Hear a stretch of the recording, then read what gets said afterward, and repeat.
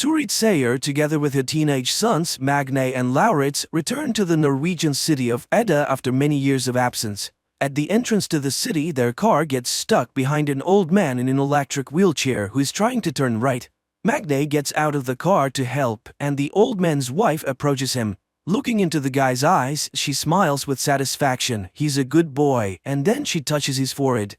Magne's iris changes color for a moment, and then the guy feels something unusual in the perception of the world. He returns to the car and, trying to close the window, breaks off the window lifter handle. Stunned, Magne turns the thing in his hands and suddenly says that it's going to rain. Mother and brother laugh. There is not a cloud in the sky, and immediately the car is showered with a heavy rain. They continue on their way and get to their grandmother's old house. Lauritz is not happy that there is a shabby-looking trailer near the house, and Magne picks up an advertisement that calls for making the air of the city cleaner. The next morning, the guys go to school. Oddly enough, the brothers are assigned to the same class. The thing is, Magne is dyslexic, which is expressed by difficulties with word recognition and insufficient abilities in reading and writing.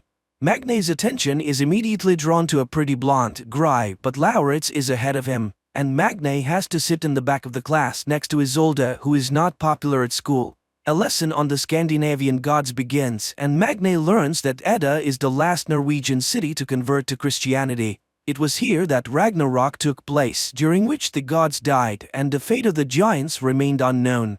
During lunch, Magne sits at Isolde's desk again and learns that she's on the side of the Greens and is fighting against the pollution of the world. She also introduces the guy to Fjord Utol as son of the owner of the Utol Industries factories, Fjord's sister Saxa, and their mother, the director of the school by the name of Ran. And then she talks about her blog on YouTube. At the end of the classes, the two leave school together, and then Isolde notices that one of the wheels in her bicycle is bent. Much to the girl's astonishment, Magne easily fixes the brake and returns the wheel to its original condition, which surprises him as well. In addition, he notices that his eyesight has begun to improve. The next day, he, Isolde, and Gry get a general assignment in sociology and begin to study democracy. Magne suggests studying the topic by using their town as an example.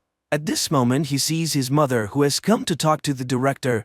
The women discuss boy's progress at school and recall the tragedy that happened many years ago when the boy's father died under mysterious circumstances. Later, the mother notices that Magne is not wearing any glasses and does not understand how this can be. But she's distracted by Vidar Utol's car. It turns out that she and Vidar have known each other for a long time. After returning home, Vidar tells his wife Ran about the meeting with the woman, while their children Fjord and Saxa discuss their appearance and whether it matches their age. Vidar gives them a task to follow Magne, who is currently engaged in repairs and notices a rune carved on his father's tools. Later, the guy visits Isolde's page and looks through her materials about the strange death of the fish in the fjord. The next day, the girl invites him to her place and reminds him that he no longer needs glasses. While choosing water in the store, she explains to Magne that he can't drink tap water in Edda, and the store clerk suddenly warns the guy about the danger of the vernal equinox. In Isolde's house, the guy finds out that the history teacher, Erich, is the girl's father. At dinner, she invites him to go with her to the mountain as she monitors the speed at which the glacier is melting. They can go down by paragliding. The girl asks her father questions about her mother's death, but he keeps silent. Magne shares his memories of his father, and sweeping the girl's diary off the table, finds out that she has been hopelessly in love with Saxa for a long time. The next day, he tells his classmates about the upcoming hike in the mountains, while Fjord invites everyone to a party at his house. Returning home, Magne finds his mother repairing the fence, and his attention is drawn to his father's sledgehammer marked with the rune. The next day, Magne and Isolde go to the mountains. Soon they reach a blocked bridge, but Magne resolutely steps over the warning sign. Suddenly, the boy gets a text that his mother is unwell. He hurries to the city and Isolde goes on alone. Meanwhile, Vidar's car is driving along the mountain road. Stopping on the side of the road, Vidar goes outside, undresses, and starts hunting deer grazing on the mountain. With one blow, he kills the animal and rips out its heart. Meanwhile, Isolde reaches the glacier and sees her marks. She takes water samples and then notices the thawed entrance to the cave and photographs it. Once inside, she finds a door blocking the entrance to the depth of the cave. Standing over the fjord, Vidar eats the raw heart of the deer and emits a heart-rending cry, which frightens Isolde. Upon reaching home, Magne discovers that his mother is absolutely fine and, angry at his brother's stupid joke, goes outside. He sees Isolde paragliding down the mountain. Suddenly, the paraglider starts drifting towards electric wires. The guy hurries to the crash site and finds the girl's lifeless body. Vidar also arrives and tries to help her and then calls for an ambulance. But nothing can be done anymore. Returning home, Magne throws away his glasses and sees the sledgehammer. The distraught guy throws the hammer and it disappears into the clouds, which are instantly covered with lightning. After everything that happened, Magne is taking the death of her friend hard and decides never to wear glasses again. The classmates ask a lot of questions about the girl's death, but he can't say anything definite. He enters the classroom and sits down at the desk whose second half is covered with flowers and burning candles. Ren makes an announcement that there will be no history class today, but suddenly Isolde's father enters the classroom. He cannot stay at home alone. The man asks the school not to cancel the vernal equinox holiday because Isolde would be against such a decision. Later, the police announce that the girl's death was caused by a thunderstorm strike to the dome of the paraglider. But Magne objects. Everything happened before his eyes, and there was no thunderstorm at that time.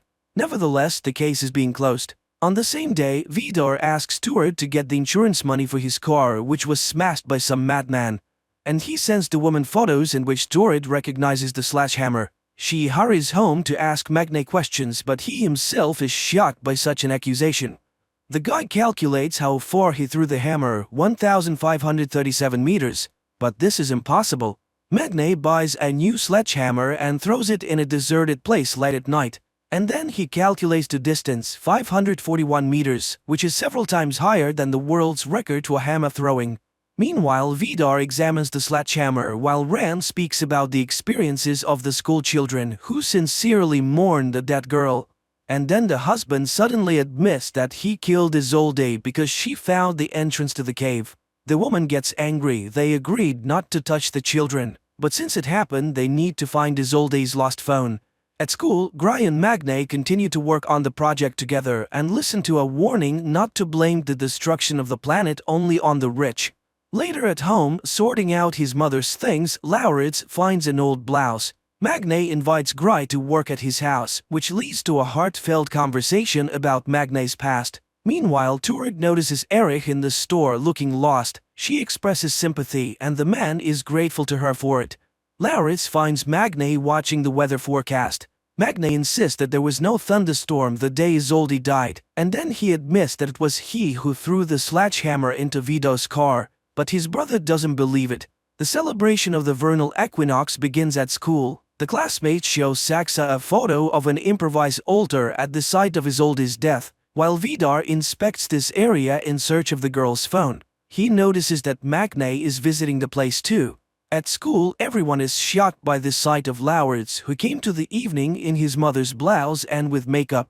The headmistress opens the evening and offers a moment of silence for Isolde.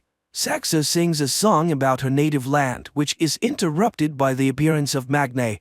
Later, Lauritz advises his brother to forget about Gry because Fjord is already hitting on her.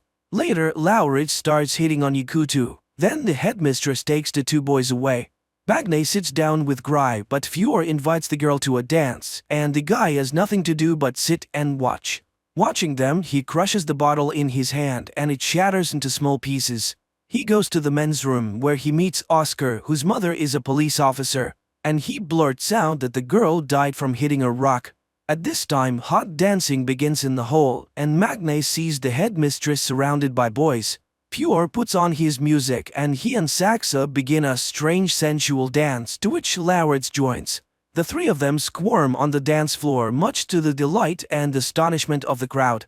Magne goes to Isolde's father's house and informs him about the change in the cause of his daughter's death. He's sure that the police are lying, but the inconsolable father asks to not disturb the peace of his dead daughter. Out of anger, Magne easily moves the multi-ton car in front of the house, which terrifies Erich. At this time, Fjord, Lauritz, and Oscar are going to the altar, and younger Utul, ridiculing people's stupid beliefs, urinates on the burning candles. Oscar manages to record this and upload everything to the internet. Fjord orders the video to be deleted, but it has already gone online.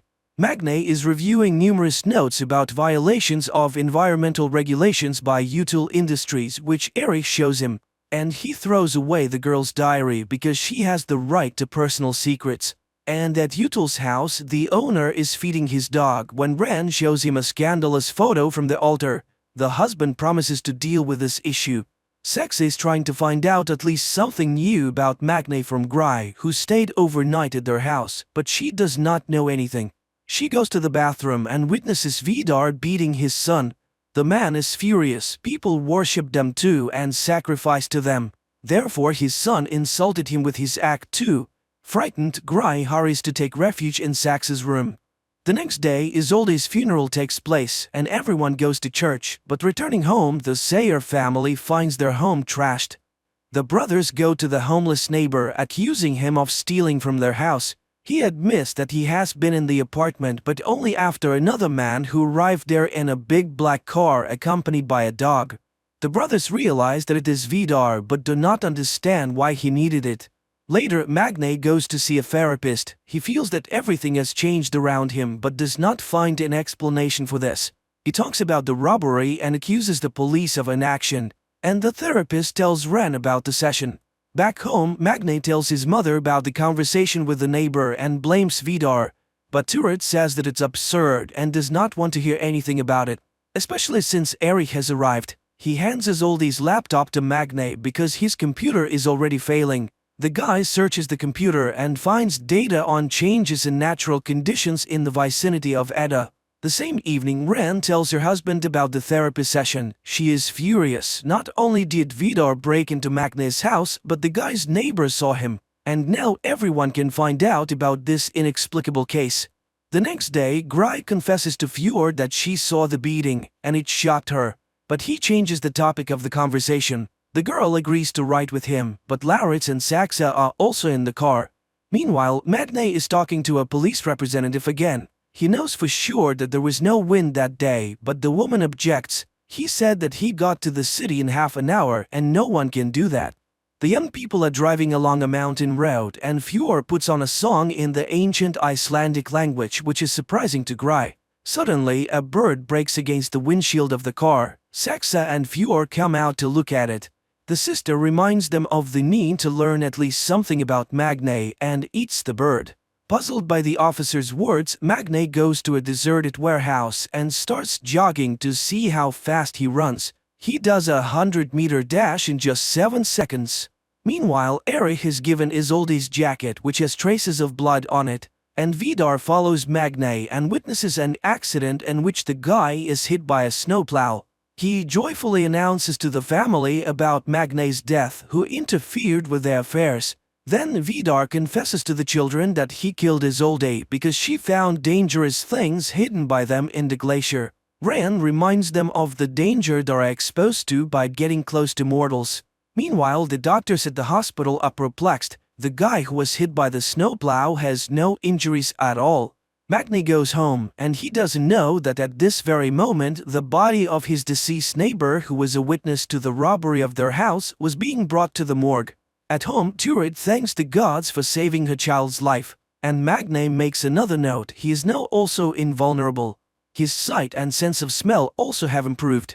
The next day, during the lesson, there is a skirmish when Magne blames the Utul plants for the emissions of harmful substances which caused the inhabitants of the fjord to die. Saxa resolutely defends her father. After the lesson, Magne asks the teacher to test the dried blood from Isolde's jacket. He is sure that there's someone else's blood on the clothes. At least they smell different. The woman is surprised by his sense of smell and agrees to run the test. Later, Gry asks him questions about the incident. He shows her the jacket and asks her to smell it, but the girl does not detect the difference at all. In the afternoon, a group of classmates goes to a cafe where Oscar breaks the news about Rand's behavior the previous evening, which he learned about from his friends. Saxa is outraged by the silly rumors and stirs the conversation towards Gry, who is still a virgin. This pisses Gry off, and she goes home where she finds her father in front of a can of beer. The man is upset. The insurance company refused to pay him money for his sick lungs. No one sees the connection between the disease and the emissions from the U2 factories. Meanwhile, Vidar is raging in his house. No mortal could have survived. Who is this guy? To which Ran promises to find out everything very soon, since in the evening the brothers will come to them for dinner. Magne and Lauritz go to the Utul house, unaware that they are the only guests of the evening. They are seated at a chic table and are treated to alcoholic drinks. The hosts do not skimp on the drinks. Vidar pours Magne mead, the drink of the ancient gods. Feeling intoxicated, Magne begins to behave inappropriately, and throwing an axe at the target hanging on the wall simply breaks it. And then he confides in Ren about his new strength. The woman is surprised and offers to fight with her hands. The guy promises to defeat her and holds out his hand. They begin to fight, and Magne realizes that he cannot defeat the fragile-looking woman. They fight without restraining themselves, and at some point he suddenly sees the true appearance of an ancient monster hiding behind the guise of the beauty. At this moment the table breaks down. Jumping up from behind the wreckage, Magne sees the woman in front of him again. He goes to the bathroom and after washing his face, looks up at the mirror and suddenly sees the face of an ancient warrior staring back at him.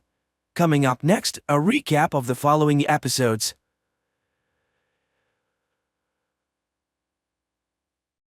In 2025, aliens occupy Earth and first enclose cities with 300-meter walls to limit human movement. Welcome to day 348 of our occupation. If there is no struggle, there is no progress. One day, truck driver Will bids farewell to his wife Katie and their children, Grace and Bram, and drives to work through the streets of Los Angeles, patrolled by soldiers in red helmets. Later, from his conversation with a colleague, it becomes clear that Will is planning an illegal trip beyond the wall. He reaches a smuggler who places him in a metal box and covers it with ice. That's when Will discovers he has a fellow passenger, to whom he reveals he's looking for his 12-year-old son left behind the wall. Soon the vehicle enters through the gates, then an explosion occurs, flipping the truck over. Dazed, Will crawls out only to be captured by the red helmets. That same morning, Katie goes to an underground dealer for forbidden insulin. By restricting medicine, the invaders weed out the weak, making it very hard to obtain. She presents a bottle of alcohol for trade, but finds the insulin spoiled. She has to fight her way out with a pistol, risking drone detection and death for all. But Katie can't afford to be robbed. Meanwhile, Will is imprisoned, unable to call his wife. Katie is indeed worried, as walking the streets at night is prohibited. Then her sister Maddie arrives with her son, who needs the insulin. Katie assures she will find the medication and asks to stay with the children. She goes to her husband's colleague, who lies about not knowing Will's whereabouts. Katie has to return home empty-handed. Suddenly an alarm blares over the city. Katie hides under a military truck parked at the curb. A drone hovers above just as a prisoner is shoved into the vehicle. Just when Katie seems doomed, the truck starts moving and the drone flies away. The woman makes it home. In the morning, she visits her friend Bruce Sard and reports Will's disappearance. It turns out he, like her husband, was with the FBI before the aliens arrived. He asked her to return home while he checks his remaining contacts, but Katie goes to the hospital, where she learns of the explosion at the city's entrance. Amidst the chaos, she sneaks into a storeroom and steals several vials of insulin. In prison, Will hears his cellmate's confessions, soon to be sent to work at a factory for the aliens. Then soldiers arrive, one shouting Will's real surname. He's recognized and taken to the Green Zone, where the world's leaders now reside. There, he's met by Snyder, a representative of the Los Angeles governor. Snyder knows Will's military and FBI background and his knack for catching dangerous criminals. Since the military and police vanished after the aliens' arrival, Will had to hide, but now Snyder needs his help, offering his family full protection in return. The Masters demand security, so Will lead a special unit, infiltrate the rebels, and capture their leader Geronimo. As the alien spacecraft is about to launch, Snyder takes Will to the balcony, hoping to persuade him to switch sides. If he refuses, his family will be sent to the factory. At night, the red helmets bring Will home, frightening his family, but he reassures them, explaining he was just in an accident. However, Katie realizes her husband is lying. Hearing he went to look for Charlie, she cries, but the news of Snyder's proposal enrages her. she would never become the wife of a traitor. In the morning, the family is woken up by the smell of bacon, and upon entering the kitchen, they find Snyder there. He has prepared breakfast and even brewed coffee, which is now impossible to find. As he eats, he lists all the benefits of their new status: security, a personal tutor for the children, good food and work. Moreover, the aliens allow the couple to reopen their old bar. However, Will is only willing to agree in exchange for the return of his son, who is in another block. Snyder promises to consider this option. The next morning, Katie arrives at an unassuming house where members of the resistance, whom she informs that the occupiers have hired her husband to find them, await her. The following morning, Will goes to work, quickly realizing that Snyder deceived him. Instead of becoming the commander of a special unit, he is subordinated to Phyllis, who assigns him to find the guy who planted an explosive device at the city entrance. He is partnered with Bo, an old policeman. Meanwhile, Katie arrives at her bar and finds her lost son's belongings. Broussard interrupts her cleaning, wanting to know what the police have found out about the explosion at the customs, but Will has just started his job and has no information yet. Meanwhile, Will and Bo approach the house where the girlfriend of the wanted criminal lives, and by deception, they force him to run out the back door. The agent catches up with him when suddenly a drone appears. Will fearlessly looks directly into the lens, and it instantly disappears. The police bring the detainee to the station, where Will's arrested colleague is found. The man begs Phyllis to release him as his informant, but she refuses. Then Will goes to his trailer, but his family is no longer there because the woman and child are entering his house at that moment. After hiding the mother and son upstairs, Katie drives to Broussard as the couple needs new documents, but he refuses to help, as the resistance cannot take risks. Katie leaves. At home, she confronts Will, who, learning that his friend's family is with him, takes them to a man who makes fake documents. On their way, they are stopped by the Red Helmets. However, after checking the pass, they let him go with apologies, leaving Katie in a state of shock. They safely arrive at the Masters, and while he makes the documents, Will tells Katie that he caught the guy who planted the bomb. And once he finds Geronimo, they will be able to bring Charlie back. Later, Will takes the woman and child to a camp where displaced people live. Katie meets with the resistance leader. Alexander calms her down, as the caught boy belongs to another group, but he promises to warn them. At the station, Will discovers that a group of prisoners is being prepared for shipment to the factory. Phyllis asks him to resign himself. During the arrival, the city's entire defense was destroyed in 8 hours. What can a bunch of rebels do? At night, Katie comforts her distraught husband when he is informed that the suspect has divulged the location of his accomplice's hideout. He leaves, and Katie rushes to the phone to warn Broussard. Meanwhile, the prisoners are brought to the location, forced to strip, disinfected, and then redressed. At the same time, the Red Helmets arrive at the location named by the detainee and find only the bodies of rebels. Will realizes that there is a spy among the police. The next morning, a man with a card enters an inconspicuous house on the outskirts of Los Angeles. Immediately, a radio broadcast begins with calls to overthrow the occupation, voiced by Geronimo. The Red Helmets detect the transmission and head to the location. At the same time, Bram duplicates the broadcast recording and hides the cassettes under the bed, but the military, storming into the house, find no one there. That same day, Katie participates in a resistance armed attack on a food truck for the first time. During the operation, one of their comrades, Kim, is fatally wounded. Katie tries to help him, but Broussard finishes the boy off, shocking Katie. Then, drones arrive and start shooting random passers-by. However, Broussard calculates the authorities' response time to the incident. After the operation, Katie rushes home and barely manages to wash off the blood traces. She is so shaken that she doesn't want to explain anything and locks herself in her room. That day at school, Bram gives a cassette to his teacher, who notices a change in the pattern of the alien ship's takeoffs. He saw a very large object circling Earth in the sky and now intends to make a more powerful telescope. The police arrive at the scene of the incident. Will notices the body of a boy who was clearly finished off. Phyllis orders to take his photo and quickly learns his name. After that, the Red Helmets go to his house and arrest his parents. Will is outraged by this and fails to notice Broussard in the crowd, who heads to the resistance base and reports what happened. But Alexander is confident that Kim left no traces. Will then goes home, where Katie explains her morning behavior with the things found in the bar belonging to their son. Distraught, Will blames himself for being powerless against the masters, but his wife promises her support. Later, Katie goes to meet Broussard. He justifies his actions as saving Kim from torture, but now she needs to extract everything her husband learned during the investigation from him. At the same time, Bram's friend asks for his help and leads the boy to an underground tunnel beneath the wall, where her brother slipped and injured his leg. It turns out their father worked there before the arrival, and now they use the tunnel to get beyond the wall. Will and Bo go to a cultural center, listed among the places visited by the deceased Kim, and find a rebel weapons cache. At the same time, Bram's friends tell him they've been going to the other side for 6 months to get food, as there's no one beyond the wall. Alexander learns about the lost weapons and asks Broussard to warn Katie about the inadmissibility of her husband's actions.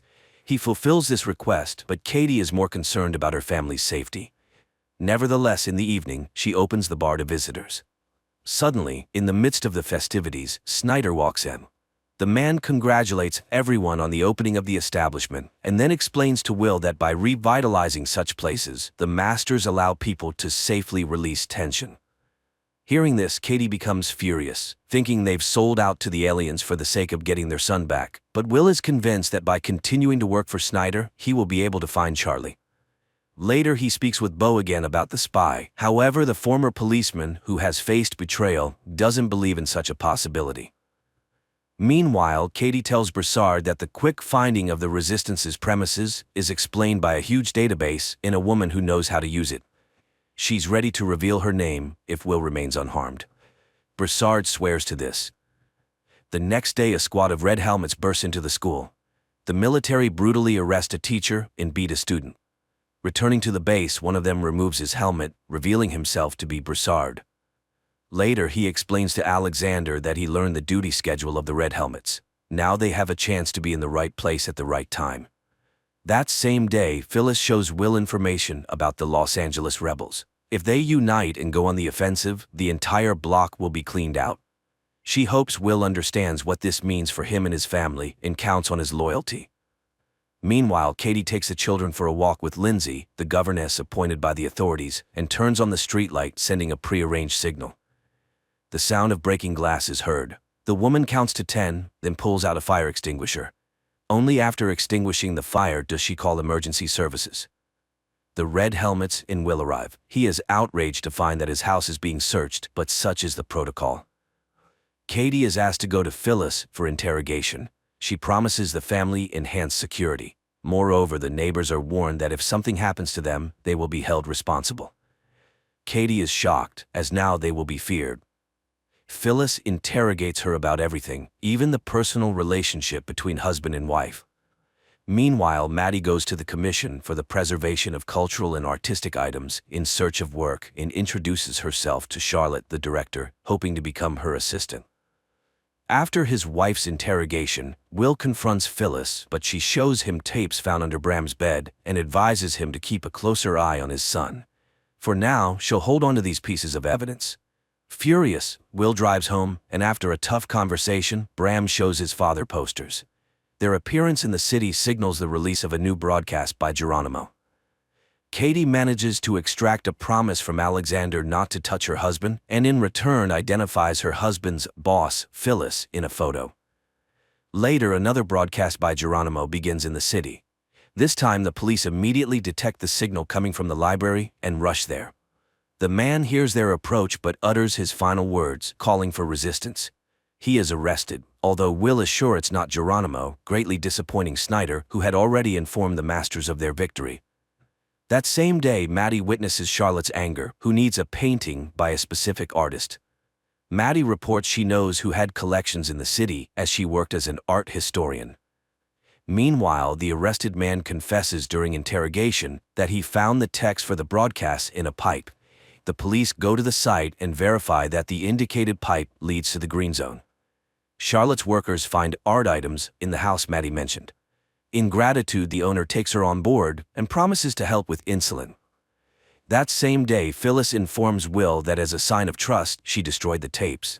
The man goes home where Bram admits he listened to Geronimo because he was the only one who instilled hope in people. Katie arrives at the bar earlier than usual and finds Phyllis in the hall, who wants to talk to her alone. Phyllis talks about her husband and draws parallels with Will, who loves his wife so much that he doesn't see who she really is. She shows surveillance photos from the truck attack site and warns Katie that she's gotten involved with the wrong people. If Katie wants to survive, she will now work for her. After the conversation, Phyllis returns home, where her paralyzed husband lies. She greets him, but upon entering the living room, she finds Broussard there. Phyllis immediately understands why he came and asks him to kill her husband too. Broussard shoots. The next day, Beau and Will go to the crime scene and find the word Geronimo written on the wall.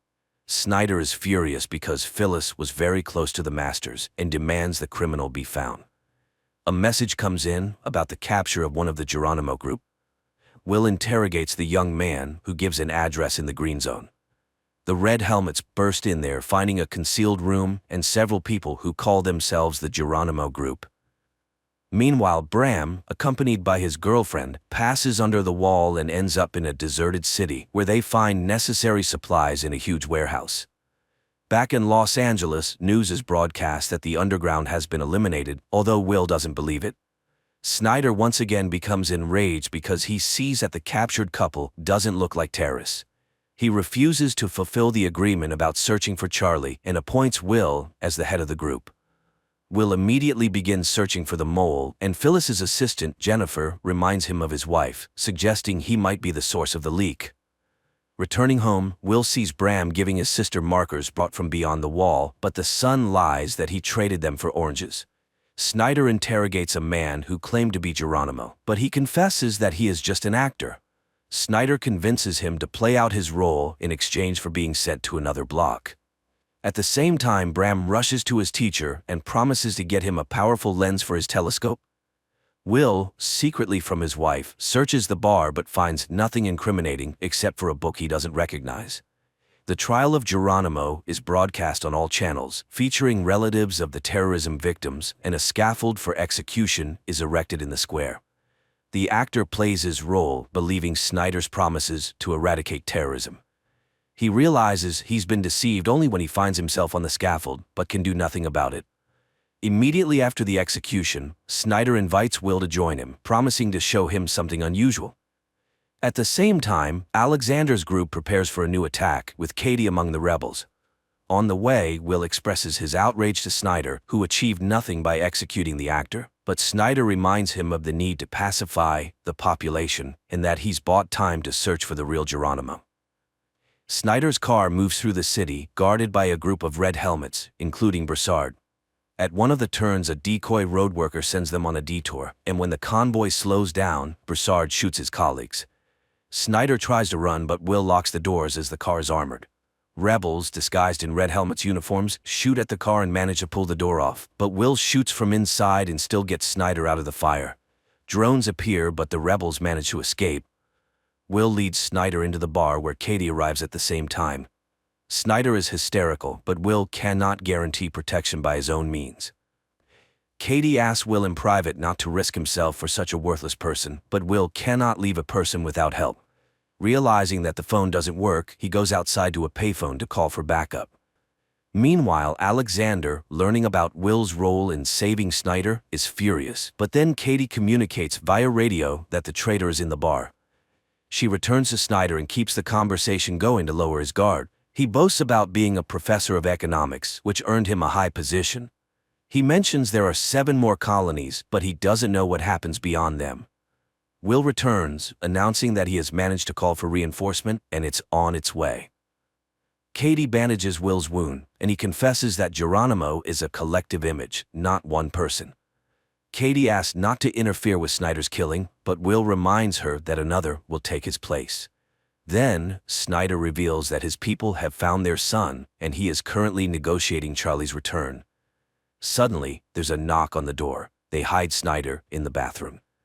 Broussard enters in a red helmet's uniform and searches the place. Katie leads him to the basement, asking to ensure Will's safety, but he can't guarantee anything as her husband is always diving into the fray. Broussard eventually leaves, but Will is sure he is a member of the resistance and will return with backup. They barricade the doors with Snyder, who again mentions Charlie, infuriating Katie as she's tired of his blackmail. Meanwhile, the rebels try to break into the bar, but fail.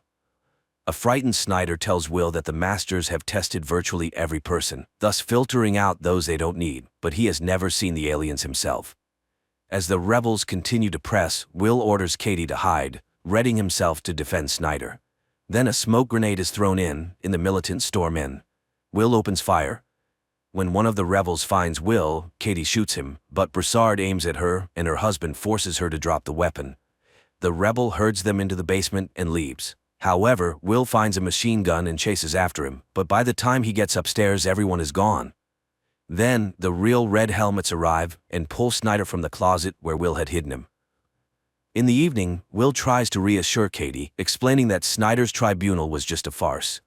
There is no people's hero, and those who attacked them have no relation to Geronimo. Meanwhile, Alexander concludes that Katie is a double agent, simply leading them on. Meanwhile, Maddie starts a relationship with Charlotte's husband, Nolan, who is the leader of the New Age Preacher Church. At the same time, Will identifies Broussard by photo, having seen him among the attackers, and receives an order to find and arrest him. The Red Helmets head to his address, but when they begin to storm the house, it explodes.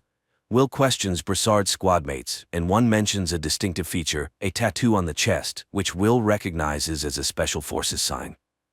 Broussard infiltrates a restricted area, where he steals the corpse of a dark-skinned man of similar age and build. Along with Alexander, they place it in a car and burn it. Throughout, the leader convinces Broussard of Katie's betrayal. Later, the police find a burnt car with a charred body inside, matching the description of the bar attacker, but Will once again doubts everything. Katie tries to contact the underground, but can't manage to do so. Finally, she finds an encrypted message with the name of a meeting place, where a car with Broussard at the wheel awaits her.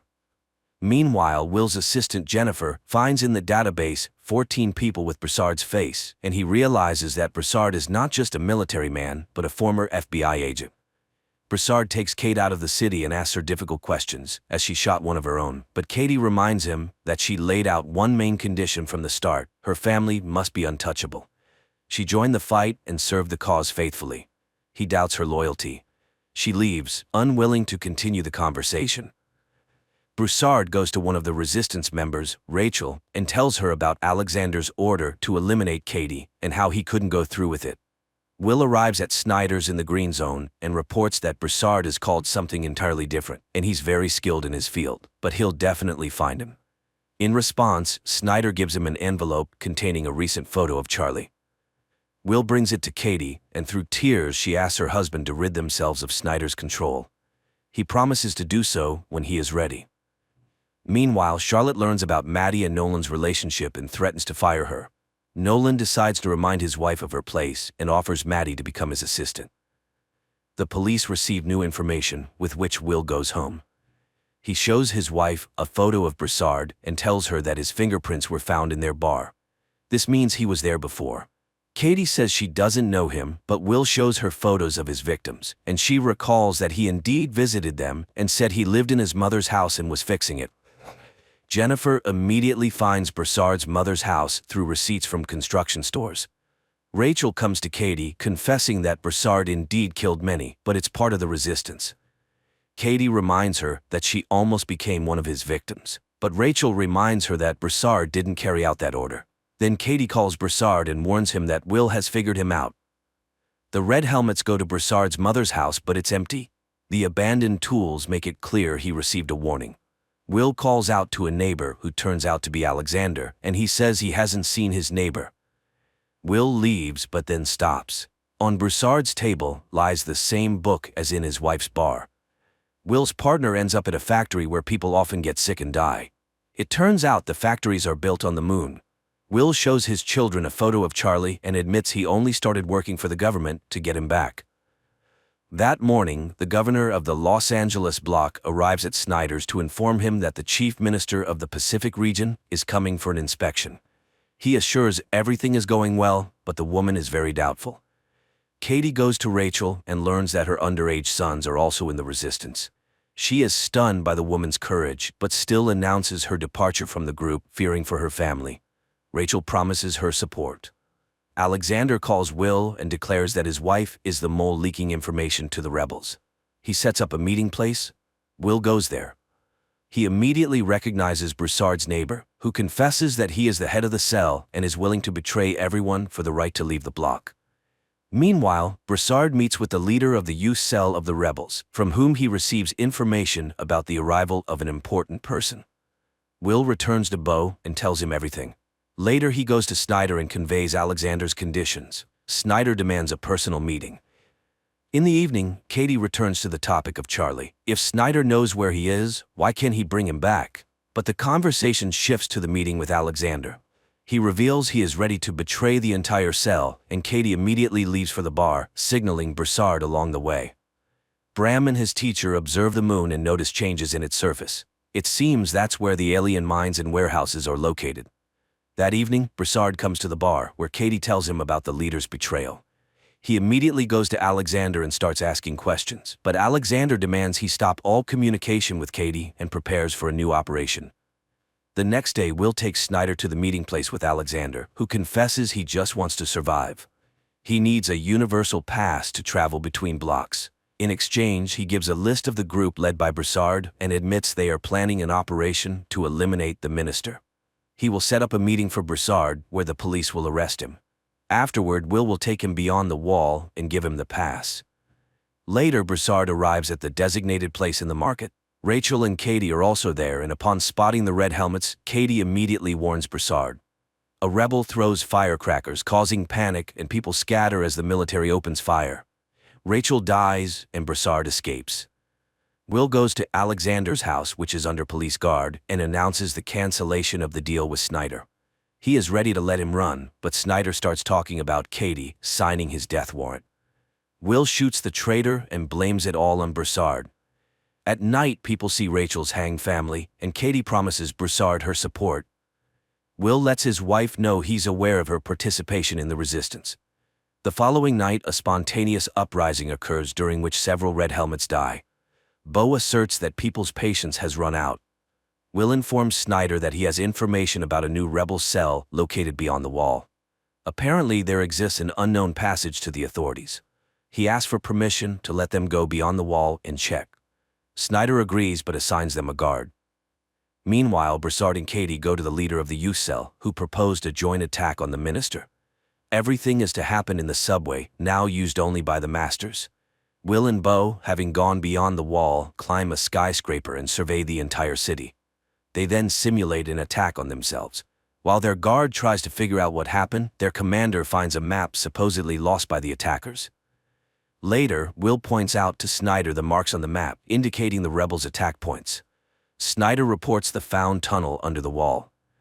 Members of the youth cell show Katie a micro-drone, shaped like a bee, capable of flying anywhere and gathering any information. The rebels finalize the attack plan. Broussard teaches Katie how to shoot. At that time, red helmets led by Snyder come to Nolan's house, accusing Charlotte of hiding valuable paintings from the masters and arresting her. That evening, Katie finds a book about the benefit of the arrival, given to her daughter by Lindsay. She immediately calls Will and tells him about how the new church is indoctrinating children. Will then informs her that they will move to Beau's house, located beyond the wall, accusing her of spying on him, but Katie can no longer bear it. They constantly lie to each other, and it's killing their family, and hiding, even beyond the wall, is impossible. Will asks Beau to run alone. Katie and Broussard, killing guards, descend into the subway, open a backup entrance, and the group infiltrates inside. The rebels cause an explosion, derailing the train. Searching the wrecked wagons, people find an alien's body. Will learns about this and heads to the station, where the governor soon arrives, announcing the kidnapping of a master.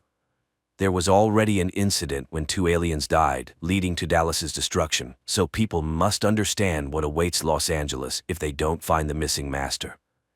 At the same time, a group of rebels transports the alien to a secret location, blocking signals with metallic foil. Will rushes home and asks Maddie to hide the children. She suggests taking them to the green zone. He tries to find Katie, and Bram gives him a secret number his mother received the day before. While the rebels try to move the alien to another location, a curfew is declared in the middle of the day. Maddie and the children end up in a huge queue, and as they try to break through, Bram runs away. Meanwhile, the rebels hijack a Red Helmet's car and load the alien into it. At the same time, the police receive subway camera footage. Will recognizes Katie but doesn't show it. Bram runs to his teacher and leads him to the tunnel. Meanwhile, the group that kidnapped the alien moves through the city in a police car and witnesses a house being shot to intimidate residents. Snyder is removed from his position, but the governor can do nothing. Meanwhile, the alien is brought to a laboratory, shielded from any observation methods, and they attempt to open his suit. Will gives the rebel codebook to Jennifer. Together, they review the operation footage from Broussard's arrest attempt and identify the U-Cell leader, who is also in the database. The rebels figure out how to activate the communicator on the alien's wrist when Will knocks on the door. He asks to hand over the kidnapped and run, or he won't be able to save them, but Katie refuses to open the door, instead breaking the isolation, forcing the rebels to flee through a secret passage. At that moment, drones converge on the house. Katie opens the door, and Will calls the police. The alien is taken away. Snyder thanks him and gives him a universal pass beyond the wall. Simultaneously, Bram and the teacher descend into the tunnel and are caught by the police. Snyder is taken away by the patrol. Will goes beyond the wall to find his son, and Katie returns to an empty house. This concludes the first season.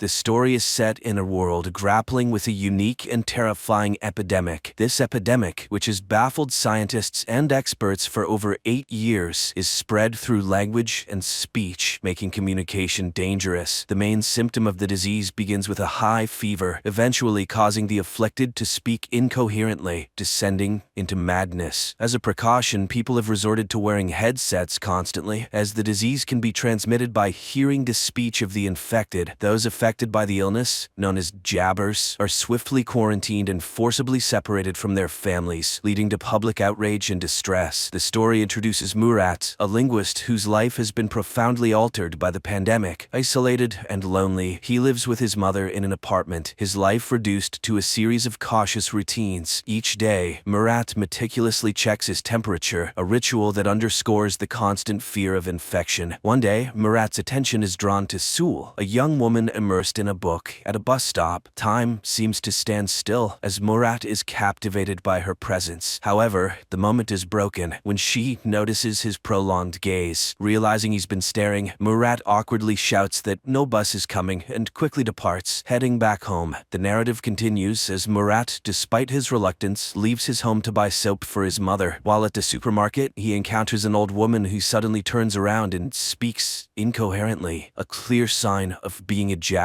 An alarm is triggered, announcing the presence of a jabber and urging people to evacuate immediately. In the ensuing chaos, everyone flees, except for the old woman and a young boy who is left behind without a headset. Murat witnesses the boy's mother crying outside. Driven by a sense of responsibility, Murat bravely re-enters the supermarket, gives his headset to the boy, and makes a narrow escape. Remarkably, Murat manages to avoid contracting the epidemic. Despite his close encounter with the jabber, he experiences a high fever but eventually recovers and returns home unscathed, soap in hand. Meanwhile, Anton, a high-ranking official at AEI, is desperately seeking a solution to the pandemic. He faces a setback upon learning that even young children are susceptible to the disease. However, his interest is piqued when he hears about Murat's incident at the supermarket. Intrigued by the possibility that Murat might be immune, Anton delves into surveillance footage to learn more. He observes Murat collapsing in the supermarket, but later continuing on as if unharmed, which deepens Anton's confusion and curiosity. In another part of the city, Murat visits the home of his mother's friend, responding to a desperate call for help. The friend's son, Arif's father, is exhibiting symptoms of the disease, speaking disconnectedly. Arif, holding on to hope, pleads with Murat to find a cure, believing in Murat's unique abilities. He even suggests collaborating with Murat's friend Ozgur, but Murat informs him that Ozgur has passed away. Arif, skeptical about Ozgur's death due to the lack of a proper funeral and the absence of his body, plans to meet with Errol, a businessman known for trading in information. Arif hopes Errol can shed light on whether Ozgur is indeed alive and assist in their quest for a cure. Meanwhile, Anton takes a deep dive into investigating the mysterious case of the headset left with a child at the supermarket. He discovers that the headset belongs to Murat, a linguist who was working on the pandemic case but vanished after a disastrous fire that claimed the lives of his team. Intrigued, Anton intensifies his investigation. Delving further, Anton uncovers records of Murat visiting the emergency room with severe fever more than 12 times. Using video footage from the supermarket, along with a temperature detector, Anton confirms his suspicions. Murat is immune to the pandemic. He deduces this from the fact that Murat has surpassed the critical threshold of 4 high fever encounters, a significant discovery given Murat's 12 instances. In the meantime, Murat, spurred by Arif's belief in Ozgor's survival, decides to investigate further. He meets a businessman who offers them access to AEI's resources, allowing them to gather information independently and save costs. With newfound determination, Murat boldly infiltrates the AEI headquarters and navigates his way to the information hub downstairs. There, Murat searches for Ozgor's name and is initially disheartened to find records indicating his death. He clicks on the autopsy image,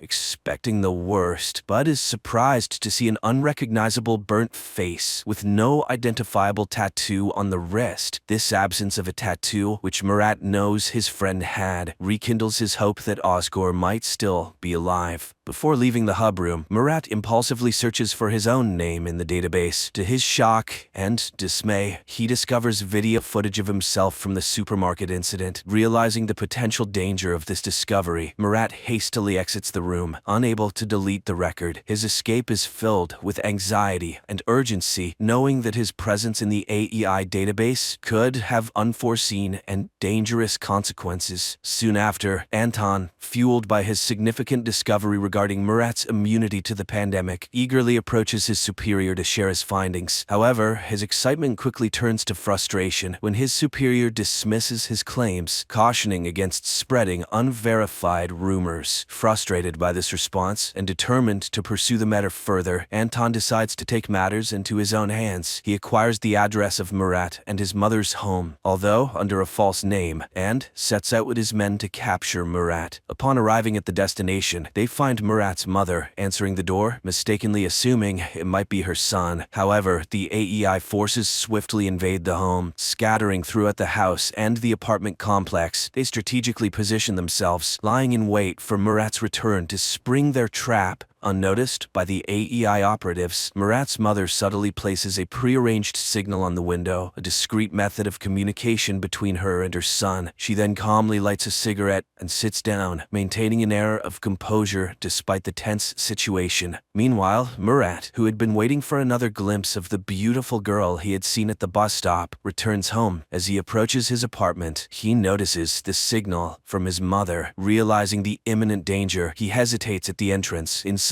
Anton and his team are eagerly anticipating Murat's arrival, ready to execute their well-laid plans. In a moment of inner conflict, Murat grapples with the decision to enter the apartment. His thoughts drift to the beautiful girl, and the realization dawns on him that if he walks into the trap, he might never see her again. This thought acts as a turning point, and in a swift decision, Murat chooses to flee in the opposite direction, much to Anton's dismay. His abrupt departure catches Anton and his men off guard, and they lose track of him in mere seconds. Back at Murat's house, Anton seizes the opportunity to collect Murat's belongings for further investigation, hoping to get more insight into Murat's unique situation. The next morning, as Murat sets out on his search for Ozgor, he is stopped by AEI forces demanding to see his ID. In a moment of tension, as Murat nervously reaches for his ID, a bomb suddenly explodes nearby, causing the AEI forces to scatter and leaving Murat unattended. Seizing the moment, Murat heads to a location where he believes he might find Ozgor. However, his hopes are dashed when he discovers Ozgor is not there. Speaking with the man who made Ozgor's distinctive tattoo, Murat learns that since Ozgor's death, others have been imitating the tattoo, diminishing his chances of finding Ozgor. Meanwhile, Anton meticulously reviews tape recordings overnight and stumbles upon a recording of Murat claiming that he is incapable of jabbering, even if he wanted to. This revelation prompts Anton to rush to AEI to share his findings with a colleague. However, upon his arrival, Anton is informed that his boss Fazil is waiting for him. In a confrontational meeting, Fazil sternly instructs him to withdraw from the case. During this time, Murat finds comfort in a conversation with an old man who offers him a drink. As they share this moment, the old man tries to alleviate Murat's guilt over his wife's tragic death, which occurred after she was affected by the pandemic. He reassures Murat that it wasn't his fault. Murat listens in silence, eventually sharing his plans to venture into Zone 6 in his relentless search for Ozgur. Soon, Murat seeks the help of Errol, a man introduced to him by Arif. Errol is known for his willingness to do anything for money, and Murat needs him to create a false ID. They arrange to meet the following day. Afterward, Murat visits Arif's house, where he expresses his determination to find Ozgur and their shared goal of discovering a cure for the epidemic. Before he leaves, Arif's grandmother generously gives him some money, while his mother, having no cash, gives him her necklace as a token of support. However, their movements do not go unnoticed. One of Anton's men spots Murat and promptly informs Anton, who instructs his team to tail him discreetly. The next day, Murat meets Errol, as planned, to collect his forged ID. Just as they complete the transaction, Errol receives an alert that AEI forces are closing in on their location. In a frantic rush, they escape, successfully evading Anton and his team, who later search the warehouse to no avail. With his new fake ID in hand, Murat heads to the subway station, bound for the less monitored Zone 6. He smoothly passes the initial security checkpoint using the fake ID. However, his sense of safety is short-lived, as a security guard becomes suspicious upon recognizing Murat's face from wanted posters in the subway. In a coincidental twist, Sul, whom Murat has been longing to see again, suddenly appears in front of him. To his astonishment and delight, she kisses him right there in the subway, creating a moment of confusion for the pursuing security guard. This unexpected encounter leaves Murat feeling ecstatic. Holding hands, they continue their journey on the subway, embarking on a path filled with uncertainty, yet united in their unexpected connection.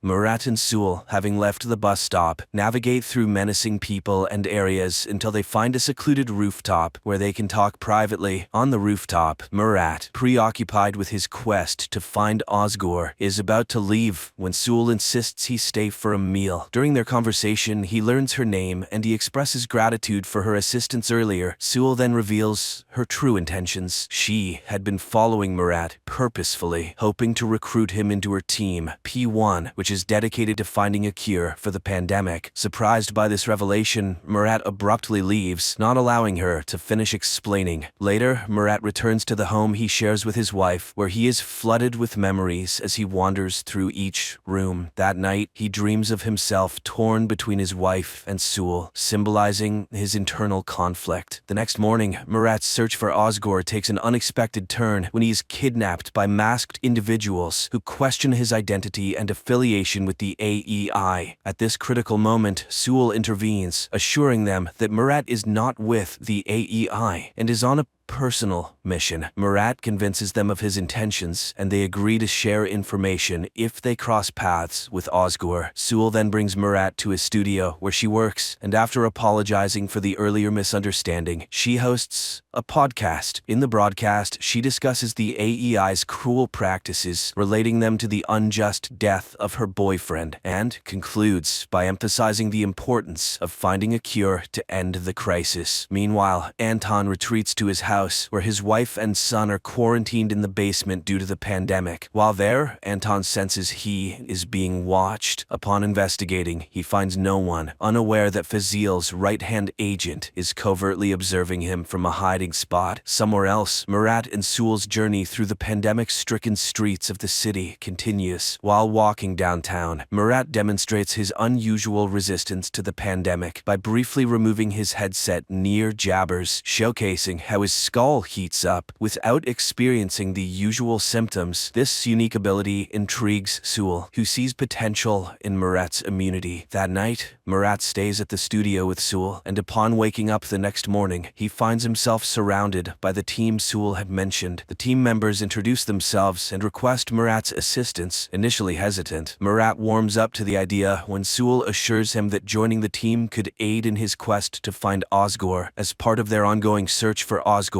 Murat and Sewell come across a hotel displaying the symbol that Murat associates with Osgore. They decide to investigate by entering the hotel and seeking an audience with the hotel's boss. However, their encounter quickly turns dangerous. In a moment of quick thinking, Murat leverages his past experience and knowledge of recording voices to offer the boss a rare tape. This move impresses the boss, diffusing the tension and earning them a chance to sit and talk. As Murat and Sewell are about to explain their quest for Osgore, their conversation is interrupted by a lady entering the room to deliver an item and collect payment. After she leaves, the boss encourages them to continue. Murat and Sewell reveal their search for the person associated with the symbol they possess. To their surprise, the boss informs them that the lady who just left was the one who brought the symbol to the hotel. Reacting quickly, Murat and Sewell rush outside to catch the lady, but they are too late. She drives away, showing no interest in engaging with them. This missed opportunity leaves Murat and Sewell with more questions than answers as they continue their journey in the uncertain and dangerous world. My friends, the continuation of the story is now on the screen in front of you.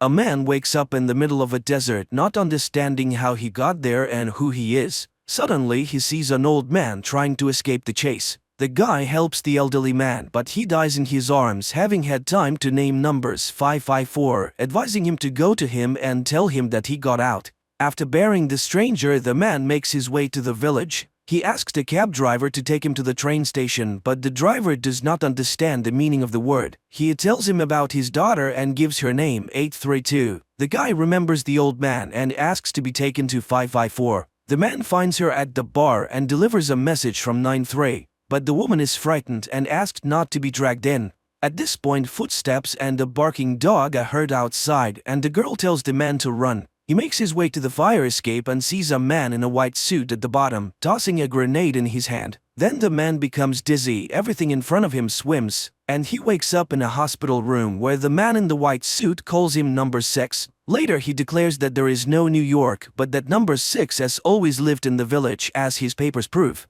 Number 6 is taken to his house, but he looks around and goes to the street where he sees cheerful, happy people. He buys a map of the village, but there is nothing marked outside. A woman doctor catches up with him on the street and tries to persuade the man not to look for a way out, while he looks at the ghostly towers of high-rise buildings on the horizon. Then he jumps into an empty cab by the curb and drives into the desert. But as he climbs the mountain, he sees only sand and rocks in the distance. The action rolls back to an evening in New York when Michael meets a girl in a bar. The next moment, the doctor finds him lying on the sand and takes him to the village. Waking up, number 6 tells him about the meeting at the bar, but he does not remember what happened next. After getting to the town, number 6 realizes that the numbers on the doors of the houses correspond to the names of their residents, and then he finds house 93. He searches the apartment, not knowing what he's looking for. At that moment, number 2 enters, accompanied by a young man. Again, he convinces the man that there is nothing but the village, to which number 6 reasonably observes, if the old man has been followed, it means that he has learned something.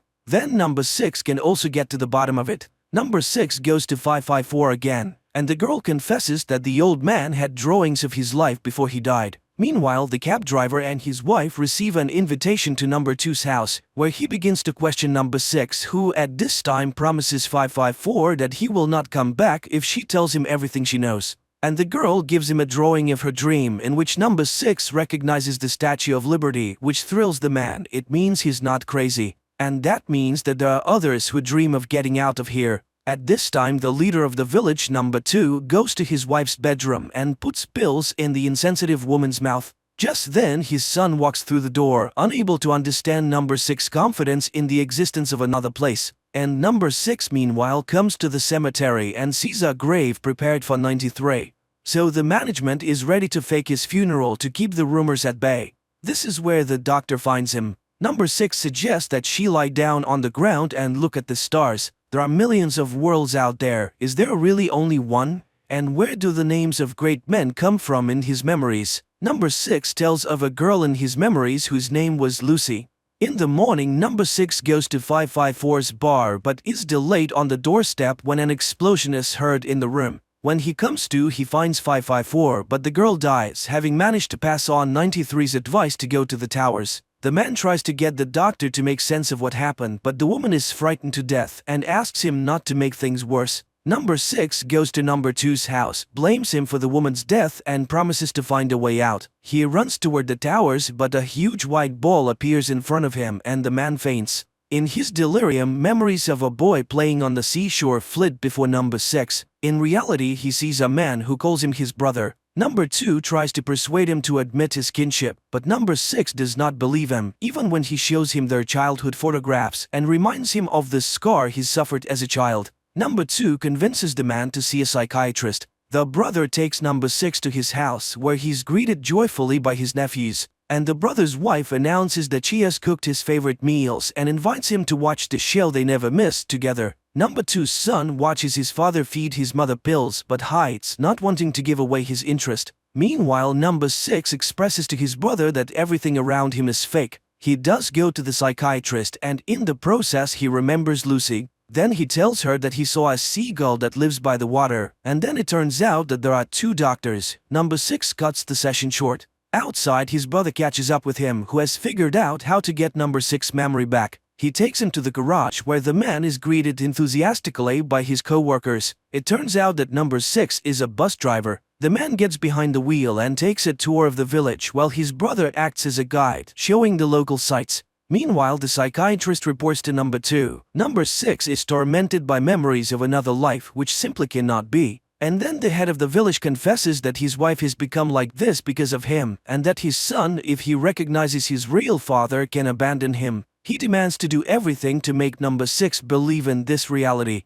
At this time, the tour bus pulls out of the village and number 6 sees an anchor in the sand. He swerves towards it and tries to convince the others that the object is real. There must be an ocean. He has visions of the 2 boys on the beach again, and his brother leads him to an abandoned building. This is where they played as children, but number 6 does not remember it. Later, the doctor tries to prove that these are false memories. Well, is someone going to make up another reality on purpose? Michael remembers Lucy again. Why did she approach him exactly that day, the day he was fired? A new day begins where everything is as usual. Clear weather, a constant soap opera, and the bus store, interrupted by number 2 to present his brother's family with a trip to a resort they won in the lottery. The man is overjoyed and hopes that number 6 will go with them, but questions about the sea stump the man. Meanwhile, number 6 catches the doctor looking at sketches of Big Ben and the Statue of Liberty, which he has taken out of his pocket. Number 6 accuses her of spying and recalls telling Lucy about his job as an analyst at the company called Sumacor, watching surveillance tapes and collecting data on people. And when he realized he was violating the privacy of others, he became despondent. That night, number 2's son asks his father about his childhood because he cannot remember it. Number 2 advises him to put all doubts about his family aside, while number 6 has a dream about his brother entering the water, ignoring his cries. Later, he leads 313 to the ruins because he feels a strange connection to the place. And then, following his memories, he finds an old box with a note he wrote as a child. The doctor considers it proof that the village is real, but number 6 claims it is a trick, though he has his doubts. Michael has another flashback. He was explaining his reasons for leading Sumacor to Lucy when she suddenly admitted that she too worked for the firm. She told him that he shouldn't count on the stalking to stop after his dismissal. That same day, number 6 is stopped on the street by a woman on the tour bus. She once heard the sounds of the ocean in the desert. Together they drive to the desert, but no matter how much they walk across the sands, the woman can't find the place. Number 6's attention is distracted by a bus on its way to the resort. The man rushes to the village where his brother's family is waiting for him at the bus stop. When number 6 finally arrives, they decide to take the ward bus to the resort. On the way, number 6 notices the towers and heads toward them. But images of despair flash before his inner eye when his brother is lost in the ocean. The man screams at the foot of the anchor. The vision changes. Number 6 is now tied to a pole, and number 2 puts a grenade in his mouth. There is an explosion and number 6 regains consciousness to the screams of his brother, who begs him to pick himself up. Confused, number 6 apologizes for his behavior and is ready to accept 16 as his brother when he suddenly confesses that he's not. He has been forced to lie. He doesn't know what they want, but it has something to do with the other place and he fears for his life. But number 6 promises that together they can stand up for themselves. 16 joins number 6 and the winking woman in search of the ocean. When they finally find it, 16 happily runs into the water. Number 6 remembers his brother's disappearance and asks him to stop, but a huge white ball appears out of the water and the man disappears. Number 6 tells 313 about it and they go to the place together, but instead of the ocean there are sand dunes in front of them. He returns to tell his family the news of his brother's death, but people are absorbed in the show. Number 6 screams in despair and is taken away by clinic workers, where number 2 comes and feels sorry for the man who has lost control of himself. He refuses to wear the number instead of his name but cannot remember his real name and agrees to be number 6. Later, number 6 meets a man who takes him to number 2 for an important conversation, while 313 realizes he has been dreaming and tries to sketch out what he saw. In New York, Lucy tries to leave Michael's apartment, but he grabs her and demands that she tell the truth about why he's being followed. Number 2 introduces to number 6 village spy named 909 who is searching for those who dream of the other place. He suggested the men work together for it benefits them both. One will do the job, the other will satisfy his curiosity. 909 tells him that the cell agents do not know about each other and it is likely that someone is watching them as well. While they are assigned to number 1955, a history teacher, one of his students has reported him. To get closer to the suspect, number 6 takes a job at the school. Observing a lesson about the history of number 2, number 6 asks a question about number 1, to which he receives the answer that there is no such thing and never has been. Later, number 6 tries to provoke the teacher by asking questions about other places, but the teacher does not budge, saying that he's fine with everything here.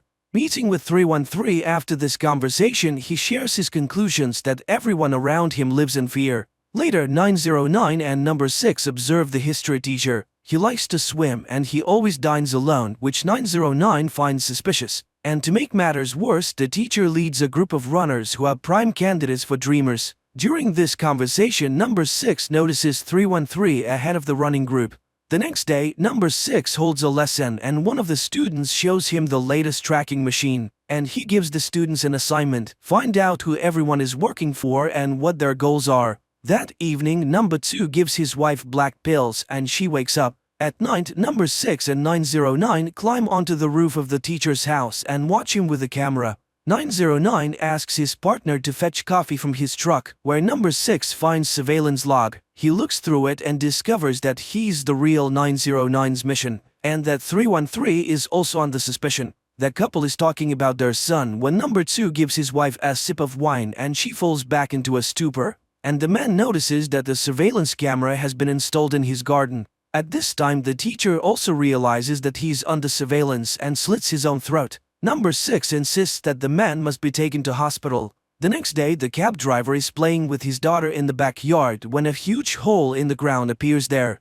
Meanwhile, number 6 searches the doctor's roof and finds a camera, not noticing that he himself is caught on the nearest camera. Number 2 calls 909 and shows the camera he found. He notes that his son is acting strangely and wonders if number 6 has had any contact with him. The agent denies it, but number 2 does not trust him.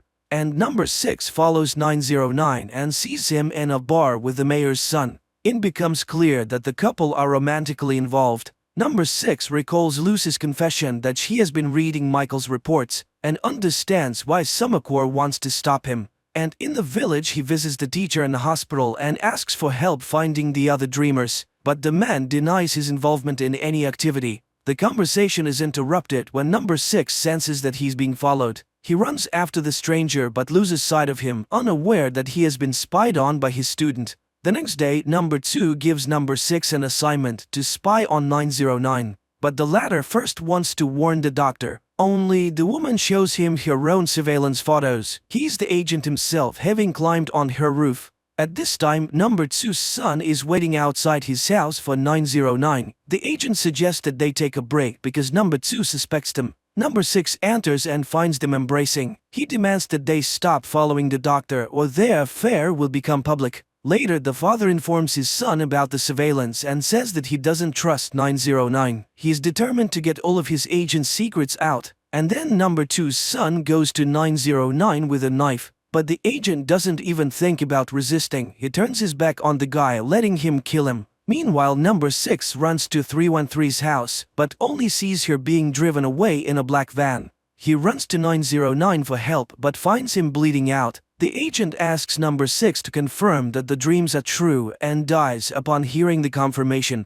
New York, Lucy tries to get Michael to admit why he quit his job, and suddenly she realizes he is already with those people. In the village, number 6 finds number 2's son in the bar and asks him to help find 313. Number 2's son sends him to the tunnels, a place inhabited by unmasked dreamers, passing the man off as sick 909. In the tunnels, number 6 finds his apprentice, who in turn helps him to find the doctor. But while they are looking for a way out, the white ball appears. Number 6 then wakes up in his apartment as the men in the white coats emerge from his door. Meanwhile, number 2 informs his son about the death of 909 and asks him to find up here.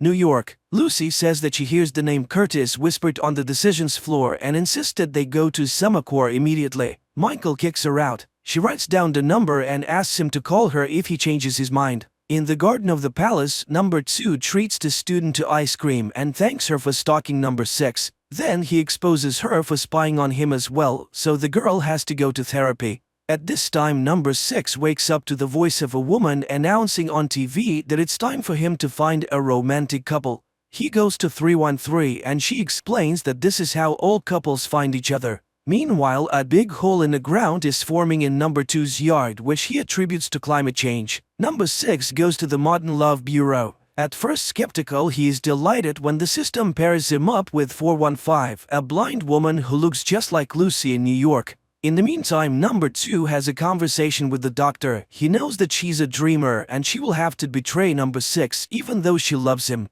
And number 6 goes to see 415. The girl explains that her blindness is the result of childhood trauma. He tries to convince her that they have met before in another life and recalls how close they were in New York. Then the girl says she doesn't usually act so impulsively. And 415 agrees to go to number 6's apartment. The action jumps to different times. Number 6 does not understand where he is Michael and where he is in the village. He tries to prove to Lucy that they have met in a past life. The girl freaks out and leaves. The next morning, number 2 observes his son stealing samples of pills from the safe. The boy takes them to the clinic and asks 313 to determine their content. Later, the father warns his son that once he learns the truth about the holes and his mother, there will be no turning back. Meanwhile, number 6 and 313 visit the cab driver and his family. The cabbie shows them the hole in his backyard. While the adults are distracted by champagne, the little girl falls into the hole and disappears.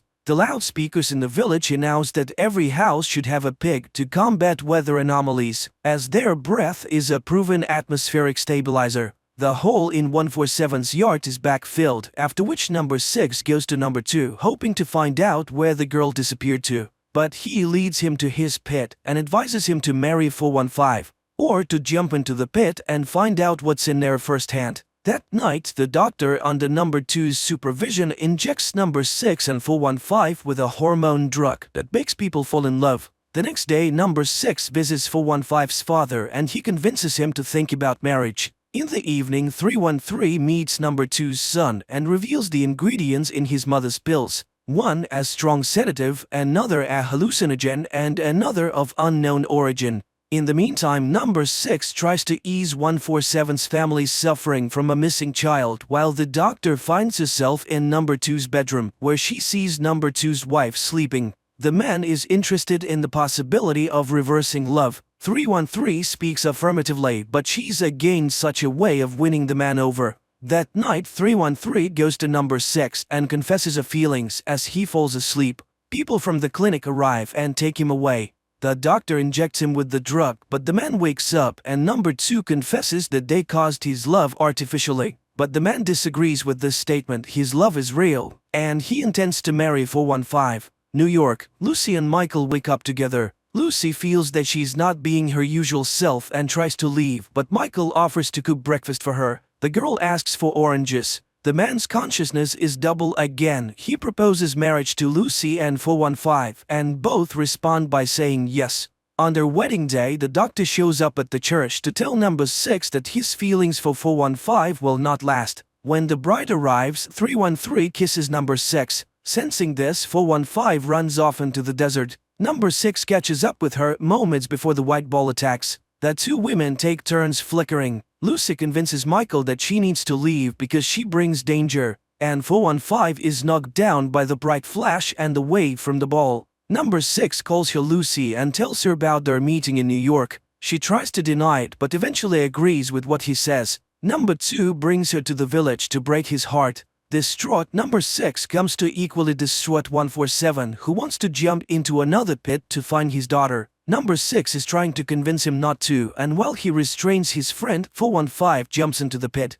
At this moment, his apartment in New York explodes, which Michael, who was carrying Lucy the oranges, sees. Number 2's wife in New York opens her eyes. In New York, Michael tries to get into his apartment but is chased away. Lucy, in her recorded message, asks him to stay away from Summercore, but Michael rushes there. Distraught, number 6 screams at the palace gate, vowing to avenge the death of 415 without noticing his double looking at him from across the street. Later, number 2 finds his son in the bar. The son accuses his father of lying and demands to know where the village is, and he admits that he is in his mother's mind and that she did all this for him. Number 2 gives his son the key to the safe with the pills, offering him a day with his mother. 313 wakes up and finds number 6 sitting at her bedside. He recalls their kiss and reaches for her, but the woman asks him to stop. Number 6 leaves. The next day, number 6 comes to see her at the clinic. He mourns the death of 415 and tries to find out what is in the hole.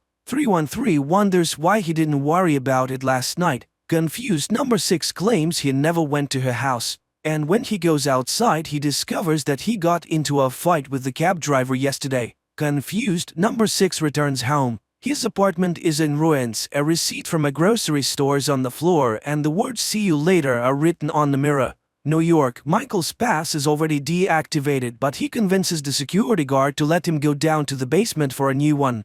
Number 6 goes to the store and he learns that he bought a knife here yesterday. He tries to convince 147 that his previous fight was with an imposter, and then he sees his double. He rushes out in pursuit and catches up with him, but the doppelganger knocks number 6 to the floor and puts a knife to his throat. He demands to kill number 2, who is responsible for the death of 415. Then he stabs him in the face and disappears. Number 2 prepares to leave the palace and finds number 6 breaking through his bodyguards to warn him of the appearance of the double who is going to kill him. But number 2 begins to behave strangely. He refuses to go in his car and goes for a walk in the village on foot, throwing off his suit. Meanwhile, number 2's son sees a message with a warning about the appearance of his father's double and wakes up his mother. Number 2 meanwhile walks into a store and asks for cigarettes. The salesman reluctantly hands him a cigarette, then smokes with him, but after he leaves, the man calls the clinic. Mother and son are having lunch, during which the boy pokes his mother for information about other places. But the woman convinces him that the village has everything he needs for him. Number 6 again tries to warn number 2 of the danger, but he calls himself a vagrant without a number and is not afraid to die. Nevertheless, when he sees number 6's double, he agrees to get into the cab driver's car, and he takes him to his home to protect him from being caught as a wanderer without a number. Meanwhile, Michael goes to get a new card and recognizes the man as the village shopkeeper. The access specialist is skeptical until Michael proves that they share the same memory. 147 and his wife treat number 2 to cake until agents searching for the double arrive. Number 2 flees while his wife gives out for a walk without noticing the formation of a new hole in the yard. Later, number 2 comes to 313 and wonders if she wants to see the other place. He promises to grant her wish, even against her will. At this time, the son again asks his mother for permission to go to the other place, and the woman confesses that the holes appear when she's awake, and she also adds that the people born in the village cannot live anywhere else. The distraught son runs out into the desert and throws away the key to the pill cabinet. Meanwhile, 313 seeks solace in the arms of number 6 but realizes it is a double. She runs away haunted by new visions and finds herself in the middle of the desert, while number 6 tells number 2's son about the doppelganger and his intentions to kill his father. The boy names the location of number 2 and confesses that he recognized him. He is the doppelganger and the killer. In the village church, number 6 finds number 2, and he confesses that he created the village because he wanted a fresh start, free from the apathy and the cruelty of the real world. But apparently he was wrong. He recognizes the doppelganger and he's not afraid to die. The doppelganger grabs number 2 while the real number 6 appears. He stops to double. They will only win if they unite. At this point, number 6's double disappears, while number 2's son finds the key in the sand and puts his mother to sleep again. Number 2 returns home, explaining that his double has been found and apprehended. The shopkeeper is dragged to the clinic. In the middle of the desert, 313 finds a glass door with the Summacor logo on it and goes inside. At the same time, Michael and the master go to the task floor. In a room filled with monitors, profiles of the villagers are displayed. Michael recognizes the people as subjects from his reports. On one monitor, he watches Lucy's recorded warning until 313, following a long corridor, encounters a vision. She flees back into the desert. Michael goes to the window on the floor and sees Village Street and number 6. He knocks on the window trying to get his attention, but he looks toward the towers and turns away and leaves. Meanwhile, new residents arrive in the village who cannot answer where they come from. And at Summacor, the winking woman from the tour bus informs Michael that a car is waiting to take him to Mr. Curtis. In the village, number 6 receives a summons to the clinic, where he shares with 313 his concerns. The village is expanding. Apparently, number 2 is up to something. At that moment, the doctor receives his test results and is frightened. At the same time, looking around the village, number 2 tells his son that all of this is his inheritance. Their conversation is interrupted by number 6, who wants to know exactly why he's now certified to die. Number 2 replies that he has exhausted all means to convince him to live peacefully in the village or not to live at all. In the meantime, 313 continues to be haunted by visions from another life, but number 2 warns that she must not let the girl from the other place control her. Otherwise, she will not be able to help number 6. At the cemetery, number 2's son lays flowers in the grave of his friend 909, where number 6 meets him, asking him to help everyone get out of the village. The boy claims that his mother cares for him, but number 6 warns that she's also killing all hope in him. Later, number 6 feigns in front of 147, who offers to take him to someone who might be able to cure him. In New York, Michael is escorted to Mr. Curtis's car, where he recognizes the driver as 147 from the village. On the way, the driver explains that he used to be an evil man, but Mr. Curtis helped him change his life. In the village, 147 takes number 6 to the village prophet, and he tells him that the deliverance is coming, they just have to wait. But number 6 has no intention of giving up. He goes to see number 2's son, who is drinking alone. The man asks him about his mother and the pills and offers to run away with him, but the boy refuses. He has a case to finish. In the New York City, Michael visits Mr. Curtis, who turns out to be number 2's prototype, and his wife, who is in a dreamlike state. Mr. Curtis explains that the village is an experiment taking place in the woman's mind. She sacrificed herself so that broken people could have a better life, if only in her mind. At this time, number 2's son enters his parents' bedroom and strangles his mother to death. Mr. Curtis confirms that it was Michael who found everyone in the village. Meanwhile, at the clinic, number 2 taunts dying number 6 with details of his upcoming funeral. Later, number 2 returns home to find his wife dead and his son missing. He and his assistant searched the bar and discovered that his son has hanged himself. Number 2 takes his body out and places it in a glass coffin.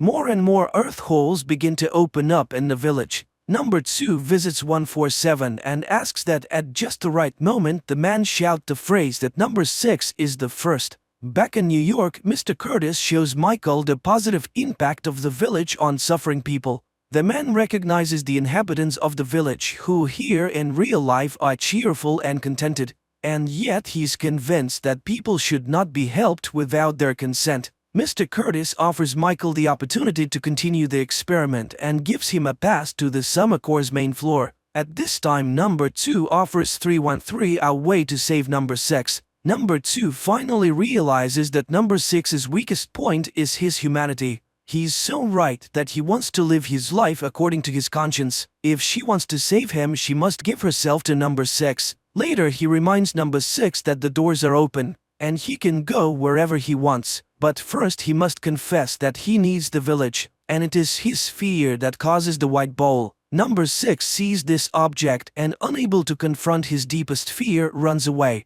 The villagers gather for number 2's son's funeral. Number 6 comes too, for his fever has miraculously passed. Number 2 reads the eulogy and confesses to the crowd that his son's death was suicide and that they are all prisoners of the village. At this time, in a New York church, Mr. Curtis introduces Michael to Sarah, 313's prototype. She's mentally ill, suffering from the effects of childhood abuse. The man tells Michael that he worked with the girl for a long time until she resisted. Meanwhile, number 2 admits that he cannot save the village and soon everyone will be in the abyss. The child throws a stone in number 2's face and he points to number 6. He can answer all their questions and he calls him number 1. Mr. Curtis asks for help to cure Sarah, for Michael is number 1. The crowd begins to chant that number 6 is number 1 and will save them all. Number 2 tells number 6 that the only way to plug the holes is for a dreamer to take his wife's place. That's when 313 steps forward and takes the pills. Michael takes Sarah by the arm, catching her as she falls, and number 2 puts a grenade in his mouth. He gives it to number 6 and pulls out the pin. Mr. Curtis returns home and finds his wife healthy.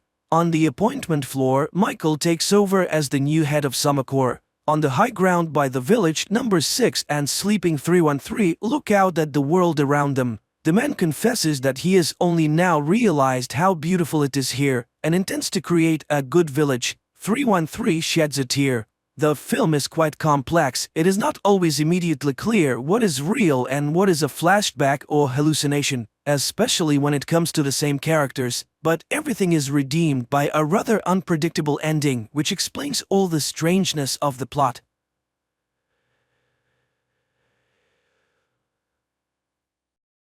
Sunny Atlanta. The 13th day of quarantine in the city is on the brink of extinction. Panic and horror surround those who have managed to survive. No one understands how it will all end, but how did it all begin? 2 weeks before the current events. An ordinary day in Atlanta does not portend anything unusual. The city is bustling with life. Elementary school teacher, Caddy Frank, brings her students on a field trip to the local hospital. At the same time, on one of the floors of the clinic, Dr. Sanders finds herself in quarantine due to an unknown illness. The woman remembers that shortly before the first symptoms appeared, she had contact with a patient from Syria who was sick. In another part of the city, Jenna also feels unwell, but not because of the virus. She is anxious about moving in with her boyfriend Alex. At the last moment, Jenna backs out and confesses to a cop that she is not ready to rush. Alex is unable to sort things out with his girlfriend because he is called to the department. There, a major meeting is being planned, where the police are asked to prepare for a difficult situation in the city. There is a suspicion that the Syrian brought an unknown virus to Atlanta and quarantine may need to be declared. Dr. Sabina Lomers speaks to the police officers. She also talks about the threat of an epidemic but assures the audience that nothing serious is happening. Another main character who will face difficult trials is Teresa. The pregnant woman visits her mother's shop, where her mother reminds her that she is expected at the adoption agency, which is looking for parents for her daughter. The reminder upsets Teresa, but her boyfriend reassures her and assures her that he has everything under control. They will run away tonight and no one will be able to take their child. Caddy's students perform for the patients, but the teacher is concerned about why Dr. Sanders did not meet them. The doctor on duty pretends not to know about the colleague's fate and does not tell the teacher about the infected doctor's condition. Caddy begins to suspect something strange is happening soon. When they were about to leave, the doctors announce that the children will have to stay a little longer. The hospital is under quarantine and everyone must undergo a thorough check. Dr. Lorms arranges a secret meeting with Alex and asks him to take the situation under personal control. She admits that she has extensive experience but has never encountered such a virus before. According to the expert, the danger threatens not only Atlanta but the entire world. On-call officers are sent to the Zero Patients home, from where the doctors believe the epidemic began. Cops protect themselves as much as possible with shields and gloves and convince the patients' relatives that they should also take safety measures. The boy is in serious condition and is taken to the hospital despite his attempt to escape. Caddy realizes that her son and his friend Thomas have run away. The teacher goes in search of the boys just as the zero patient is being brought in. The woman notices the patient but refuses to leave the corridor until her students are found.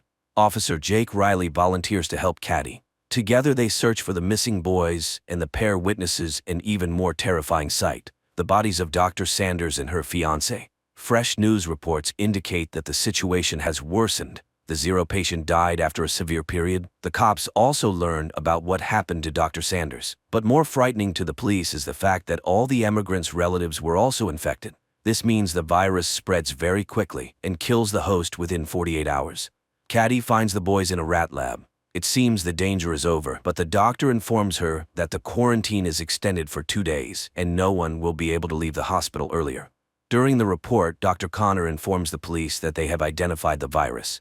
He assures them that traces of the pathogen were found in the zero patient's personal belongings, and it all looks like an attempt to deliberately cause an infection. Teresa arrives at the train station to leave for her boyfriend's relatives, but unexpectedly, the train refuses to take new passengers and passes by. Upon learning that Jake is locked in the hospital, Alex directly asks Dr. Lorms about what is happening.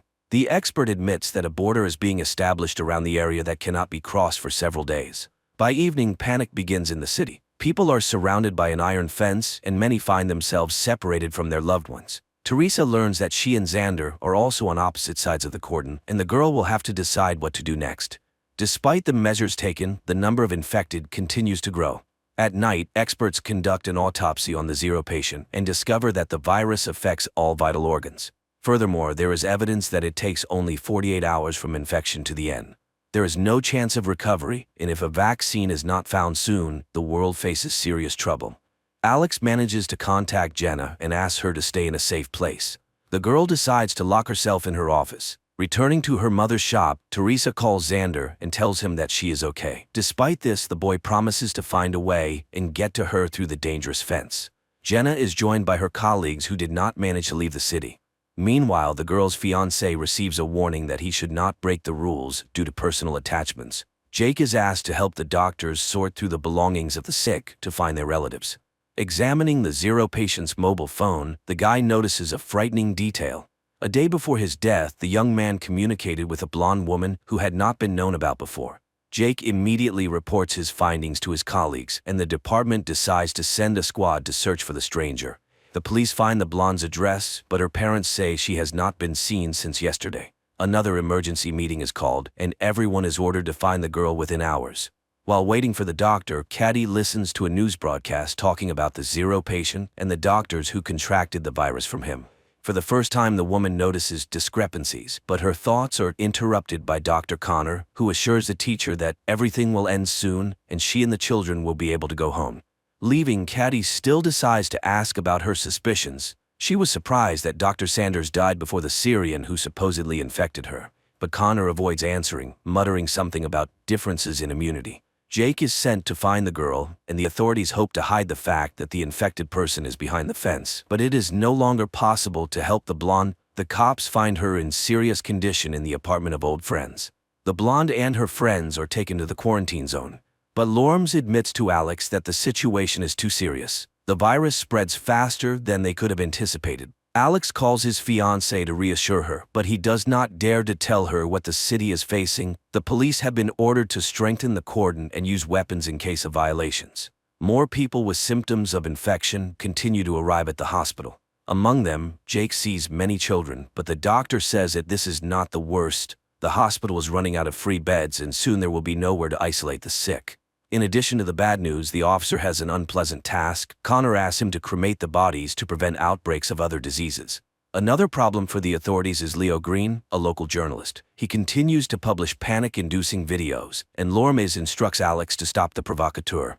The cop tries to negotiate with Leo, but the journalist is sure that the authorities are hiding something, and he must get to the truth.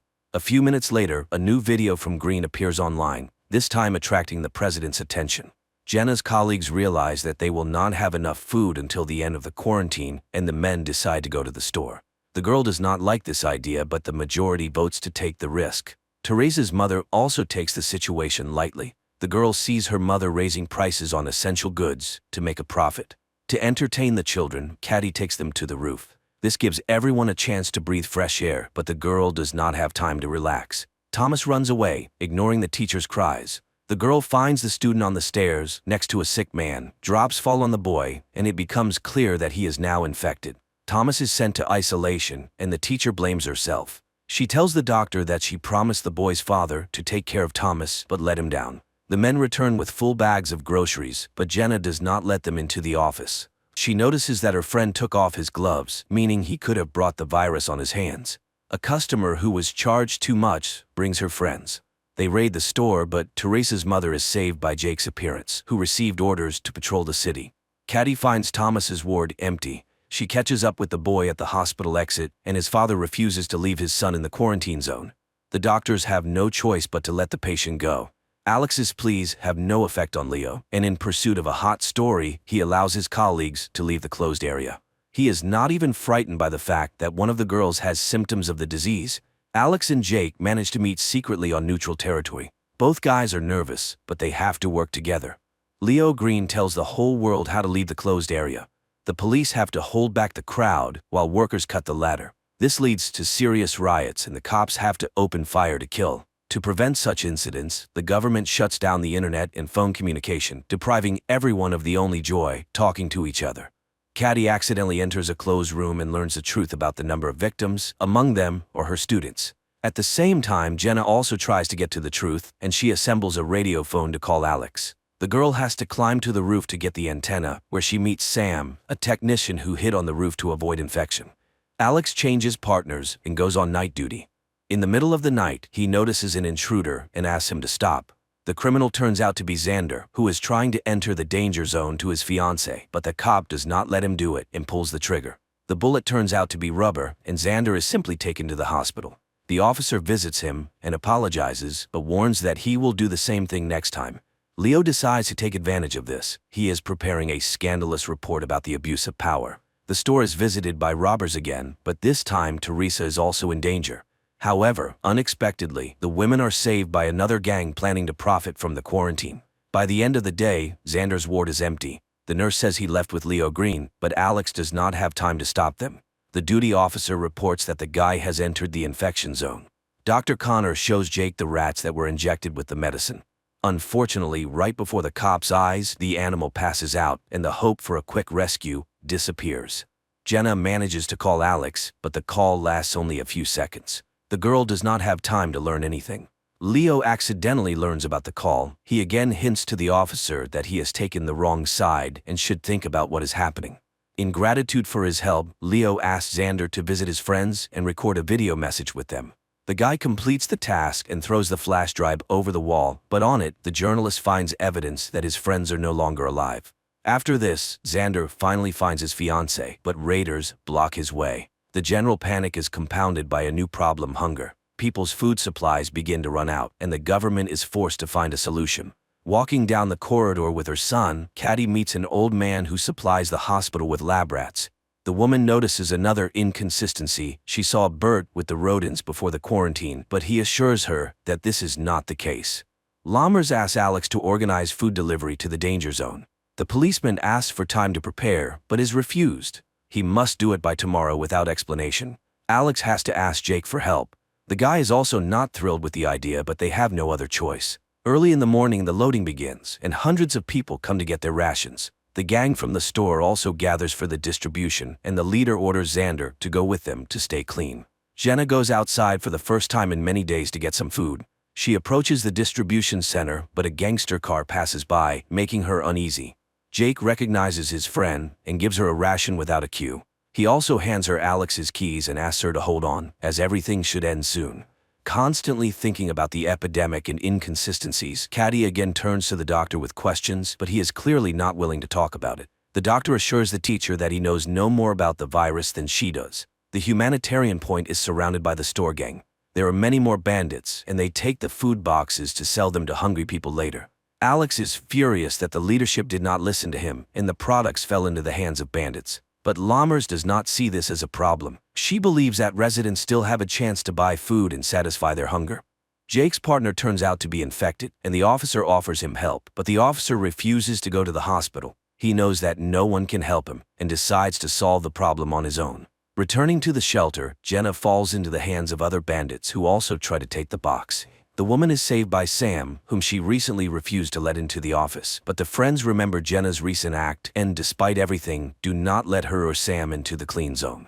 Alex and Jake meet again, and the senior partner admits that he no longer trusts the leadership. He tells his friend that, due to the robbery, he had to leave his subordinate in the danger zone. At this moment, this very subordinate calls Chief Esser and reports that their plan worked. Jake tells Caddy that she was right, something is being hidden from them. Dr. Sanders and her boyfriend had no personal belongings, but the conversation has to be postponed. Thomas's sister is admitted to the hospital, asking the teacher to find the boy. Their father died, and Thomas is left alone. Alex also begins to doubt the leadership's honesty, and he goes to Leo's house to hear his version. He finds the journalist drunk, but the guy comes to his senses and promises to help in the search for answers. Despite Jacob's persuasion, Caddy goes in search of Thomas. The gang is joined by the very cop sent by the police chief. He promises the bandits a radio phone in exchange for being accepted into the group. Thomas is not at home, but Caddy discovers her son, who secretly followed her. Quentin tells his mother that he knows where to look for his friend, and the company heads to the baseball field. The search for the truth has to be postponed. Alex is tasked with removing a man from an empty house who is preventing it from being demolished. The cop has to spend a lot of time talking about the happy past the city has lost. Teresa's mother helps the lovers escape. She gives the couple a bag of baby things and tells them to wait for her in a safe place. The company finds Thomas's things, but they are surrounded by a crowd of crazy racers. Jake has to open fire, and only then do the young people continue to search for the boy. Caddy finds her son and his friend, but they are near an infected man. The teacher is frightened, but Thomas assures her that he cannot get infected. Xander and Teresa come to Jenna's office and ask for shelter. One of the girl's friends is against the couple entering, but Jenna lets the guests in without his approval. Thomas is placed in isolation, but Caddy has hope that the boy indeed has immunity and can save everyone. During the meeting, Alex hands Jake a flash drive with a damaged file. If it can be restored, they will learn the truth, but only Jenna can do it. In return, the officer also receives a memory card with a message for the old man from the empty house. When he delivers the message, the stubborn man cannot hold back his tears. Teresa sorts through the baby things and finds the radio phone her mother stole. At that moment, the phone's owners appear at the door, holding a gun to the girl's mother's head. The company has to open the door, but the bandit refuses to take the phone and leave. He demands that Teresa and her boyfriend go with him. Unexpectedly, Jake comes to the rescue. He convinces the gangster to leave the office alone. Alex sees hundreds of people moving in an unknown direction, but no one can say where they will be placed. Jenna tries to open the file, but it is severely damaged. The girl does not have time to do anything with it.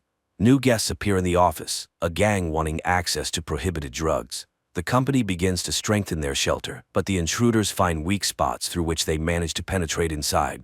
Tony decides to take a risk. He goes down to negotiate with the criminals, but the negotiations fail. The elevator returns Tony with an axe in his back. In addition to the deceased guy, one of the attackers enters the office, but he does not have time to harm anyone. The guy is infected and collapses at the entrance to the room. Jenna finally manages to restore the file, but the girl does not have time to watch it. The power goes out in the office, and all the doors are locked. To restore power, Jenna has to leave the shelter and go downstairs. Meanwhile, the bandits almost manage to open the elevator doors, but the girl raises the switch in time. On the way back, Jenna takes the radio phone and calls Alex. Talking to his fiancée, the officer hears her being attacked. The girl manages to break free and return to the office, but the intruders do not retreat and try to cut through the door. The company has no choice but to come up with the craziest plan. Alex tries to penetrate the closed zone to help his fiancée, but he is caught by the National Guard soldiers. Jenna orders everyone to take cover, and when the psychos burst into the office, Jake activates an explosive device. A fire starts, but all the attackers are unconscious. Unexpectedly, one of them jumps up and attacks Teresa's mother. The men manage to neutralize him, but the woman is infected. Alex is arrested, but unaware of this, Jenna asks Jake to call her fiancé and calm him down. She also mentions that the phone the bandits had has a government military number and they need to figure out how it ended up in the infection zone. Teresa's mother leaves. As a farewell, she asks her daughter for forgiveness for not wanting to accept her child.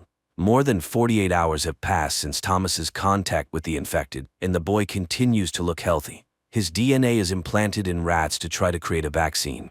Connor reports his observations to the leadership, but the boss tells the guy that they don't have time for experiments. Caddy and Jake review footage from surveillance cameras and find out that the Zero patient was not the immigrant boy, but a certain Henry Burns. He came every morning to secretly meet with Dr. Sanders, and judging by the man's behavior, he knew about his illness. Dr. Connor allows Thomas to leave and informs everyone that the boy does not just have immunity, his body defeated the virus. This means that based on his DNA, they will be able to make a cure for the unknown virus. Jenna leads her friends to a church under which there are ancient tunnels. The girl plans to lead the group out of the cordon through them to safety.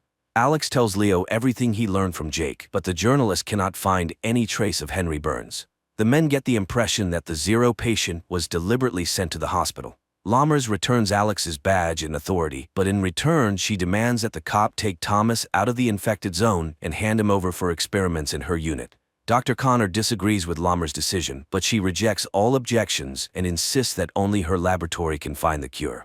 Everyone has hope for a quick return to peace and normal life. It seems not everyone will live to see this happy moment, but some decide not to waste time and enjoy the moment, using all possible safety measures.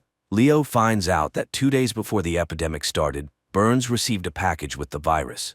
Now he wants to know who the sender was, but Alex asks him to postpone the investigation so he can carry out the order. All night the company breaks through the exit to the tunnel, and in the morning they finally go underground.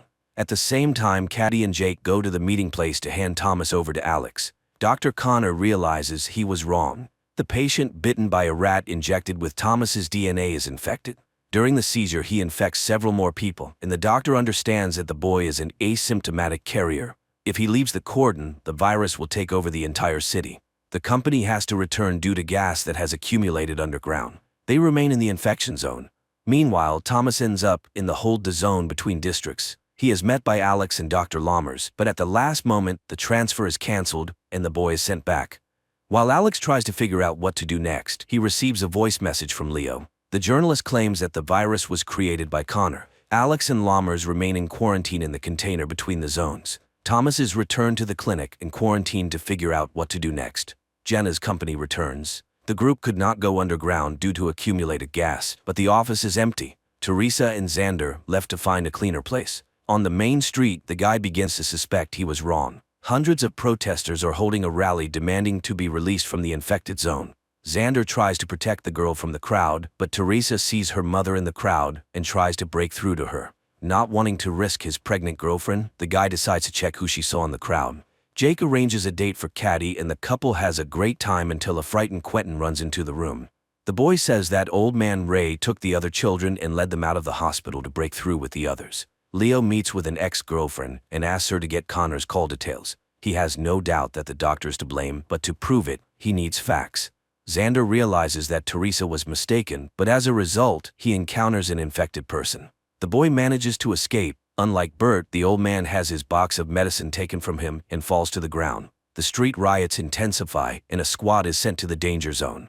Lammers tries to stop the captain, but he does not listen to the doctor's orders, and several vehicles head through the cordon. Jake finds Ray, but the girl he took with him is not there. The old man abandoned her because of virus symptoms. Caddy spots Mary before Jake can tell her about the infection, and the woman takes the child into her arms despite the blood. The crazed crowd pushes Teresa to the ground. Xander runs to her but is afraid to touch his girlfriend for fear of infecting her. When Jake finds his friend, it becomes clear that she is now also sick.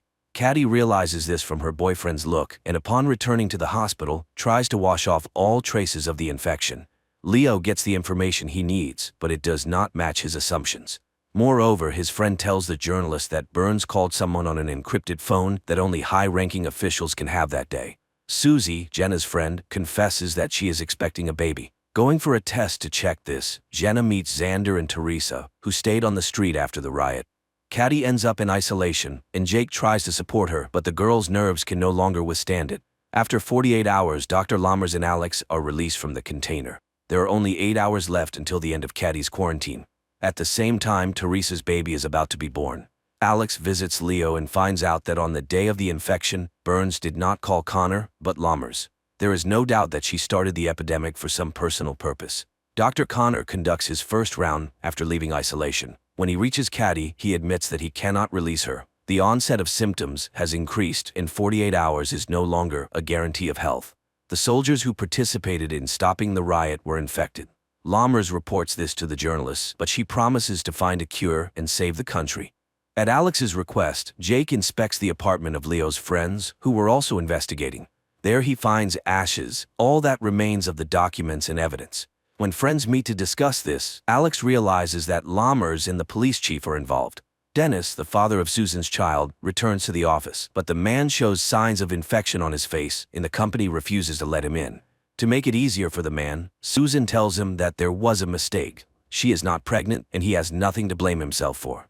Alex meets with the chief and says he knows the truth, but it turns out that Besser did not know that Lammers released the virus into the masses. Jenna and Susan fail to ease Teresa's pain, but as usual, Jake appears at the right time. The guy calms the young mother and helps her daughter be born. Alex asks Leo not to publish material against Lammers until they have substantial evidence. An argument begins between the men, and the journalist agrees to wait no more than 2 hours.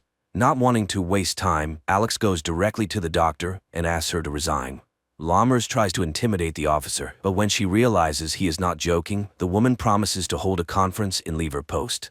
Teresa shows Xander their daughter, and the baby is placed in a crib made of boxes. Jake tells Caddy about this joyful event, but the girl's delight is overshadowed by a cough with traces of blood. Lammers gives a press conference, but does not admit her guilt. She claims that Dr. Connor accidentally released the virus. Still unaware of this, Connor conducts experiments and tries to find a cure. Jake asks him to try to save Caddy, and the doctor agrees to give her a trial dose of serum from Thomas's blood. Old man Bert regains consciousness and discovers that his leg is broken. Despite this, he finds the box of medicine and tries to get home, where his wife has been waiting for him all this time. Connor learns what Lammers did. He does not understand why his colleague did this to him, but despite this, the doctor does not give up trying to save Caddy. Giving her the injection, Connor tells the girl how the virus penetrated their clinic. Jenna meets Bert and gives him her water. She also gives the old man a cart so he can finally reach his wife. After the injection, Caddy gets worse. She is tormented by nightmares and barely waits until morning. To support his friend, Jake brings a TV and invites her to the movies. The couple spends the whole day together, but Caddy gets worse again, and she decides to confess her love to her boyfriend, fearing that there may not be another chance. Jenna tells her friend about her conversation with the gangsters. Trader Miz offered her a route to the healthy zone, but it is very expensive. Sam agrees to contribute his share, but only if Jenna agrees to leave the others and go with him. Alex goes to Leo's apartment, which turns out to be empty. After losing, the journalist refused to fight Lammers, but later the cop receives a pizza from a friend, in which Leo left him a note with an address and a key. Caddy gets worse by the minute, and Jake prepares to say goodbye to his friend. He asks the doctor to help him put on a protective suit, and when the girl falls to the floor, the boyfriend takes her hand to ease her suffering. The doctor tells Jake that he can say goodbye to Caddy's body, which is waiting for cremation. For the first time since their acquaintance, the guy manages to touch his friend's face without gloves. Jenna tells her friends about the opportunity to leave and suggests finding the money. But Teresa refuses to go. She wants her daughter to grow up a little. Arriving at the address Leo sent him, Alex finds evidence that will help him punish Lammers. Teresa, Xander, and their newborn daughter reach Bert's house, Teresa's grandfather. The young mother plans to stay at her relative's house until the end of quarantine, but seeing the empty shelves, Xander insists that they must run. Alex learns about a certain Catherine Hops, whose son was connected with Lammers. From her, the man learns the address of the laboratory and heads there. While Dr. Connor tries to create a cure, news about him spreads throughout the zone. A gang breaks into the clinic wanting to punish the doctor, but Jake convinces them that he needs to be protected to be the first to get the vaccine. This is the last thing Jake can do before leaving. He decides to run through the cordon to save Quentin. Alex inspects the abandoned lab and finds solid evidence of Lammers' guilt. He accuses her and names a true zero patient who fell ill several years ago. This time, Lammers does not argue. She admits she created the virus and believes it is needed for the country's safety. But now she asks Alex to postpone the battle and focus on fighting the virus, which has now crossed the cordon. An attack occurs in the hospital, and one of the gangsters becomes infected. Dr. Connor has to give him the test drug. It is his only chance not to become a victim of the bandits. Jake prepares Quentin to cross into the healthy zone and promises to find him as soon as it is all over. Jenna's company also prepares to go underground to cross the cordon. At the same time, the body of the boy who tried to take the risk is examined, and an army is assembled so that no one else can cross the border. To prevent illegal crossings, the tunnels are mined and blown up. Alex tries to stop it, understanding that there may be people there, but the captain refuses to make concessions. Unaware of the government's plans, Ms. orders the fugitives to prepare to descend into the tunnel. Meanwhile, at the hospital, Dr. Connor transfuses Thomas's blood to the infected gangster, hoping this will cure him. Despite all attempts, the gangster cannot be saved. Because of this, Jake has to save the doctor. The gang leader cannot forgive him for the loss of his brother. The explosions catch the group deep in the tunnel. The ceiling begins to collapse, and the company is divided. Teresa, Xander, and their baby are left alone. Connor finds a way to make the medicine, but for this he needs people with the same blood as Thomas. Jake tries to find volunteers, but no one wants to participate in the dangerous experiment. Then the guy prepares a speech in which he names all the dead. For their sake, Jake asks people to get tested and, in case of a match, become donors. Ms. leads the group to a dead end, but the guide does not give up and looks for new exits. Alex learns about this and asks Lammers to stop the explosions and bring people to the surface. As an exception, Lammers promises the officer 1 hour. After that, all tunnels will be destroyed. Jake's words convince people and they gather to get tested. Xander takes his family to Teresa's mother's store and the girl decides to stay there until the end. The doctor finds blood with antibodies. A local priest can be a donor for the medicine. Old man Bert spills the last bottle of wine and adds a secret ingredient to it. He and his wife raise their glasses to toast that their suffering ends. Hugging on the couch, the couple prepares to go to a better world. Alex finds the fugitives, among whom he sees Jenna. The girl assures her fiancé will let them into the clean zone, but Alex does not know what to do. His time is running out. Dr. Lammers orders the tunnels destroyed, but at this moment, Leo's report about everything the blonde did appears on the screens. Alex does not let the fugitives go, but returns to the quarantine zone with them. And Jake, scattering Caddy's ashes over the city, prepares for a new battle with the virus that changed the world.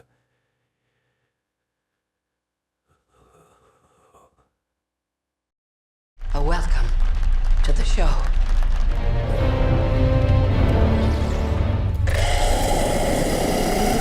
A man is running through a dark forest in Ireland.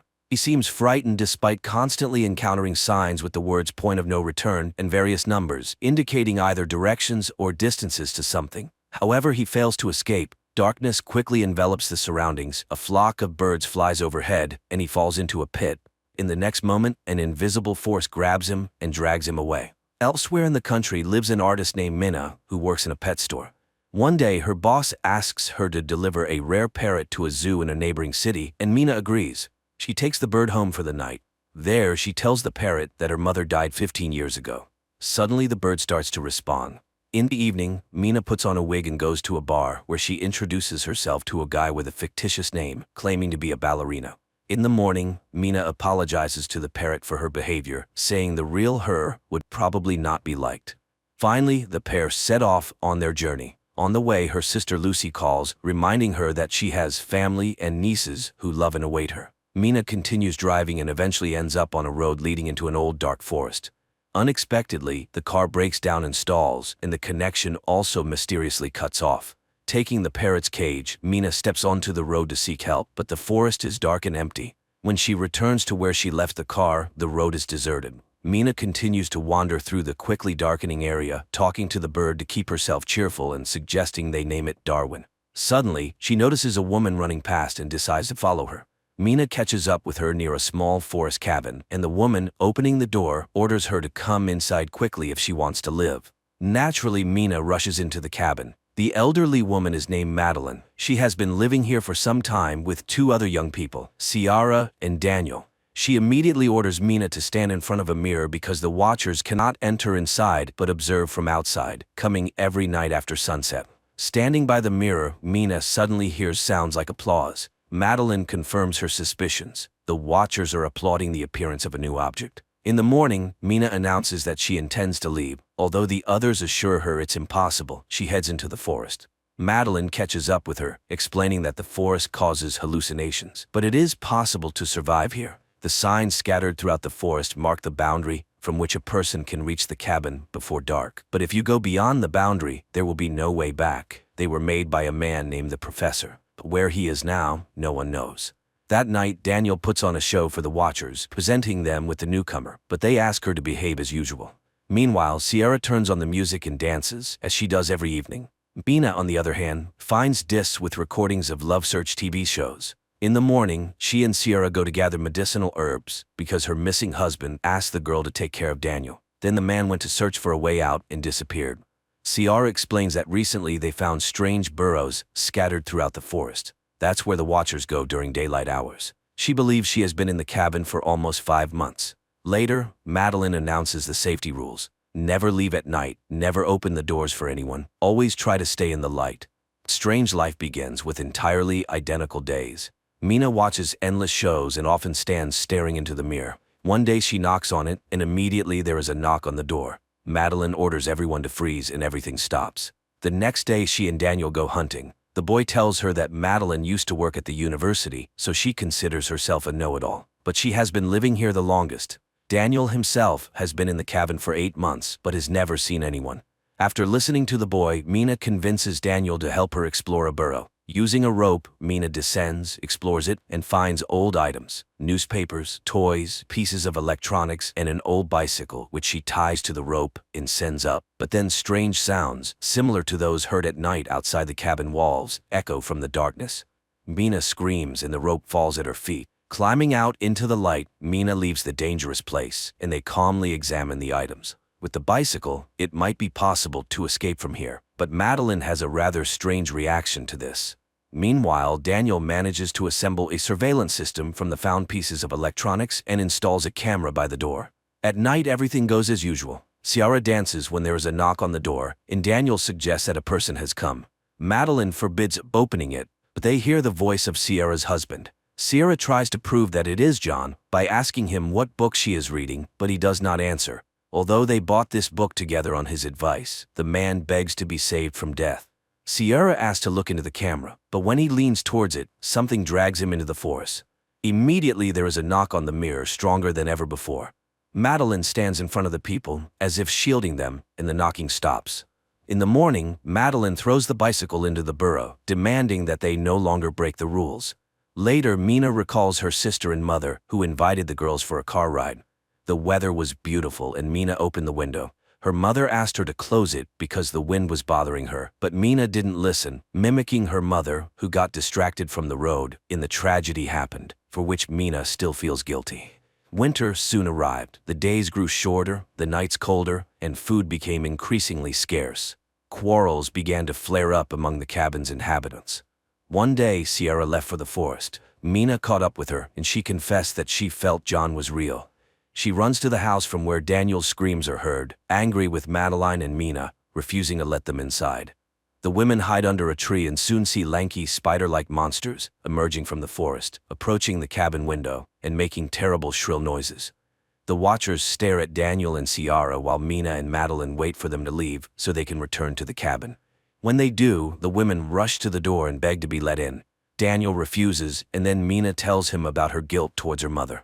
She asks him to understand that he will suffer all his life, realizing that he is responsible for the death of people. The doors open. The 4 of them immediately stand in front of the mirror, hoping to convince the Watchers that they are in place. Madeline admits that she tried to protect them from certain things. She used to teach history and mythology, and unlike them, came here voluntarily. Only here did she realize how dangerous this place was. Once she hunted alone and saw herself at sunset. Not an exact copy, but very similar. The Watchers are an ancient species with many names: changelings, winged ones, fairies. They study people to impersonate them, and they will never let them leave. Knocks and the voices of the cabin's inhabitants are heard outside. Then Daniel finds a hatch in the floor, which they didn't even know existed. Descending, they discover a well-fortified and equipped living space filled with food and equipment. Mina turns on an old computer, and a video recording shows the face of the professor, whose real name was Rory Kilmartin. He was the first to study the Watchers and tried to learn about their origins. In 1979, the scientist found this place, which he called Wonderland. Every evening, the Watchers came to his window and studied him. For many years before this, the professor's colleagues laughed at him, not believing his tales.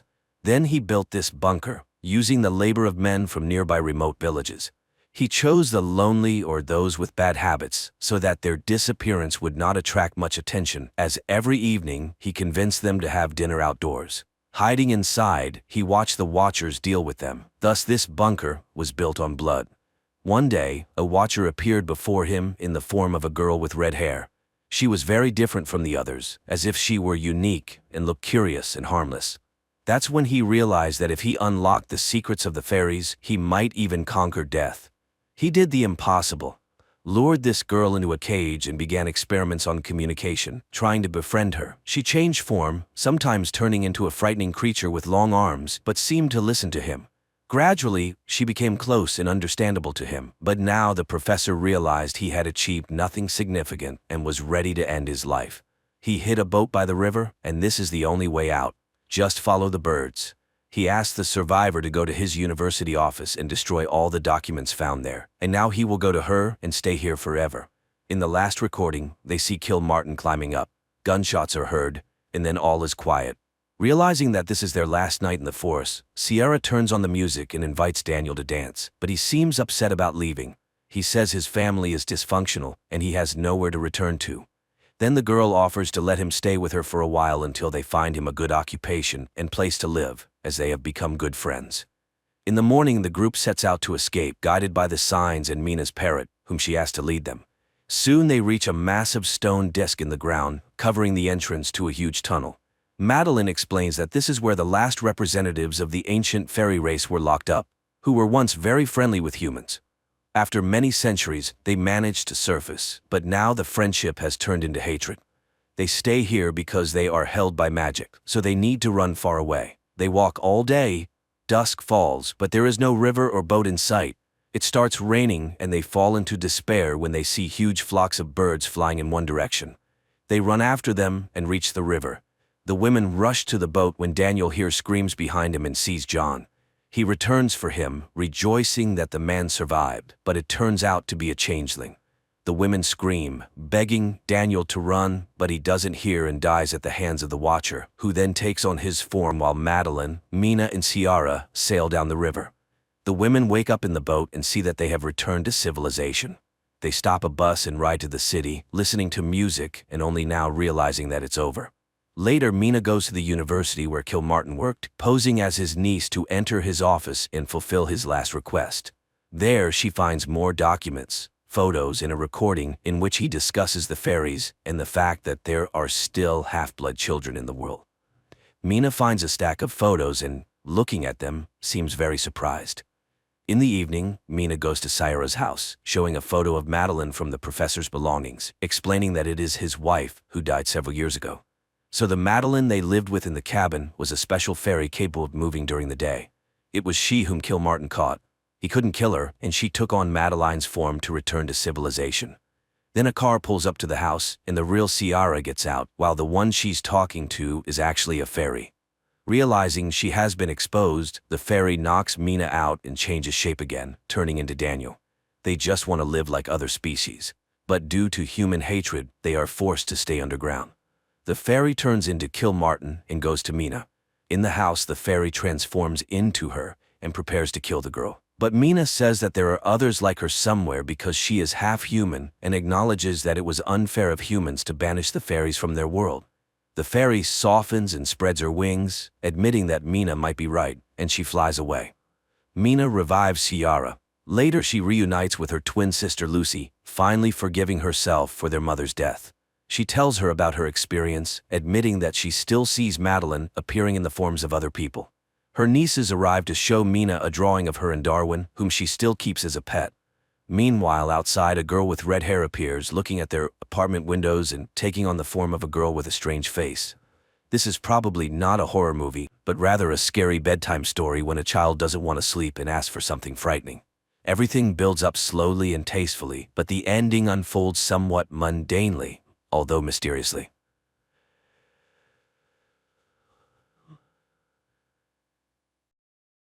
It all begins in a desert, where a lone child stumbles along, gnawing on a human finger, searching for his mother.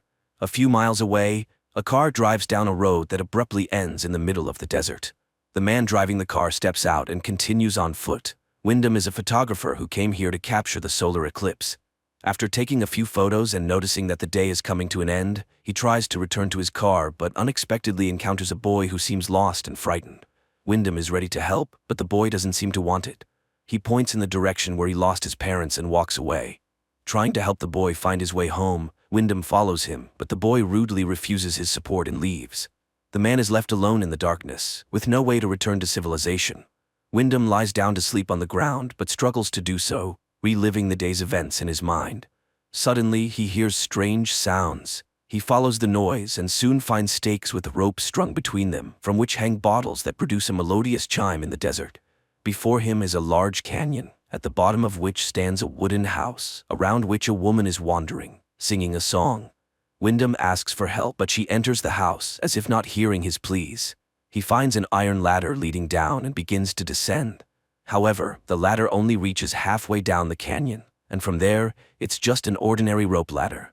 Wyndham overcomes both and approaches the house. He knocks persistently at the door, but receives no answer. So, Wyndham opens the door himself and enters. The woman, standing at the stove, greets him calmly, as if she had been expecting his arrival. She offers him dinner, and although he refuses, she serves him some soup and places it before him on the table. Wyndham is grateful for her hospitality, but continues to ask questions about how to leave this strange place.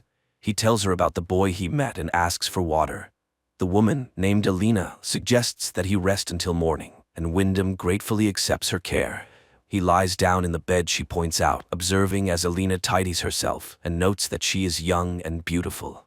The next morning, he gathers his things and heads outside, hoping to find a way home. But strangely, he cannot find the rope ladder he descended the previous day. Without it, reaching the iron section is impossible. Wyndham returns to the house and, taking out his camera, takes pictures of the surroundings and the drawings on the canyon walls. Everything is quite gloomy and reminds him of death in all its forms. He then notices Alina, who is busy repairing the roof, and asks her about the missing ladder, but she either does not understand what he is talking about or pretends not to. Although her words imply that there are other residents here, she does not tell him anything directly. Disappointed, Wyndham walks around the canyon, periodically calling for help, but to no avail. Later, Alina asks him to undress so she can wash his clothes, saying it wouldn't be proper to return home so dirty. The man has no choice but to comply. That night, he struggles to sleep again, goes outside, and once again tries to find a way out, but there is none. In the morning, he searches the house and, finding a hammer, tries to climb the canyon wall. Suddenly, he notices a movement above, and then a chicken carcass falls down, causing him to lose his balance and fall. Wyndham regains consciousness in the darkness. His leg is injured by his own hammer, and he cries out in pain. Alina rushes to help him, but she does not answer his questions about the children he saw on the cliff. For several days, he drifts in and out of fever, unable to distinguish between night and day, unsure if he is truly seeing children around him. But the day of recovery comes. Limping, Wyndham makes his way outside. He demands that Alina tell the children above to pull him out of there, but she pretends not to understand him. She offers him to stay, promising to take care of him and ensure his well-being. But Wyndham doesn't need this. He wants to return home, to his work. He rudely pushes Alina away, rejecting any help. The man examines his leg and realizes that it will be a long time before he can use it fully. Suddenly, he hears voices from above and looks up to see the boy holding a little girl by the hand. The pair cheerfully ask how they can help, and upon learning that Wyndham wants to climb up, the boy promises to bring ropes and pull him out with his winch. But before leaving, he asks a rather strange question about Wyndham's favorite color. Wyndham replies that it's red and begs them to hurry. The boy and girl leave, and Wyndham checks his wallet in his pocket, not intending to return for his other belongings. Suddenly, a rope falls from above, and the same boy advises him to tie himself tightly, which Wyndham does. They begin to pull him up, and the man is already anticipating his rescue, but about halfway up, the rope stops. Dangling over the canyon, Wyndham screams, then tries to climb the rope himself, but lacks the strength and ends up hanging helplessly under the merciless sun. He regains consciousness from moisture, but when he looks up, he sees the boy spraying him with a hose, mocking the helpless man. Several other children appear on the cliff, ranging from very young to older teens. They are all dressed in clothes obviously taken from other people and behave inappropriately. Taunting Wyndham, they start swinging the rope, causing him to crash into the canyon walls, instinctively calling out for help from Alina. He sees the woman shouting angrily at the foolish children and loses consciousness after another blow to the wall. That night, he wakes up in bed and immediately tries to get up. Alina doesn't understand where he is headed, but Wyndham is willing to do anything to escape. The woman explains that the children are homeless, gathered in the desert together, surviving as best they can. Neither of them notices that while they talk, the children stand on the cliff, watching the house's windows burn. The next day, Wyndham watches as Alina releases a bird, envying its ability to fly. The woman brings him a spare set of clothes from somewhere, and although he didn't ask for them, he is touched by her care. Time passes. One day, Wyndham plants a small garden at the bottom of the canyon. Occasionally, the children bring them various items, food and drinks, which surprises Wyndham since there are no stores around. He doesn't understand their behavior. First, they feed him, then they mock him, but Alina accepts it all as normal. The man becomes more involved in the household, marveling at Alina's quiet demeanor. One night, he tries to ask her questions, which are interrupted by cries from the yard. Alina advises Wyndham not to go outside when the children behave like that, but he rushes out into the night and sees the boys, dressed in outlandish clothes, gathered around the house. They start taunting him, pushing and beating him, but suddenly disappear into the night. Wyndham demands answers from Alina. Who are these children? Why do they live here? And why does she stay in this horrible place? But the woman remains calm, not admitting that she is a prisoner. That evening, she comes to Wyndham. The man, starved for female attention, eagerly welcomes her. Time passes, and the first sprouts appear in Wyndham's garden. One day, the boy in the cap calls to him from above. He is friendly and promises to bring some soda. Wyndham returns to his plants and unexpectedly finds a wedding ring and car keys buried in the sand. That evening, Alina shows him a portrait of a woman. Calling her the first mother, she confesses that she is expecting his child. Stunned, Wyndham can't believe his ears. He never wanted to have children here, especially with a woman he barely knows. He yells at Alina, but he has no choice but to accept it. The next morning, he finds his garden destroyed by local birds, but Alina willingly helps him replant, which earns his gratitude. Gradually, life in the house falls into some semblance of order. Alina runs the household, and Wyndham exercises, working on his leg. One day, the boy in the cap visits again. He is very curious and asks Wyndham many questions. Wyndham asks him to help Alina, as she is going to have a child and they will need a doctor. The man asks the boy to bring some rope and something heavy to use as a counterweight. He plans to climb out and take them to the city, where he can take care of the woman and the boy. The boy promises to do everything when everyone is asleep or gone, but then one of the older boys appears and takes him away. Later, Wyndham tells Alina that the boy wants to study, that he is smart, different from the others, and wants to live differently. The man wants to help him, and help her too, but Alina reacts strangely. She tries to find out exactly what Wyndham is missing here. When he mentions freedom, Alina is puzzled. After all, no one forbids him from doing anything here. Isn't that freedom? Then the man tells her about the outside world, remembering the ocean and a cheeseburger. Alina doesn't know what that is, so Wyndham explains what the dish consists of. The woman admits that her mother used to say that mirages live outside. But here, in the desert, everything is real. Wyndham takes out his camera and shows her the photos he took on the day he ended up here. But what impresses the woman is not the solar eclipse, but a random shot in the car with music playing in the background. At night, he has nightmares about the terrifying faces of the children mocking someone. In the morning, he hears Alina's terrible scream from the yard, and rushing outside, he sees the boy in the cap crucified over the canyon on wires. The savages stand on the cliff, laughing. The woman suddenly declares that brothers wouldn't do such a thing. She accuses Wyndham of killing her son and strikes him on the head with a board. When he comes to, Wyndham finds himself in a cage. Despite his pleas and begging, Alina has no intention of letting him go. She feeds him like an animal, and her children come to watch his suffering. One day, he sees a girl standing on the cliff. She is clearly not from here. Wyndham catches her attention, though he is terrified to shout, fearing to wake Alina. Whispering, he begs the girl to call for help. She understands him, promises to do everything necessary, and leaves, assuring him she will return soon. Wyndham waits in hiding, watching the heavily pregnant Alina as she goes about her chores. Suddenly, he hears screams and sees the savages catching the girl. They drag her to the cliff and dramatically kill her before his eyes. Time passes. Wyndham remains in the cage. He involuntarily witnesses unnatural rituals performed by Alina, her children, and her brothers. One day, he suddenly tells Alina that he wants to stay here forever, to raise his child and love Alina, who will become his queen. He will teach the child everything he knows and is ready to give himself completely. And this is his choice. But hearing the word choice, the woman laughs. He never had one. He is just a seed blown here by the wind. And this child is only hers. The man will stay in the cage until the baby is born.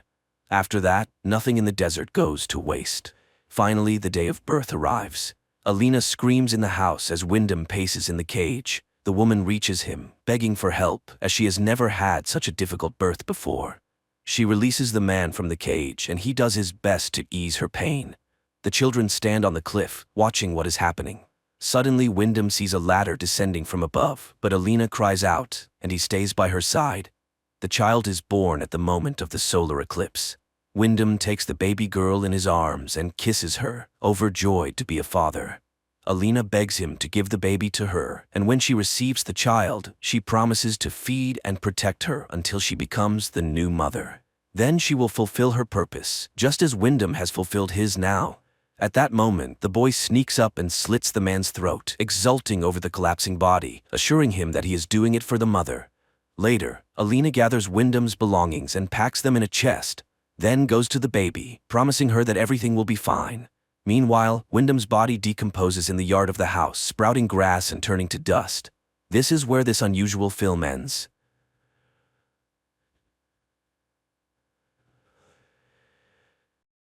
On Earth, there comes a moment when governments resort to extreme measures and release poisonous substances into the world to reduce the population. Money's the only god you have left. Take him to the Snake Eyes, sweet. People were leading their normal lives when one day planes appeared in the sky, dispersing a black substance that caused death to anyone exposed to it. Those whose bodies proved resistant to the poison were left to cling to the remnants of the past or adapt to the new reality. The government was absent, and taking advantage of this, gangs proliferated in the American Midwest, dividing territories and eliminating dissenters. One of these groups wore animal heads and called themselves Players, alongside others known as the Plowers, Cherries, Killers, and many more. One day, Mark West, in the hope of saving their crumbling marriage, agrees to take his wife to her parents' house in Milwaukee. His friend tries to convince him to take a more suitable car, but Mark loves his car too much and doesn't want to abandon it. Almost immediately, the car breaks down. Mark and Nina find an abandoned auto repair shop, and while Mark is fixing the breakdown, Nina looks at old photographs and listens to the radio. At that moment, the doors open, and several armed men enter. The couple is saved by the fact that they are in a separate room. Mark asks his wife to step on the gas. The car crashes through the wall and out of the room just as another gang bursts through the open doors, crushing the initial arrivals. Mark's car starts just in the nick of time, and they barely manage to escape their pursuers. The radio host reminds them of the need to find shelter for the night, since gangs are roaming everywhere, so Mark turns towards what appears to be an abandoned house. The couple explores the house, and while Nina gathers anything that might be useful, Mark discovers mutilated bodies in the bedroom. While Nina tries to contact her mother, Mark carries the bodies outside and sets them on fire. They spend the night in a guest bedroom. Mark plots a path, choosing routes that are free from the executioner's gang, while Nina recalls how her husband had tried to ask her father for a magnificent collector's pistol and hopes that if they make it out unscathed, her father will still give it to Mark. Nina extinguishes a candle, unaware that they are being watched by a man who is captured by the executioner's gang next morning, and, under torture, reveals information about the traveling couple. After disposing of the informant, the gang heads to the house where Nina and Mark are resting. Mark goes through his morning routine when he hears the sound of a motorcycle engine. He hides his wife in the attic and conceals himself in the house. One of the gang members goes upstairs while Nina puts on headphones and plays music to drown out the footsteps of the killer. The faint noise alarms him, and the man turns his back to the door to the room, which costs him his life as he is killed with a single precise blow to the head. His partner spots Mark and attacks him. A fight ensues, during which Mark manages to strike the bandit in the eye with a makeshift weapon, leaving him lying on the living room floor. Having escaped the danger, the couple continues on, unaware of any surveillance. Soon, Mark and Nina stop at a looted supermarket. People are attempting to replenish their supplies when a masked man appears in front of them and orders Mark to drop his gun. Suddenly, he removes his mask and extends his hand. Mark doesn't trust his friendliness, but the man lifts and hands back Mark's gun. Mark then shakes his hand. Nate Wood is glad to meet normal people, but at that moment, the sound of engines can be heard, and the new acquaintance instructs the couple to hide. A group of bandits enters the store, and it turns out they are also looking for the couple. Unfazed by the situation, Nate invites the couple to dinner, showing them a photo of his wife, Teresa. Suddenly, there is a burst of machine gun fire, and the bandits fall, while Nate's son, Steve, emerges from hiding. Upon stepping outside, Nate insists that the couple join him. The road ahead is long, and they haven't seen normal people in a while, so they would be happy to treat them to dinner and wine. Mark and Nina agree. Nate takes the pickup truck while he attaches the family's car to a trailer, explaining that it's for safety. Along the way, they are stopped by members of the Plowers gang. They exchange news, and the gang's leader, upon seeing Nina, suggests to Nate that he sell her. Nate laughs it off, saying that they are his friends. The bandit boasts about capturing a girl who is sitting in his cab, whom he named Betsy.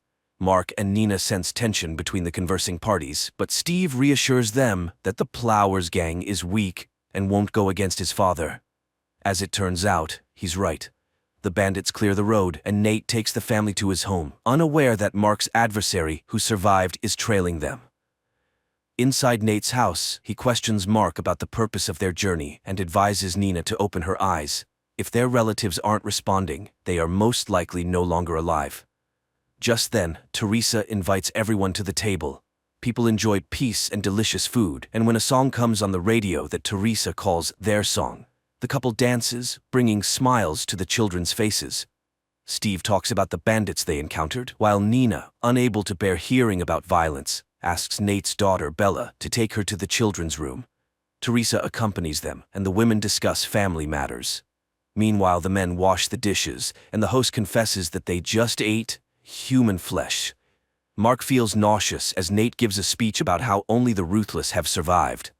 He informs them that either the couple stays with them or he'll let them become prey.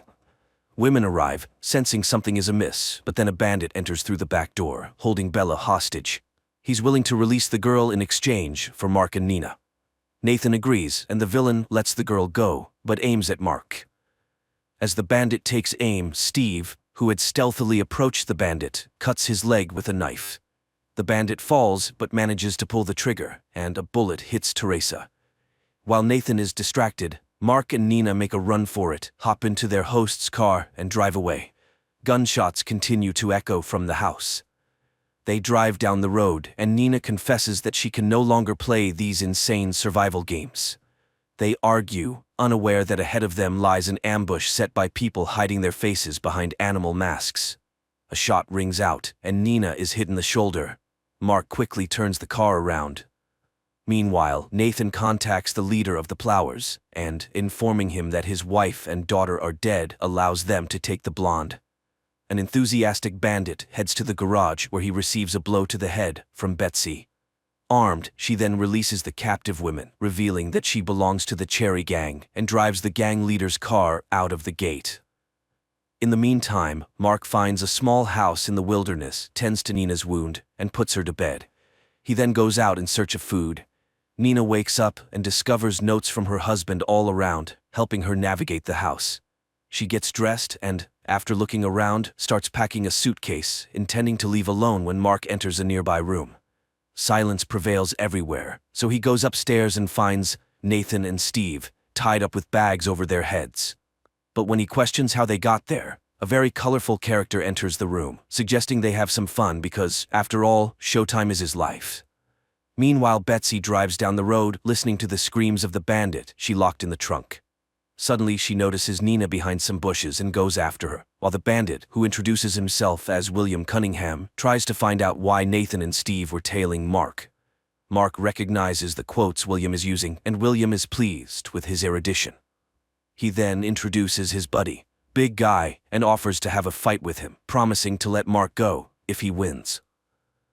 During this time, Nina stumbles upon a box of records, and on one of the envelopes, there's a note asking to give her husband another chance.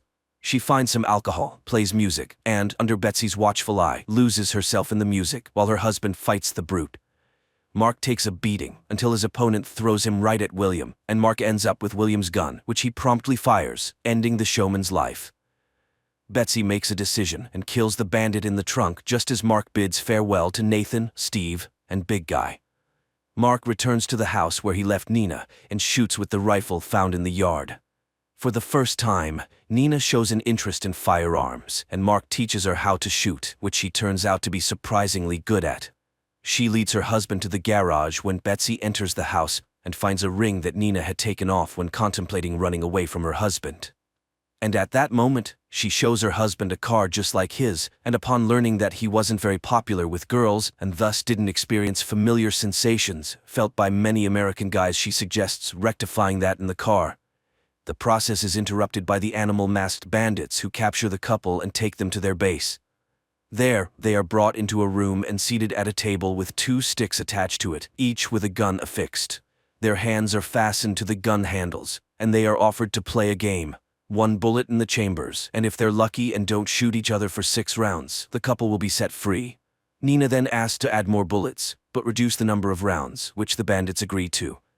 The couple begins the game, and in the second round, Mark is shot in the shoulder. The crowd rejoices, and the 2 ladies start squabbling, which helps Nina free her hand.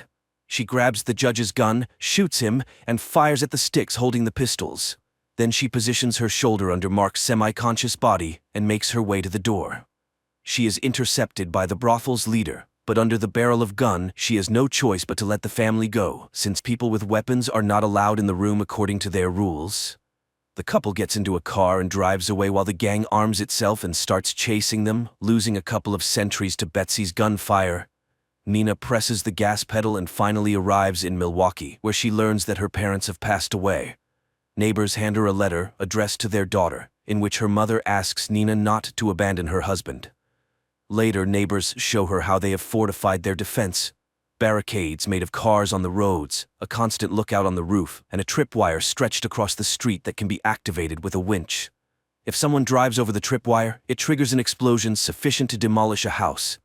At this point, the town is greeted by a longtime friend of her father, Phil, while Betsy infiltrates one of the houses and sets up a shooting platform by the window. Meanwhile, Nina overhears Phil reporting her arrival to someone. She goes to his house, but the man hides behind blinds. Then his radio comes to life, reporting that they are 1 minute away, and Nina recognizes the voice. She realizes that the bandits are heading to the town, and upon seeing a neighboring girl on the road, she hides her in a house. She grabs a rifle and prepares to confront the players. The gang stops their cars right under the window of the house where Betsy is positioned, and the sentry also aims at them. Nina opens fire, immediately supported by Betsy, taking down half of the gang.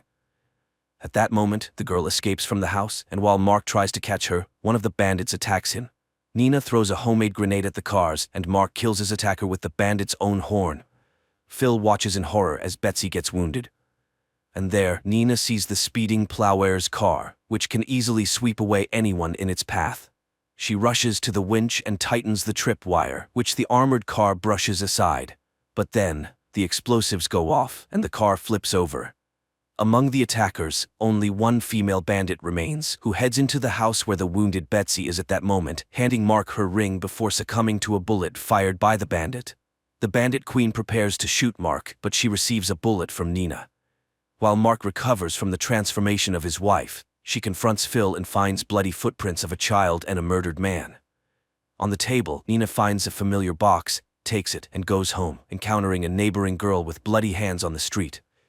Nina hands the box to her husband, and he finds the long-desired pistol of her father inside. Then he places the lost ring back on her finger.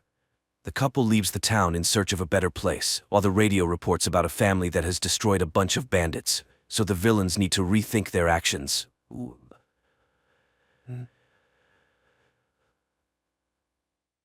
A welcome to the show.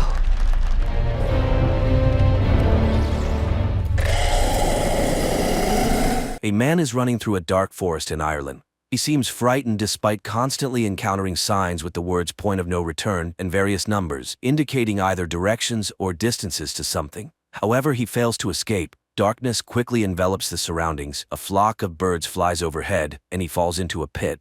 In the next moment, an invisible force grabs him and drags him away. Elsewhere in the country lives an artist named Minna, who works in a pet store. One day, her boss asks her to deliver a rare parrot to a zoo in a neighboring city, and Minna agrees. She takes the bird home for the night. There, she tells the parrot that her mother died 15 years ago. Suddenly, the bird starts to respond. In the evening, Mina puts on a wig and goes to a bar where she introduces herself to a guy with a fictitious name, claiming to be a ballerina. In the morning, Mina apologizes to the parrot for her behavior, saying the real her would probably not be liked. Finally, the pair set off on their journey. On the way, her sister Lucy calls, reminding her that she has family and nieces who love and await her. Mina continues driving and eventually ends up on a road leading into an old dark forest. Unexpectedly, the car breaks down and stalls, and the connection also mysteriously cuts off. Taking the parrot's cage, Mina steps onto the road to seek help, but the forest is dark and empty. When she returns to where she left the car, the road is deserted. Mina continues to wander through the quickly darkening area, talking to the bird to keep herself cheerful and suggesting they name it Darwin. Suddenly, she notices a woman running past and decides to follow her. Mina catches up with her near a small forest cabin, and the woman, opening the door, orders her to come inside quickly if she wants to live. Naturally, Mina rushes into the cabin. The elderly woman is named Madeline. She has been living here for some time with two other young people, Ciara and Daniel. She immediately orders Mina to stand in front of a mirror because the watchers cannot enter inside but observe from outside, coming every night after sunset. Standing by the mirror, Mina suddenly hears sounds like applause. Madeline confirms her suspicions. The watchers are applauding the appearance of a new object. In the morning, Mina announces that she intends to leave. Although the others assure her it's impossible, she heads into the forest. Madeline catches up with her, explaining that the forest causes hallucinations, but it is possible to survive here. The signs scattered throughout the forest mark the boundary from which a person can reach the cabin before dark. But if you go beyond the boundary, there will be no way back. They were made by a man named the Professor. But where he is now, no one knows. That night, Daniel puts on a show for the watchers, presenting them with the newcomer, but they ask her to behave as usual. Meanwhile, Ciara turns on the music and dances, as she does every evening. Mina, on the other hand, finds discs with recordings of Love Search TV shows. In the morning, she and Ciara go to gather medicinal herbs because her missing husband asked the girl to take care of Daniel. Then the man went to search for a way out and disappeared. Ciara explains that recently they found strange burrows scattered throughout the forest. That's where the watchers go during daylight hours. She believes she has been in the cabin for almost 5 months. Later, Madeline announces the safety rules. Never leave at night, never open the doors for anyone, always try to stay in the light. Strange life begins with entirely identical days. Mina watches endless shows and often stands staring into the mirror. One day she knocks on it, and immediately there is a knock on the door. Madeline orders everyone to freeze and everything stops. The next day she and Daniel go hunting. The boy tells her that Madeline used to work at the university, so she considers herself a know-it-all. But she has been living here the longest. Daniel himself has been in the cabin for 8 months, but has never seen anyone. After listening to the boy, Mina convinces Daniel to help her explore a burrow. Using a rope, Mina descends, explores it, and finds old items, newspapers, toys, pieces of electronics, and an old bicycle, which she ties to the rope and sends up. But then strange sounds, similar to those heard at night outside the cabin walls, echo from the darkness. Mina screams and the rope falls at her feet. Climbing out into the light, Mina leaves the dangerous place, and they calmly examine the items. With the bicycle, it might be possible to escape from here, but Madeline has a rather strange reaction to this. Meanwhile, Daniel manages to assemble a surveillance system from the found pieces of electronics and installs a camera by the door. At night, everything goes as usual. Ciara dances when there is a knock on the door, and Daniel suggests that a person has come. Madeline forbids opening it, but they hear the voice of Ciara's husband. Ciara tries to prove that it is John by asking him what book she is reading, but he does not answer. Although they bought this book together on his advice, the man begs to be saved from death. Ciara asks to look into the camera, but when he leans towards it, something drags him into the forest. Immediately there is a knock on the mirror stronger than ever before. Madeline stands in front of the people, as if shielding them, and the knocking stops. In the morning, Madeline throws the bicycle into the burrow, demanding that they no longer break the rules. Later, Mina recalls her sister and mother, who invited the girls for a car ride. The weather was beautiful and Mina opened the window. Her mother asked her to close it because the wind was bothering her, but Mina didn't listen, mimicking her mother, who got distracted from the road. And the tragedy happened, for which Mina still feels guilty. Winter soon arrived. The days grew shorter, the nights colder, and food became increasingly scarce. Quarrels began to flare up among the cabin's inhabitants. One day, Ciara left for the forest. Mina caught up with her, and she confessed that she felt John was real. She runs to the house from where Daniel's screams are heard, angry with Madeline and Mina, refusing to let them inside. The women hide under a tree and soon see lanky spider-like monsters emerging from the forest, approaching the cabin window and making terrible shrill noises. The Watchers stare at Daniel and Ciara while Mina and Madeline wait for them to leave so they can return to the cabin. When they do, the women rush to the door and beg to be let in. Daniel refuses, and then Mina tells him about her guilt towards her mother. She asks him to understand that he will suffer all his life, realizing that he is responsible for the death of people. The doors open. The four of them immediately stand in front of the mirror, hoping to convince the Watchers that they are in place. Madeline admits that she tried to protect them from certain things. She used to teach history and mythology, and unlike them, came here voluntarily. Only here did she realize how dangerous this place was. Once she hunted alone and saw herself at sunset. Not an exact copy, but very similar. The Watchers are an ancient species with many names: changelings, winged ones, fairies.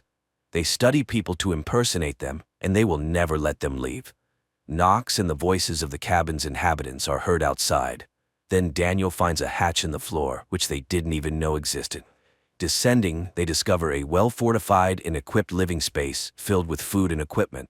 Mina turns on an old computer, and a video recording shows the face of the professor, whose real name was Rory Kilmartin. He was the first to study the Watchers and tried to learn about their origins. In 1979, the scientist found this place, which he called Wonderlamp. Every evening, the Watchers came to his window and studied him. For many years before this, the professor's colleagues laughed at him, not believing his tales. Then he built this bunker, using the labor of men from nearby remote villages. He chose the lonely or those with bad habits so that their disappearance would not attract much attention, as every evening he convinced them to have dinner outdoors. Hiding inside, he watched the Watchers deal with them. Thus this bunker was built on blood. One day, a Watcher appeared before him in the form of a girl with red hair. She was very different from the others, as if she were unique and looked curious and harmless. That's when he realized that if he unlocked the secrets of the fairies, he might even conquer death. He did the impossible, lured this girl into a cage and began experiments on communication, trying to befriend her. She changed form, sometimes turning into a frightening creature with long arms, but seemed to listen to him. Gradually, she became close and understandable to him, but now the professor realized he had achieved nothing significant and was ready to end his life. He hid a boat by the river, and this is the only way out. Just follow the birds. He asked the survivor to go to his university office and destroy all the documents found there, and now he will go to her and stay here forever. In the last recording, they see Kilmartin climbing up. Gunshots are heard, and then all is quiet. Realizing that this is their last night in the forest, Ciara turns on the music and invites Daniel to dance, but he seems upset about leaving. He says his family is dysfunctional and he has nowhere to return to. Then the girl offers to let him stay with her for a while until they find him a good occupation and place to live, as they have become good friends. In the morning, the group sets out to escape, guided by the signs and Mina's parrot, whom she asked to lead them. Soon they reach a massive stone disc in the ground, covering the entrance to a huge tunnel. Madeline explains that this is where the last representatives of the ancient fairy race were locked up, who were once very friendly with humans. After many centuries, they managed to surface, but now the friendship has turned into hatred. They stay here because they are held by magic, so they need to run far away. They walk all day. Dusk falls, but there is no river or boat in sight. It starts raining, and they fall into despair when they see huge flocks of birds flying in one direction. They run after them and reach the river. The women rush to the boat when Daniel hears screams behind him and sees John. He returns for him, rejoicing that the man survived, but it turns out to be a changeling. The women scream, begging Daniel to run, but he doesn't hear and dies at the hands of the Watcher, who then takes on his form while Madeline, Mina, and Ciara sail down the river. The women wake up in the boat and see that they have returned to civilization. They stop a bus and ride to the city, listening to music and only now realizing that it's over. Later, Mina goes to the university where Kilmartin worked, posing as his niece to enter his office and fulfill his last request. There, she finds more documents, photos, and a recording in which he discusses the fairies and the fact that there are still half-blood children in the world. Mina finds a stack of photos and, looking at them, seems very surprised. In the evening, Mina goes to Ciara's house, showing a photo of Madeline from the professor's belongings, explaining that it is his wife who died several years ago. So the Madeline they lived with in the cabin was a special fairy capable of moving during the day. It was she whom Kilmartin caught. He couldn't kill her, and she took on Madeline's form to return to civilization. Then a car pulls up to the house, and the real Ciara gets out, while the one she's talking to is actually a fairy. Realizing she has been exposed, the fairy knocks Mina out and changes shape again, turning into Daniel. They just want to live like other species. But due to human hatred, they are forced to stay underground. The fairy turns into Kilmartin and goes to Mina. In the house, the fairy transforms into her and prepares to kill the girl. But Mina says that there are others like her somewhere because she is half human and acknowledges that it was unfair of humans to banish the fairies from their world. The fairy softens and spreads her wings, admitting that Mina might be right, and she flies away. Mina revives Ciara. Later, she reunites with her twin sister Lucy, finally forgiving herself for their mother's death. She tells her about her experience, admitting that she still sees Madeline appearing in the forms of other people. Her nieces arrive to show Mina a drawing of her and Darwin, whom she still keeps as a pet. Meanwhile, outside, a girl with red hair appears, looking at their apartment windows and taking on the form of a girl with a strange face. This is probably not a horror movie, but rather a scary bedtime story when a child doesn't want to sleep and asks for something frightening. Everything builds up slowly and tastefully, but the ending unfolds somewhat mundanely, although mysteriously.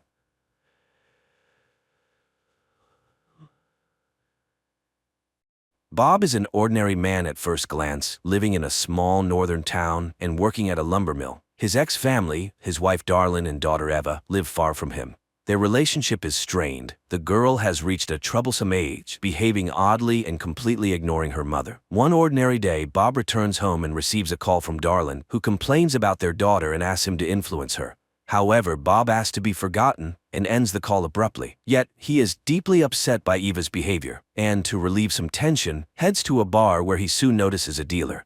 Later, they meet on the street. The young man tells him that his boss, Nelson, is in need of couriers. He remembers Bob from his NHL days, especially a famous fight Bob would rather forget. The man cuts off the young man's enthusiasms and buys some goods, dismayed by the rising prices. At work, Bob goes to inspect one of the malfunctioning blocks of the crusher. He climbs up to the machine and stares inside as if he wants to step into the blades. His grim thoughts are interrupted by a coworker's voice, and Bob abandons the frightening idea. Later, Bob tells his boss he needs a few days off, packs his things, and goes on a trip. However, on the night road, he suddenly feels very ill. Racked with pain, he loses control, and his pickup veers off the road. Barely recovering, Bob calls Nelson and then reaches a roadside cafe where he immediately heads to the bathroom, startling patrons with his bloodied face. Overcoming pain, Bob washes the blood off his hands, which are already bandaged, and then examines his side. It becomes clear that a piece of his skin has become invisible, making his internal organs clearly visible. Bob bandages himself with towels and returns to the dining area, where Nelson soon arrives. The dealer agrees to tow and fix his pickup, in exchange for which Bob will have to serve as his courier, especially since he is heading in the needed direction.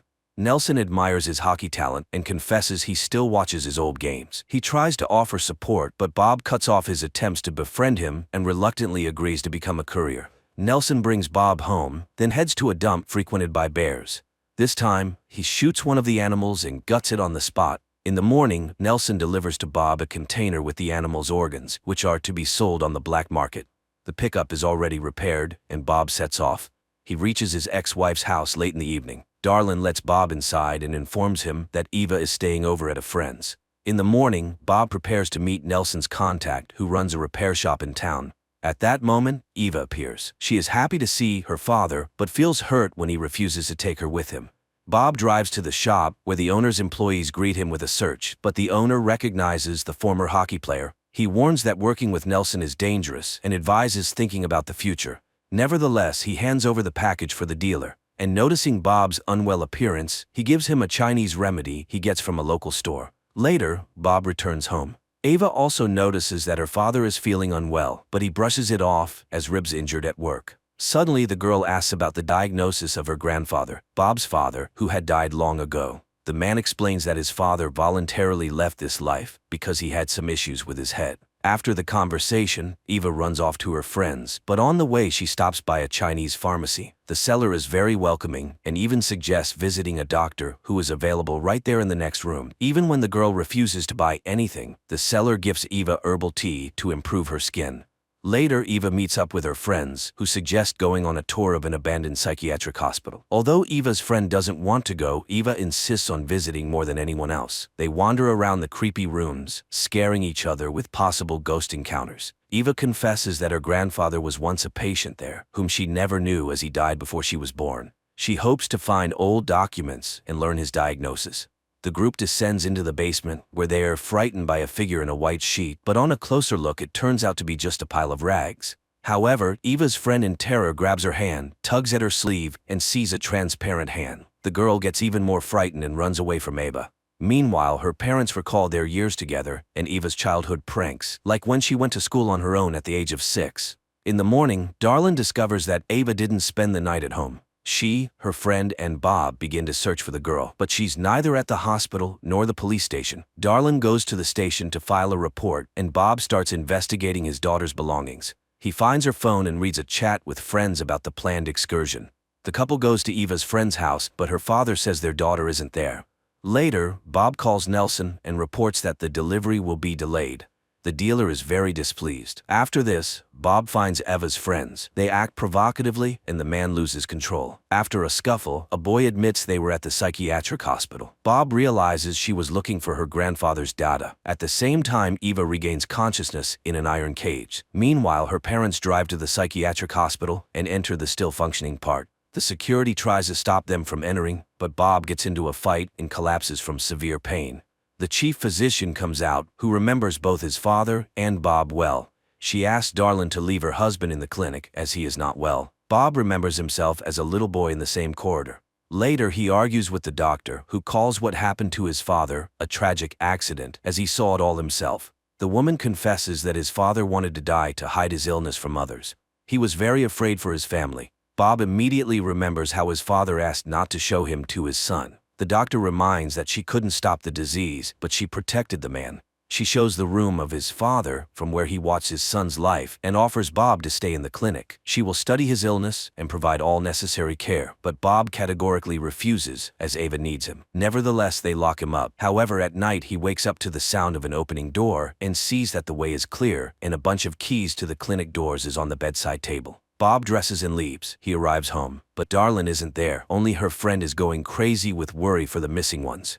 Then Nelson calls again and starts threatening Bob, listing his family members, which drives the man over the edge. Hearing his swearing, Darlin's friend tells him that girls have been disappearing in the town for a long time and demands that something be done. He goes to her friend's house again, and this time he manages to meet her. The girl confesses that she now knows her friend's secret. She is the same as him. She hands over Eva's backpack that was left with her. Bob examines it and finds a package with Chinese tea in the same packaging that he himself received from the owner of the workshop for Nelson. He goes to the man and asks questions about the missing girls.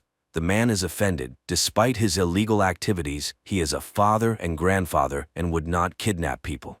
He tells about the Chinese pharmacy. Meanwhile, unknown people examine Eva, probing her wounds, causing the girl to cry.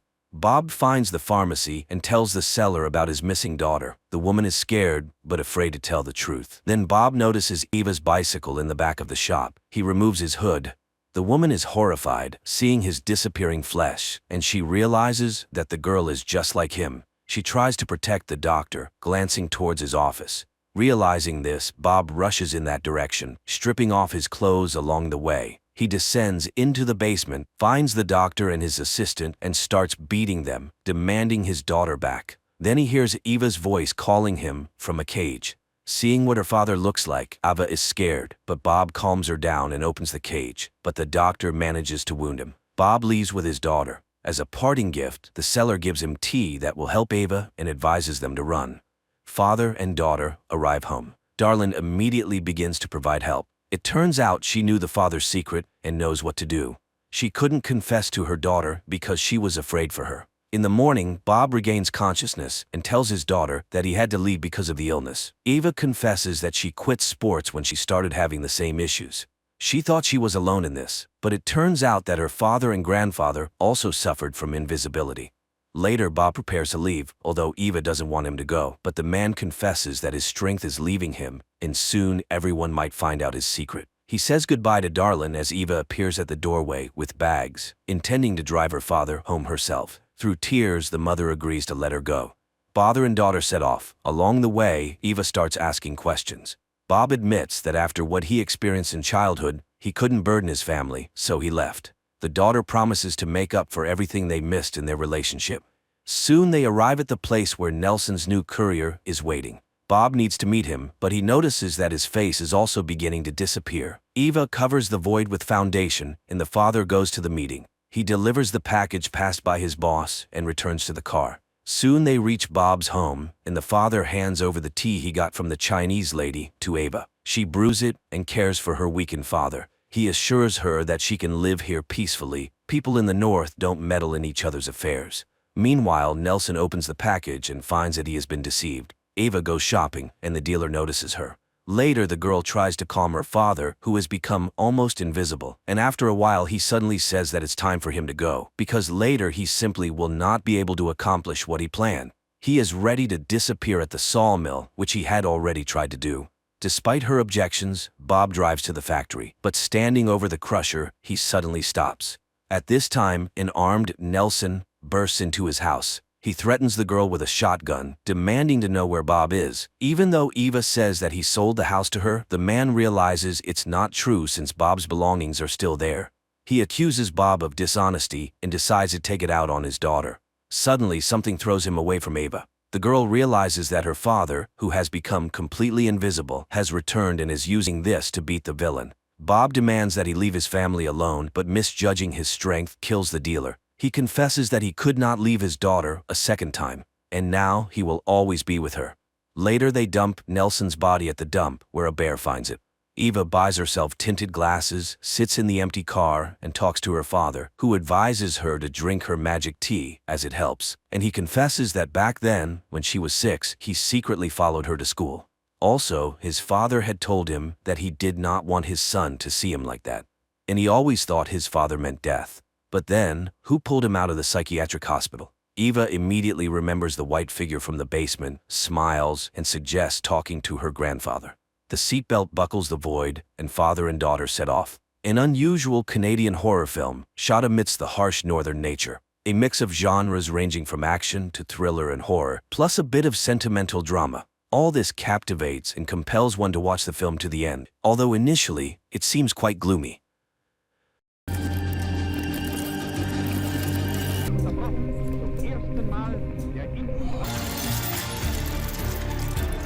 The movie begins in Leningrad in 1940. A young woman named Anya works as a seamstress in a factory where a young machinist, Vasily, who is very serious, notices her and even asks her to introduce him to her only relative, her brother Peter. However, Anya asks for a little more time, and the young man agrees to wait until the next day. But as the girl leaves for her lunch break, he quietly follows her, admiring her. Anya walks down the street, looking at a dirigible hovering above, from which German journalists are filming the city below. At this moment, a tram driven by Peter pulls up to an intersection. Suddenly, Anya realizes that a fast-moving truck is about to crash into the tram, and her brother will likely perish. Frozen in fear, she suddenly emits light waves that lift the truck into the air and throw it away from the intersection. The tram's windows shatter, injuring people, but a major accident is averted. This entire incident is captured on film by the journalists in the dirigible. As the shocked people try to recover, Peter jumps out of the tram, grabs Anya, and quickly takes her away. The girl regains consciousness in their shared room. Peter packs their belongings, urging his sister to flee Leningrad, although she is reluctant since they have already had to move several times due to her supernatural abilities manifesting at the most inappropriate times and attracting the attention of the authorities. Peter asks her to control her powers, but Anya is unable to master them as they are beyond her control. At that moment, representatives of the People's Commissariat for Internal Affairs burst into the room and arrest the siblings. An investigator named Ivan arrives at the scene. He interviews the victims, and one of the women recalls the strange girl standing at the crossroad. Back at the office, Ivan begins interrogating Anya, but she cannot provide any concrete information. She insists it was just an unfortunate accident, and then Ivan shows her photos from their previous residences where strange incidents and destruction occurred, prompting the siblings to move hastily. The investigator is willing to believe she is not a criminal, especially since he has also witnessed something very strange in his life. However, Ivan is unable to elaborate as his superior, Petrov, who turns out to be his father-in-law, takes Anya and leads her to the secret facilities managed by Professor Ilinsky. The scientist welcomes the girl, explaining that she is special and now they will study her abilities. However, Anya refuses to cooperate until she sees her brother, and Ilinsky promises to arrange a meeting for them. Meanwhile, Ivan cannot calm down, although Petrov, who is also his father-in-law, demands he forget the incident and focus on other matters. He had already barely managed to suppress his absurd report about an incident in Madrid. Returning home, Ivan tries to tell everything to his wife Vera, but she asks him to take a vacation and forget everything that happened. The action shifts to 1936. A group of Soviet soldiers, including Ivan, engages in battle with Spanish fascists in Madrid. Suddenly, a man in a strict coat and hat, wearing a strange mask, appears before them. Looking at the soldiers, he utters something incomprehensible, after which Ivan's comrades start shooting themselves one by one.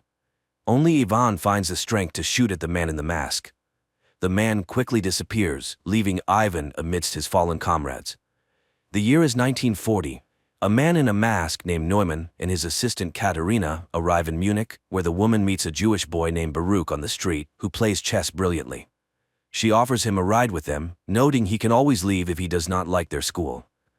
An orphan agrees and gets into the car, where Neumann utters several hissing words, causing Baruch to fall asleep instantly.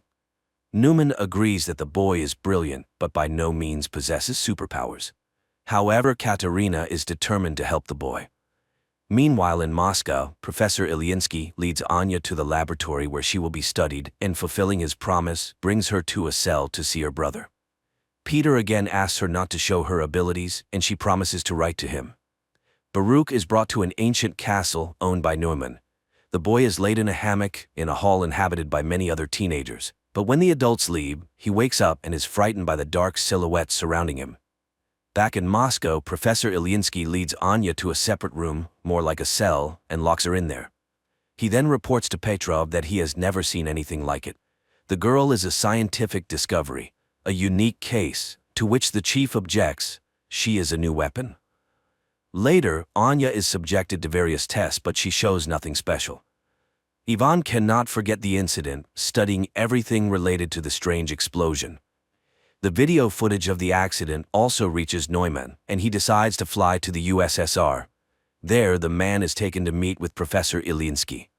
Neumann introduces himself as a worker from the Ahnenerbe organization and immediately determines that the professor is terminally ill. He offers to ease his pain if the professor allows him to speak with Anya.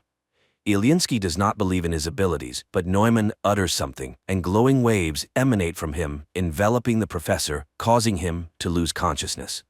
Taking advantage of this, Neumann searches his desk and takes some papers.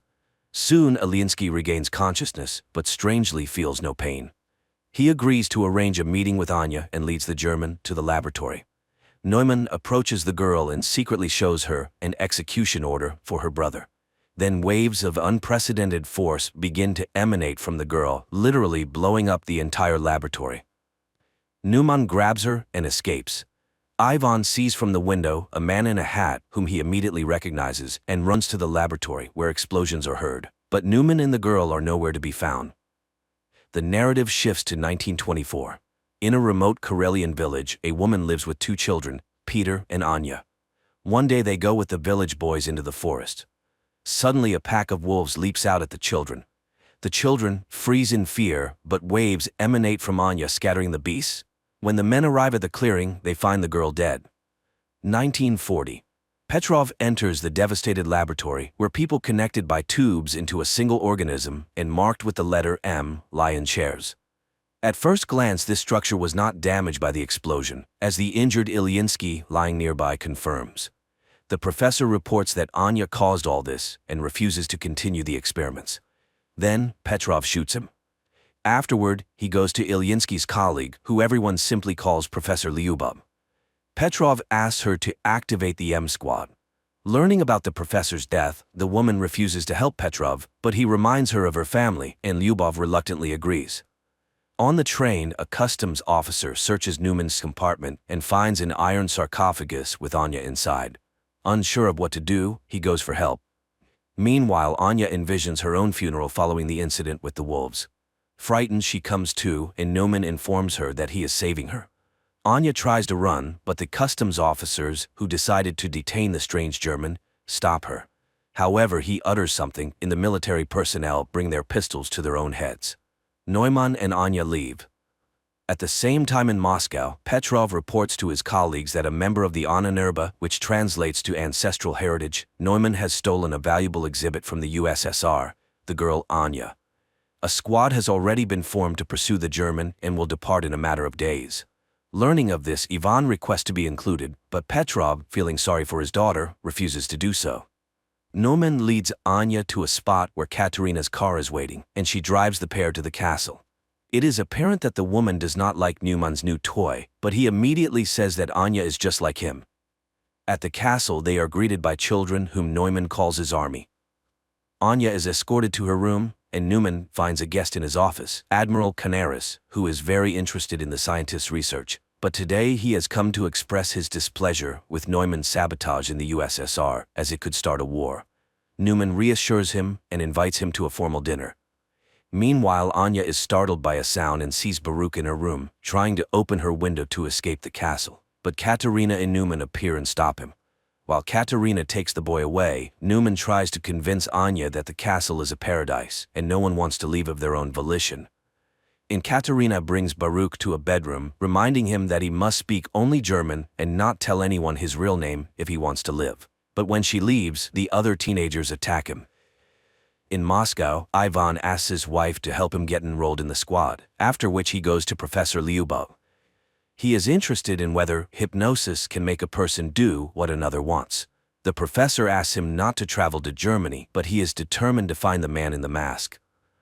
In the castle, Anya finds Baruch hanging. The boy tries to explain that the others hate him and beat him, therefore he wants to run away. But Anya admits that it was the same for her until she became strong, and he can too. Later they find Neumann in the park, who promises Anya he will teach her to control her power. He explains that he inherited the castle from the person who adopted him, and now it serves as a refuge. He has set up Anya's room according to her taste and hopes she will like it here. Grateful, Anya sits down at the sewing machine, unexpectedly remembering how the villagers burned their house, calling her a witch. Then her brother saved her, though their mother died in the fire. Back in Moscow, Petrov enrolls Ivan in the squad and asks the commander to ensure that he does not return. Leningrad, 1937. Returning from Madrid, Ivan writes in his report everything he witnessed, but Petrov does not believe him, noting that if the soldiers shot themselves, they could be declared deserters. Tired of trying to convince the young man, Petrov takes him to Professor Lyubov. 1940. A special forces unit travels to Germany in a grain car. Ivan warns his comrades about Neumann's peculiarities, but it seems they don't quite believe him. At the castle, the children undergo daily training, while Anya enjoys the long-forgotten peace. In the morning, Katerina brings her a box with a new dress sent by Neumann for her to wear at his birthday party. The girl goes out to the hall where the children are preparing decorations for the evening, and then they head to training. Baruch is afraid of heights and falls from a rope ladder, but no one pities him. After that, it's time for shooting practice, but the boy throws his pistol down and runs to the local cemetery where Neumann finds him. Baruch asks to be let go, but the scientist promises to teach him not to be afraid. Meanwhile, Squad M climbs out of the wagon, and Ivan remembers his training in 1936 before being sent to Madrid. Then his comrades met him coldly because he was the boss's son-in-law, but Ivan earned respect through hard work and cleverness. And now he is on a special mission. Suddenly, they are hailed by an old man who turns out to be their liaison and must take them to the castle. At the same time, Petrov is informed that the squad has successfully crossed the border. Guests start arriving at the castle. Neumann welcomes Canaris and escorts him to the hall where music plays, and ladies and gentlemen drink and talk about the beautiful evening. Neumann himself is enchanted by Anya's beauty, and she gives him a hand-embroidered handkerchief she made for him. Later, guests deliver laudatory speeches in honor of the birthday boy, and he invites Anya to dance to the envy of the present ladies. Canaris notices Katerina's displeasure, but the woman remains cold, rejecting his advances. She dislikes Canaris's interest in their wards, and he tells her that people are already coming for Anya from the USSR. Squad M reaches the forest house of their liaison, who supplies them with weapons and draws a path on a map. But then shots ring out. German soldiers have caught up with the saboteurs. A battle ensues and the Russians win. Later, the commander finishes off the wounded enemies and, unexpectedly for Ivan, shoots the liaison, indicating that they have no orders to return. At the castle, Canaris agrees to play chess with Baruch, and the boy wins. The admiral admires his genius, but upon learning that the boy is Jewish, he pulls out a pistol. Anya sees the man aiming at the child, and her powers activate. Guests watch in horror as everything in the hall begins to rise into the air. The admiral himself is lifted up, but at that moment Neumann grabs the girl by the shoulder. She faints, and Canaris falls to the floor. Everything stops immediately, but people scream and scatter. The furious admiral orders all children to be destroyed within 3 days and departs. Neumann escorts Anya to her room and admires her because today she managed to stop. The girl does not understand why it is necessary to destroy the Jews, and Neumann reminds her that no one pitied them either, as they were not like everyone else. The man returns to his office where Katerina awaits him, but he does not accept her attentions because he is seriously captivated by Anya and hopes to succeed with her. However, Katerina is saddened by this turn in their relationship and reminds him of Canaris's order, but Neumann intends to make a profitable deal. The action shifts to Numenor's childhood when children laughed at him and drove him away. His parents were forced to put a mask with a digital lock on him so he couldn't harm anyone, and the boy suffered greatly from this. One day his father complained to the landlord that his son was hindering his ability to fulfill his duties as a tenant, and the man came to see the unusual child. They explained to him that Neumann scared all the guests and caused his father to lose a finger. The year is 1940. The morning after the dinner, Anya goes out to the hall, but the servants who witnessed yesterday's incident look at her warily. Then the girl goes to the park where she is met by an armed Katerina, but seeing the guards, she returns to the house. Later, Neumann conducts a meditation for the teenagers, asking Thor to give them strength. Anya sees this and asks for permission to start training. Neumann orders Katerina to stay at the castle and wait for guests, and he takes Anya away. Meanwhile, the squad continues to move through the forest. Soon they find a rubber boat at the prearranged place. Neumann puts Anya on his personal plane and takes her to his parents' house. Landing, they walk across a bridge and suddenly Neumann asks the girl to remember her brother. Her powers activate. Water rises up, carrying fish and creating a reverse waterfall. But then the man calls her, Anya comes to her senses, and everything returns to normal. However, now she can use her powers when she needs to. Soon they enter an old house and Neumann recalls how he was taken from his father's home. Lastly, his mother writes down the password to his mask on a piece of paper, and little Neumann leaves their lives forever. In the present, he tells that his father was a harsh and cruel man, often beating him and his mother, so he promised himself that his child would never be unhappy. The man remembers how his patron removed his mask and wanted to throw it away, but Neumann did not allow it. The man informed him that he would now take care of him, but he must trust him. Soon they arrived at the castle, where the patron confessed that every person has the right to be happy, and the boy lived for the first time like a normal child. But a year later, war came. His patron went away on business, and their home turned into a hospital. Neumann helped as best he could. Once he had to assist in the amputation of a leg. The soldier was in great pain, and then Neumann activated his powers and relieved the poor man of his suffering during the operation. Later he confessed to one of the nurses that he loved her. The adult woman laughed at the boy but said she loved him too. But one day he caught his nurse with one of the recovering soldiers, and in a fit of rage he made the soldier kill himself with a hammer. They caught him, gagged him, tied him up, and took him away from the castle. In 1940 he tells Anya that his parents died, so he is so happy to have found her. The girl lights candles in the fireplace, using her new powers, which delights Neumann. They drink wine and then become close. At night, Anya dreams where Baruch dies and wakes up terrified. She asks Neumann to return to the castle. Meanwhile, the squad reaches the river. One of the soldiers is wounded and runs out of strength. Then he takes his own life so as not to be a burden to his comrades.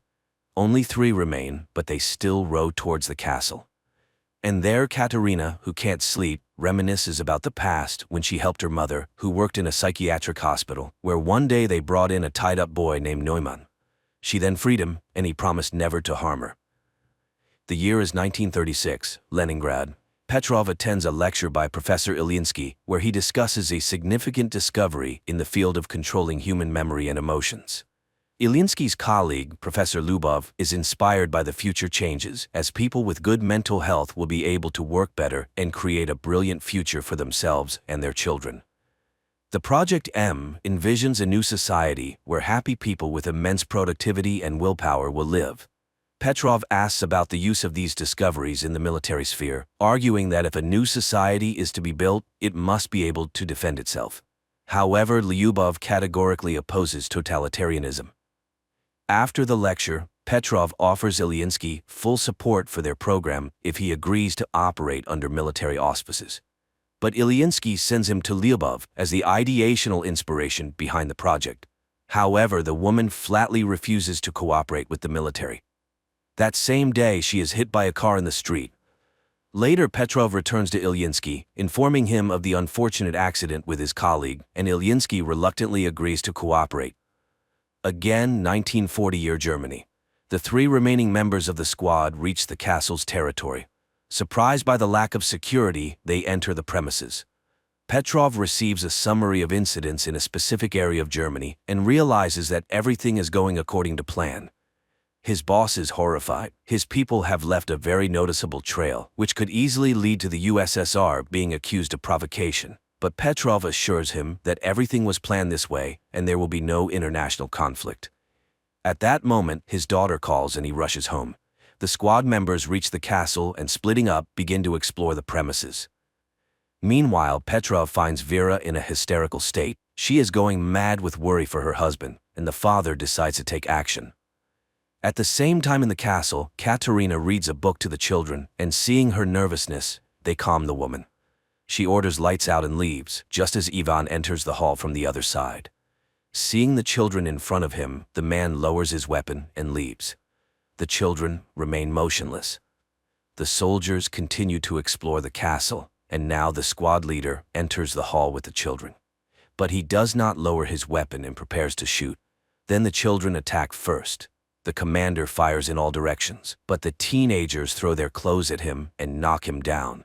The eldest orders the pistol handed to Baruch to kill the enemy, but the boy cannot shoot the man, and the man manages to wound him with a knife before being killed. The children carry the bleeding Baruch to the bedroom, leaving the soldier's body on the hall floor. The third squad member, a female warrior, finds Katerina's office and engages her in a shootout.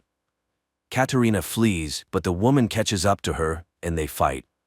The woman is defeated when Katerina pushes her away. Seeing her opponent unconscious, the German grabs a pistol but doesn't manage to shoot because Ivan appears. Threatening him with a pistol, the woman captures him. In Moscow, Petrov brings his daughter to Professor Lyubov and asks her to erase the girl's memory. Lyubov is outraged by this request, as the love for a husband is the most precious thing in Vera's life. However, under military pressure, she agrees and performs the necessary manipulations, while Petrov's subordinates methodically clear their apartment of photographs and items belonging to Ivan. But one photograph falls under a chest of drawers, and the soldier does not notice it. After the procedure, the girl regains consciousness but does not remember her husband at all. At this time, the teenagers attack Ivan, not noticing Katerina, and wound him in the arm.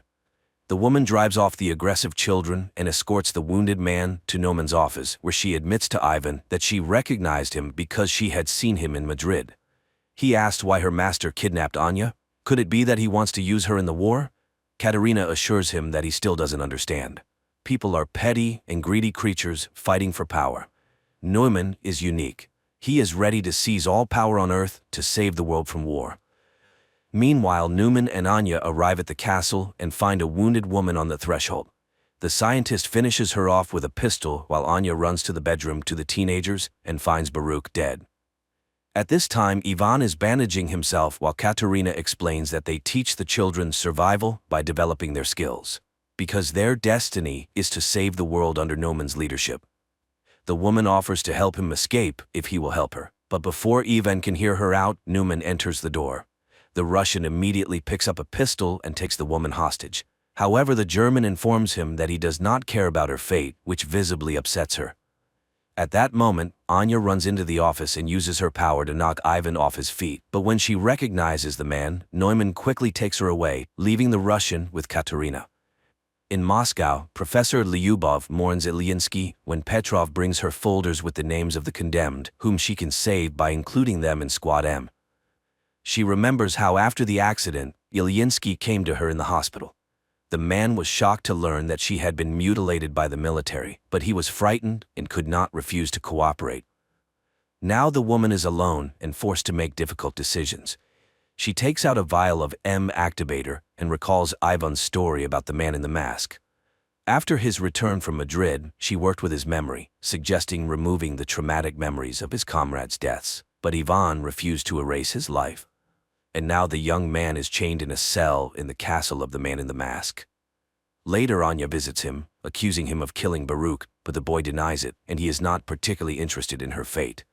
He only wants to destroy Neumann because all evil comes from him. He hypnotizes children, turning them into killers. Their conversation is interrupted by Naumann's appearance. After sending Anya away, he thanks the young man for revealing his vulnerability, as he is the only one who could stand up to him. To prove it, the scientist shows the finger shot off by Ivan in Madrid. He too is special, and Neumann really wants the Russian to join his side. Yes, he killed his friends, but it was war. He came to Ananurba to find gifted people. Anya is like him, and they are the future. He asks Ivan to admit why he is immune to his hypnosis. Then Ivan reveals that there is a whole squad like him, Squad M. There are many of them, and they will all be here soon. So Neumann cannot hide. After talking with Ivan, Neumann finds Anya in the castle's backyard. The girl asks him to hand over all affairs to Katerina and to leave this place forever. But Neumann does not want to run because they are extraordinary people, and when they are together they are unbeatable. He asks for her help in defending their new home. Later he thanks Katerina for managing the situation and confesses that he is glad she was not hurt during the Russian raid. Meanwhile, Anya remembers how in Moscow she wrote letters to her brother while locked up in the laboratory. She used to give them to the professor, but she could not have imagined that he read her letters to Peter, who was undergoing mental processing as a participant in Squad M. At this time she burns them in the backyard of the castle, hoping that life will give her a chance to start over. Later the castle's inhabitants conduct a funeral rite for Baruch. The teenagers carry the boy's body to the seashore, where the cemetery is located, and burn it on a ritual pyre. Anya is shocked by the number of children's graves and realizes that Ivan was telling the truth. Katerina urges her to leave and save herself.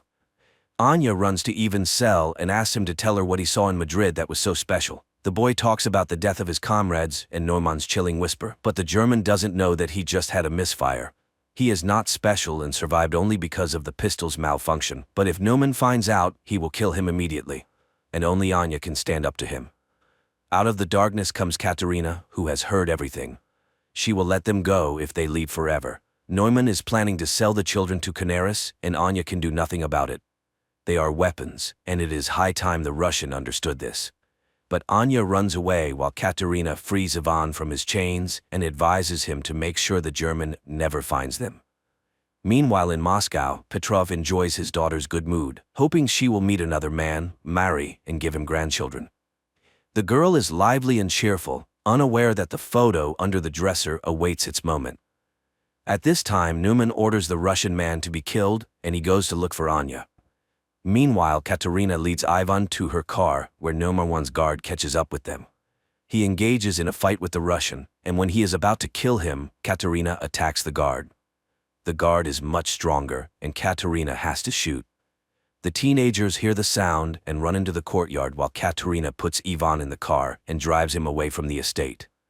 Neumann finds Anya at the cemetery. The girl asks him to let the children go, but he refuses. They are insignificant to him because he hopes to build a new world using their combined powers. Moreover, they will definitely have a son who will be the strongest and greatest on the planet. Hearing this, Anya wants to leave. Then Neumann sees Katerina's car and realizes what she is about to do.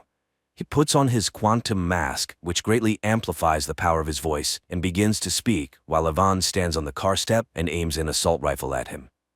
The mask works. Katerina's car loses control and crashes from a high cliff into the water, but Ivan manages to jump from the step and survives.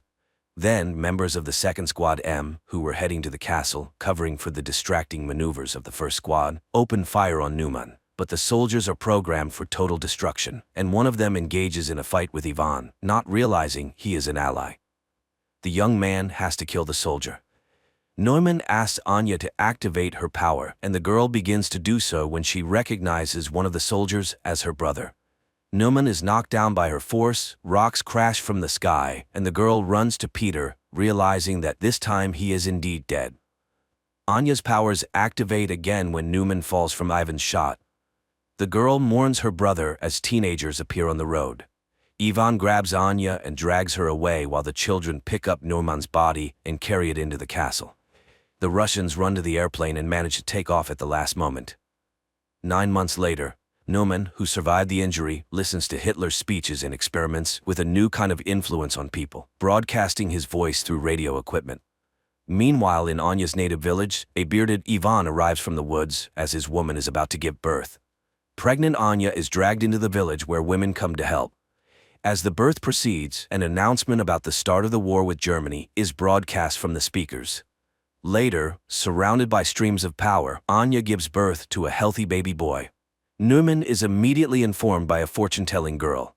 Then one of the villagers recognizes Anya and hurries to tell his fellow villagers whom they have just helped. But Ivan stops him when bombers appear in the sky, from which a large number of paratroopers descend. One day, oceanographer Tom's family, his wife Julia and 2 children, Cassie and Ben, set off on a yacht trip in the Caribbean Sea. While Tom and Ben are busy fishing and Cassie is absorbed in her gadget, Julia goes for a swim. Suddenly, something unsettles her. Julia looks around, but the sea remains as calm as ever. However, she feels a distinct sense of dread, as though something large and dangerous is circling around. At the same time, the instruments on the yacht start acting strangely, but Tom, preoccupied with fishing, pays no attention to them. Meanwhile, Julia feels worse and eventually begins to drown. She screams, but the family doesn't hear her. The water seems to shift and pull her farther from the yacht. As the situation becomes critical, Tom finally hears her voice. He rushes to the helm, and the yacht moves toward the distant Julia. Tom dives into the water. With the children's help, they pull her aboard and revive her. Tom is angry, as he always asks that swimmers notify the others when going into the water. Julia apologizes and the incident is soon forgotten. Besides, the family has a reason to celebrate. Today is their son Ben's 13th birthday. Tom lights the candles on the cake and everyone congratulates Ben, who receives gifts, while Cassie takes a group photo of the happy family. At that moment, Cassie's boyfriend calls her. He asks her about the swim, but suddenly a sudden and intense storm begins in the background. Cassie is worried, but her boyfriend reassures her that he's safe. The connection cuts off. Cassie tells her parents about the storm on land, but then everyone feels some jolts, rushes to the deck, and sees massive whale carcasses surfacing around the yacht. Tom explains that sometimes whales get disoriented during storms, but these animals are pushing the yacht, threatening their safety. Tom dives into the water and soon returns aboard, injured. While trying to figure out what's going on, he cut himself on the propeller. Julia stitches up the cut on her husband's shoulder, and he explains that the yacht's shafts seem bent, likely from a tail strike. Now they're unlikely to be able to sail away. Later, Cassie tries to re-establish communication, but there's no signal. The radio isn't picking up any signals either. Tom begins calculating their supplies. There's enough water for about 4 days, no more, but they're on a shipping route, so someone is bound to find them. However, ominous sounds come from outside, and when the family steps out onto the deck, they see glowing objects falling from the sky. They fall closer and closer, and Tom, taking a risk, starts the engine. He manages to steer the yacht away from the next meteorite, but the engine is finally damaged. The next object falls so close that the family can see they are artificial satellites of Earth. A strong wind starts blowing, and the instruments go haywire. The terrified family hides inside the yacht, which is being tossed by the waves. They put on life jackets and prepare for the worst when a strange, ringing sound is heard, causing nosebleeds and nausea. Tom tries to signal for help with a flare gun, but it's all in vain. The family barely survives the night. In the morning, they were relieved to find themselves alive, but there's a gaping hole in the side of the yacht, and it's unclear why they're still afloat. The family goes outside and freezes in amazement. The water is gone, and their boat is standing on a rocky outcrop in the middle of a stony desert where the ocean once was. Sometime later, Tom tries to reassure his family, saying that not everyone could have perished. He takes measurements and realizes that the compass is lying. North isn't where it's supposed to be. This means the Earth's poles have shifted. Such a thing has happened on Earth before, but a long time ago. It turns out that the sea has retreated to where the land used to be, and most likely humanity has perished. Cassie can't bear this revelation and runs to the cabin, asking to be left alone. Julia goes to inventory the remaining supplies, while Ben releases a bunch of colorful balloons into the sky, hoping survivors will come to their aid. Meanwhile, Tom turns on the radio, sending out distress signals. Unexpectedly, he hears a response. It's from Naoto, the captain of a small submersible. They were deep underwater when the catastrophe happened, and that's why they survived. However, all communication systems have failed, and expecting help is futile. According to his calculations, the sea will return in about a week, and it will be harsh, so the man advises them to find higher ground and stay there. Julia orders the children to pack their things. Tom directly asks the captain if he can save their children. Naoto explains that the submersible is very small. Unfortunately, Naoto's partner died, and he can only take one person. After some persuasion, Tom convinces Naoto to take both children, and he provides his coordinates. Tom charts a course on the nautical map and promises to reach the location in a couple of days. The next morning, the family is almost ready to embark on their journey. Tom steps onto the deck and suddenly sees a man with a dog approaching. He walks toward him and greets him, but notices that the man is injured. He offers the traveler some water. The man drinks it and then suddenly punches Tom in the face, which Julia sees. She rushes to her husband as the traveler plunges a makeshift spear into Tom's chest. The dog keeps Julia at bay, though she freezes in horror herself. Realizing there's no saving her husband, she runs to the yacht. The man pursues her, injuring her arm. Nevertheless, Julia climbs onto the deck, and the children, hearing her screams, run to her aid. Together, they barricade the doors to the cabin. After that, Julia hides Cassie and Ben in a locker, giving her daughter the flare gun and instructing her to shoot only as a last resort. Meanwhile, the killer tries to break down the doors and eventually succeeds. Julia hides in the bathroom, patching up her wound. Entering, the intruder heads straight to the galley and grabs some food. It's clear that he's very hungry. Holding a can of food, the man begins searching the yacht, while Julia arms herself with a kitchen knife. He enters the cabin, but the woman jumps overboard, hiding beneath the yacht. The killer peers through the hole but doesn't see her. However, the dog attacks Julia, forcing her to kill it. The man hears the yelp, goes outside, and finds the dog's body. Meanwhile, Julia climbs back onto the yacht through the portholes on the opposite side. She falls straight into the killer's hands. He beats her, throws her onto a couch, and grabs her throat, intending to strangle her. Cassie witnesses all this and realizes it's the last resort. She opens the locker and fires at the man. The shot throws him to the side, but the flare sets the yacht on fire. Julia orders the children to flee while she sneaks into the galley. The killer, only injured, tries to attack again. Julia kicks him away, grabs the packed bags, and jumps overboard, where Ben finds his father's body. Cassie runs to the corpse and sobs over it. Julia kisses her deceased husband, but seeing the killer leap from the burning yacht, she takes the children and leaves. The boat explodes behind them. The family runs across the stony desert and soon takes shelter in a rocky canyon, where a stream flows. However, the water is salty and undrinkable. Cassie shares a small amount of water with her brother, but he refuses to drink. The boy feels guilty, believing the killer came because he saw the balloons. Cassie also voices this thought, but Julia orders her to stop and defends her son, explaining that he didn't mean any harm. She tells the children to gather themselves, as a long journey awaits. And then she spots the killer again, still relentlessly following their trail. The family hurries onward. That evening, Ben finds the carcass of a hammerhead shark and tries to butcher it. But Julia sees the pursuer and orders the children to run. They soon come across a field of once flooded toxic waste barrels, but Julia urges the children forward despite the threat of contamination, knowing the killer is still on their heels. The family walks along the former ocean floor, weaving through piles of plastic and other trash dumped by humans. Soon, Julia notices that Ben is severely dehydrated and gives him the last drops of water. Cassie has a breakdown, convinced that they have no chance of survival, but Julia commands them to keep moving. Eventually, they find the fuselage of a plane that crashed into the sea long ago and crawl inside to rest. Julia examines the last photo of their family and recounts the story of her first meeting with Tom, which happened at her hospital, where Tom was brought with decompression sickness after a failed dive. The children weep, remembering their father and saying their final goodbyes to him. At night, Cassie is awakened by a noise and steps outside to sit near the plane. Out of the darkness, the killer approaches her, unaware that the girl is acting as bait. As he prepares to grab her, Julia ambushes him, stabbing the man with a knife. At dawn, the family prepares to continue their journey, only to discover the killer's body has been scavenged. A sign that something even more dangerous than humans lurks in the desert. They move on. Julia consults the map when Ben suddenly rushes ahead. His mother yells for him to stop, but the boy sprints toward a salty puddle and manages to drink a few gulps. Julia drags him away, but the boy becomes sick.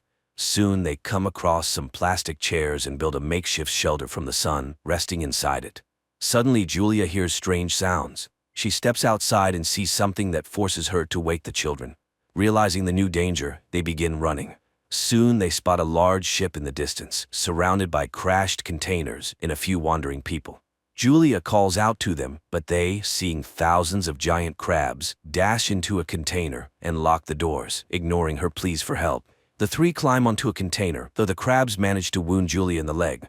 Nevertheless, Julia, Cassie, and Ben sit on top, watching the crabs penetrate through a crack in the doors, killing everyone inside despite the people's attempts to fend them off.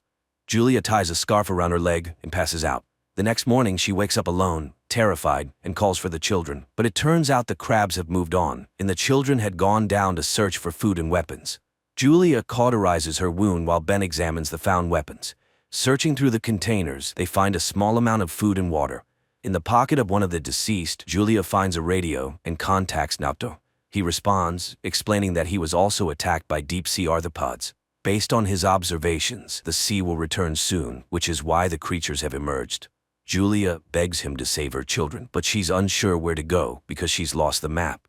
Naoto fires a flare. Ben sees the direction, and the family rushes toward it. Soon they see a yellow submarine in the distance, but reaching it is difficult due to the terrain of the former seabed. Cassie dislikes her mother's talk about saving the children, but Julia refuses to answer and pushes the family onward.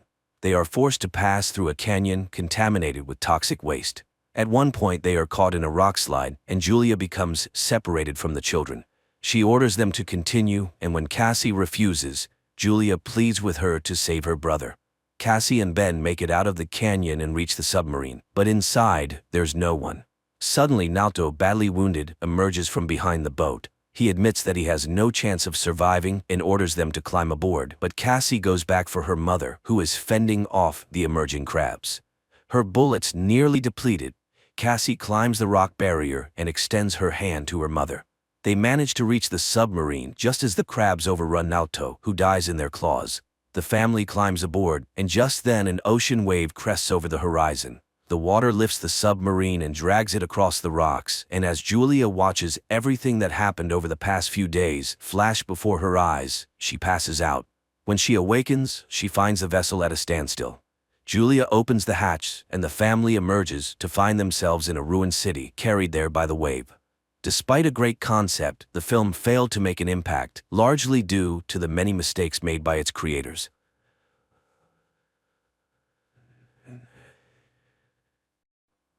The film takes place in the small town of Vengenberg, where a young girl named Yennefer lives with a skewed face and a disgusting hump in the family of a cowman. Because of her ugly appearance, the girl is constantly mocked by the locals, and one day when Yennefer is once again mocked by a couple of local young men, the girl accidentally opens a portal to the magical Tor Lara in Aretuza, where she's met by the young wizard Istrid. The guy is concerned. All magic leaves traces, which wizards can use to find someone who has even an ounce of magic in them. He decides to save the budding sorceress and opens a safe portal that brings Yennefer home. Time later, a beautiful and wealthy lady arrives at the farm of the girl's father to buy a pig. But upon seeing the girl, she expresses a desire to buy her too. And the father, who does not hide his disgust for his daughter, sells her for half the price of the animal, despite the pleas of her mother, who recognizes the lady as a witch. So Yennefer finds herself in the magical school of the enchantress Tissaia of Rees, where several girls are already studying.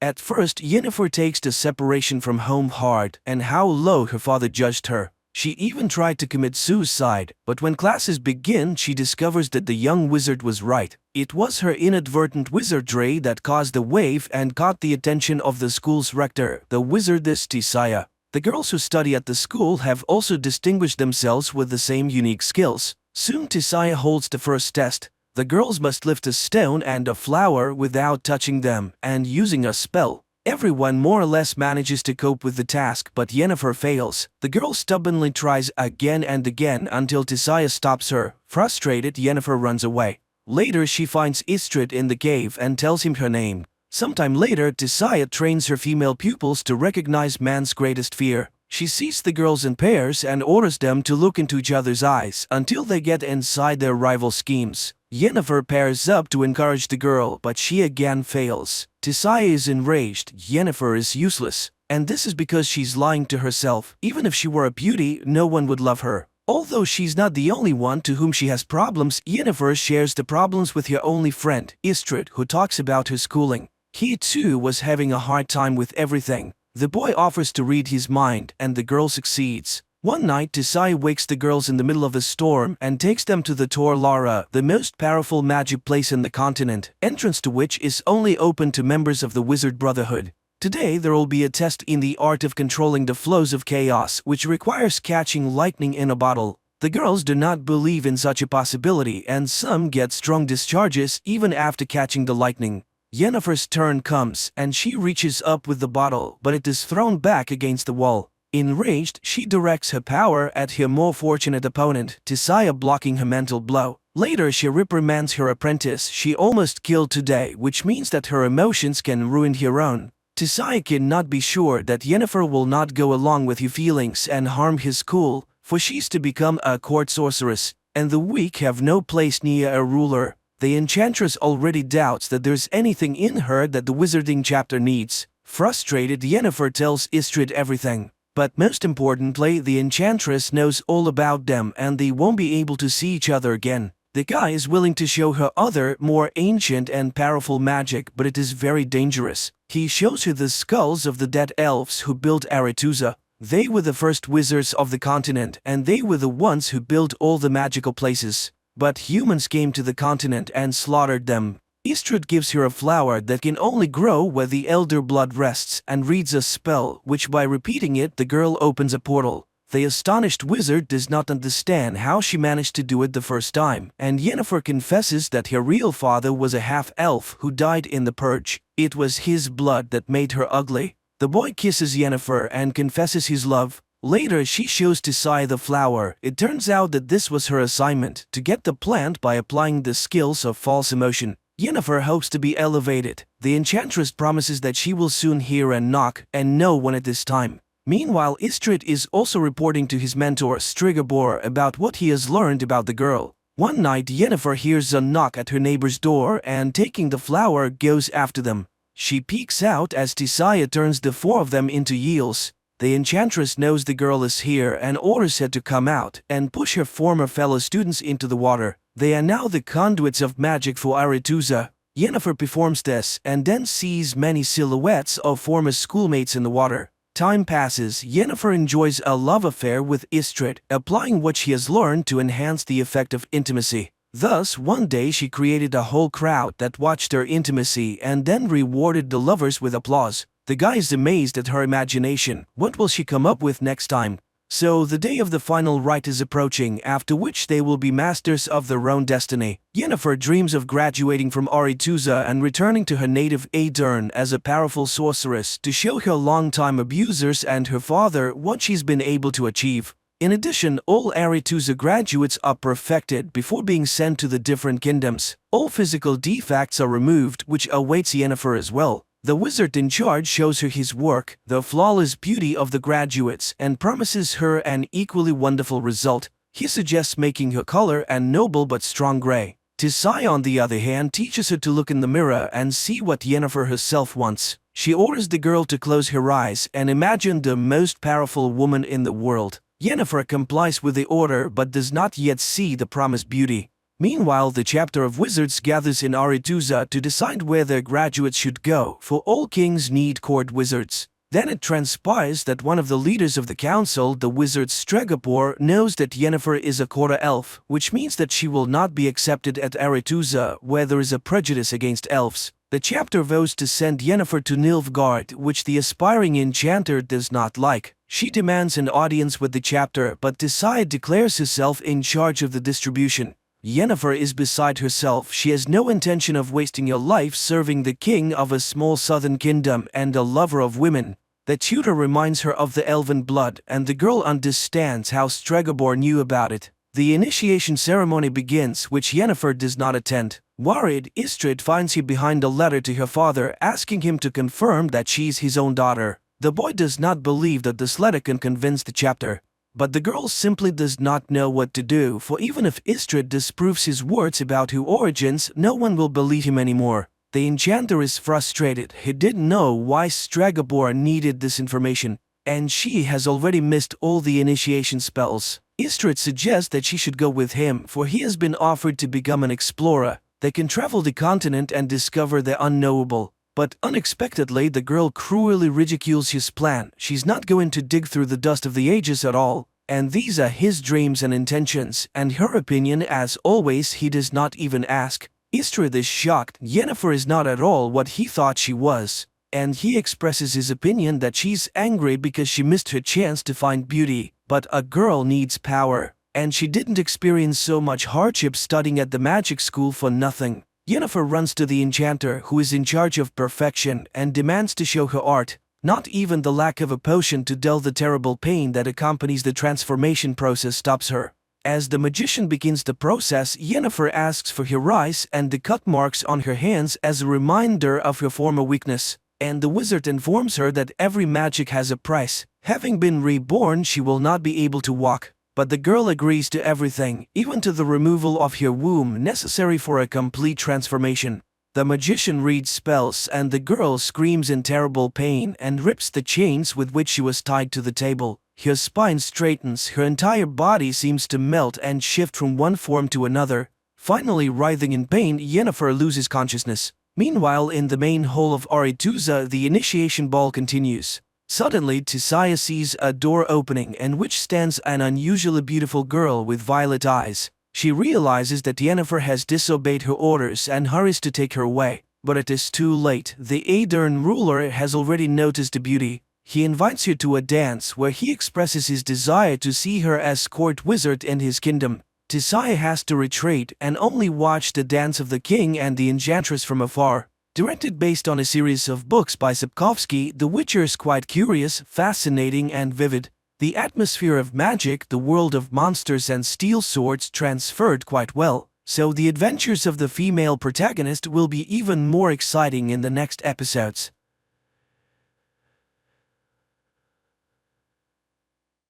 The spaceship is on a mission to Titan, one of Saturn's moons. Astronaut John wakes up in the hibernation capsule. He feels weak after the long sleep. The drugs have many side effects and John needs some time to recover. He is greeted by the ship's captain, Franks. The captain orders John to take a shower and then come up to the bridge to discuss the next steps. Besides Captain Franks, John is met by his colleague Nash. Together the men watch a message from the Mission Control Center and receive new instructions. They are to conduct routine equipment checks and prepare for gravitational acceleration. John tries to pull himself together, but this time he feels worse. He struggles to eat and confesses to Nash that he can't remember the last name of Zoe, his girlfriend. By evening, John manages to check all the equipment. He records a response message to Mission Control, reports the situation, and prepares for another hibernation cycle, which will last 3 more months. A special substance is injected into the astronaut's bloodstream, and his eyes slowly close. Memories from the past wash over him, and for the next 3 months, he is deep in sleep. The awakening process is routine, with John experiencing the usual symptoms as he waits for his body to recover. After a hearty meal, the astronaut spends some time on the exercise bike, preparing for work, but unexpectedly he hears a familiar voice. It seems like Zoe's voice came from somewhere nearby. John steps into the corridor and walks through the empty spaceship.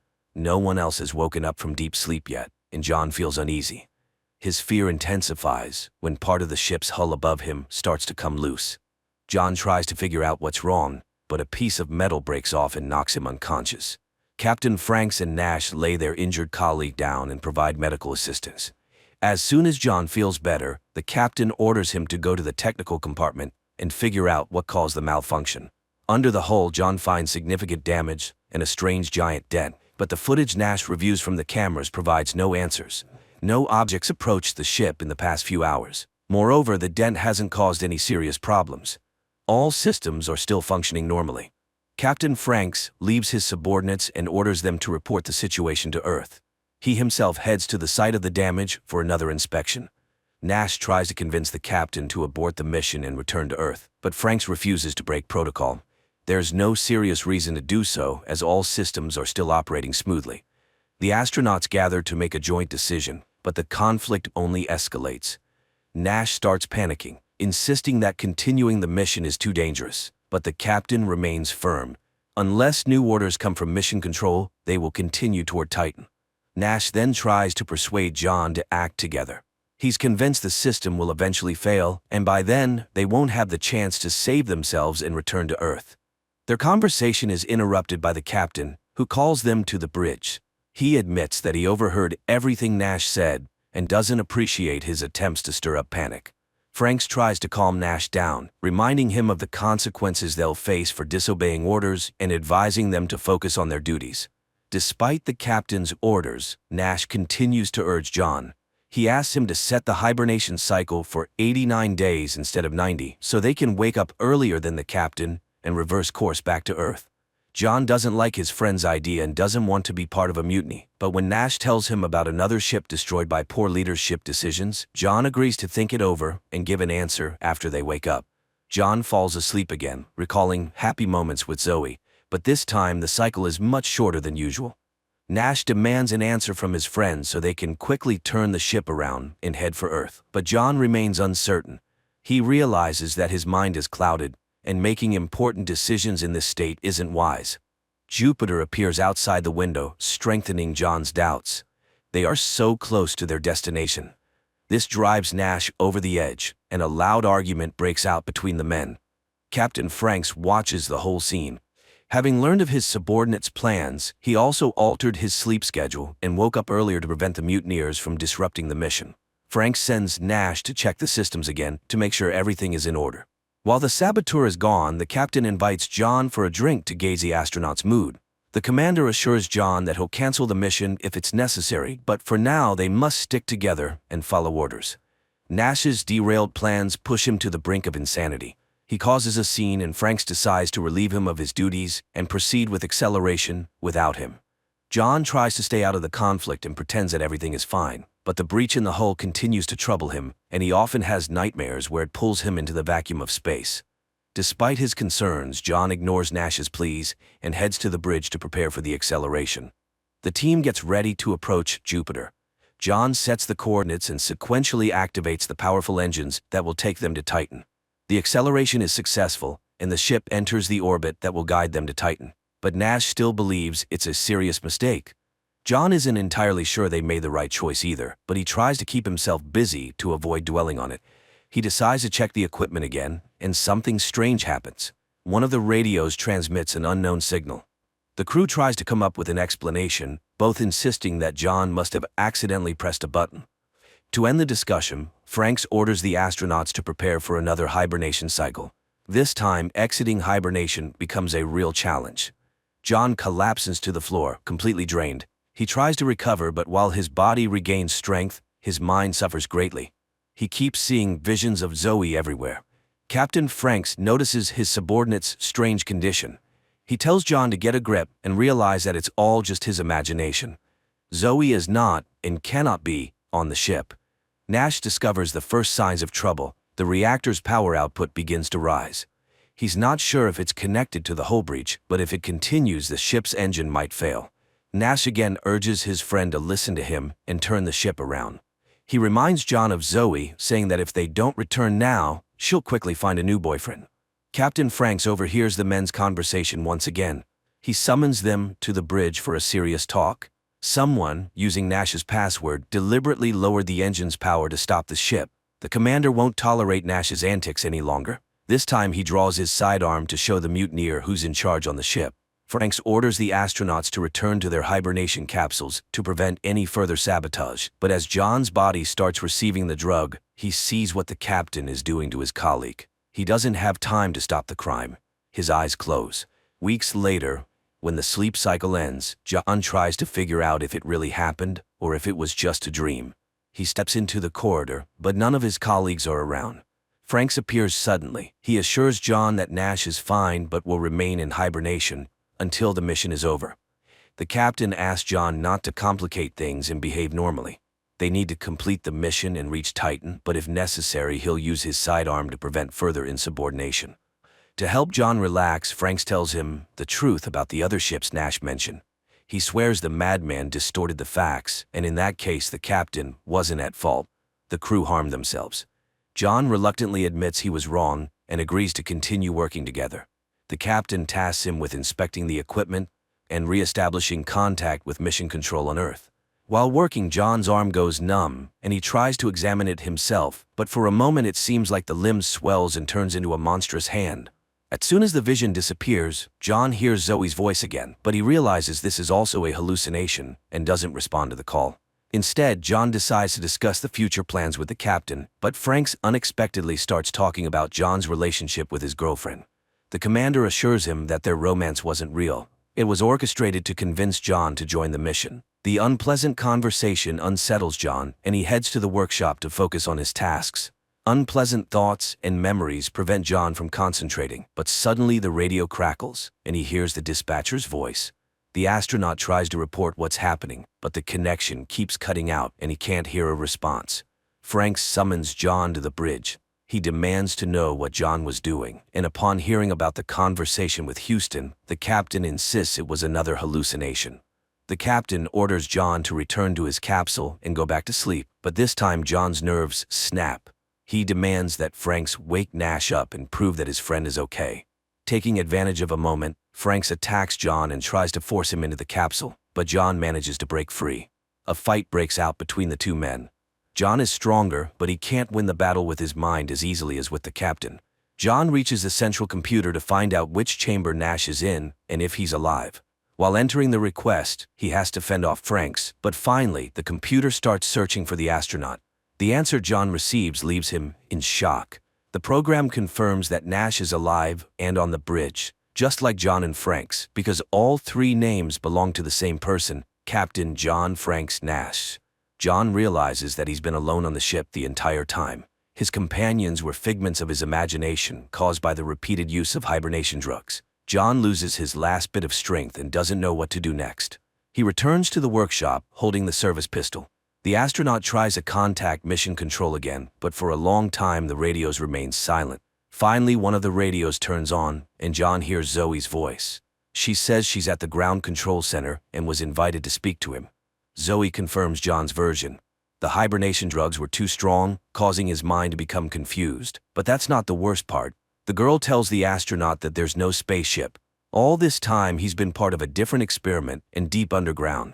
The planets and stars he saw through the window were just a simulation, as was the sensation of flying. But the impact was real. An earthquake hit the surface, partially collapsing the tunnel. Zoe asks her fiancé to gather his strength and help them rescue him. To do that, John needs to depressurize the cargo bay and leave the ship. She assures him that outside, there's an underground corridor leading to the surface. Captain Franks reappears behind John, trying to stop him. He claims that Zoe's voice is just another hallucination, and the story about underground tunnels and earthquakes is a fantasy his mind made up to explain the situation. Franks tells John that if he depressurizes the cargo bay, all that awaits outside is the vacuum of space, which will pull him out and end his life. John hesitates briefly, but Zoe's voice gives him strength. He doesn't listen to the captain and opens the airlock.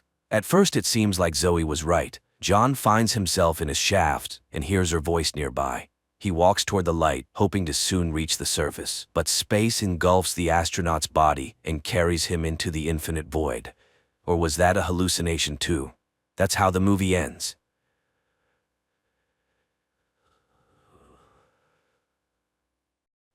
Japan 2023. People board a train and head to work.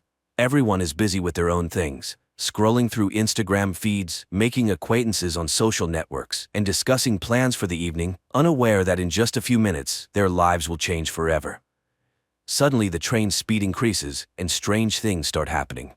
A bottle cap rolling on the floor of the carriage suddenly disappears. Passengers begin receiving alerts about powerful earthquakes on their phones.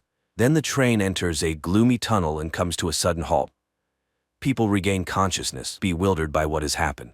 One of the passengers opens the entrance doors, and people, screaming and pushing each other, rush to the exit, jumping from the high steps. But once outside, they can't believe their eyes. Traces of the civilized world are gone, and they are surrounded by the remnants of a destroyed city, overgrown with trees and grass. Moreover, all the carriages have disappeared without a trace, except for the fifth one they were in. As time passes, the passengers begin to get acquainted. One of the guys, Shirahama, a firefighter, examines the injured and suggests checking the tunnel behind the carriage. He is joined by a girl named Katana and a guy named Hayashima, who also wants to understand what happened. Meanwhile, the police in the city cannot figure out where the last two carriages have gone, while the rest of the train, along with the passengers, remains undamaged. The three volunteers enter the tunnel and walk through the dark underworld for a long time. Suddenly, they notice a light ahead and hurry towards it, but when they emerge outside, they are astonished. There is nothing around that would remind them of the year 2023 with skyscrapers and technology, just a vast, lifeless desert. Shocked, the trio returns to their fellow misfortune mates. Initially, people do not believe their report, but after Hayashima shows a video recording of the surroundings, they are forced to accept the new reality. After 7 hours, people languish in anticipation of rescuers, when one of the girls, Reni, secretly looks into Hayashima's bag and finds a letter marked with the criminal department's seals, leading her to suspect that the guy's a criminal. Then Reni snatches food from Katana's bag, but, thinking she was seen, discards the package. Hayashima picks it up and carries it to the train, just as Katana discovers the theft. Seeing it in the guy's hands, the passengers accuse him of theft.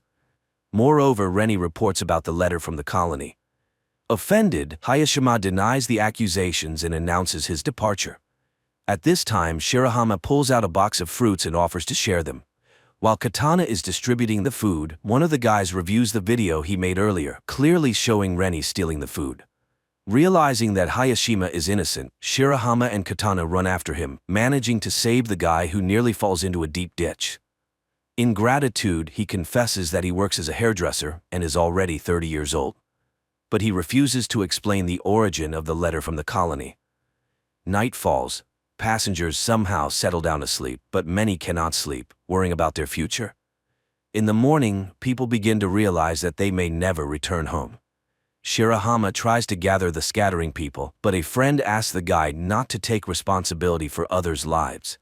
Then the firefighter confesses that because of him, his colleague was injured, losing the ability to walk. Now he believes he must help everyone he can. Together, they catch up with those who left and persuade them to return to the carriage to solve problems collectively. Seeing this, Hayashima remembers his brother who was in prison, and the letter in his bag was from him. Fate had it that he had to take on the upbringing of his younger brother, and he still feels guilty for his older brother becoming a criminal. Meanwhile, a couple of passengers explore the surrounding area and find the ruins of a high tower. This is particularly strange because the news reported its construction, which was supposed to be completed in 2026. And one of the passengers found a can in the forest dated that year. A biologist among them encountered a plant whose genetic modification takes 30 years. It turns out that they are in the distant future of Earth, and it's far from a joyful discovery. At the same time, in 2023, all channels are broadcasting messages about the disappearance of two carriages, which had at least 100 passengers. Night approaches, and many fall into despair, while Katana and Shirahama place plastic containers on the roof of the carriage, hoping for rain. In the morning, the biologist draws the others' attention to the dense greenery, which means there must be a body of water nearby. A group of youth sets out to explore the forest. Along the way, Hayashima confesses that his parents are criminals, and then the guy spots a frog. This means water is very close, but ahead are impassable cliffs, which can only be climbed with the help of ropes. The group returns to the train and, cutting wires, heads back to the cliffs. Shirahama climbs to the top and joyfully shouts upon seeing a waterfall, but looking around he is horrified. Instead of Mount Fuji, a sea stretches out before him. Returning, he tells the others about this, and people start to speculate what happened to their planet. At night, everyone goes to sleep, but the eldest passenger, Tanaka, goes outside and sees an unfamiliar person. But when he tells about it, no one believes him.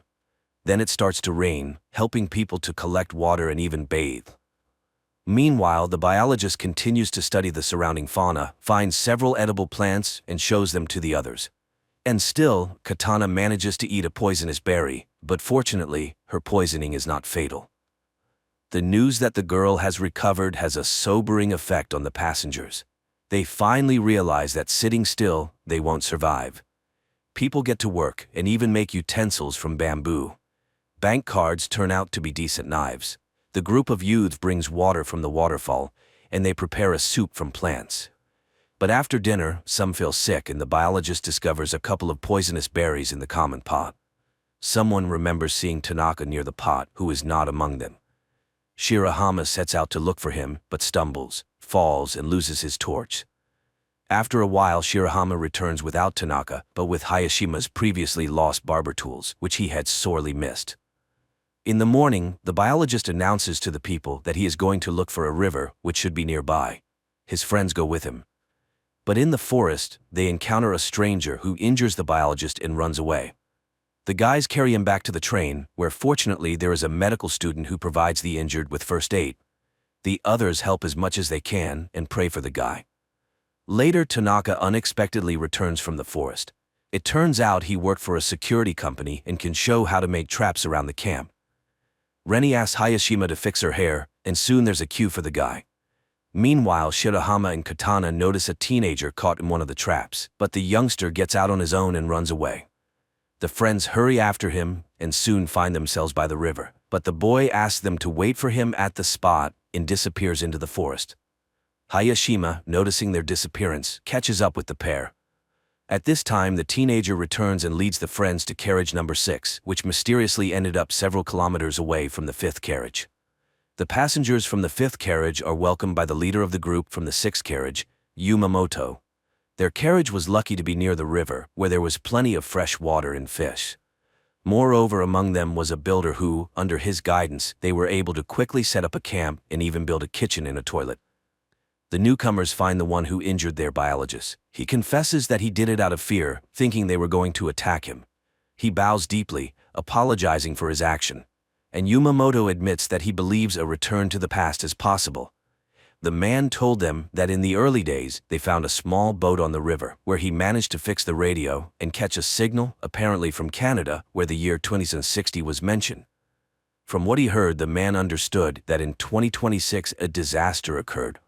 A huge asteroid fell to Earth, causing powerful earthquakes and tsunamis worldwide, instantly taking billions of lives.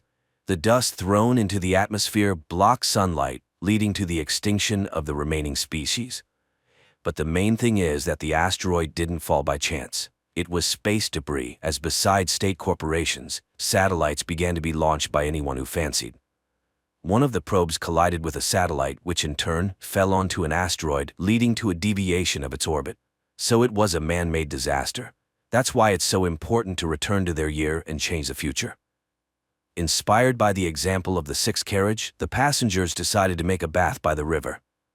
Meanwhile, Tanaka continues to deteriorate, making himself a doll from branches and talking to it. In the morning, the bath is ready. For the first time in many days, people bathe in hot water and wash their clothes. And the guys find a strange stone on the riverbank, which Yumamoto learns about. He sends his people to find it, but Reni notices strangers, and one of the guys lets slip that according to their leader, this stone might help them return home. The girls argue about the need to return, and Reni pushes Katana away. She falls and accidentally shifts a layer of soil, under which a dead body is discovered. Meanwhile, Tanaka reads in a newspaper an announcement about the search for a murderer in his description. At that time, Reni and Katana are attacked by guys from the 6th carriage, but Reni breaks free and runs to her own, where she tells about the found corpse, while Katana escapes from the guys through the forest.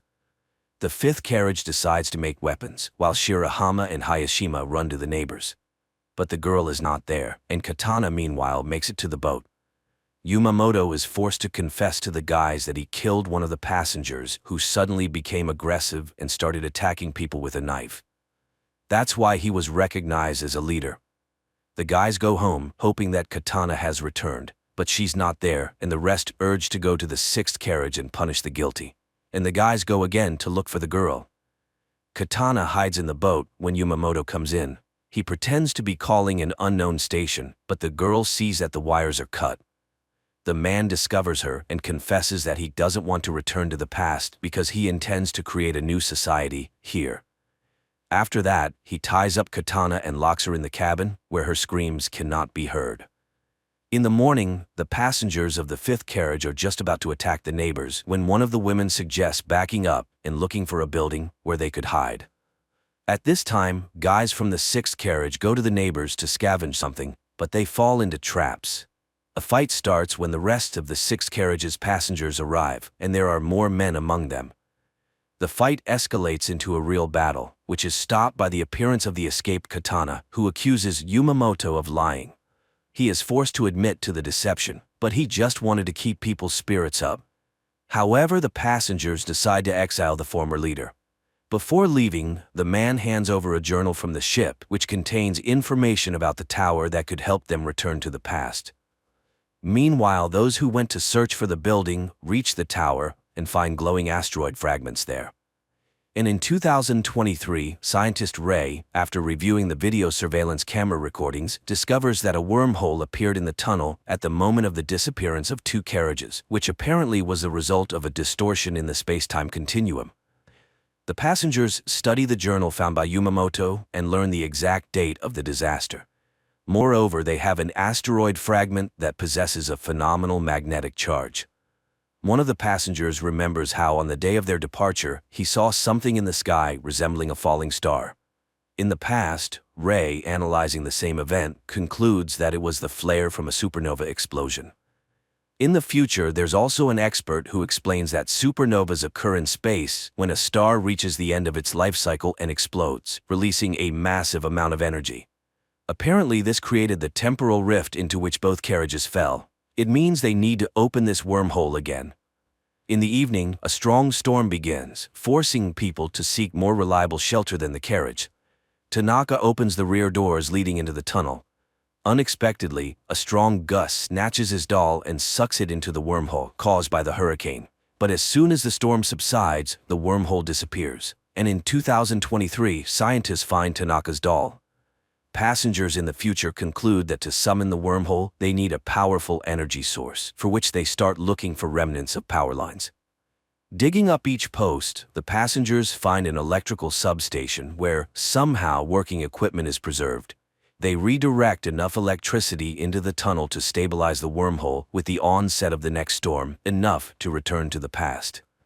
The storm starts at night, supported by the power of the substation. The wormhole opens, and everyone enters the carriage except Tanaka, who refused to return. The carriage is swallowed by the hole and races somewhere in space and time until its doors are opened by security service employees who say they have arrived on May 1, 2026, which means there are only a few months left before the asteroid falls. After going through quarantine procedures, the passengers tell the officials, presenting as evidence fragments of the meteorite and unusual plants from the future. Only the officials don't believe the stories about the upcoming apocalypse. Later, the internet buzzes about the incident. The time travelers find fans, which helps maintain interest in the traveler's story about the upcoming end of the world. Meanwhile, scientist Ray becomes convinced that the travelers are telling the truth, as he has also tracked the asteroid. One of the passengers posts an appeal on the internet telling ordinary people about the impending danger, and a passenger who held a high position in the government before the trip makes her way to the Minister of Defense. She listens to her former colleague and reports that the government believed them and is already preparing to launch a missile capable of altering the asteroid's trajectory to pass by Earth. Time passes, and the day of the catastrophe is about to dawn. The travelers decide to gather together on the platform to find out whether it was possible to avert the disaster, and if not, to perish together. But the military successfully completes their task and changes the meteorite's trajectory, saving humanity from total extinction. Quite an unusual series where various theories about the impending doom of humanity are mixed. And the finale of the story is very relevant, emphasizing that life on Earth is the result of the actions of each living being. And the future of the planet is a collective human responsibility.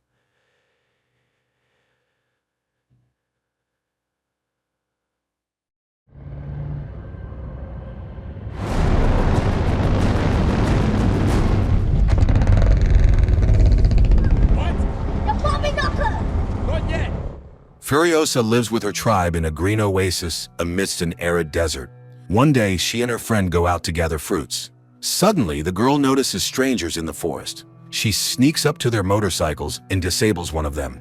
However, when she moves to the next bike, the girl is spotted. Furiosa blows the whistle that her tribe uses to signal danger and starts running. However, the girl is captured, tied up, and taken away. But her signal was heard. The entire tribe rushes to her rescue, and the girl's mother, Mary, arms herself, mounts a horse, and gives chase. Mary pursues the kidnappers for a long time, eventually catching up to and killing the slowest one. She then takes his motorcycle and continues the chase. Soon, another bandit's motorcycle breaks down. 2 others stop to check for pursuers. During this time, Furiosa bites through the fuel line of the motorcycle. Her captor doesn't notice this, and seeing the pursuit on the horizon, the bandits ride on. Meanwhile, Furiosa's mother finds the second bandit's motorcycle and switches to it. As evening falls, the bandits stop to check their bikes. They realize the pursuit isn't far behind. One suggests abandoning the girl, but another reminds them of their low status. Bringing the captive girl back would raise their standing in the gang. While they argue, Furiosa manages to free her legs and runs away, but the bandits notice and catch up with her. Morning comes as Mary catches up with the kidnappers. She sees them through the scope of her rifle, but shooting now is risky as they are close to the bandit camp. Nevertheless, she shoots one. The other bandit, however, has secured Furiosa to his back, making it too risky for her to shoot. The bandit rides into the camp, sparking a dispute among the biker gang members, each wanting the girl for themselves. However, her captor claims he has seen a place of abundance, causing excitement among the crowd. The bandits decide to take the girl to their leader, Dementus. Mary follows them. On the way, Furiosa manages to push her captor off the motorcycle, preventing him from revealing the oasis's location. Dementus tries to intimidate the girl, but she remains silent. The bandit then resorts to trickery, ordering her to be washed and fed, promising to send her home the next day. Meanwhile, Mary disguises herself in the clothes of the last bandit she shot and heads to Dementus's camp. Furiosa is taken to a tent where a servant cleans her up. Seeing Mary in a helmet, the servant gets scared and begs not to be harmed, promising not to raise the alarm. Mary spares her, but as soon as mother and daughter leave, the servant runs to the warriors. A chase quickly ensues following the tracks of Mary's and Furiosa's motorcycle. Realizing they can't escape together, Mary orders her daughter to ride away. As a parting gift, she gives her a peach seed and makes Furiosa promise to plant it and protect the green lands. Furiosa rides away but stops and watches as her mother fights Dementus's hordes. Mary fights bravely, but cannot overcome all of them and is captured. The girl, crying, runs to her and manages to see Dementus's men brutally executing her mother. Dementus promises to release both if the girl shows the way to the oasis, but Furiosa only cries in grief. Dementus takes the girl and locks her in a cage. She is forced to watch the bloody competitions Dementus loves to hold. He tries to appease the girl and even gives her his favorite teddy bear. Dementus's history specialist offers to teach her to read and write, suggesting she can become a historian, but she plans to escape back to the Greenlands, tattooing the path onto her arm. One day, Dementus and his horde, searching for the place of abundance, encounter a strange warrior who claims to have come from the Citadel, where there is everything. Dementus decides this must be the land they seek and heads in that direction. Soon they reach the impregnable fortress guarded by the army of Immortan Joe. Dementus delivers a fiery speech, trying to rally the common people to his side. However, the Citadel's leader offers to choose one of his warriors to begin the battle. Dementus's servant points to one of Immortan Joe's soldiers. The soldier takes up his weapon, says goodbye, and jumps into the midst of the biker warriors, where he detonates himself, taking many enemies with him. But Dementus cannot retreat. The battle begins. Immortan Joe's men skillfully capture Dementus's motorcycles and cars with hooked chains, lifting them into the air. They do this with Furiosa's cage as well, but the history specialist manages to latch onto the cage, and Dementus himself comes to help. They free the girl from the cage and flee. Sometime later, Dementus rebuilds his horde and plans to capture one of Immortan Joe's military bases, Gastown. First, he stops a fuel tanker headed for the town and forces his people to disguise themselves as Citadel warriors. Disguised as Joe's men, they head to the town, whose guards, at the last moment, open the gates for the suspicious convoy. Dementus's men capture Gastown and now can dictate terms to Immortan Joe. Learning of this, the Citadel leader agrees to negotiations where the bikers demand tribute in the form of supplies. Dementus' people display the head of Gastown's leader, threatening to impale it with an iron spike if Immortan Joe does not meet the bikers' demands. Realizing he cannot defeat the bikers outright, Joe agrees to consider their demands, but he notices Furiosa in the crowd. Seeing his interest, Dementus claims the girl as his daughter, but for the first time in a long while, Furiosa speaks and accuses Dementus of killing her mother. Eventually, Immortan Joe allows Dementus to rule Gastown, promising to supply the bikers with some food and water in exchange for Furiosa and the biker gang's mechanic. Angered, Dementus takes the teddy bear from the girl. Furiosa is taken to a room where Immortan Joe's women rest. On this day, one of his wives gives birth, but the child is again born a mutant. While the girl watches, one of Joe's warriors, Rictus, notices the bells in her hair. Realizing she has caught his interest, Furiosa cuts off her hair and makes a wig with the bells that night. Later, Rictus takes her to his quarters, where he examines her and finds the star tattoo on her arm leading to her home. But, fascinated by the jingling hair, he starts to stroke it. The girl twists away, leaves the wig in his hands, and escapes. Sometime later, Furiosa, who managed to trick her way into a crane operator brigade, earns praise as a fearless boy who lost his voice in one of the wars. No one can even imagine she is a girl, not a tough mute boy. Only Rictus once notices her familiar eyes, but doesn't have time to understand as construction begins on a well-armed supply truck to withstand raider attacks in the lawless wasteland. Considering the situation, the girl plans to escape, hiding a motorcycle and supplies under the main truck. Sometime later, during another trip along Fury Road to the fuel farm, the truck is attacked by marauders who left Dementus' gang. The truck's guards engage in battle, which takes place while moving. The Separatists use everything, including parachutes, to capture the vehicles. Taking advantage of this, Furiosa descends under the truck to free the motorcycle from its chains. During this time, a technician descends to replace a part of the damaged hose but falls, managing to pass Furiosa a spare part. One of the attackers approaches the truck and attaches explosives to its underside. Furiosa saves the truck and, risking her life, fixes the breakdown. The Separatists don't relent, and the driver does everything to shake off the pursuers, but they are persistent, and almost all the guards are killed. Furiosa climbs onto the truck's hood, her helmet is knocked off, and the driver, Praetorian Jack, realizes she is a girl. Furiosa climbs into the cab, and together with Jack, they fend off the remaining Separatists. In the end, all the military guards are killed, leaving only Jack in the truck, Furiosa, and a mutant who, at her command, releases spiked balls, destroying the flying vehicle, but dying himself. The girl returns to the cab and tries to kill Jack, but he throws her off the truck and leaves her on the road. However, he later returns and offers to create a new convoy with her, respecting her bravery. Furiosa becomes Jack's deputy and receives the title of Praetorian. Meanwhile, Dementus, with his inability to manage, practically destroys Gastown's infrastructure, leading to worker dissatisfaction. Realizing no better opportunity will come, Jack proposes they flee, providing Furiosa with everything needed. However, they make another trip and find chaos, which Dementus unsuccessfully tries to quell. Realizing he cannot succeed, Dementus calls a council at the Citadel and orders the truck to leave, leaving supplies behind. Learning of this, Immortan Joe becomes enraged and orders Furiosa and Jack to collect weapons and ammunition in Leadtown. That evening, Jack confesses to Furiosa that he wants to help her because he still remembers his parents. The girl shows him the star map on her arm and offers to leave with her. During their last trip, Jack orders the crew to load the tanker with everything necessary and has Furiosa drive the escort vehicle. However, when the truck arrives in Leadtown, they fall into an ambush. Jack sends a signal ordering Furiosa to flee while he leads the enemy away. But driven by revenge, the girl opens fire with a sniper rifle, trying to kill Dementus. Seeing her, the biker leader fires a grenade launcher at her.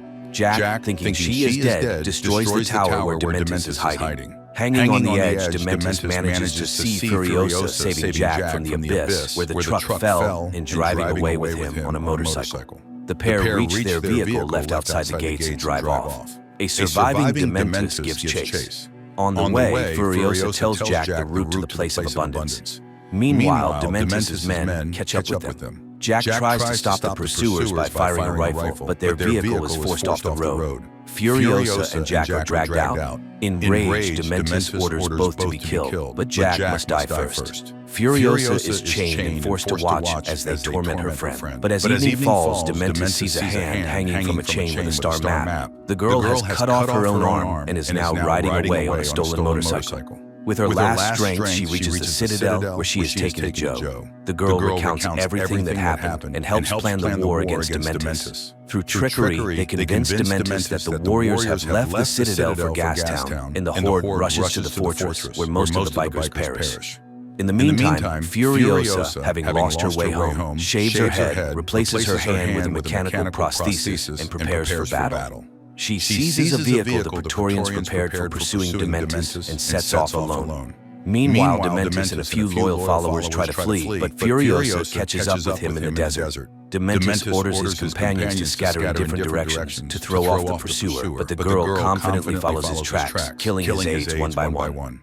After a long chase, she finally catches Dementus in the desert. He lies down before her in submission but mocks her, saying revenge will not heal her. Furiosa chains him and reminds him of her murdered mother, but he suddenly confesses that he became this way after his wife and children were killed. He reminds her that no amount of his suffering will bring back her loved ones, and he has a very high pain threshold.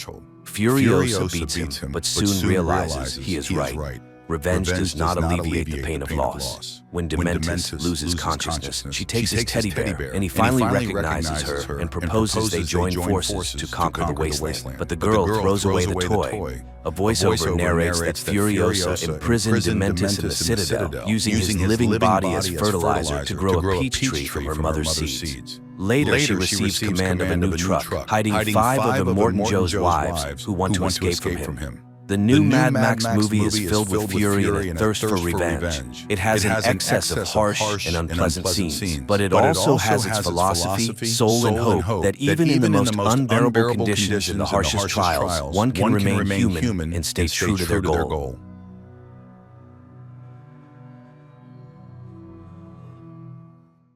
Los Angeles, October 6th.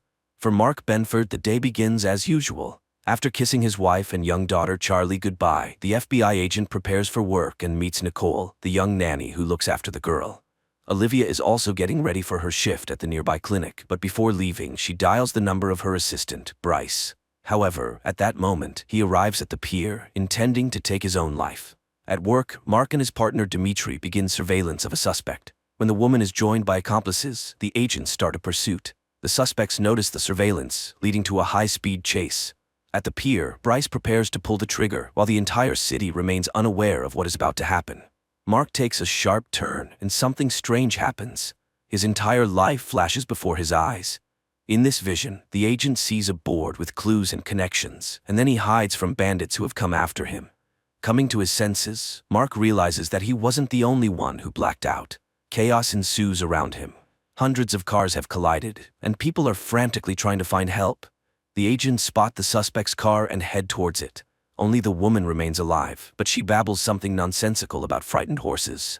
Mark leaves Dimitri by the car and rushes to his wife to check on her. As he runs through the streets, he realizes the situation is much more serious. The blackout affected the entire city and caused widespread destruction. Olivia informs her husband that hundreds of injured people are being brought to the hospital. She ends the call and attends to a patient, a boy involved in an accident. Amazingly, the teenager recognizes Olivia and calls her by name. At the bureau, the staff is urgently gathered, and Stan Wadek reports the first piece of information. People around the world lost consciousness. It is evident that millions of people died because of the blackout. But Mark is concerned about something else. He admits that he didn't just lose consciousness. During that time, it felt as though he was transported 6 months into the future, to April 29th, and he clearly saw what would happen to him on that day. His colleagues support him, and everyone shares their visions. Only Dimitri remains silent. During the blackout, he saw nothing. Mark and Dimitri organize a board to collect clues, and Benford recognizes it as the one from his vision. He mentions a name that stuck with him, D. Gibbons. According to him, this name is where the investigation should begin. Olivia hesitates, but eventually decides to tell her husband about her vision. She saw herself happy, but with another man. Mark convinces himself that it might just be an illusion, but his vision starts to come true that same evening. Charlie gives her father a bracelet that he saw on his wrist. Olivia has to take Charlie to the clinic so she won't be left alone. while she revives her daughter's favorite toy, Lloyd, the father of the injured boy. Dylan enters the room. The doctor is horrified to recognize Lloyd as the man from her vision, but he doesn't recognize her. In his memory, he didn't see his companion's face because he was always turned away. Meanwhile, the agents return to work, and unexpectedly, Dee Gibbons herself comes to the bureau. It turns out she is a religious woman who brings the agents cupcakes and doesn't understand what role she is supposed to play in the global blackout. The agents check Dee Gibbons and find out that on the day of the catastrophe, someone else with the same name used her credit card. Without delay, the agents fly to Utah, where they are met by Sheriff Keeban. During the conversation, the young woman mentions that she, like Dimitri, saw nothing during the blackout, and the guy hopes that it was just a peculiarity of some people. While the agents try to find Dee Gibbons, the Bureau studies a strange video. A man who remained conscious was spotted at a baseball stadium. Mark notices an abandoned doll factory, and recalling an image from his vision suggests checking the building. The agents immediately realize that someone is inside the factory, but they fail to remain unnoticed. An alarm goes off, and hundreds of dolls begin to sing. Mark and Dimitri find the suspect, but they don't see his face. The psychopath utters a strange phrase and throws a lit lighter. Sheriff Keeban dies from shrapnel injuries. Dimitri understands that his fear is not unfounded. He didn't see his future because that day will not come for him. Checking Dee Gibbons' phone yields results. The unknown person called an unidentified guy from the stadium. Hawk tells Dimitri about her vision. The girl saw herself pregnant in an ultrasound room. Following her colleague's advice, she decides to post her vision on the website that the FBI created to collect memories. Noah decides to follow suit. He also posts his information on the Mosaic website, stating that he saw nothing. The guy's inquiry is answered that same evening. An unknown woman calls from a hidden number and says she saw an intelligence report. According to it, the agent will die on March 15th.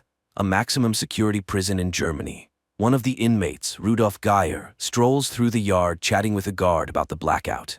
That same day, Mark receives a message from the old man. He knows what caused the blackout, but will only tell Agent Benford in person. Dimitri meets Zoe, his fiancée. The girl happily tells him that in her vision she saw their wedding in Hawaii, and the agent begins to hope that he can change his fate. Mark gets permission for a trip to Munich. He meets with the old man, but Geyer promises to reveal the truth only if he is deported to the US and all charges against him are dropped. Dimitri meets the customs officer from Geyer's vision, and he confirms the old man's memories. The old prisoner gets his way. He receives a pardon, but when it comes to his testimony, it turns out that he only knows about the dead crows and that it is somehow connected to the scriptures. Benford hopes that the old man's words will be of some use. He asks Hawk to check all cases of mass bird deaths. The agents manage to find out that a similar incident was recorded in Somalia many years ago. Mark asks to be sent to Somalia, but after the failure in Germany, the agent's request is denied. Then Benford asks Al to contact a former suspect in a hacking case to help him obtain the necessary information. Meanwhile, Dimitri returns to interrogate the girl they were tailing on the day of the blackout. The guy is sure she knows what happened, but she insists that the agents are looking in the wrong place and that Dimitri should hurry, as he has little time left. Despite Olivia's request to transfer Dylan, he is kept in the ward, but she doesn't even suspect that the boy's father, Lloyd, poses a threat not only to her family. Answering a phone call, Lloyd talks to his accomplice, the one who, together with him, caused the worldwide blackout.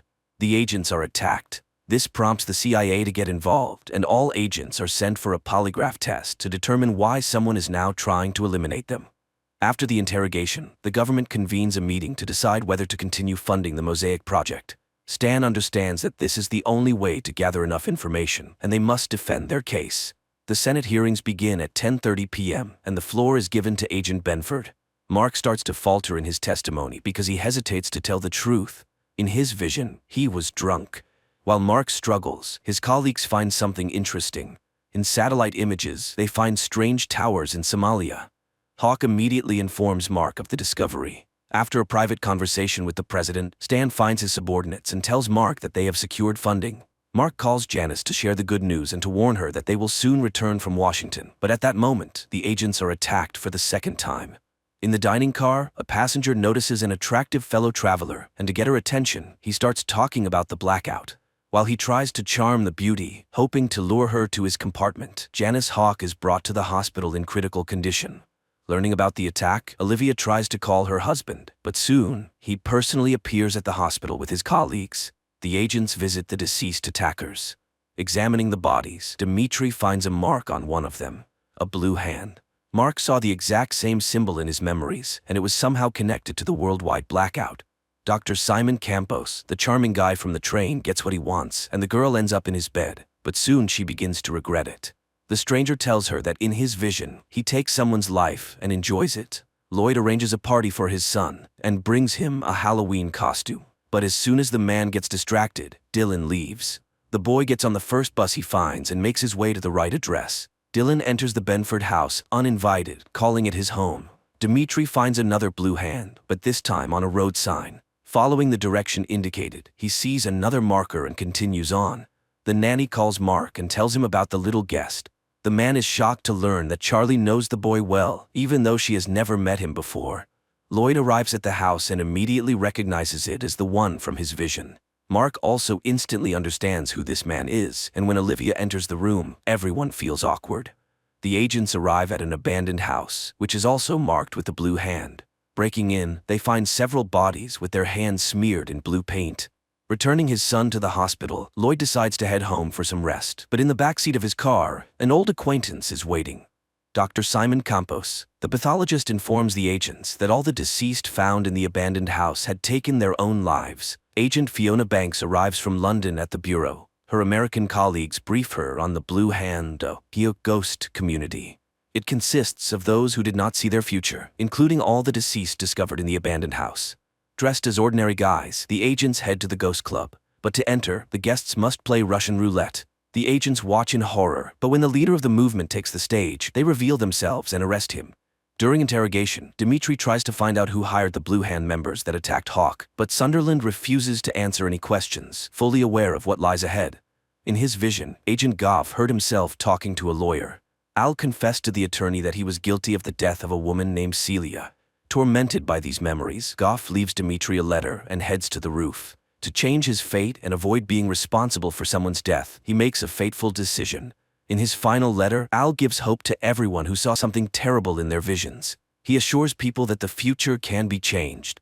Simon finds Lloyd at the hospital, and Lloyd tells his accomplice that he wants to make an official statement and reveal the truth to the world, that they were responsible for the global blackout. Meanwhile, Mark takes his wife to the coast for a romantic weekend, but their relaxation is interrupted by a phone call. Benford is informed that a criminal with star tattoos on his hand has been found, the one Mark saw in his vision. Simon proposes a poker game to his accomplice. If he wins, the secret remains a secret, and no one will know about the blackout. If Lloyd wins, the scientists will make an official statement. Simon is confident that luck will be on his side. Hawk is protecting a witness to a crime involving the criminal with the tattoo. At night, Janice requests help from Dmitri and Benford, and Mark recognizes the person from his vision. Not wanting to take any chances, Mark shoots, once again altering fate and killing the suspect. Lloyd bluffs and wins the game. He refuses the money and asks his accomplice to prepare for the announcement. Janice receives an enhanced image of the first suspect and now manages to see the ring on his hand. This could be the first significant lead. Benford tells his wife that he was able to change everything and eliminate the man with the star tattoos on his hand. But at the same time, somewhere, a new plan is being put into motion, involving another individual with the same tattoo. He delivers a suitcase with rings to an unknown old man. Experts manage to identify the alpha symbol on the ring that belonged to the original suspect. However, no one can yet determine its exact meaning. New information emerges. The NSA discovered that several months ago, a suspicious call was made to Dmitri's phone. Dmitri realizes which call is being referred to and demands that he be given the caller's information, the only way he can prevent his own death. Mark finds a message on his wife's phone about his vision. He tries to figure out which of his friends could have betrayed him, but both Aaron and Stan are outraged by Mark's suspicions and deny any involvement. The agents listen to a recording of the call Dmitri received. They managed to determine that the anonymous woman was in Hong Kong. Despite the boss's orders, Mark informs Dmitri that they are flying to Hong Kong. The agents arrive in Hong Kong, where a local colleague is already waiting for them. Stan is furious that his subordinates disobeyed his orders, but Mark risks his job to save his friend. Lloyd addresses the nation with an official statement. He admits that on the day of the catastrophe, they were conducting secret experiments and takes full responsibility. But listening to the scientist's speech, Mark suspects that the real cause may be hidden elsewhere. Stan demands that the scientist be brought to him for questioning. Hawk remembers that Lloyd's son is still in the hospital, and the boss sends her to speak with him. An unexpected event occurs. Simon Campos himself walks into Stan's office. The scientist insists that he disagrees with his colleague and believes that someone else caused the blackout. He agrees to help with the investigation if the agents grant him access to classified information. Hawk meets Lloyd at the hospital and offers him protection in exchange for information, but Lloyd refuses to cooperate and asks to be left alone. The agents try to locate the woman who called Dimitri. To do so, Mark has to break another rule. He threatens the cafe owner who attempted to withhold the necessary information. Stan shows Simon satellite images that revealed strange towers. The scientist admits that the towers are his invention, a laser designed to accelerate plasma formation. Simon can't understand how this is possible. The technology to create them is still in development. But even more surprising is this: he invented the laser in 1992, but the images were taken in 1991. The agents inform Simon about D. Gibbons, who probably created these lasers. The scientist promises to help find the person who stole his idea. Lloyd asks the chief physician to transfer Dylan to a safer clinic, but after the announcement, the scientist loses his credibility and the doctor refuses to help him. Then Olivia intervenes. She promises to do everything she can to ensure the boy's safety. Mark and Dimitri find the cafe where the woman who called is having lunch. She allows the agents to sit down, but admits that she regrets making the call, and that their visit might only make things worse. The woman claims that the shooter who will take Dimitri's life will be Benford. As proof, the stranger provides Mark's gun's serial number. Shocked by what he hears, Mark loses his temper and creates a scene. He takes the woman hostage and exits the restaurant. A local FBI agent arrives, and Mark is forced to back down. While Mark is in serious trouble in Hong Kong, Olivia is bonding with Lloyd. The scientist tells her about parallel universes in which they might have been together once. The agents are sent back to the States, and Mark is stripped of his badge. Meanwhile, D. Gibbons visits the Sears home. Dylan is being prepared for transfer. Lloyd and Olivia bid a warm farewell, but the doctor notices something amiss. The paramedics turn out to be imposters. They open fire on the security detail and, abandoning Dylan, take Lloyd away. Lloyd regains consciousness in a basement, handcuffed. Hawk is tasked with hiding Simon in a safe place where he can continue his work, but those who need him find the agents as soon as they settle into the safe apartment. Dimitri finds Janice unconscious. Meanwhile, Simon is taken to the basement to meet an old friend. The scientists try to understand who and why they were kidnapped, but the answer comes unexpectedly. The same old man who recently received the suitcase with rings arrives in the basement. The kidnapper introduces himself as Flosso. He makes it clear that he won't be gentle, and the hostages should answer his questions precisely. Mark is assigned sessions with a psychotherapist, who helps him recall details from his memories that were previously hidden. Benford remembers that on that night he was talking to Lloyd on the phone. Later, Mark reveals another memory to Aaron. In his conversation with Lloyd, he mentioned a second blackout. Lloyd remains silent, realizing that his revelations could lead to a catastrophe, but Flosso finds a way to make the scientist talk. He has Simon's finger cut off right before Lloyd's eyes. The agents discover where the captive scientists are being held. On the way to the basement, Dimitri calls Janice and asks her to join the operation. Unable to resist any longer, Lloyd tells everything that happened during the experiment, giving Flosso specific details. At that moment, the agents storm the location, but it turns out to be empty. The only thing awaiting the agents is a booby trap. Driving around the city, Mark recalls the map from his visions and realizes where to search for the captives. By this time, Lloyd and Simon are being prepared for execution. The agent crashes into an abandoned store and rescues the scientists. Simon is loaded into an ambulance, but inside, he is met by Flosso. The old man apologizes for the finger and explains that it was to divert suspicion from the boy and to ensure Simon has no desire to rebel. He reminds him that Simon was the initial suspect. Several months earlier, after his father's funeral, unknown individuals took the scientist to a baseball game and ordered him to wear the ring. Thanks to it, he remained conscious while everyone else blacked out. The operation was led by D. Gibbons. Janice informs Simon that he will be held in custody for some time. The young man stages a spectacle and manages to escape, but not for long. When he arrives in Canada, Hawk is already waiting for him with armed soldiers. Hawk agrees to stay in Canada so that Simon can visit his family. But once again, Simon outsmarts the agent and escapes, despite wearing a special bracelet. Simon heads to a boat owned by an old friend, confident that no one will find him there. However, Hawk beats him to the boat, arriving even before he does. The pair returns to Simon's house, pretending that nothing has happened. The family prepares for dinner, and their Uncle Teddy arrives. Simon opens the door for his relative and is greeted by Flosso.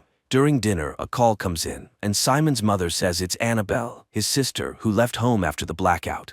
Flosso prevents Simon from answering the phone and shows him a video. His sister is being held hostage to ensure that Simon doesn't try to escape again. To further demonstrate the seriousness of his intentions, Flosso shows Simon a body in his trunk, the old man from the boat. Fed up with the blackmail, Simon decides to break free. He attacks Flosso and stops his heart. Mark brings Lloyd to his house and asks him to recall everything from his vision. Both men feel uneasy, but the agent knows that this is crucial for his investigation. Dimitri is confident that the Hong Kong woman's prophecy won't come true because he turned in Mark's gun for destruction, but attempts to change the future fail. The gun goes missing. The agents fly to Somalia to inspect the strange structures in person. Simon is part of the expedition, but he is denied a weapon. Meanwhile, in Los Angeles, Mark informs his boss that he has discovered D. Gibbons' real name, Dyson Frost, and that somehow he will be connected to Charlie. The team of agents comes under fire. Their guide tries to explain that they are on a humanitarian mission, but this doesn't stop the Somalis who kill the translator. The Somali leader realizes that he's being lied to. He has already seen foreigners arrive and set up the towers many years ago. He locks the visitors up and promises to kill them, one by one. The agents manage to disable the guards and take their weapons. They reach the helicopter, but it's already being looted by locals, forcing the agents to come up with a new plan. The team attacks their opponents but doesn't have time to escape. They are once again confronted by the leader. This time, everyone understands that there will be no chance to fight back. One of the guards, out of fear, reveals the truth about the visitors. Learning that they are FBI agents, the Somali demands a large ransom to help him take over the country. Janice manages to persuade the leader. She convinces him that their mission is not to start a war, but to prevent one. The Somali helps the group reach one of the towers. Simon examines the structure with surprise, noting that it was built exactly according to his design, but long before he developed it. Dimitri discovers a videotape that has been stored in the tower for 18 years. On the tape, the Somali recognizes his fellow tribesmen, whom he believed died during the first blackout. The agents also identify the experiment's author. It was D. Gibbons. Exploring the tower's tunnels, the agents find a sealed room where villagers were imprisoned. Judging by the remains, the experiment's participants were killed. The Somali leader is enraged by what he sees and plans to take revenge on the Americans, but Vogel acts faster, leaving the Somali leader lying with his tribesmen. Dimitri reviews the tape again, and the next few seconds shock him. D. Gibbons from 1991 addresses him by name. The recording is sent to the department. Mark watches the message left by Gibbons many years ago. Following the criminal's clues, Benford deciphers the chess code and dials the phone number that Gibbons left specifically for the agents. Mark arrives at a chess club to meet someone who could help in the search for the scientist, but the only witness has been killed. Benford realizes that there is someone in the department leaking information. To find out who the traitor is, Agent Vogel gathers everyone in the conference room, and a special team searches the employees' offices. A bug is found on Mark's desk. Everyone with access to the office falls under suspicion, creating tension among the colleagues. The agents are most suspicious of Janice. Recently, she has taken many days off, which she struggles to explain, but she deflects suspicion by accusing Marcy, a colleague with family problems. Dimitri reviews the camera footage and notices a pattern. Marcy was signaling with a coffee cup. Mark looks up at the girl and she understands everything. A shootout ensues in the office. Marcy kills her colleagues and runs outside. Her accomplice arrives on a motorcycle to help her escape, but Janice manages to prevent the getaway. Benford receives a call from Dyson Frost. He offers the agent a personal meeting and promises to call back. Janice and Simon head to the underground parking garage where the girl suddenly stops. She tells the scientist that his signal has been received. Her boss is ready to talk to him. Simon realizes that Marcy was just a distraction. The real traitor has always been Hawk. The police inform the feds that a crime was committed the previous night using the stolen gun. Dimitri catches up with Marcy to find out to whom she passed the gun, but she only says that preventing Dimitri's death is impossible. The agents receive a signal that a criminal with Mark's gun is committing a crime in the city center. Dimitri steps forward, trying to distract the guy and persuade him to release the hostage. As soon as the assailant lowers his guard, Dimitri shoots. Despite the successful outcome, there is no relief. The gun in the attacker's possession has a different serial number. Agent Dimitri prepares for his wedding, trying not to think about the future. But while the bride and guests wait for him at the church, D. Gibbons attacks him at his home. Mark decides to inform his wife about his missing friend, and while she is on the phone, Dee Gibbons sits down next to Charlie. The agents carefully interrogate Charlie, and the girl describes her conversation with the stranger. She also hands over a picture the old man left her. Mark and his colleagues prepare to visit the address that Dee Gibbons provided with the picture. Meanwhile, Dimitri finds himself at the mercy of a gun, which the villain has attached to a special device. The mad scientist enthusiastically tells his hostage about his inventions and plans. He claims that Dimitri's death is his only chance to save his own life. Benford arrives at the designated location. Finally, a teenager approaches the agent and hands him a backpack with a phone. The agent follows all of the criminal's instructions without question to save his friend. He leaves his colleagues behind and, getting into the prepared car, successfully evades pursuit. Dee Gibbons directs Mark along a highway through the countryside. Constantly checking his watch, the agent continues his journey through the mountains. Finally, he spots Dee Gibbons. The old man raises his gun and orders the agent to handcuff himself. Mark distracts the old man and attacks him. He demands that Gibbons take him to Dimitri, but someone no longer wishes to keep the witness alive. The scientist is eliminated. As he dies, he doesn't have time to tell Mark where Dimitri is. The navigator leads Mark to the last known location of Dee Gibbons. Benford bursts into the building and spots his friend.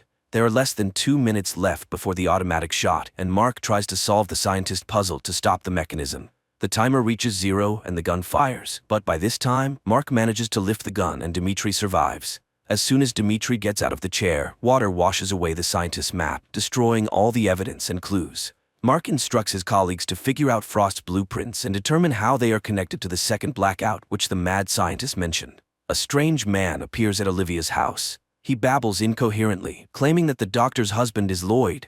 Meanwhile, Janice delivers Frost's blueprints to a professor of archaeology, but the people for whom the double agent secretly works demand that she steal the originals and hand them over. Hawk is forced to take a risk. She steals the blueprints from the institute and sneaks into the office to retrieve the last copy from Mark's desk.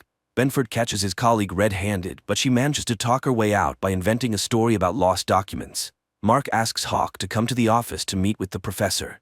The girl realizes that her deception has been uncovered, but Benford postpones the conversation and returns to his discussion with the scientist. According to the old man, the blueprints that Dee Gibbons had were some kind of device for counting down dates. One of them is October 6th, the day of the blackout. Frost's words keep replaying in Mark's mind, and an idea strikes him. He breaks open the large chess piece hanging on the board. Inside, the agent finds a ring with an unknown symbol. Olivia meets Gabriel, the strange man, again. He keeps repeating random, nonsensical words, but finally, the woman manages to discern the main point. The guy has been subjected to multiple blackouts, becoming a victim of Frost's experiments.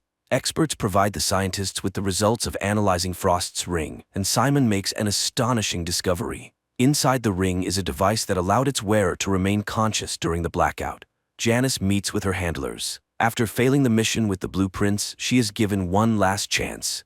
This time, she must retrieve the ring from the vault and eliminate Benford. On a city bridge, Simon spots his sister.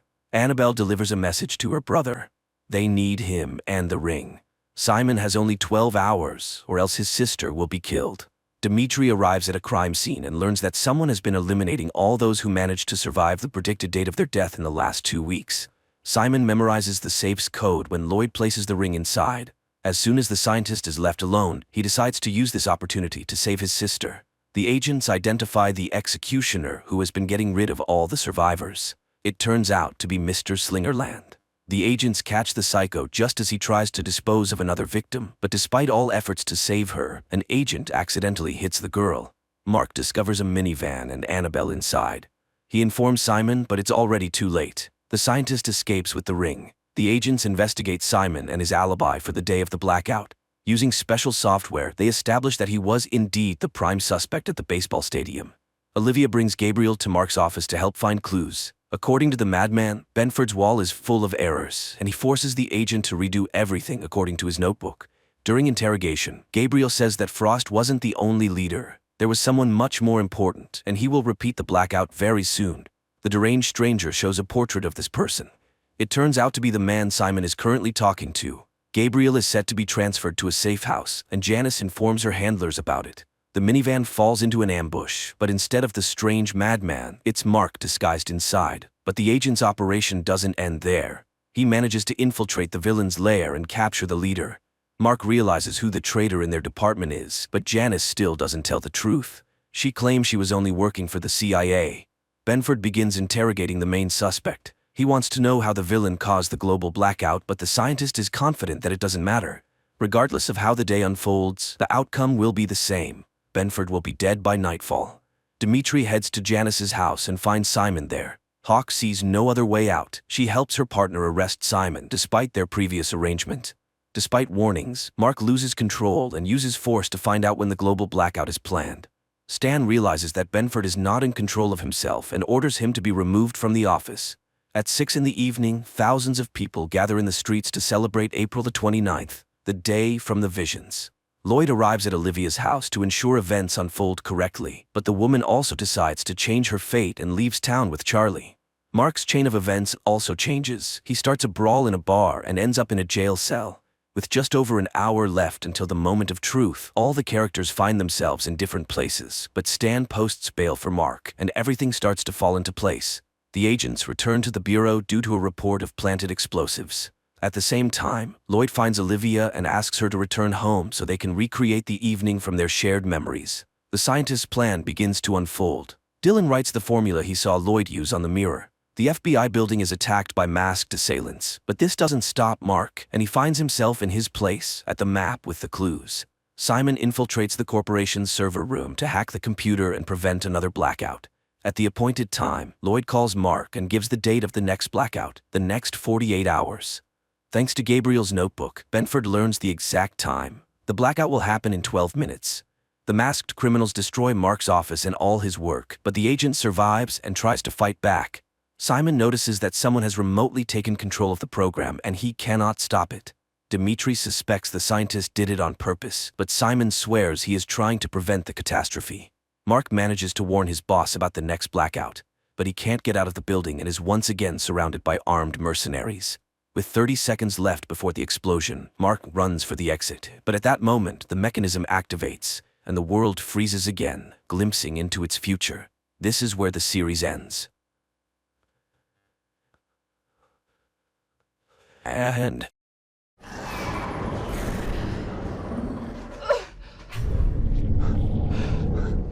in February 1959, a group of 9 Soviet tourists went missing in the mountains of the northern Urals. 2 weeks later, their bodies were found at the base of Mount Oturton, which in the language of the indigenous people meant the Mountain of the Dead.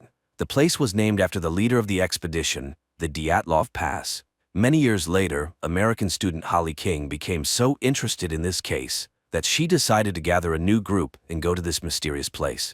The catalyst was a film about an expedition by American scientists who tried to solve the mystery of the Dyatlov group's death but achieved no success. Holly's professor suggested she take up this case for her psychology project, and she invited her friend Jensen to work on it as a film director.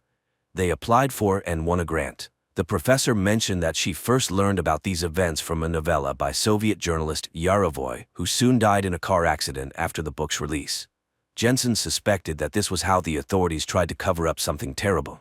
And although people now know a lot about the events of those years, the complete picture remains a mystery. The most common explanation is hypothermic dementia. Although this can happen to those exposed to freezing, in this case, all 9 experienced tourists started undressing at the same time, which is simply impossible. Another frequent explanation is an avalanche. But if they heard the avalanche, why did they sit near the camp for 3 hours without shoes? So there are many answers to this question, one of which involves the secrets of the Russian military, making it seem that the truth will never be known. The first stage of the journey is a flight from Oregon to Chelyabinsk, from where the group will head to the Mountain of the Dead, named by the Mansi people due to a series of unexplained deaths and mysterious disappearances. So the expedition included sound engineer Denise, climber Andy, president of the Northwest Pathfinders Association, who has conquered all the steep peaks in the USA, and his friend Hauser, who spent a whole year conquering the Himalayas. After gathering the group, the guys began to prepare, buying rations, studying maps, and training in the mountains. On January 25th, the team set off. Sometime later, news broke across all U.S. TV channels about the disappearance of 5 Oregon students in the Ural Mountains. Rescuers managed to find their belongings, tents, backpacks, and other equipment. A Russian TV correspondent reported details about the more than strange disappearance of the group of American documentarians. although experts are constructing their versions of the reasons for the disappearance. In winter, the temperature here can drop to -50 degrees, with strong, piercing winds, whose direction constantly changes. This means that if a person walks against the wind and thinks they are walking straight, they might actually be walking in circles. There are speculations about the intervention of some extraterrestrial devices, which many witnesses saw in these places, or even about the appearance of the Yeti. The Mansi elders recall rumbling and fiery balls over the mountains on the days when the Dyatlov group disappeared. They consider these places a portal to the other world. The students wanted to repeat the infamous Dyatlov expedition, and it seems they succeeded. Rescuers managed to find a camera that captured the last days of the documentarians' lives.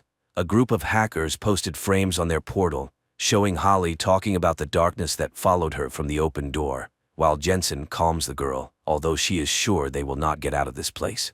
The action shifts to a month earlier, when lively and cheerful students are traveling to the Urals.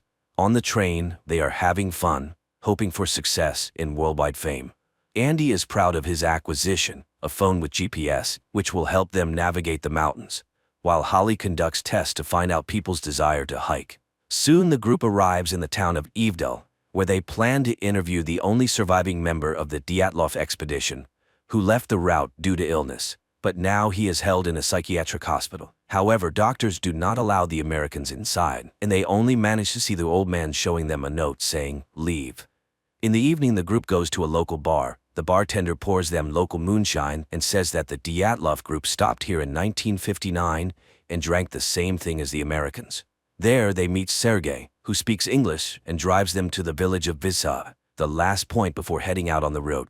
The man tells them that his aunt, an English teacher, participated in the search for the Dyatlov group. She claims that in 1959, not 9 but 11 bodies were found near the Mountain of the Dead. Next to the last two, which looked very different from the others, lay some unknown device. But none of this was mentioned in the reports. After the conversation, the guys set off on foot. At night they stop and set up camp, as the weather begins to change. Hauser prepares a camp dinner, and the guys have fun joking with each other. At night, people see strange lights in the sky and recall reports of orange flashes over the Dyatlov camp, but they decide they still won't be able to solve this mystery and go to sleep. However, in the morning, they notice numerous barefoot tracks of unusual sizes around the tents, resembling human ones. The main thing is that the tracks have no beginning or end, as if some creatures did not come to the camp but flew in. Nevertheless, they set off to explore the area. Soon the students find an abandoned meteorological station, around which the same tracks are found. And in the station's booth lies a torn-out human tongue. Denise panics and asks Holly to leave. But Jensen tells her about a pass in China where animals and birds crash into cliffs and people go insane and die. It is said to happen because of the sound of the wind. Holly admits that she had a similar dream. Mountains, snow, and some door with darkness behind it. And then she heard about the Dyatlov Pass and realized that she would find out everything here. During their conversation, the camera captures two human figures running far in the background. Later they go further and unexpectedly come to the Dyatlov Pass. Once, 9 people set up camp in this very place, had dinner, and went to sleep. But somewhere between 9 and 11 at night, something that the authorities called an unknown irresistible force forced them to leave the tent in such horror that they cut it from the inside and ran into the night, where it was -28 degrees. Holly marks the places where their bodies were found. The first deceased, Rustem Slobodin, Igor Dyatlov, the group's leader and the most experienced tourist. It was probably his idea to leave the tent. Zinaida Kolmogorova was closest to the camp, the only victim who resisted, as her tongue and most of her oral cavity were torn out. Lyudmila Dubinina, Nikolai Thibault-Brignol, Alexander Zolotaryov, Alexander Kolevatov. The cause of death for all was called hypothermia, but Rustem and Nikolai had serious skull injuries, and Lyudmila and Alexander had broken ribs, which was not observed in others. There were no signs of an attack on any of the bodies, no external injuries. Something broke the skulls of 2 men and the ribs of 2 people without leaving even bruises. Moreover, Alexander's body had a high level of radiation. But from where, and why only on him? Georgy Krivonashenko and Yuri Doroshenko, when others ran away, sat by the extinguished fire and froze to death. While Holly is conducting research, Andy is surprised that their group somehow covered 22 kilometers in one day. Everyone's watches, GPS, and even the compass stopped working. Some guys suggest leaving the mountains before it's too late, but Holly persuades them to stay and finish the film. At night, Holly notices that the Geiger counter starts signaling, and together with Jensen, they go up the slope, where they find a high but not deadly level of radiation. Unexpectedly, the students discover the entrance to a bunker, closed with an iron door. Holly wants to open it, although Jensen is categorically against it, as Russian authorities did not build it here for nothing, closing something dangerous in the mountain. However, it turns out that the door is open and just a bit frozen. Holly asks Jensen not to tell the others about the discovery to avoid causing panic among the already scared team. They return to the camp and settle for the night. Around 6 a.m., a huge avalanche roars down the mountains, killing Denise, injuring Andy, and sweeping away the tents and almost all supplies. At first, everyone quarrels, trying to find the culprit of the tragedy, but gradually they realize it was an attempt on their expedition. They help Andy and try to contact the outside world somehow. Holly tells them about the bunker, which enrages Hauser since they are freezing here in the snow, while it might be warm there. The students launch a signal flare and wait for help. After some time, 2 people arrive, claiming they saw the flare, but Andy does not believe them, since they have no backpacks and could not have reached here so quickly. He stays to hold them back while the others are ordered to run. The strangers shoot Andy and wound Hauser. Holly, Jensen, and the wounded Hauser barely manage to get into the bunker. The strangers pursue them, but the students close the door. The Americans turn on the lighting, although it is dim and flickering. Running through the tunnels, they find a laboratory full of various devices and documents, among which are old journals with the names of people who died in the line of duty. There are also details about the famous American experiment with the teleportation of the USS Eldridge. Hauser feels unwell and stays put, as Holly promises to find an exit in return for him. The students continue on alone. Soon, Holly and Jensen find the bodies of soldiers who recently died. One of them is missing a tongue, presumably the one they found earlier at the station, but the other bodies are very old and even skeletonized. The 2 open another door, behind which they sense movement. Suddenly, under the flashlight, they see exactly the same camera they have. Moreover, it has their recordings on it. Jensen recalls the teleportation of the Eldridge, which likely happened to them too. At that time, many soldiers mutated, turning into something incomprehensible. At that moment, they hear Hauser's screams and rush to him, finding their friend being torn apart by 2 humanoid mutants. Noticing the newcomers, the mutants attack them. Resembling skeletons covered in skin, the mutants seem to possess the ability to teleport as they appear out of nowhere in any place. Jensen and Holly leave their friend's body, run out of the bunker, and close the door. To their surprise, the mutants do not chase after them. The survivors turn around, and instead of a snowy field, they see a fossil forming a huge round tunnel. The students realize that this is the path for the mutants' teleportation. Holly throws debris inside and sees that the passage is activated. Looking around, the couple finds drawings on the walls made by the local inhabitants and understands that they discovered this place, built by an ancient civilization once living under these mountains. Such portals can be anything, even weapons scattered around the world, which explains many great mysteries. They do not know where it might take them, to which space or time, but Jensen suggests they need to mentally focus on the place they intend to go. And it will work. The only place that they both clearly imagine is the surroundings of their camp near the bunker entrance. They have no choice but to head into the tunnel. The plot shifts back to 1959, when a Soviet girl from the search team finds their bodies and is very surprised because the rescuers have already found all 9 participants of the expedition. Approaching Soviet soldiers take the bodies to the bunker, while one major picks up the Americans' camera, not understanding what it is. The soldier wants to place the Americans with the other bodies, but the major orders them to be placed in a separate room for examination by a doctor. Undressing the deceased, the soldiers are astonished by the unusual clothing for the 1950s. The naked bodies of Holly and Jensen, now looking like mutant bodies, are hung on hooks in a separate cell. The sergeant places the camera under a light. When everyone leaves, the creatures begin to revive. The man lifts his head and looks at the woman. She directs her gaze at the camera, and an angel wing tattoo is visible on the right side of her neck, the same one Holly had. Despite some inconsistencies, the storyline adheres to most known facts, although the American-Russian creative team skillfully handled the mystified legacy of the USSR. However, the found footage effect combined with acting, special effects in magnificent locations is good enough to ensure the thriller's watchability.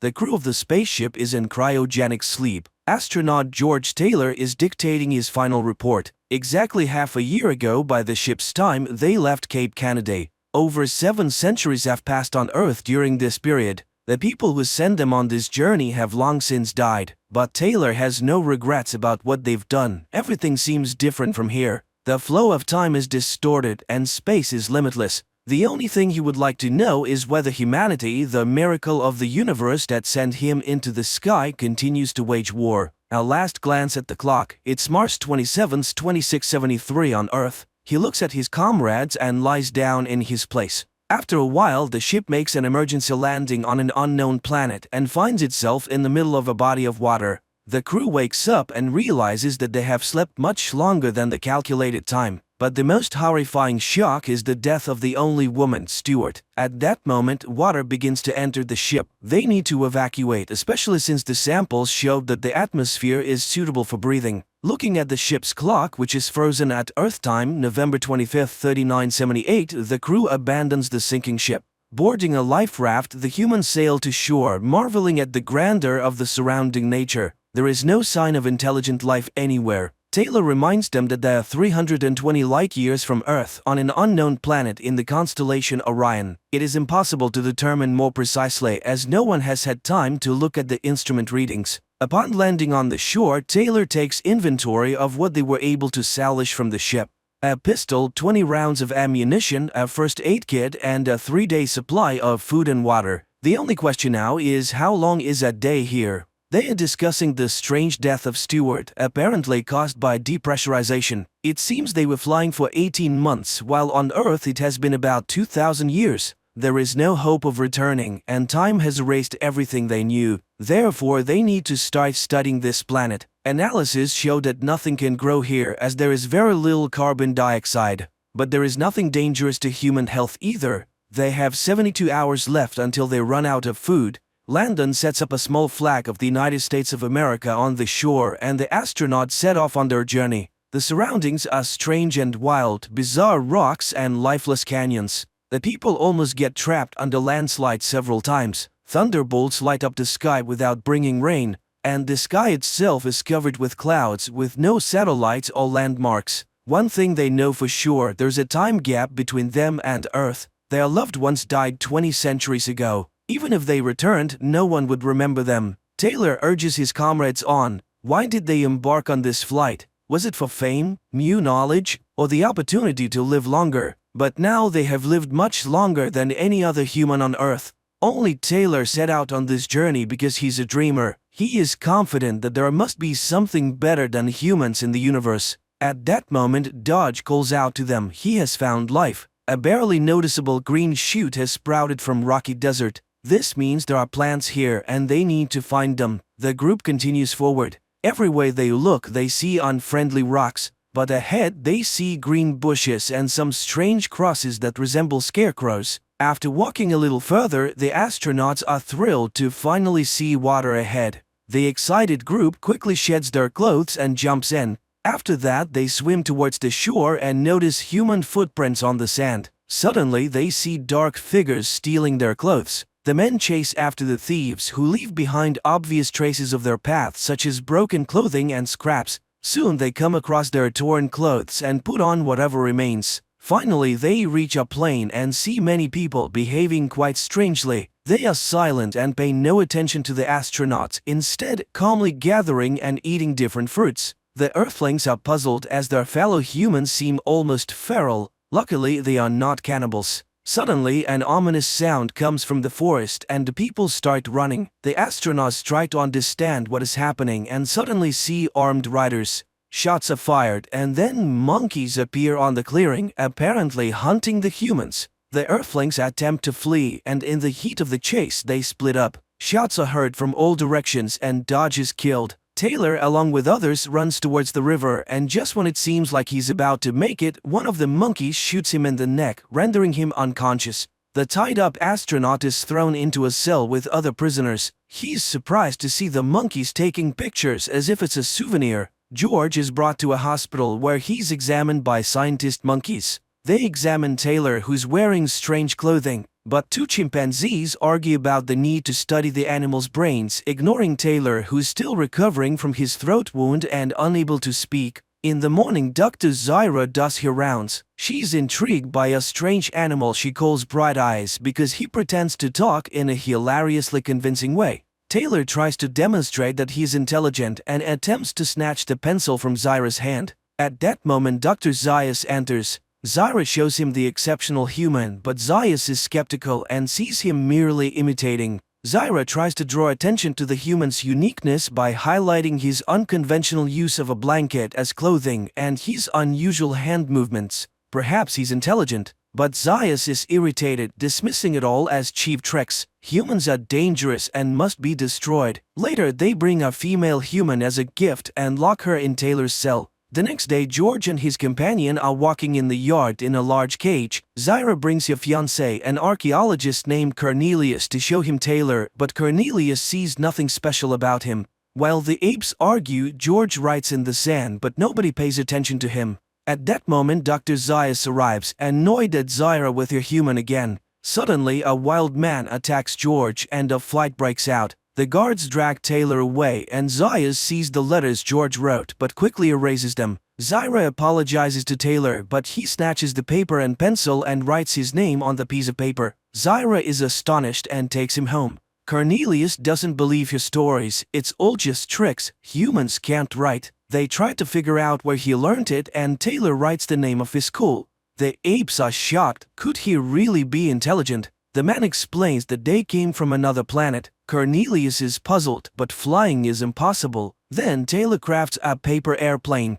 Afterwards, he asks to see the maps and explains where they landed and how they got there. Zyra and Cornelius argue fervently. She claims that humans are a mutation, the missing link between apes and monkeys, and it is quite possible that monkeys evolved from humans. Dr. Zayas, who enters the scene, discovers the paper airplane, crushes it, and orders the man to be taken to a cell. Taylor and Nova sleep in their cell when the arriving apes order Taylor to be prepared for a castration operation, but the man breaks free and runs out of the cell. He manages to hide in the ape temple but is noticed, and the man has to run through the ape city again. Taylor ends up in a museum where stuffed humans are exhibited. Shocked, he runs out into the street but gets caught in a net, where Zyra finds him. And then the voice returns to Taylor, shocking the apes. Later in the cell, Taylor tries to teach Nova how to speak, but the apes take the girl away and put her in the cell across from him. The man tells her about his life on Earth, but he didn't love anyone there. He wonders if Nova can love. The apes put a collar on him and take him to trial. A hearing is now taking place, and Zyra and Cornelius are ready to act as his attorneys. The judges are outraged. He has no rights because he's not an ape. But then what is he being tried for? The court gives a continuance to his lawyers, but Taylor intends to defend himself. A theologian scientist is called to testify, trying to prove the man's irrationality as he does not know the answers to the simplest questions. But Taylor cannot know them as he has not studied their culture. A person is prohibited from speaking, so he writes his statement and submits it to the court. Cornelius reads that Taylor is a space explorer and arrived from another planet, but the apes do not believe him. They demand to bring the people captured with him. And Taylor sees Landon, but he does not recognize his friend, and the scar is found on his head. George realizes that Dr. Zayas destroyed the man's brain. George is dragged back to the court. And then Cornelius defends Taylor. He did not lie when he said he came from the Forbidden Zone. He described it very accurately, and Cornelius himself was there, and he found traces of ancient ape culture. Zyra continues the defense. If he did not come from another planet, he was born on this one. She found no reason why people cannot speak. The problem is not in anatomy but in the brain, and that is the truth, but nobody wants to listen. Zyra and Cornelius are accused of scientific heresy and the tribunal is closed. The fate of the man is predetermined. He is handed over to Zayas, who intends to perform operations on him. George is outraged. How could such an upside-down civilization arise? And most importantly, why is Zayas so afraid of him?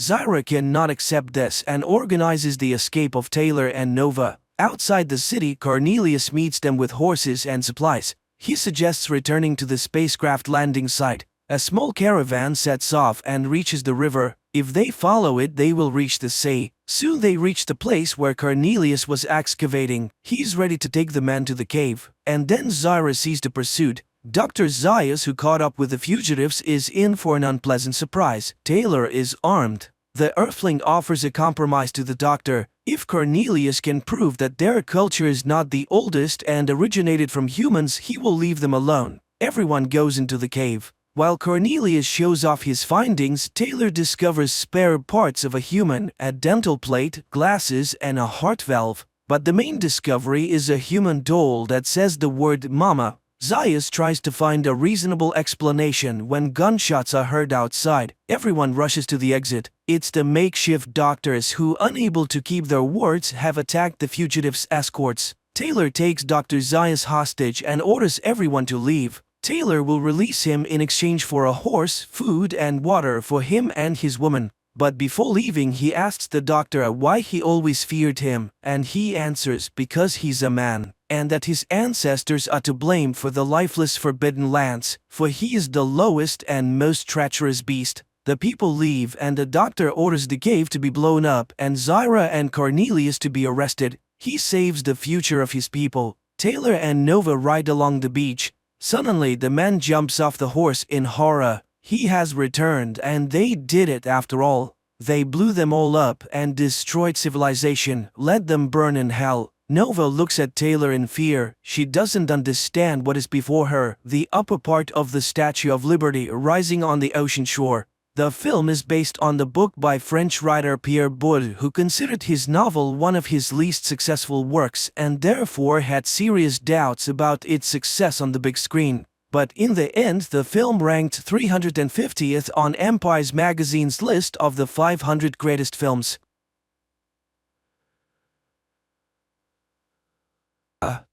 On Earth, there comes a moment when governments resort to extreme measures and release poisonous substances into the world to reduce the population. Money's the only god you have left. Take him to the Snake Eyes, sweet. People were leading their normal lives when one day planes appeared in the sky, dispersing a black substance that caused death to anyone exposed to it. Those whose bodies proved resistant to the poison were left to cling to the remnants of the past or adapt to the new reality. The government was absent, and taking advantage of this, gangs proliferated in the American Midwest, dividing territories and eliminating dissenters. One of these groups wore animal heads and called themselves Players, alongside others known as the Plowers, Cherries, Killers, and many more. One day, Mark West, in the hope of saving their crumbling marriage, agrees to take his wife to her parents' house in Milwaukee. His friend tries to convince him to take a more suitable car, but Mark loves his car too much and doesn't want to abandon it. Almost immediately, the car breaks down. Mark and Nina find an abandoned auto repair shop, and while Mark is fixing the breakdown, Nina looks at old photographs and listens to the radio. At that moment, the doors open, and several armed men enter. The couple is saved by the fact that they are in a separate room. Mark asks his wife to step on the gas. The car crashes through the wall and out of the room just as another gang bursts through the open doors, crushing the initial arrivals. Mark's car starts just in the nick of time, and they barely manage to escape their pursuers. The radio host reminds them of the need to find shelter for the night, since gangs are roaming everywhere, so Mark turns towards what appears to be an abandoned house. The couple explores the house, and while Nina gathers anything that might be useful, Mark discovers mutilated bodies in the bedroom. While Nina tries to contact her mother, Mark carries the bodies outside and sets them on fire. They spend the night in a guest bedroom. Mark plots a path, choosing routes that are free from the executioner's gang, while Nina recalls how her husband had tried to ask her father for a magnificent collector's pistol and hopes that if they make it out unscathed, her father will still give it to Mark. Nina extinguishes a candle, unaware that they are being watched by a man who is captured by the executioner's gang next morning, and, under torture, reveals information about the traveling couple.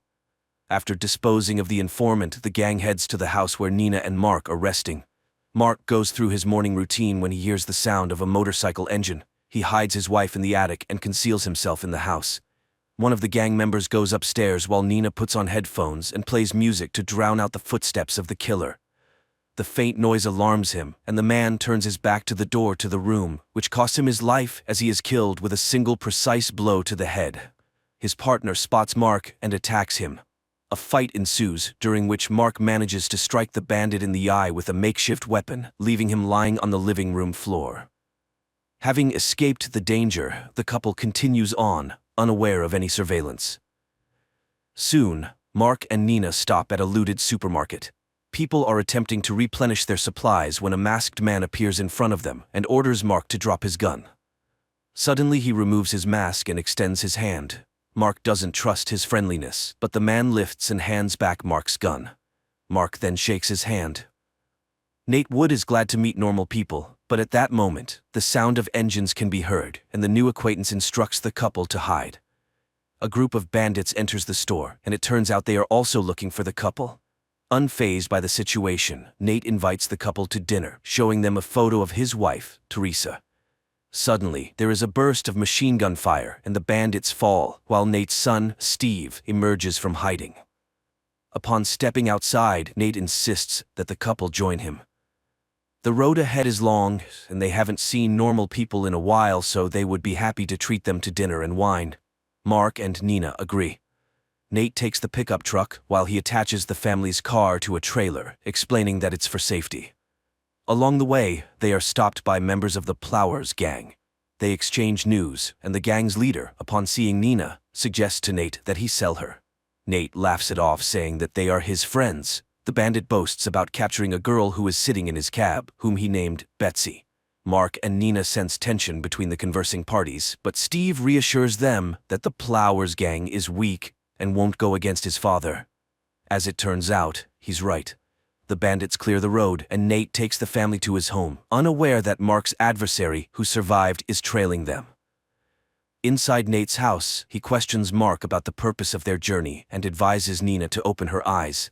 If their relatives aren't responding, they are most likely no longer alive. Just then, Teresa invites everyone to the table. People enjoy peace and delicious food, and when a song comes on the radio that Teresa calls their song, the couple dances, bringing smiles to the children's faces. Steve talks about the bandits they encountered, while Nina, unable to bear hearing about violence, asks Nate's daughter Bella to take her to the children's room. Teresa accompanies them, and the women discuss family matters.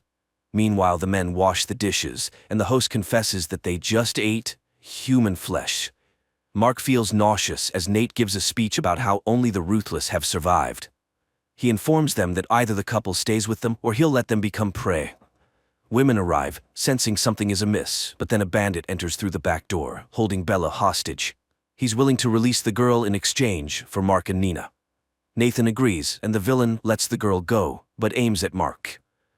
As the bandit takes aim, Steve, who had stealthily approached the bandit, cuts his leg with a knife. The bandit falls but manages to pull the trigger, and a bullet hits Teresa. While Nathan is distracted, Mark and Nina make a run for it, hop into their host's car, and drive away. Gunshots continue to echo from the house. They drive down the road, and Nina confesses that she can no longer play these insane survival games.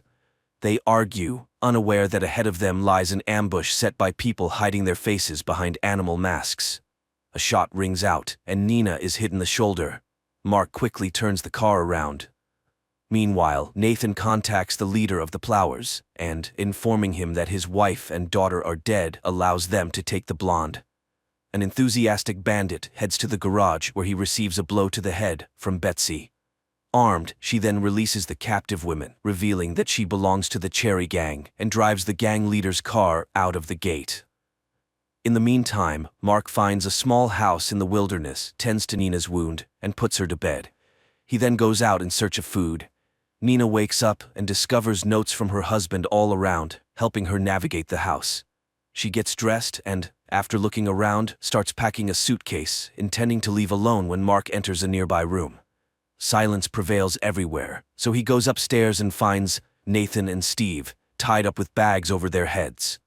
But when he questions how they got there, a very colorful character enters the room, suggesting they have some fun because, after all, showtime is his life.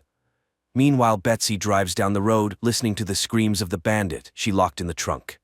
Suddenly, she notices Nina behind some bushes and goes after her, while the bandit, who introduces himself as William Cunningham, tries to find out why Nathan and Steve were tailing Mark. Mark recognizes the quotes William is using, and William is pleased with his erudition. He then introduces his buddy, Big Guy, and offers to have a fight with him, promising to let Mark go if he wins. During this time, Nina stumbles upon a box of records, and on one of the envelopes, there's a note asking to give her husband another chance. She finds some alcohol, plays music, and, under Betsy's watchful eye, loses herself in the music while her husband fights the brute. Mark takes a beating until his opponent throws him right at William, and Mark ends up with William's gun, which he promptly fires, ending the showman's life. Betsy makes a decision and kills the bandit in the trunk just as Mark bids farewell to Nathan, Steve, and Big Guy. Mark returns to the house where he left Nina and shoots with the rifle found in the yard.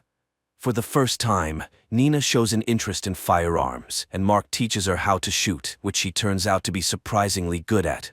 She leads her husband to the garage when Betsy enters the house and finds a ring that Nina had taken off when contemplating running away from her husband. And at that moment, she shows her husband a car just like his, and upon learning that he wasn't very popular with girls and thus didn't experience familiar sensations felt by many American guys, she suggests rectifying that in the car. The process is interrupted by the animal-masked bandits who capture the couple and take them to their base. There, they are brought into a room and seated at a table with 2 sticks attached to it, each with a gun affixed. Their hands are fastened to the gun handles, and they are offered to play a game. 1 bullet in the chambers, and if they're lucky and don't shoot each other for 6 rounds, the couple will be set free. Nina then asks to add more bullets, but reduce the number of rounds, which the bandits agree to. The couple begins the game, and in the second round, Mark is shot in the shoulder. The crowd rejoices, and the 2 ladies start squabbling, which helps Nina free her hand. She grabs the judge's gun, shoots him, and fires at the sticks holding the pistols. Then she positions her shoulder under Mark's semi-conscious body and makes her way to the door. She is intercepted by the brothel's leader, but under the barrel of gun, she has no choice but to let the family go, since people with weapons are not allowed in the room according to their rules. The couple gets into a car and drives away while the gang arms itself and starts chasing them, losing a couple of sentries to Betsy's gunfire. Nina presses the gas pedal and finally arrives in Milwaukee, where she learns that her parents have passed away. Neighbors hand her a letter addressed to their daughter, in which her mother asks Nina not to abandon her husband. Later, neighbors show her how they have fortified their defense. Barricades made of cars on the roads, a constant lookout on the roof, and a tripwire stretched across the street that can be activated with a winch. If someone drives over the tripwire, it triggers an explosion sufficient to demolish a house. At this point, the town is greeted by a longtime friend of her father, Phil, while Betsy infiltrates one of the houses and sets up a shooting platform by the window. Meanwhile, Nina overhears Phil reporting her arrival to someone. She goes to his house, but the man hides behind blinds. Then his radio comes to life, reporting that they are 1 minute away, and Nina recognizes the voice. She realizes that the bandits are heading to the town, and upon seeing a neighboring girl on the road, she hides her in a house. She grabs a rifle and prepares to confront the players. The gang stops their cars right under the window of the house where Betsy is positioned, and the sentry also aims at them. Nina opens fire, immediately supported by Betsy, taking down half of the gang. At that moment, the girl escapes from the house, and while Mark tries to catch her, one of the bandits attacks him. Nina throws a homemade grenade at the cars, and Mark kills his attacker with the bandit's own horn. Phil watches in horror as Betsy gets wounded. And there, Nina sees the speeding Plowware's car, which can easily sweep away anyone in its path. She rushes to the winch and tightens the tripwire, which the armored car brushes aside. But then, the explosives go off, and the car flips over. Among the attackers, only 1 female bandit remains, who heads into the house where the wounded Betsy is at that moment, handing Mark her ring before succumbing to a bullet fired by the bandit. The bandit queen prepares to shoot Mark, but she receives a bullet from Nina. While Mark recovers from the transformation of his wife, she confronts Phil and finds bloody footprints of a child and a murdered man. On the table, Nina finds a familiar box, takes it, and goes home, encountering a neighboring girl with bloody hands on the street. Nina hands the box to her husband, and he finds the long-desired pistol of her father inside. Then he places the lost ring back on her finger. The couple leaves the town in search of a better place, while the radio reports about a family that has destroyed a bunch of bandits, so the villains need to rethink their actions.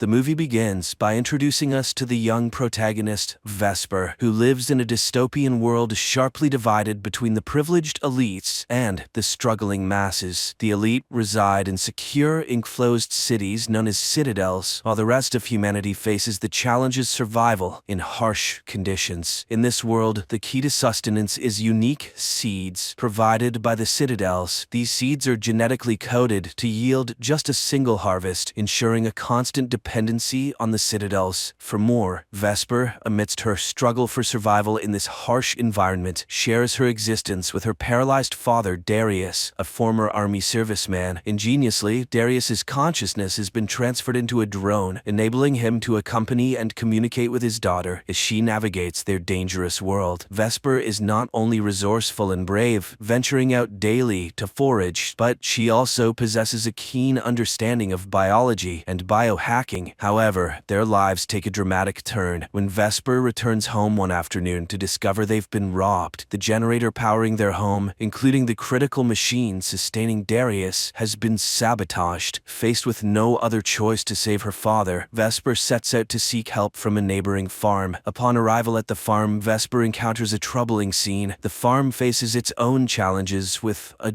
jug, a genetically engineered human designed for labor, but devoid of intelligence. The jug has been injured, rendering it useless, and Jonas, the farm's leader and Darius's brother, instructs a young boy to kill it. After witnessing this unsettling event, Vesper approaches Jonas with a request for bacteria to restore their generator. In exchange, she offers a blood donation, a valuable commodity used by Jonas to trade for seeds from the citadels. Jonas expresses a desire for her to join their community, offering to care for her father as well. Vesper, however, is deeply unsettled by Jonas's intentions. She suspects that Jonas wants to use her as a breeder, a role she strongly rejects. After completing her blood donation, Vesper faces a dire situation when Jonas refuses to immediately provide the bacteria she needs in exchange. He explains that he must first sell the blood, a process that will take several days, time her father Darius does not have. In desperation and anger, Vesper attempts to reclaim her blood, only to be caught and forcefully expelled from the farm by Jonas. Undeterred, Vesper returns to the farm, exploiting a secret entry point known only to her. Vesper stealthily enters Jonas's lab and retrieves the bacteria she is owed. While there, she also manages to take some seeds acquired from the Citadel. As Vesper heads home, she promptly repairs the generator and begins experimenting with the stolen seeds, hoping to unlock their fertility. In the forest, Vesper stumbles upon Camellia, a woman from the Citadel, lying unconscious yet alive, with plants feeding off of her. Vesper acts quickly, clearing the plants and bringing Camellia back to their home, where she treats her wounds. Camellia then reveals that she was in the crashed glider Vesper had seen and is now desperately searching for her father, who is with her. Although not fully recovered, Camellia promises a reward for their help. Vesper agrees to assist in the search, despite Darius's objections. The following morning, Vesper sets out on her mission and soon locates the crashed glider, finding Camellia's father Elias inside. However, she's not alone in this discovery. Jonas and a group of survivalists also converge on the crash site. Jonas, cold and indifferent to Elias's pleas, decides to end his life simply because he is from the Citadel. When Vesper attempts to intervene, Jonas dismissively shoves her aside. He also uncovers a woman's scarf in the glider, deducing that another passenger, Camellia, needs to be found. Back home, Darius suggests informing the Citadel of the situation before Camellia takes any drastic action or Jonas finds her. However, the only way to communicate with the Citadel is through a transceiver located at Jonas's house. Vesper reluctantly agrees to the plan, lying to Camellia that her search was fruitless, but promising to continue the next day. After a while, Camellia earns Vesper's trust. Vesper then decides to reveal her secret greenhouse. This greenhouse is a testament to Vesper's ingenuity, housing a variety of bioengineered plants, each with unique abilities and characteristics. Vesper takes pride in her creations, but still hopes to develop a plant capable of producing edible seeds. While Vesper tends to her plants, Darius quietly confides in Camellia. He admits he knows they can never gain access to a Citadel, but implores her to be kind, as Vesper's dream of reaching the Citadel means everything to her. Later, Vesper questions why they are excluded from from the Citadel, to which Camellia explains the leadership's fear of resource scarcity. Vesper suggests they could take on the worst jobs, but Camellia points out the Citadel's preference for control. Unlike humans, the genetically engineered laborers, or jugs, don't resist. That evening, they share a musical moment, with Vesper singing while Camellia plays her mother's old instrument. The next day, Vesper once again sneaks into Jonas's house to use the transceiver. This time, however, Jonas spots Darius's drone and seizes it. While pretending to repair the drone, Jonas confronts Vesper about the missing seeds and the unidentified passenger, expressing his hatred for liars, especially within his own family. Vesper, refusing to admit anything, snatches the drone and flees, only to find it can't fly and crashes. In her attempt to recover the drone, Vesper stumbles upon a grim sight: the body of Jonas's assistant, who helped here before, left to die under a tree. Before she can process whether he was killed for aiding her, Jonas's followers apprehend her. They forcefully mark her hand with a seal, symbolizing her as Jonas's property. Distraught and overwhelmed, Vesper returns home, where Camellia immediately offers comfort. Guilt-ridden by her own deceit, Vesper breaks down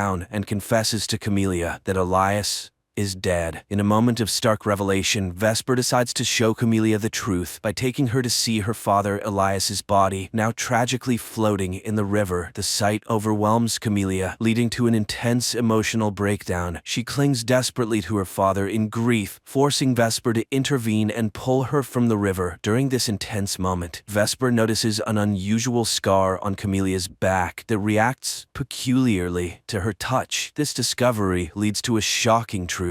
Camellia is not a human, but a highly advanced jug, a creation of Elias, who was expelled from the Citadel for creating an intelligent slave. Camellia confesses her deception. She had been on the run and never had the capability to get Vesper and Darius into the Citadel. Angered by this betrayal, Vesper confronts Camellia physically before they return home. Once there, Vesper coldly tells Camellia to leave after she cleans up. Meanwhile, Vesper repairs the drone and shares the day's events with Darius. Darius, understanding the complex situation, urges Vesper to be more compassionate towards Camellia, explaining that jugs are bound to their programming and have no real choice in their actions. At the same time, Camellia, grappling with her lost purpose and fearing capture by the Citadel, contemplates ending her life. However, Vesper, influenced by her father's words, intervenes just in time. Realizing Camelia's potential contribution to her research, Vesper proposes to use a sample of Camelia's cells. The process proves challenging, as Camelia's cells are secured just like the Citadel's seeds. In an attempt to ease Vesper's frustration, Camellia plays music. Miraculously, the music unlocks Camelia's cells, allowing Vesper to modify the Citadel seeds successfully, creating a sustainable food source. And all it took was a little nickelback. Needing more supplies for further research, Vesper briefly leaves for the old lab with the drone. During her absence, Camellia stays to watch over Darius, which leads to a dangerous encounter when Jonas arrives. Initially, Camellia tries to feign innocence, but Jonas sees through her act and threatens Darius's life. Camellia agrees to go with Jonas without resistance. However, Jonas soon discovers the mark on her back, identifying her as a jug, and attempts to reprogram her to obey him. Vesper returns just in time, and a fierce struggle ensues, with Vesper, the drone, and Camellia fighting against Jonas. They manage to overpower him, but Vesper refuses to kill him. Instead, she strikes a deal. She will share the secret of the fertile seeds with Jonas if he agrees not to alert the Citadel. Despite Jonas's apparent agreement, he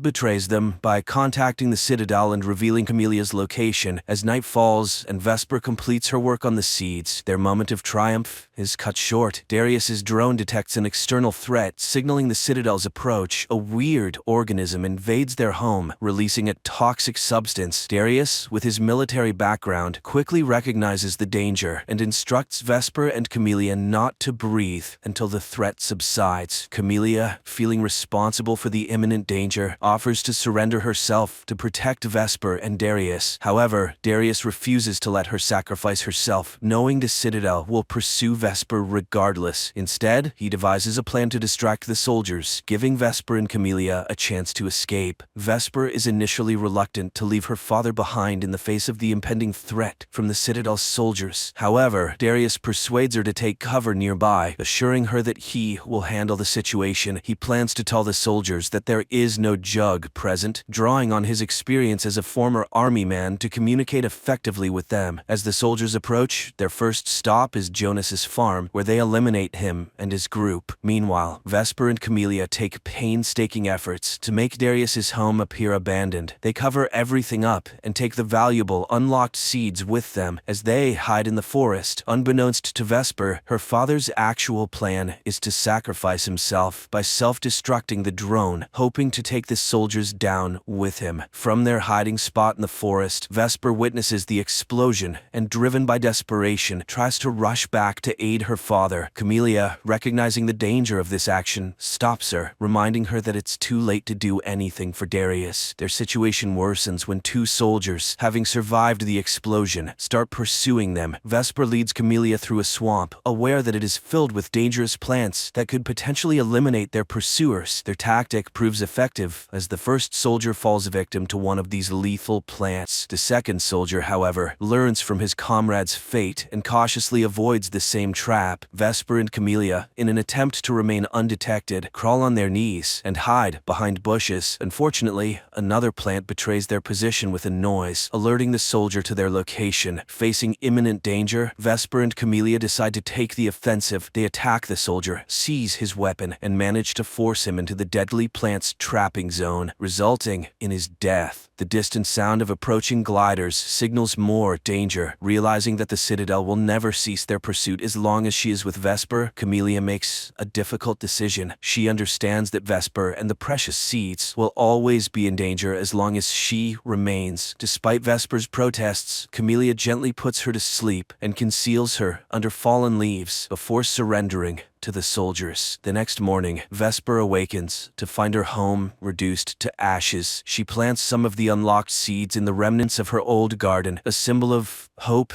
and renewal. In the aftermath, she encounters a group of children who survived the attack on Jonas's farm. Together, they decide to follow the mysterious people that wander around, seeking to uncover their destination. Their journey leads them to a towering structure constructed by these people. Driven by a sense of purpose, Vesper climbs to the top of the tower. There, she releases the seeds from her hand, allowing the wind to carry them to various corners of the land. This symbolic act represents her hope that the seeds will grow and multiply, providing sustenance for all. The movie concludes on this note, leaving a lasting impression of resilience and the enduring power of hope.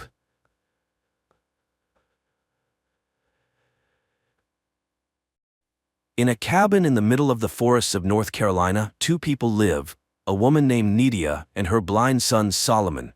The only thing left from the father, a hunter, is an audio recording where he explains to the boy that they were forced to move to this place in the hope that his mother would be able to heal. But the hope was in vain. Nydia's condition only worsened. On that day, the mother calls her son to check the traps. Before leaving the house, the boy habitually ties a rope to his belt, the other end of which is attached to the porch. This measure is necessary so that the child can always find his way home, and so that the mother knows in which direction to look for him if something happens. The woman teaches Solomon how to set and find traps for animals, and approves of how quickly he learns. Later, she shows him how to properly skin animals without damaging the fur, which can then be used to make clothing. One day, the curious boy catches an insect and traps it in a jar, only to be saddened when he notices that the beetle no longer makes any sound. The mother explains that living creatures cannot survive like this. They need air, food, and water. One day, the woman suggests that the child go fishing to celebrate the birthday of his deceased father, who loved this activity and always took Solomon with him. Afterward, she plans to bake a cake, which excites the boy. The pair head to the river. Suddenly, Solomon notes that all the animals and birds seem to have disappeared, and a ringing silence surrounds them. The woman, who also notices this, jokes that they were scared of the boy and warn the fish in the river. The boy relaxes, but the unpleasant feeling remains in his soul. Sitting by the shore, he suddenly asks questions about death. Nydia is surprised but explains that death is simply a change of existence, like a chrysalis turning into a butterfly. Life continues but in a different form. But why is Solomon interested in this? After all, he is young, full of energy, and will live for a long time. After sitting by the shore with their fishing rods and not getting a bite, the woman suggests that the boy dig up some worms. He happily agrees and ventures deeper into the forest. The boy finds some worms near a rotten tree and feels an iron chain under the leaves. But as soon as he tries to pull it to find out where it leads, the mother arrives, sensing something suspicious in the forest. She praises her son for finding the worms, but suggests they finish fishing for the day. The pair return home, where the mother tends to the household chores, the garden and the goat, which provides them with milk. Solomon helps dig up root vegetables. The mother praises her son for his help, hiding that she feels worse and worse. In the evening, she bakes the promised cake and suggests that her son sing the traditional song, but the boy doesn't like it. Then Nydia offers to let him blow out the candle on the cake in front of him, and Solomon fulfills the request, but he refuses to share his wish, believing it won't come true if he does. At night, the mother plays an audio recording she and the boy's father made for little Solomon. They tell a story about a little goat that once ran into the forest where a terrible monster lived. The parents loved their little goat very much and were inconsolable, but the goat, seeing the monster, managed to escape and return home, bringing great joy to his mother and father. They hugged him, and he promised never to return to the dark forest again. After listening to the story again, Solomon again raises the question of death, as he didn't understand his mother's earlier explanation. Then Nydia tells him about faith. However, the boy barely understands and declares that he believes in his mother above all else. The years pass, but one day the mother disappears, leaving the boy only a recording of her voice, in which she says goodbye to her son and reminds him of the 3 main rules of their life. He must always share with the forest everything he gets from it, half for him, half for the forest. The second rule, when he feels down and ready to give up, he must sing their song. And the third rule, he must never take off the rope. Time passes. Solomon becomes a teenager. He has fully adapted to life alone, hunting, fishing, chopping wood, and checking traps on his own. When he feels particularly sad, he listens to the tapes with the voices of his loved ones. One day while eating near the house, the boy hears a strange sound from the thicket. Putting down his plate, he rushes into the forest but finds nothing unusual, though he senses someone's presence nearby. Before bed, he listens to his mother's voice recording again. However, he cannot sleep. The boy gets up and leaves the house. Then he hears the plaintive bleating of his goat and runs towards the sound until the rope reaches its limit. At the very edge of the rope's reach, he manages to feel the goat's body in the grass, but at that moment, something unknown grabs the animal and drags it into the depths of the forest. Feeling his hands, the boy realizes they are covered in blood and tries to wipe it off. Morning comes. Solomon is frightened but continues to live according to his established routine, but one day he suddenly hears a gunshot in the forest. The boy rushes in that direction and stumbles upon a dead deer. But then, a man emerges from the trees, claiming it as his kill. Frightened, Solomon begins to wave his knife, and the stranger is forced to knock him out with the butt of his rifle. The boy comes to his senses, near his house. The hunter, sitting opposite, tends to his wound, apologizing for the harm caused. He read the name on the knife, Lucas, and assumes that's the boy's name. But the boy admits that it was his father's name, who is now gone. The hunter apologizes again, saying he didn't mean to scare him, and noticing the rope, he carried him back to the house. Hank, the man's name, asks the young man why he lives alone and where his parents are, as the boy looks very young. But Solomon doesn't answer. The day is already ending, so the hunter asks for permission to spend the night in the house. In return, he offers some painkillers. When the boy refuses, as he doesn't know what pills are, Hank promises to cook a hot meal from the deer, and Solomon agrees. Hank examines the house from the inside and realizes that the young man has never left its boundaries and therefore simply doesn't know about the outside world. Meanwhile, the boy listens to his mother's last message, huddled in the corner of his room, feeling uncomfortable in the presence of a stranger. Hank finds homemade books that Solomon's mother made for him and feels sorry for the boy. He behaves kindly and generously offers the young man the soup he prepared. He again offers to help the boy, saying he can guide him to people and help him settle into the big world. But Solomon refuses, which Hank attributes to his deep love for home, lamenting that he himself doesn't have one. He again asks about the parents, saying the boy looks a lot like the woman in the photo, perhaps that is his mother.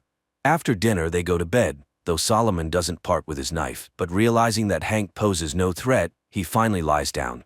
However, in the middle of the night, both are awakened by a loud and terrifying sound, similar to the roar of an unknown animal. Hank, armed with a flashlight and rifle, goes outside to check what's happening. It's quiet around the house, and the man heads into the forest. Soon he finds blood traces at the base of a tree and realizes that some animal has died there. On the tree itself there are bloody marks and the bark is scraped off. Stopping, Hank surveys the area through his scope and notices something suspicious in the bushes. He fires, but the creature leaps from behind the tree with a terrifying roar and charges at him. Realizing he missed, the hunter runs. Reaching the house, he sees Solomon in some sort of trance. The boy just sways from side to side, humming a tune to himself, and doesn't respond to the man's questions. Hank, getting no answers, leaves him alone. After all, he believes he scared off the beast, and now they are safe. The man promises to get the boy out of the forest so he can live a normal life, unafraid of any monster. In the morning, Hank finds Solomon in the shed. He offers to repair it since all the necessary materials are there, except for the chain. Solomon recalls finding a chain in the forest as a child and takes Hank to the spot. The man marvels at how the boy navigates using the rope. The boy explains that it's the only way to survive. Soon they find the place. Hank, noticing the chain, grabs it and starts pulling, but realizing it's tied to something, he follows it and finds some kind of burrow. Nearby lie metal shears, which surprises Hank. However, he cuts off a piece of the chain and returns with it to the house. While the man works on the repairs, Solomon asks for a piece of venison, and after receiving permission, throws it into the bushes. To the hunter's surprise, the boy explains that it's a rule. Everything taken from the forest must be shared with it, as his parents taught him. The hunter believes this practice explains the appearance of the beast they heard at night. He suggests they set a trap for the monster to ensure the boy's safety.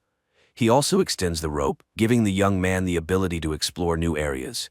Soon they both head in the direction where Hank saw the unknown beast. Cautiously moving between the trees, they reach the edge of the previously marked area. Suddenly, something unknown grabs the rope and starts pulling Solomon. The terrified hunter chases after the boy, and catching up with the abandoned Solomon, immediately leads him back to the house. Hank tries to calm the young man, assuring him that the beast won't enter the house and they will definitely catch it in the traps they set. He also found his mother's diary and offers to read it to Solomon. The boy listens intently, a thoughtful smile appearing as he hears the lines filled with love and tenderness directed at him. But suddenly Hank stops reading mid-sentence, having read something terrifying. Not wanting to scare the boy, he assures him it's already late and they should go to sleep. As always, Solomon listens to his mother's recording before bed and then goes to sleep. Meanwhile, Hank, making sure the boy's asleep, leaves the house and heads to the place where they found the chain. He approaches the burrow, sees a pile of gnawed bones in front of it, and realizes that this is the lair of the beast. Meanwhile, Solomon wakes up and begins to search for his new friend, and Hank, with his rifle ready, approaches the burrow and suddenly sees a notebook similar to the one in Solomon's house. But this one is scribbled with simple doodles. Deciding that the find has no value, the man puts it back. Meanwhile, realizing that Hank is not around, Solomon sits on the porch and turns on the tape recorder, listening to his mother's voice. But at that moment, he hears a gunshot in the forest. Finding the rope, Solomon runs into the forest, where he suddenly stumbles over Hank's backpack and realizes that the man is somewhere nearby. At that moment, the rope's length ends. For the first time in his life, Solomon breaks the rule and takes it off to find his friend. He crawls around and finds Hank's lifeless body. Solomon mourns his loss when he hears someone standing before him. The terrifying, disheveled creature turns out to be Solomon's mother. Making inhuman sounds, she charges at him, but the chain restrains her. To drive away his fear, Solomon begins to hum the childhood melody. This makes the woman stop, and when she begins to hum along, the boy recognizes her. He cautiously approaches her, and when she lunges at him, she impales herself on a knife and dies. Her eyes, with strange vertical pupils, go still. The young man, coughing heavily, leans against a tree. Trying to recover from everything he's been through, he suddenly hears a crow cawing and looks up at the sky. And then, in his milky eyes, vertical pupils appear, meaning that along with his sight, he has inherited his mother's illness, becoming the new forest beast. A depressingly dull film that exudes hopelessness, cold, and a sense of inevitable futility. But the metaphor with the rope is very apt. A person should never lose their connection to home.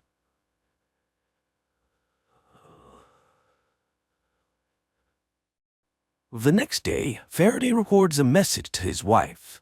He explains that on Earth they would be called a family, and their children would be real children and not dolls. It seems as though he's beginning to understand what emotions are. Drones on Antea have no right to choose, but on Earth the range of choices is astounding. There can be dozens of varieties of just coffee. Even children can choose. Humans create rituals out of simple actions. For example, the ritual of family dining or talking to God. And during meals, people share their day's events. They also experience a sense of joy which Faraday wishes to experience with his wife. Each generation here produces a handful of great minds. Justin is one of them. The number of emotions experienced by people in a day is absurd. And everyone around Faraday lives in fear of some kind. The fear of failure leads Clay to meet with Finch. After a tough conversation, he still pleads for another week, as Faraday was almost done building the device. Faraday then continues to explain that on Earth, everyone has their own self, but on Antea, they're born either as knowers or drones, but here everyone creates themselves. And people also believe in something higher, that is, in God. One day, Josiah suddenly cuts off a conversation about synthesis and leaves the table, and this marks the beginning of his changes. Then a man plays a jazz record explaining what it is and how it originated. While improvisation was inexplicable, Faraday tries to explain it to his wife. Meanwhile, Elizabeth tells Clay that the signal in the tornado came from somewhere in Southeast Asia. Also, the stewardess on the plane, Faraday, was posted about it afterwards. After seeing Clay off, Elizabeth calls someone on the phone and asks for a meeting. At this time, Eddie informs his brother about the desire of oil magnate Thorne to buy half of the Origin Corporation. In London, Josiah notices a music store. He then picks up a guitar and starts playing, astonishing the salesman, but suddenly the man faints. Justin finds him in the hospital, and although doctors were sure everything was fine, Faraday tells how Josiah was born in the Bahamas and turned his genius to music in his youth. But his wife left him after their daughter was born, and the alien confesses that she shared his DNA with the old man, which is now rewriting Josiah's human genome, and what he will turn into is unknown. Josiah then leaves the house and goes to a bridge. There he finds a wasp nest and stares at it for a long time, and upon returning home, starts writing an endless equation. The doctor arrives and announces that his blood oxygen level is elevated. Justin blames everything on Faraday, but suddenly, Faraday realizes that Josiah translated his daughter's equation into sound frequencies and wrote a song, the key to the synthesis process. He sets up a keyboard instrument in front of the device and asks Josiah to play its melody. Well, the man begins to play, and gradually, by changing frequencies and tempo, he manages to activate the device. Faraday joins him, and everything works out. That night, Elizabeth takes Josiah's medical chart from the doctor and reports of Clay about Faraday's successful experiment. Looking at the test results, she figures out that Newton is in Cambodia, where a cement bunker can be seen in the middle of the jungle. Clay informs Finch about this, and she forbids him to go there. But the agent sends a special force team to Cambodia. The soldiers enter the building, which turns out to be empty. But inside they find unknown plants whose dust kills them. Clay watches this in horror through a mirror screen. Meanwhile, Molly asks her family to help her with an assignment and create a family tree. But they have no photos, so Faraday draws a very similar family portrait, to which Molly asks to add him.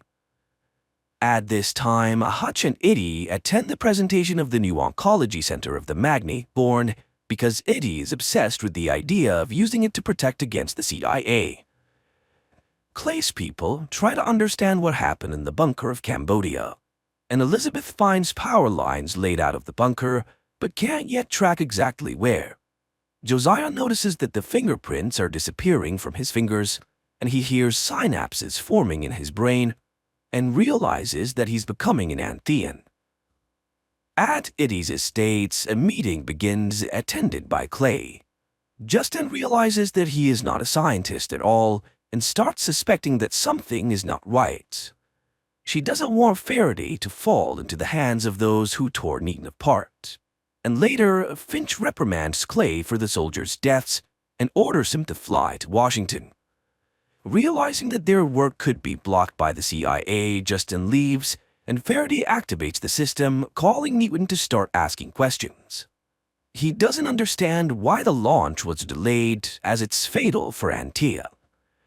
Newton, impressed with his rebirth, advises learning to lie. To outsmart the CIA, he must make himself a legend, as Fame cannot be killed. Newton disconnects, and Elizabeth, rushing into the laboratory, fails to see anything. Thinking it over, Faraday suggests making their work public, as the CIA loves silence. Hutch arranges a meeting with a journalist friend, and Faraday talks about a new energy source and the CIA's threat to freeze the project. Eddie learns that a man named Clay emerged from a witness protection program. Clay at the moment tries to explain himself to a committee and shows an order signed by Finch and talks about the tape of Newton's interrogation. The woman is shocked as she did not expect much treachery from her protege. Clay gets a permission to continue the case. Elizabeth shows Justin camera footage from Cambodia, but Newton was not there, even though the bunker was sending a signal into space. Apparently, the alien was talking to his people and warns that Clay will never allow the machine to be taken unless they catch Newton. Justin tells Faraday about the soldiers' deaths, but he doesn't believe that Newton could have killed people. That night, Clay comes to Eddie and tells her that he and his mother came to America from Russia. But the woman turned out to be a terrorist. She blew up the building where she worked, abandoning her son to fate. That's when Finch found and adopted him. And he doesn't know where his real mom is now. And he destroyed his foster mother today, and meanwhile, Faraday also finds the Cambodian recordings and hears Newton's signal to Antea. He admits to Justin that Newton deceived everyone, and he never intended to return home because he wanted to bring the Antheans here. But he, Faraday, promises to do everything to save Earth. Newton transmits the signals intercepted by the CIA, but they cannot decrypt them. Justin is sure that the machine will still be taken, so she asks her friend to take Molly away. They then rush to the laboratory, and Elizabeth immediately reports this to Clay. Faraday dismantles the machine, gives the core to Justin, orders her and Josiah to leave, and stays in the laboratory. The pair barely manage to avoid Clay and his henchmen, and agents burst into the laboratory where they are met by Faraday. But after driving away, Justin decides to return for the alien, and in the laboratory, Faraday, seeing the agents, detonates a gas cylinder. Later, a stunned Clay sees Josiah carrying Faraday away, but is unable to stop it. Faraday regains consciousness and names Mary's phone number. Justin calls her and drives to the monastery. The sister immediately orders the preparation of the operating room and instructs to hide the device. It turns out that Faraday lost a lot of blood, but first the bullet must be removed. When Mary cuts the skin, strange tentacles jump out of the alien's body, frightening the sisters. But Mary assures them that he is an angel. Hutch receives an offer to sell his part of Origin for a large sum. Although he doesn't understand why Magnate Thorne would want a blown-up laboratory, he agrees. In the monastery, Mary sets up women on lookout posts, and Josiah announces that he's ready to give his blood to Faraday, convincing the sisters that he's a Nephilim, half angel, half human. Clay's people search Justin's house, and Elizabeth finds a clue but reports it to her mysterious contacts. At the time in the monastery, Mary confesses to Justin that she got Newton addicted to alcohol, thus ruining his life. Therefore, she asks Justin to do everything to save Faraday as she loves him, although she doesn't yet realize it. In the meantime, Clay's assistant traces a call from Justin and the agents and learns their location. Mary begins a blood transfusion operation from Josiah to Faraday. Clay's agents rush to the monastery, while Elizabeth warns someone that the alien has been found. Meanwhile, to buy time to complete the operation, The sisters and Mary arm themselves and fend off against the agents. A shootout begins, and Clay demands the surrender of the alien, but the sisters stand their ground. However, they run out of bullets, and Mary orders everyone to run while she kneels at the altar. There, Clay finds her, and the woman asks him to say his real name, and he admits that he is Ivan. But the nun corrects him, as his real name is Judas, and the agent shoots her. Hearing the shot, Justin goes into the room and encounters Clay. He orders Faraday, Justin, and the device to be taken, leaving the old man behind. Mary regains consciousness and crawls to the operating room with her last strength. She reaches Josiah's hand and dies happily. Justin's friend and Molly fall into the hands of unknown people. At the same time, Elizabeth warns Clay that they don't have the algorithm to activate the core, and he reports that he has interrogation experience. The alien and Justin are brought to a demolished laboratory and tied to chairs.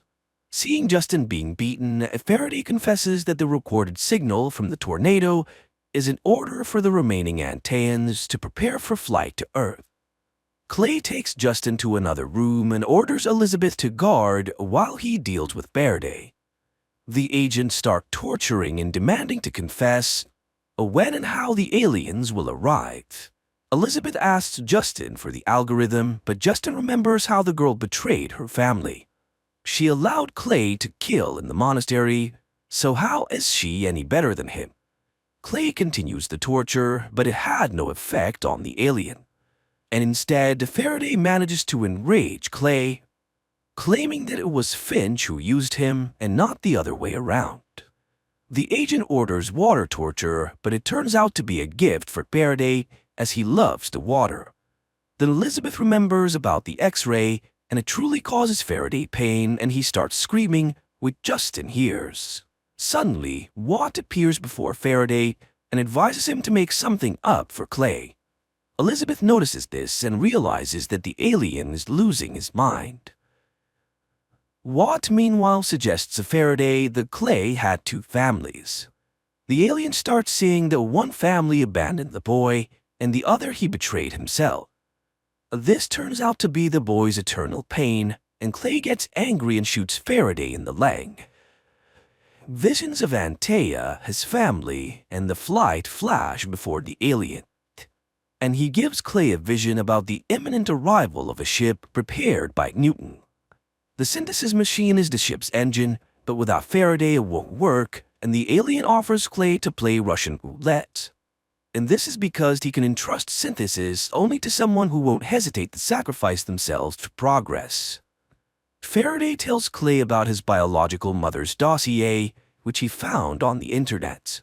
He'll say where she is if Clay loads a bullet, spins the chamber, and pulls the trigger. The agent will have a chance to ask 5 questions, and if he survives, Faraday will give him the synthesis. The agent agrees to the terms, and they start the game of Russian roulette. Clay asks about the world of Antea. Faraday tells, and the agent pulls the trigger, and he survives. Finally, they get to the main question for Clay about his mother, and the alien confesses that everything with his biological mother was planned and executed by Finch. She was part of a team working on Newton, and she deliberately deprived the boy of his family and took away his name. Clay, driven mad, points the gun at Faraday, but Elizabeth, who enters, shoots first, killing the agent, and she contacts someone and reports that she has Faraday and Justin, and soon people from oil magnate Thorne arrive at the bunker. Molly has been with them for a long time and is safe, and Josiah is also alive, but his illness has returned. All of them are now under Thorne's protection, as he sees the future in synthesis. The people are taken to meet the magnate, and in a vine-covered cave where Buddhist monks sit on the floor, they meet Newton. Faraday recalls how on Antea the knowers took seeds from him that was supposed to sprout on Earth. In the present, Faraday expresses outrage over his dissection, but Newton draws attention to the surrounding vegetation. He had given the monks Antea seeds in exchange for shelter and permission to observe their prayers. This area is a complete magnetic anomaly, which is why satellites see nothing and the CIA cannot find him. Therefore, no one could spot the huge spaceship that Newton built. He shows the ship to Faraday, who realizes that only the knowers should come to Earth. Faraday is shocked because it was the knowers who made all the decisions that led to Antaea's demise. And the drones just followed their orders. But now it's the knowers who must perish. Justin also realizes that after the arrival of the knowers, humans will become drones, and after all, the reborn Josiah stopped experiencing emotions and began to prioritize efficiency over love. Newton insists that only the merging of races will give Earth a chance to survive, but Justin is adamantly against it. She refuses to unlock the device algorithm, which she altered before fleeing the laboratory. She leaves and Newton forces his student to learn the algorithm, as he's destined to be the one who will greet the aliens on Earth and prevent their killing. This is because he will become a legend after becoming the head of the Origin Corporation. Faraday demands to take his family on the ship, but Newton advises forgetting about them and staying Justin. He doesn't want to see drones on Earth. Faraday was wrongly classified as a servant because he always asks questions. Faraday finds Justin, who's disappointed in him, and demands to be taken home, but he couldn't do that until he learns the algorithm. He confesses that it was she and her family who taught him to love. Justin gives in and goes home, and they again live in their old house. Josiah's illness has returned, and the woman is disappointed, but her father reminds her of faith, which will help them endure everything. 3 months later, Elizabeth visits Justin, and the woman confesses that she betrayed them for money. But now the CIA will take revenge on her and sooner or later kill her. But before that, they will take Faraday, and Elizabeth gives her cross to Justin and asks her for forgiveness, and Justin reveals to her Thorne's identity. Later, she accidentally finds Faraday's device, which alerts her to an approaching tornado. Justin follows its directions and enters the hurricane's eye. Meanwhile, news reports broadcast a man ready to share a new type of energy with the world. In the evening, in a huge theater, Faraday appears on stage and he begins to talk about everything that happened. Simultaneously, agents head to Justin and Hutch's home. At the theater, a sniper targets Faraday, but he pulls out the synthesis box, forcing the sniper to stop. Faraday is brought to Finch, and he refuses to answer until he sees Justin and Hutch. Although Finch is sure that she is one, the couple is brought in. Then Faraday reminds them that the controlling stake in the new enterprise now belongs to Justin and Hutch, and without their consent, no one can do anything with the device. Faraday will fly to Antaea and bring back the remaining people of his planet to Earth. Finch threatens all three with imprisonment, and in response, Faraday announces that in 12 hours, the blueprints for quantum synthesis will appear on the internet, and people will get it for free, and the USA will no longer be the world's owner. Finch threatens Justin's family, but Justin reminds her that against the system is the entire population of Earth, and now the CIA will have to worry about their safety. Later, Faraday comes to Newton, who admits that he's proud of him. Later, Faraday visits Josiah to return his hat and thank him for showing him his paternal love. He says goodbye to Molly, teaching her Antaean gestures, and she gives him a logo figurine. The hardest moment for him arrives saying goodbye to Justin, and he will bring his family there, although they might not recognize him now. But the woman is sure that everything will be as it should be. Faraday prepares for departure, while Molly and Justin planned Antaea's siege near their house. And at night, they watch the launch from a distant star. At times very naive, at times deep and subtle, with philosophy, with reflections on family values, but overall, lovers of science fiction should really enjoy it.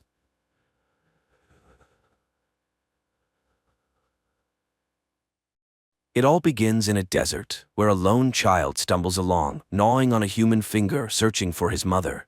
A few miles away, a car drives down a road that abruptly ends in the middle of the desert. The man driving the car steps out and continues on foot. Wyndham is a photographer who came here to capture the solar eclipse. After taking a few photos and noticing that the day is coming to an end, he tries to return to his car but unexpectedly encounters a boy who seems lost and frightened. Wyndham is ready to help, but the boy doesn't seem to want it. He points in the direction where he lost his parents and walks away. Trying to help the boy find his way home, Wyndham follows him, but the boy rudely refuses his support and leaves. The man is left alone in the darkness, with no way to return to civilization. Wyndham lies down to sleep on the ground but struggles to do so, reliving the day's events in his mind. Suddenly, he hears strange sounds. He follows the noise and soon finds stakes with ropes strung between them, from which hang bottles that produce a melodious chime in the desert. Before him is a large canyon, at the bottom of which stands a wooden house, around which a woman is wandering, singing a song. Wyndham asks for help, but she enters the house, as if not hearing his pleas. He finds an iron ladder leading down and begins to descend. However, the ladder only reaches halfway down the canyon, and from there, it's just an ordinary rope ladder. Wyndham overcomes both and approaches the house. He knocks persistently at the door, but receives no answer. So, Wyndham opens the door himself and enters. The woman, standing at the stove, greets him calmly, as if she had been expecting his arrival.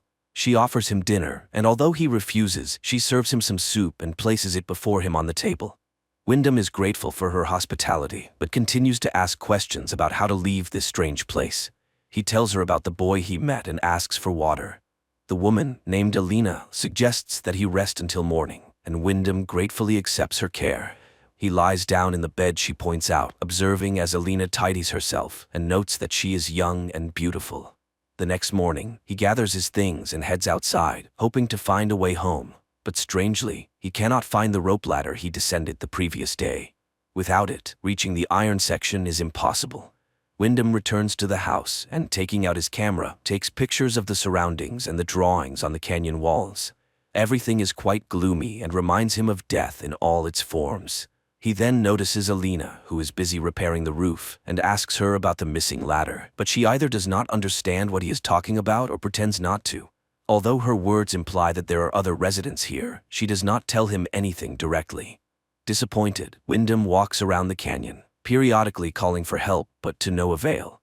Later, Alina asks him to undress so she can wash his clothes, saying it wouldn't be proper to return home so dirty. The man has no choice but to comply. That night, he struggles to sleep again, goes outside, and once again tries to find a way out, but there is none. In the morning, he searches the house and, finding a hammer, tries to climb the canyon wall. Suddenly, he notices a movement above, and then a chicken carcass falls down, causing him to lose his balance and fall. Wyndham regains consciousness in the darkness. His leg is injured by his own hammer, and he cries out in pain. Alina rushes to help him, but she does not answer his questions about the children he saw on the cliff.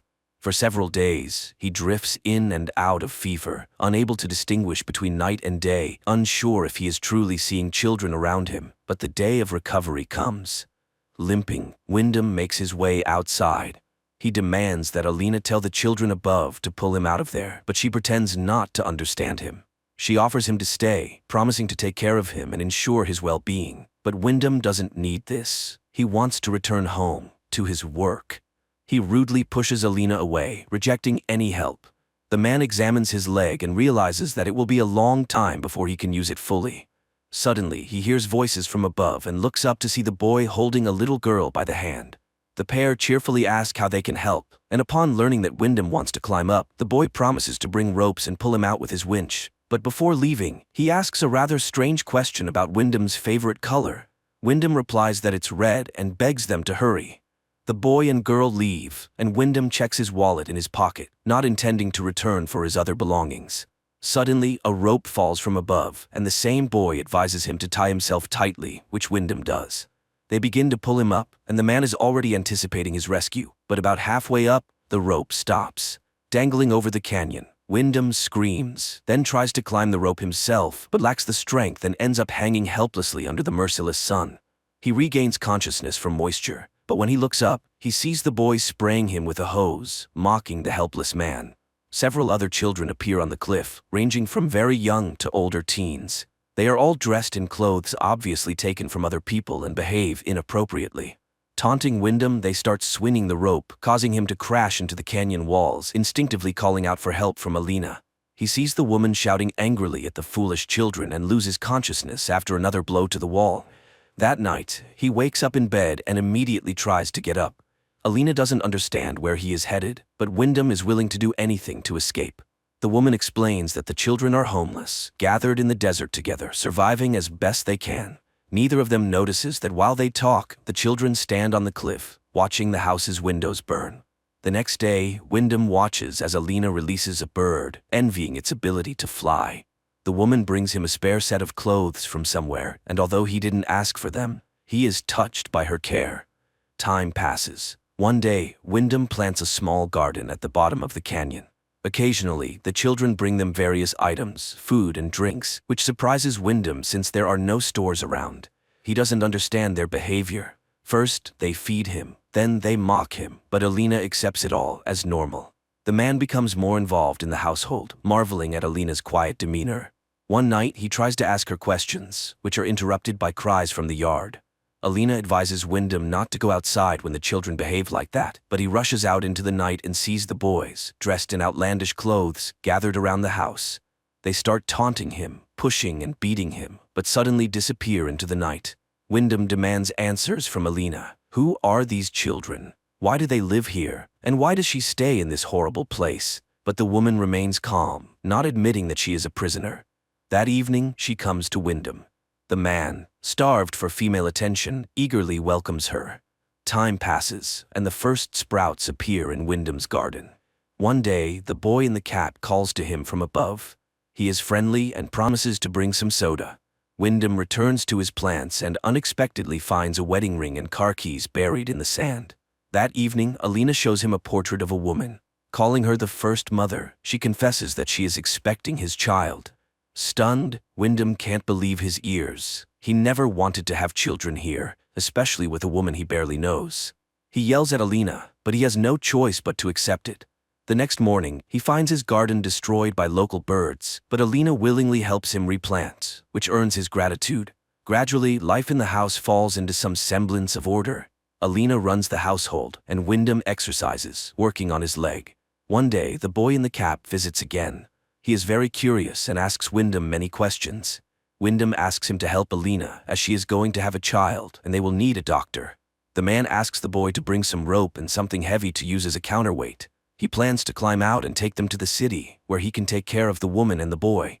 The boy promises to do everything when everyone is asleep or gone, but then one of the older boys appears and takes him away.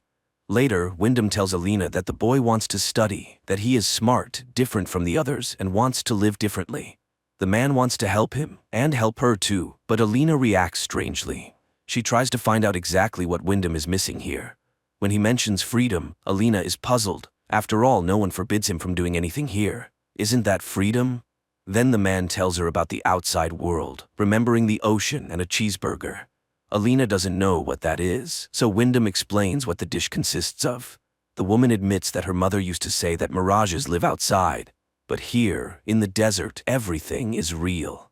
Wyndham takes out his camera and shows her the photos he took on the day he ended up here. But what impresses the woman is not the solar eclipse, but a random shot in the car with music playing in the background. At night, he has nightmares about the terrifying faces of the children mocking someone. In the morning, he hears Alina's terrible scream from the yard, and rushing outside, he sees the boy in the cap crucified over the canyon on wires. The savages stand on the cliff, laughing. The woman suddenly declares that brothers wouldn't do such a thing. She accuses Wyndham of killing her son and strikes him on the head with a board. When he comes to, Wyndham finds himself in a cage. Despite his pleas and begging, Alina has no intention of letting him go. She feeds him like an animal, and her children come to watch his suffering. One day, he sees a girl standing on the cliff. She is clearly not from here. Wyndham catches her attention, though he is terrified to shout, fearing to wake Alina. Whispering, he begs the girl to call for help. She understands him, promises to do everything necessary, and leaves, assuring him she will return soon. Wyndham waits in hiding, watching the heavily pregnant Alina as she goes about her chores. Suddenly, he hears screams and sees the savages catching the girl. They drag her to the cliff and dramatically kill her before his eyes. Time passes. Wyndham remains in the cage. He involuntarily witnesses unnatural rituals performed by Alina, her children, and her brothers. One day, he suddenly tells Alina that he wants to stay here forever, to raise his child and love Alina, who will become his queen.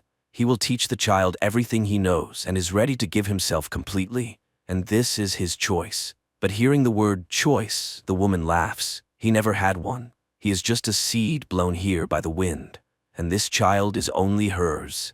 The man will stay in the cage until the baby is born. After that, nothing in the desert goes to waste. Finally, the day of birth arrives. Alina screams in the house as Wyndham paces in the cage. The woman reaches him, begging for help, as she has never had such a difficult birth before.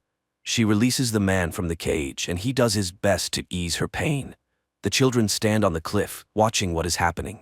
Suddenly, Wyndham sees a ladder descending from above, but Alina cries out, and he stays by her side. The child is born at the moment of the solar eclipse. Wyndham takes the baby girl in his arms and kisses her, overjoyed to be a father.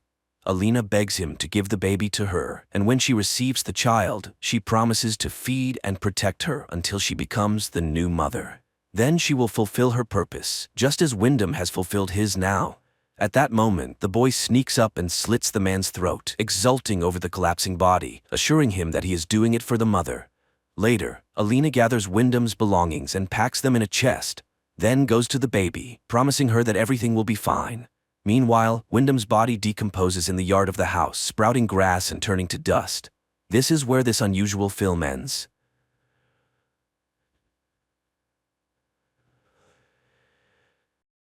A man discovers a loophole in the universe and travels back in time to retrieve his wife and job, while also finding out the winning lottery numbers to become wealthy. I think you and I can do this together the right way. 2016. Attorney Patrick Landry introduces his partner, Philip Grimmer, to Evelyn's sister. Love at first sight happens, although the girl warns of her upcoming departure to Prague and asks not to get attached. 6 years later, the couple wakes up in the same bed. Phil immediately rushes to his laptop while Ev answers a call from her mother, who invites them to dinner for her birthday. However, Phil, as always, doesn't listen to his wife. His mind is preoccupied with work issues. Realizing this, the woman allows her husband not to go with her and asks him to repeat it on camera. Later, Philip argues with the builders who can't seem to finish the renovation of their house. The foreman complains about the absence of the homeowner's brother Andy, whom they hired at his request, and irritated Phil promises to find another carpenter. On the way to work, Phil justifies Andy in every way, ignoring his wife's request to turn left, which leads to a traffic jam. Ev says she's taking the subway because she needs to go somewhere else. Philip, on the other hand, goes to his brother, who overslept. The crucial thing is that he hasn't consumed alcohol, which is strictly forbidden for him because he's an alcoholic. After sending his brother to work, Phil rushes to the company as it's an important day for them. He texts his wife, hoping she's already there, but she asks for a conversation which her husband once again doesn't hear. Later, they all gather at the same table because they work for the same company they own. Patrick complains about the lack of a secretary in their team, so Ev has to work much more. Still, Phil reminds them that today they will make a deal with Kiss Company, and money won't be a problem anymore. In the evening, Patrick presents his part of the presentation, while Phil works on his own. Finally, after finishing everything, the man goes home, only to find the bedroom painted blue and his wife asleep. In the morning, Ev wakes him up with a question about the bedroom color. However, her husband refuses to discuss this trivial matter and rushes to meet with representatives of the Kiss Company, which specializes in building mines for valuable minerals. The lawyers are convinced that they are the best to mediate with the locals who oppose the project. Afterward, Phil rushes home with champagne to celebrate their success with his wife, but Ev meets him with her things packed, as she intends to leave him. She reminds him of numerous instances when he ignored her interests and departs. Phil roams around the house, not knowing what to do, but then remembers the invitation from his mother-in-law and goes to Evelyn's parents' home. However, the woman refuses to talk to him, and to prevent a scandal, Patrick takes his friend to a bar. He confesses that he knew about his sister's intentions but kept quiet because of a contract. Disheartened, Phil heads to the restroom, where he stumbles upon an ad inviting him to use Plan B and correct his mistakes. All evening he tries to find his wife, but she is nowhere to be found, and she doesn't answer his calls. The man dials the agency's number and, not entirely sure what he's doing, names the date of the day he'd like to return to. Specifically, yesterday morning. In the morning, Phil wakes up to find Andy working in his living room. Due to the events of the previous day, his head isn't functioning well, and he is surprised to read a message from Plan B. Then, there's a knock on the door, and two identical guys appear on the doorstep, grabbing Phil and dragging him into a van parked outside. After this, he wakes up 2 days earlier. Bewildered, Phil, without allowing his wife to finish, agrees to go to her mother's birthday party, which astonishes Evelyn. He also requests the foreman to find a replacement for his brother. On the way, stuck in traffic again, he follows his wife and discovers her at a clinic, where a surprised Ev mentions a delay. Phil doesn't understand why she didn't tell him earlier, but she suggests discussing it later. He waits for her in the car, where his wife admits she considered their relationship over. Her husband pleads for another chance and asks her to remind him what color she wanted for the bedroom. He then calls the foreman, who has already painted the walls blue, orders him to stop, and later fires Andy. At work, Phil takes on all of Ev's extra work, which leaves him with no time to complete his part of the presentation. While his wife goes to meet a friend, he rushes home and paints the walls in her favorite color. Catching him in the act, Evelyn is surprised, but counts it as an effort. Furthermore, he apologizes for her having to do something she doesn't love, despite always dreaming of being a musician. He suggests she resume playing the cello. The woman is completely taken aback. In the morning, Phil confesses that he hasn't finished his part of the presentation. Patrick tries to fix the situation, but Kiss refuses to sign a contract with the lawyers. Later, the family goes to a formal dinner, where Phil raises a toast to the family. Patrick admits that he had a relationship with one of the Kiss executives for the sake of the contract, even though he has a family, and they still have a chance. On the way home, Ev thanks her husband for his efforts to save their family, and the couple loves each other. In the morning, the wife starts searching the internet for a cello and a good tutor, when cries come from downstairs. The angry Andy has come to confront his brother who fired him, which means he won't be able to pay child support or see his daughter. At this point, Patrick calls and reminds him that everyone is already waiting for him. Andy leaves, and Ev expresses her grievances since her husband had promised to pay for both the repairs and her desires. The preoccupied Phil promises to sort everything out. 3 years ago, Phil and Ev spend a vacation in the Caribbean. They are completely happy, and the woman suggests getting married right there. Phil even tries to give her a ring, but he gets scared of something and backs out of his intention. In 2022, Phil shows Ev the cello he has repurchased for her, which she had once sold, and promises that everything will be very good for them. Afterward, he checks on his brother, whom he got a job, and they are very pleased with his performance. Andy asks him to pass a gift to his daughter, because his wife spotted him drunken and hasn't allowed them to meet. Andy's wife doesn't believe in her ex-husband's potential for change, but Phil persuades her otherwise and gives the gift to his niece. Later, he brilliantly presents and Kiss signs a contract with them, provided that they find a good lawyer who will exclusively represent them. In the evening, Patrick informs Phil that he has made arrangements with a highly reputed lawyer and asks him to attend a meeting. It turns out to be Miranda Delano, which Phil receives with visible tension. The reason is that he outplayed her in court, and the woman hasn't forgotten that. Furthermore, it's evident that Miranda has a liking for Phil, who agrees to have her join their firm. In the morning, the man meets the new secretary hired by Patrick and finds him with a representative from Kiss, who approves of Miranda's invitation. She has come to provide them with the addresses of 2 property owners who refuse to sell and thus obstruct the scheduled construction. On the way, Phil tries to convince Patrick to reconsider Miranda, but he can't understand the reasons for this.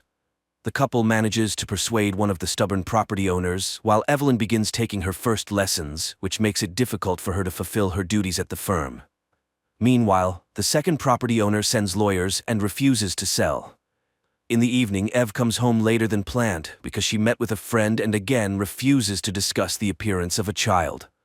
Meanwhile, Patrick rents a good apartment for the secretary within walking distance of the office, persuading the young woman that she is indispensable. Later, the lawyers meet with representatives of Kiss, who point out a mistake in the documents made by Ev. Patrick informs them that Miranda is on her way to their office at the moment. Phil rushes there but doesn't manage to prevent the meeting of the 2 women. Later, Phil points out Ev's mistake, which is why they had to seek a competent lawyer, since she won't be able to work soon. The woman refuses to talk, and Phil calls Plan B to prevent the hiring of Miranda, but it turns out his credit card is empty. He buys flowers and goes to his wife, who is upset that Miranda has re-entered their lives. It turns out that Ev received a message from Phil to Miranda by mistake, where he confessed his desire to be with her. Although her husband argued that there was nothing between them, she can't stand to hear the rival's name. She gave up her career to be with him, and Phil doesn't appreciate it, bringing Miranda into their firm. But the husband reminds her that she chose him over her career, and now he is the one fighting for their relationship. In the morning, he apologizes to his wife and shows her the ring, purchased even before their trip to the Caribbean. He talks about the cancellation of the offer to Miranda, and then goes to the lawyer to inform her that she won't be able to work at their firm. His next destination is the home of the second property owner, where he discovers that their new secretary is the daughter of the stubborn man. After listening to her, he begins to lean towards the decision to sell the house. After that, Phil informs Patrick that he and Ev are going on vacation and the offer to Miranda is cancelled. He tells Evelyn the same thing, confessing that he was flattered by the attention of a famous lawyer. He asks for the child to still be a part of their plans, and Ev agrees, packing for the trip. They arrive at the same place where once upon a time, Philip was going to propose. Upon reaching the shore, he presents Ev with the ring. However, she recalls the feelings she experienced upon learning about Miranda and admits that she cheated on him. Phil throws the ring away and leaves.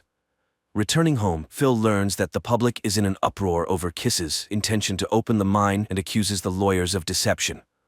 Evelyn tries to talk to Phil, and he finally agrees to listen to her in exchange for the name of her lover. Ev reminds him of a client who was upset about his divorce and hit a woman on the way home. So, his lawyer, Terrence, showed interest in her. They had a brief fling, but it didn't last long. She asks her husband for forgiveness, but Phil is unforgiving, even though he was busy with Miranda at the time. The man remembers how the lawyer gave him her address, but he didn't go to her back then. Ev continues to remember how she asked for his help because she felt a lump in her chest and was very afraid of cancer. Her husband just brushed off her fears at the time, but Phil suddenly asks about the timing of her affair and concludes that the child inside her is not his, as they always used protection. At this time, Patrick ends his relationship with one of the Kiss leaders he got involved with for the contract. Phil has to search for his seemingly drunk brother and calm down their selfish mother, who reminds him of the day when Andy, his brother, stormed into her house, causing trouble. They accuse each other of mutual inattentiveness, and Phil ends up taking the blame again. Later, he conducts an interview with a candidate for the lawyer role who proposes entirely unacceptable terms. After this, Phil fires Ev because it was her mistake that got them into this situation. A quarrel ensues, and the man admits that he shouldn't have bought the house with her. Patrick learns about this and reminds him that half the firm is his. But Phil doesn't want to hear anything and calls Plan B to prevent the purchase of the house. Soon, Patrick calls him, revealing that he had been keeping his family a secret from his lover, who saw them with the children today. This could cause problems with Kiss. On TV, reports about protests against the mine construction are broadcast, which Ev interrupts, reminding Phil of the day they didn't use protection. So, the child is definitely his. And right at that moment, the twins from Plan B ring the doorbell. Phil finds himself back on the day when they were inspecting the house, and he decided not to buy it. Later, Ev asks him to help examine her breast because she thinks there is a lump. He advises his wife to see a doctor and heads to court, where his opponent is Miranda. Phil counters all her objections and proposes to meet and discuss the terms. During the conversation, he receives a call from Andy, and Phil remembers that today, an unpleasant scene will take place at his brother's wife's house. He rushes there and prevents the scandal. He returns home late, and Evelyn, who has woken up, comforts him, sympathizing with his problems with his brother. In the morning, she initiates a conversation about the house, but Phil avoids answering because he constantly envisions Ev's infidelity. The next day, he tells his brother that Ev might be unfaithful to him, but Andy doesn't understand this perspective. Why worry about something that hasn't happened? Later, he wins the court case, and Miranda invites him to dinner, after which the two of them end up at her place. But suddenly, Phil sees Evelyn's face before him and realizes that he cannot betray the woman he loves. He goes back home, confesses his love to Ev, and in the morning, he suggests that they get back to making music, as that's what she had always wanted. He also agrees to buy the house they both liked.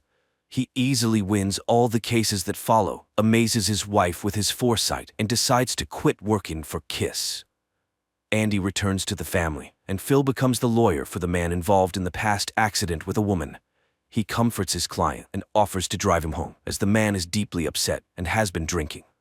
They pause at the spot where the tragedy happened, and the woman calmly crosses the road. After dropping off his client at home, Phil drives to Terrence's law firm just to see him. In the evening, he buys flowers and arrives on time to conceive a child. The next day, Patrick informs that he secured a contract to represent the residents against Kiss, and Ev heads for an audition. Over time, the couple's relatives visit their new home and learn about Ev's pregnancy. They all raise a toast for the cellist's success, but Phil still can't shake off the visions of her being unfaithful to him. Evelyn starts rehearsals with the chamber orchestra, and her conductor pays close attention to her. Meanwhile, lawyers discover that Kiss is buying land around the designated mining areas. But why? Patrick learns about Kiss Company's data and starts monitoring it. One day, he follows a woman and stumbles upon a gathering of people who want to climb Mount Kilimanjaro to raise money for cancer research, where he meets the woman. As for Phil, he goes to meet Ev after her rehearsal and observes her warm relationship with the conductor, Alejandro, which once again triggers jealousy in him. Moreover, she refuses to leave because she needs to rehearse a lot. Patrick, on the other hand, continues to get to know the corporation's expert in chemistry, who reveals information about the mineral extracted by Kiss. It's not the mineral itself that's dangerous, but what surrounds it, which is why the business people are buying up the neighboring lands. This means that the people living nearby will undoubtedly suffer if mineral mining begins. At the same time, Ev spends more time with the orchestra, which, of course, bothers Phil. Nevertheless, he tries to control his jealousy. One day, he attends an Alcoholics Anonymous meeting to support Andy and hears him speak about his brother, who is a role model for him. Andy introduces his brother to the organizer of the meetings, and Phil brings up the issue of infidelity that never happened. Andy acknowledges that there is a problem. As for Phil, a new obsession develops. Now he envisions Ev with Alejandro. Patrick continues his relationship with the expert and gets to know her seriously ill partner, earning the woman's complete trust. Meanwhile, people from the surrounding area come to Phil, scared and refusing to sue Kiss, which makes him late for Evelyn's performance. This causes her anger and another argument. But the couple makes amends, and their relationship is restored until the moment when Ev has to leave for a tour. Phil notices that she doesn't look well, but she attributes it to tiredness. Later, Patrick announces that the expert revealed that her safety report was a fake, which means they have the corporation in their hands. He intends to threaten Kiss and demand a substantial sum from them. Phil reminds him that without the girl's testimony, the recording won't be considered evidence. With no place to go after work, and his wife not answering his calls, Phil remembers the meeting place and decides to go there to talk to the organizer. The man listens to his confessions about not trusting his wife and laments that, unfortunately, one cannot turn back time. He advises Phil to either accept the woman or let her go and move on. In the morning, he witnesses a commotion in Patrick's office. The expert has no intention of confirming her statements, which means the information gathered by the lawyer holds no weight. Then Patrick suggests intimidating Kiss, to which Phil recommends hiring their own expert and conducting analyses. Patrick takes it upon himself to go to the corporation and tells them that he knows everything and demands hush money. Meanwhile, Phil receives a call from Quebec in the middle of the night, informing him that Ev is in the hospital due to premature labor. He rushes there and learns that the situation was triggered by an infection. The woman is out of danger, but their baby girl is very weak and gets sent to a specialized clinic. At the same time, Patrick discovers a noose hanging on a swing set in his yard. Evelyn struggles with the aftermath, while Phil organizes her transfer to the same clinic where their daughter is. Patrick nearly hits a car in the parking lot. Meanwhile, the doctor informs Ev that her daughter is very weak and is unlikely to survive. The cause of this was a urinary tract infection in the mother, which triggered a kidney disease in the baby. Phil tries to ascertain the exact timing of when the illness started, but the doctor doesn't understand and refuses to answer. Later, all the relatives come to support Ev, and Patrick asks Phil to be closer to his sister. After returning home, Patrick finds a box with pictures of his family. This night, Ev confesses that she has felt unwell for a long time, but skipped the doctor's appointment due to her tour schedule. Phil asks the doctor for a prognosis, and she admits that, in all likelihood, Ev could have prevented what happened by coming in for an examination. Phil calls Plan B. 5 years ago, the couple discusses the possibility of having children, but Evelyn wants to ensure they have everything they need. Phil promises that when their children arrive, they will grow up in a big house with everything they need. In the present, Phil places an order and is informed that the agents will arrive tomorrow. In the meantime, he goes to the boxing gym, takes out a tiny girl, and promises that he will definitely save her. He makes the same promise to his wife, who is on the verge of despair. Meanwhile, Patrick receives instructions to go to a motel and check in under a false name. He complies, calls Phil, and tells him that he went to kiss, and now he's being threatened. He asks for help, but Phil doesn't want to assist someone who acted against his advice. The next day, Phil waits for the Plan B agents, but they are nowhere to be found. Evelyn asks him to come to her, but he can't leave the house. He waits and starts cutting some information on his arm. They arrive late in the evening, and Phil finds himself at the moment when his wife was getting ready for her tour. He immediately tells Ev that she can't go because she has a fever, but she refuses to listen. Phil refers to the vision and then says that he has already experienced this. He tries to stop her, but Evelyn falls down the stairs just when her friend enters the house. Thankfully, there are no injuries to Evelyn, but the mere fact that her husband allegedly pushed her causes a real shock. The women literally rush to the orchestra's van, not giving Phil a chance to explain.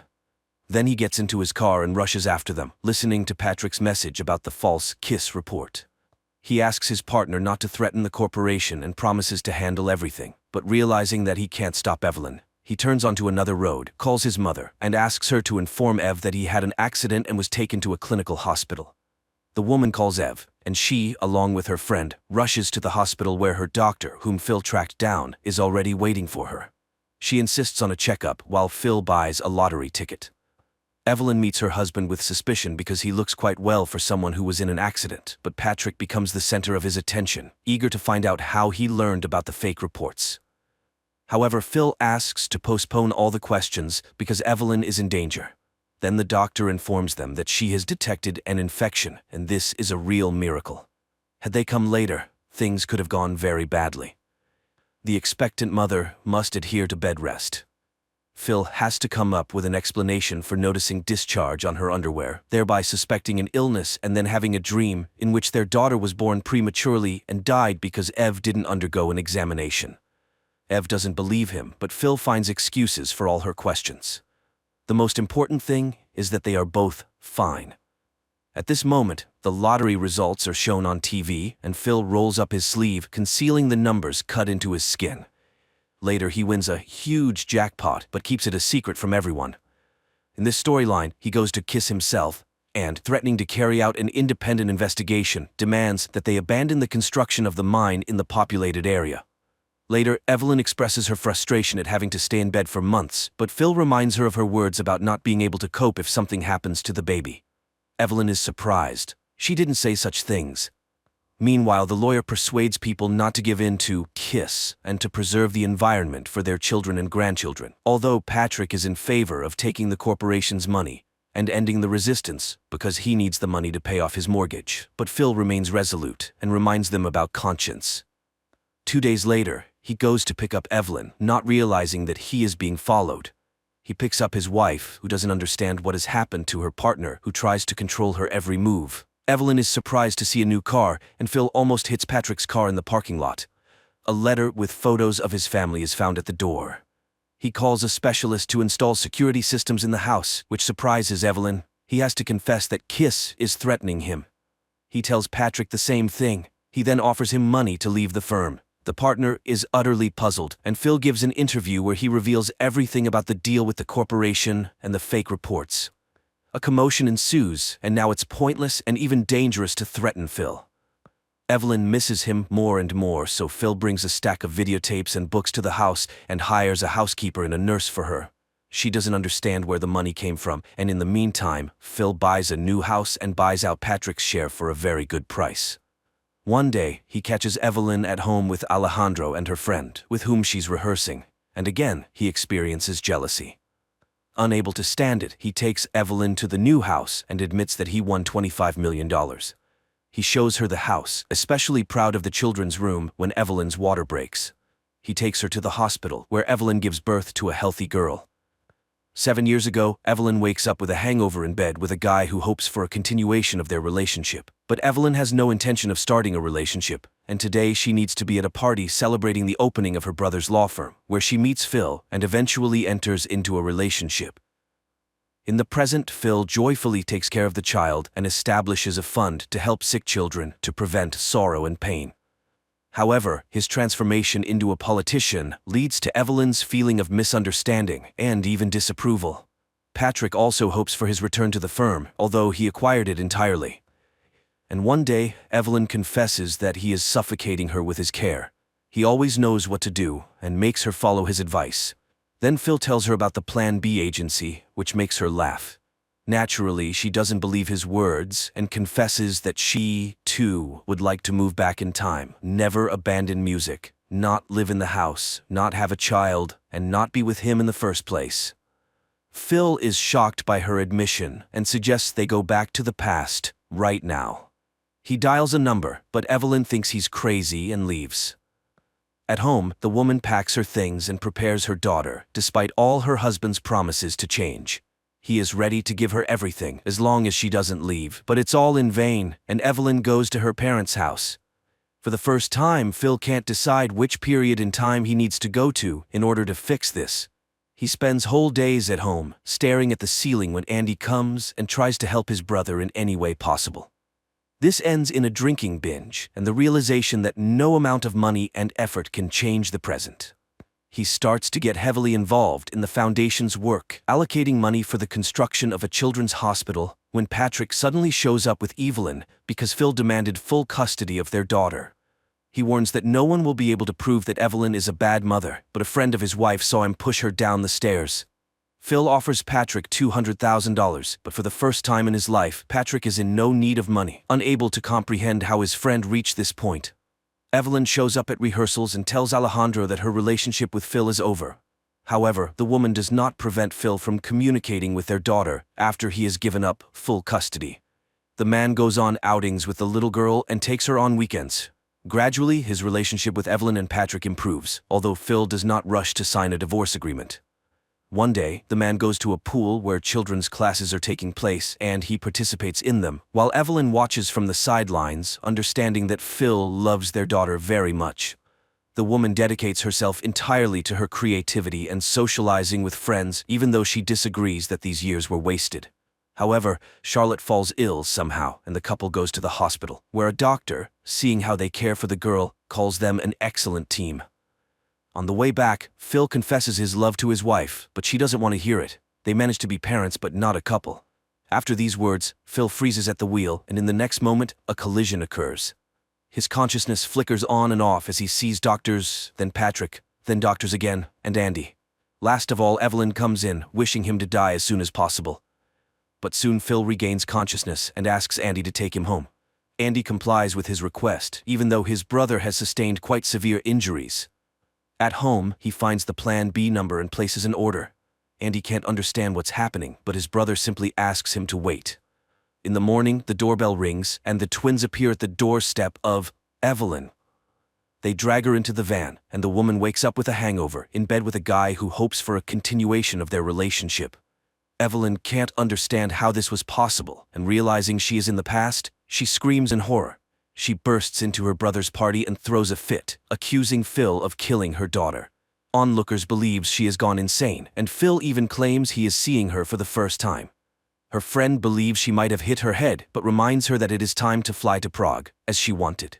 The woman packs up and starts a new life. 7 years later, she flies to Canada with Alejandro, whom she intends to marry and introduce to her parents. And at the same time, Phil meets his pregnant wife, Miranda, who had been meeting her ex-husband for business matters, which doesn't sit well with her current spouse. However, Miranda reminds him that she's here with him and has no intention of going anywhere. Besides, they're expecting a child. Phil apologizes because he's been trying hard not to control her every move. They go to a concert where Patrick and his family are also present, and he introduces Evelyn to his friend's family. Later, when they're alone, she confesses that she was very angry with him, but now she's grateful for what he did. She's happy in doing what she loves. It's at this point that Phil apologizes for both himself and Charlotte, indicating that everything that happened was not what it seemed. Many people dream of going back in time and changing something that ruined their lives, but does it always lead to a better outcome?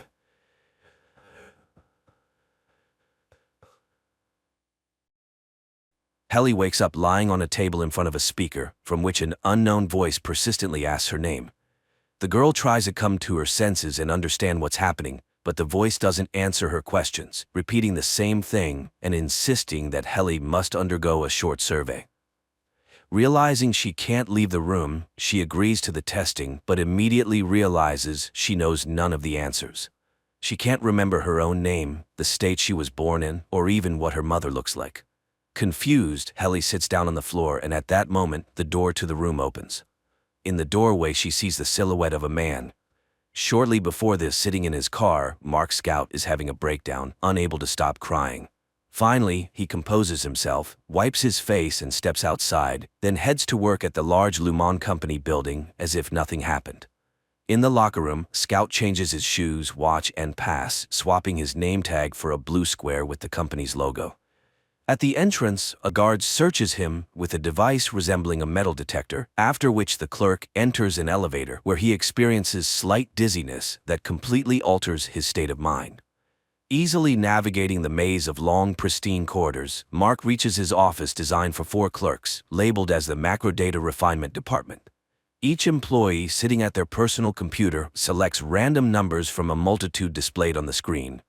After a few minutes of work, Scout realizes that only 2 of his colleagues are present today. Pity, his partner and best friend, unexpectedly didn't come to work without notifying anyone. Milchick, the deputy director with a smile, enters the office and invites Mark to come with him. The men arrive at the office of Harmony Coble, the department head, who talks to the employee as if all her words are memorized in advance. She places a speaker in front of her, through which the board of directors participates in the meeting, but Mark hears nothing but strange hissing. Coble informs the clerk that Pity no longer works at the company, which greatly surprises and upsets Mark. No explanation for the news follows, but Mark is appointed the new team lead, replacing his good friend. Immediately after the appointment, Milchick leads Mark to a room with a microphone and monitors, where he will greet a new company employee for the first time. Thus, Mark becomes the voice and silhouette that Helly first encountered. When Scout enters the room with the frightened girl, he calmly starts explaining to her that she is now a Lumen employee. Ignoring Helly's questions and objections, Mark begins to read her important information about the importance of separating work and personal life until the girl finally loses it, throwing the speaker at the head of the boring man. But Helly fails to leave again and obediently sits down to listen to Mark, who seems to be about to clarify the situation. Unable to bear it any longer, Mark, breaking all instructions, hints to Helly that she needs to ask to leave 3 times, and after that, he finally leads her out of the room, also guiding her through the numerous white corridors. Eventually, the pair arrive at an exit which states that separated passage is prohibited, and Mark tells the girl she can leave the building. However, when Helly steps out the door, she finds herself in the same place she just left. Mark takes Helly to Harmony's office, who welcomes the new employee and gives her a disc, which should finally clarify everything. On it, the girl sees herself addressing herself, saying that she voluntarily participates in a program to separate consciousness into work and personal, where in each reality she will not remember another one. At 5 p.m., the workday in the offices ends, and the employees leave the building. Coming out of the elevator, none of them remembers where and how they worked, their colleagues, or anything from the day. When Mark almost hits Helly with his car, he doesn't recognize her, just as she doesn't recognize him.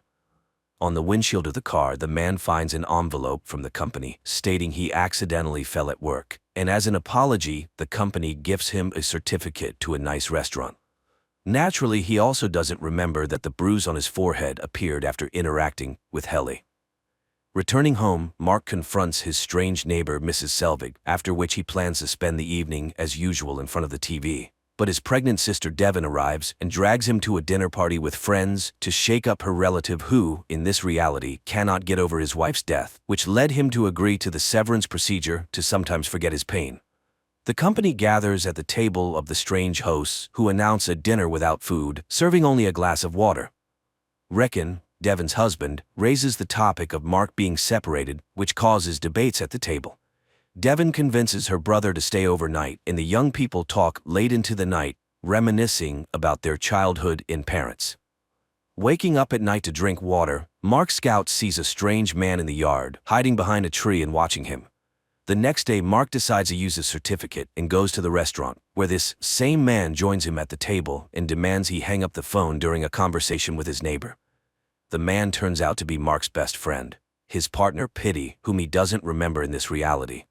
He hands his colleague an envelope with an address where he can be found and short explanations that he managed to remember everything despite the severance operation. Mrs. Selvig waits for her neighbor and apologizes to him for the constant conflicts over the trash bins. The woman caringly asks the man to sleep more and take care of himself. Looking at her, Mark doesn't recognize his boss Harmony Coble, and it's hard to tell if the boss knows they are also neighbors or if she also lives in two personalities. Helly continues her training at Lumen, but the girl still can't grasp what happened, despite Milchick explaining the severance operation to her in detail several times. A new workday begins. Mark tidies up the office, drinks coffee, and while wiping his desk, he focuses on a group photo featuring himself and his colleagues, including Pitty. He gathers identical pictures from all 4 desks and hides them in a closet to avoid being upset over his missing friend. When all the employees gather in the office, Mark explains to Helly what their job entails. She doesn't quite understand the purpose of searching for numbers, but she sits down and stares at the monitor along with the others. During the workday, the girl learns that her other version, the one living outside Lumen, is called an extra, but there's no way to communicate with her as the guard at the entrance checks for any text codes. Milchick gathers the team for a regular game where each participant talks about everything they remember and know, as well as their feelings and emotions. At the meeting, Mark shares his concerns about Pitty, saying he doesn't know if his friend is even alive. Milchick abruptly stops such conversations, reminding everyone that there are no deceased at Lumen as the company takes care of its employees. The team's fun ends with a new group photo, but Helly suddenly announces that she doesn't want to work there and plans to leave. Eventually, the girl realizes that this version of her can't leave the Lumen building at all. Moreover, the rebel ends up in the hands of Mr. Reiner, the head of security, but Mark manages to save his friend, preventing the boss from taking her to the break room. Returning home, Mark plans to read the postcard left by Pitty, but a knock at the door distracts him. Mrs. Selvig decides to visit her neighbor and offer him homemade cookies as an apology.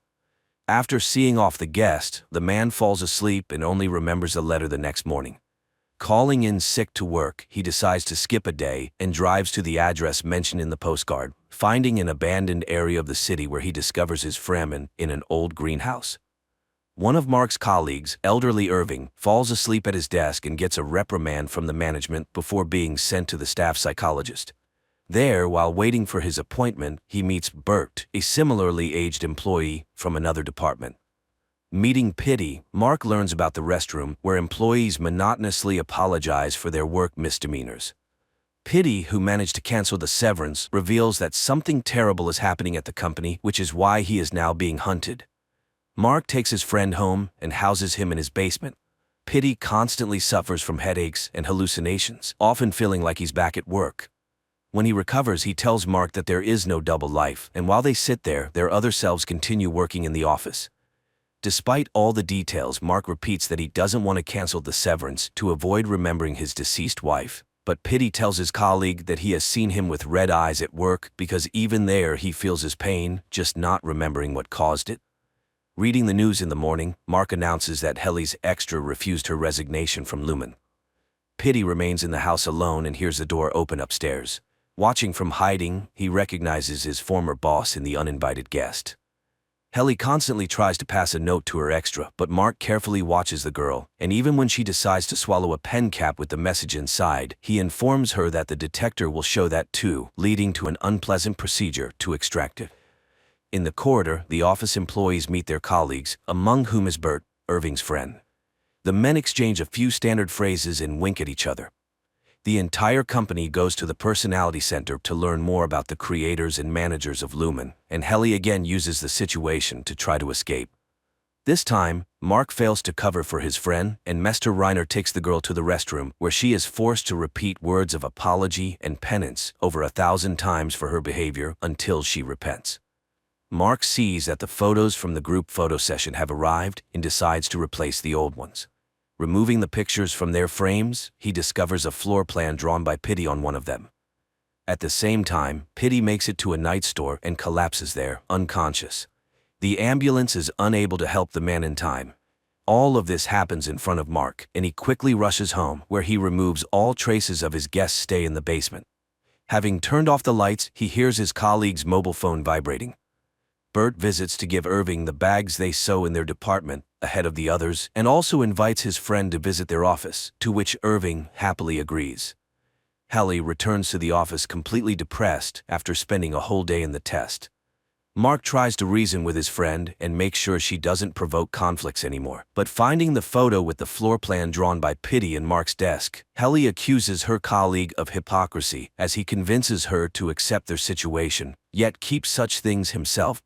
Bert shows Irving paintings in his department and at one point touches his friend's hand, after which Irving embarrassedly runs back to his workstation. Devon's husband leaves a gift on Mark's doorstep, his own book about the meaning of life without severance. However, when Harmony broke into her neighbor's house, she took the book and brought it to work. Returning to the office, Irving noticed the bright cover, but besides the book itself, he was surprised by something else. The first page had a dedication stating the book was intended for Mark Scout. Irving brought his colleague to explain what this all meant, but naturally Mark could not remember his relative or anything from his external life. Not wanting to give up, Hallie found a paper cutter in the office and, threatening to harm herself, demanded permission to record a message for her extra. Receiving a response, she realized that it was not so much about the company as about herself. The response from Hallie in the outside world was such that she should obediently continue her work at Lumen. Pitty's hidden phone in the basement keeps vibrating, but seeing an unknown number on the screen, Mark hesitates to answer the call. Mark goes to the funeral home to say goodbye to his friend and is surprised to see his neighbor Mrs. Selvig there, who also did not expect to meet him. Both lie to each other about the reason for their visit, but the woman keeps an eye on her neighbor. At the ceremony, Mark meets the deceased friend's ex-wife and daughter, and they immediately guess where the man knew their family head from. Waiting for everyone to be occupied with saying goodbye, Harmony sneaks up to the body and extracts the severance chip from his head. Arriving home, Mark changes his mind about going in and drives to the place where his wife once died. Harmony brings the chip to work and entrusts Milchick to check it in the laboratory to find out how the man managed to cancel the severance. Also, the woman calls Casey, asking the staff psychologist to conduct a session with Mark, as she fears he will also be tempted to cancel the severance. Locked in the bathroom, Mark reads the stolen book about the meaning of life. When it's time for the session, the man obediently comes at the appointed time. The psychologist lights a candle that Harmony stole from a box with personal belongings of Mark's deceased wife. The boss herself watches the conversation through a monitor. Hallie, after saying goodbye to her colleagues, goes home. In the elevator, the girl brings a trash bin and a rope, as she can no longer endure the monotonous days without the possibility of liberation. Tying the rope to the elevator ceiling, the girl knocks the trash bin from under her feet. Mark calls the elevator at the end of the workday, and when the doors open, he sees lifeless Hallie. Trying to save his colleague, he calls for help, and Mr. Reiner appears immediately, ordering Mark to quickly get into the elevator to avoid additional witnesses. Coming to work the next day, the first thing Mark remembers is the incident with Hallie. Stepping onto the floor, he is immediately taken in by Harmony and Milchick, who reprimand the department head for not keeping an eye on his employee. Harmony gives Pitty's chip to Reiner and instructs him to find out who and how managed to hack it and restore the consciousness of the separated. The man asks if the head informed the board of directors about what happened to Hallie, but Harmony avoids answering. Locked in the bathroom, Mark continues reading the stolen book, which increasingly inspires him. After work, the guy takes his things from the locker and sees many voice messages from Rickon, informing that Devon will soon give birth and everyone expects the brother to be with her. Mark heads straight to the maternity cottage settlement to support his relative. In a conversation with Rickon, he learns about the book he left on his porch as a surprise, but it never reached its owner. Devon steps out of the cottage to find coffee and meets another pregnant woman. The future mothers talk and discuss their unborn children, but Devon has to return as her contractions intensify. Comforting his sister, Mark shares his suspicions about Lumen and his intention to find out what the company is up to. Psychologist Miss Casey comes to the office tasked with monitoring Hallie and reporting any signs of melancholy and sadness to the management. Despite the specialist's surveillance, Mark manages to take his colleague to another wing to talk without eavesdroppers. Wandering the corridors, the pair find a department where goats are raised, which greatly surprises them. This further confirms that none of the separated employees even suspect what the company is working on.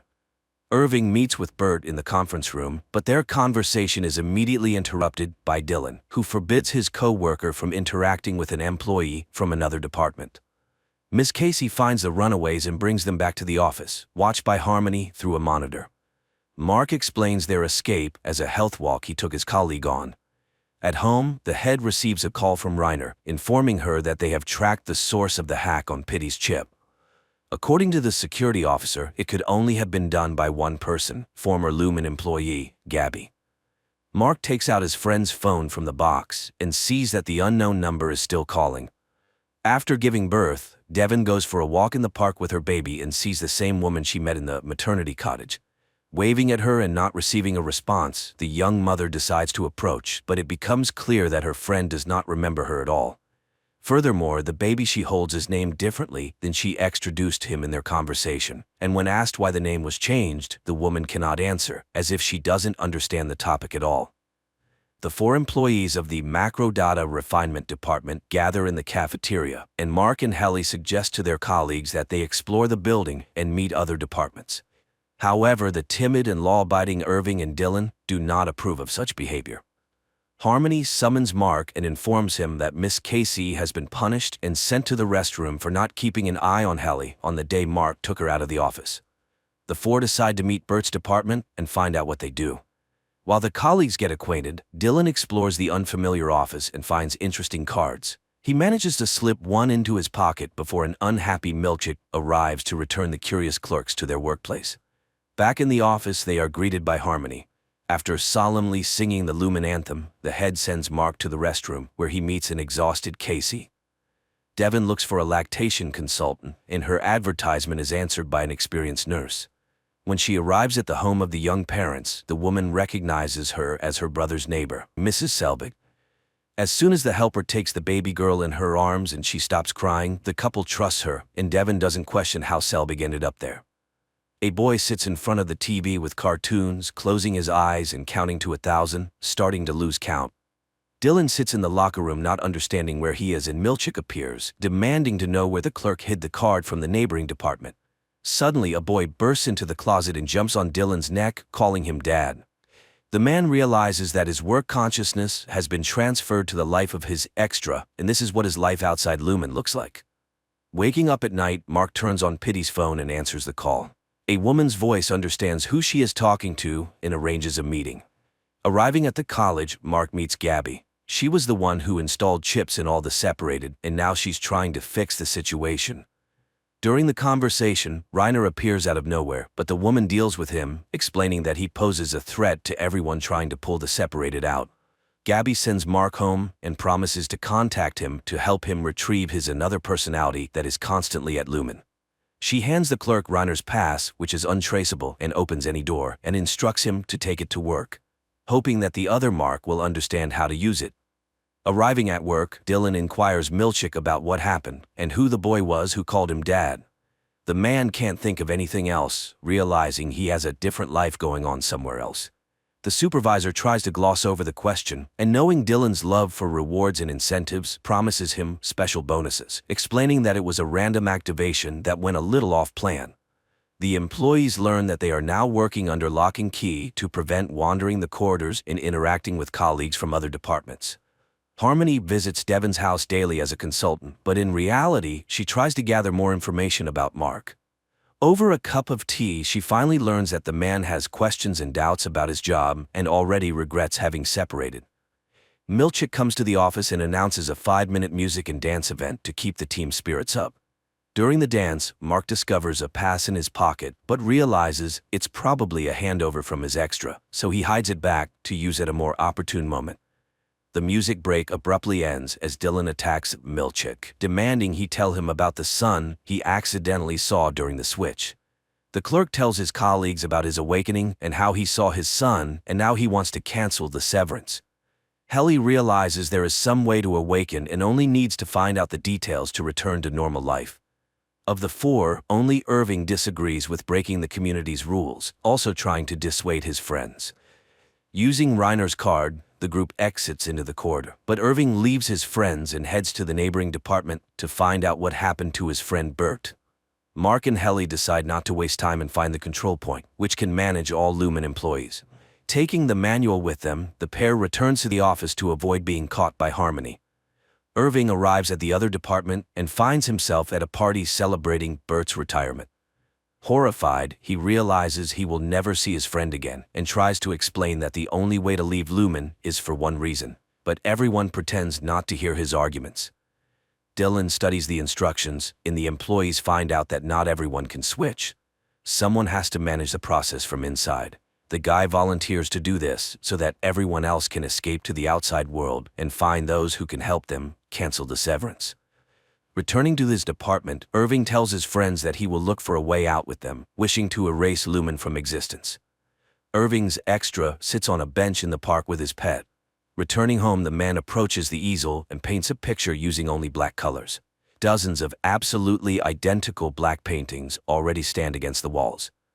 Harmony calls Mark and schedules his last session with Mrs. Casey, supposedly to close the quarter.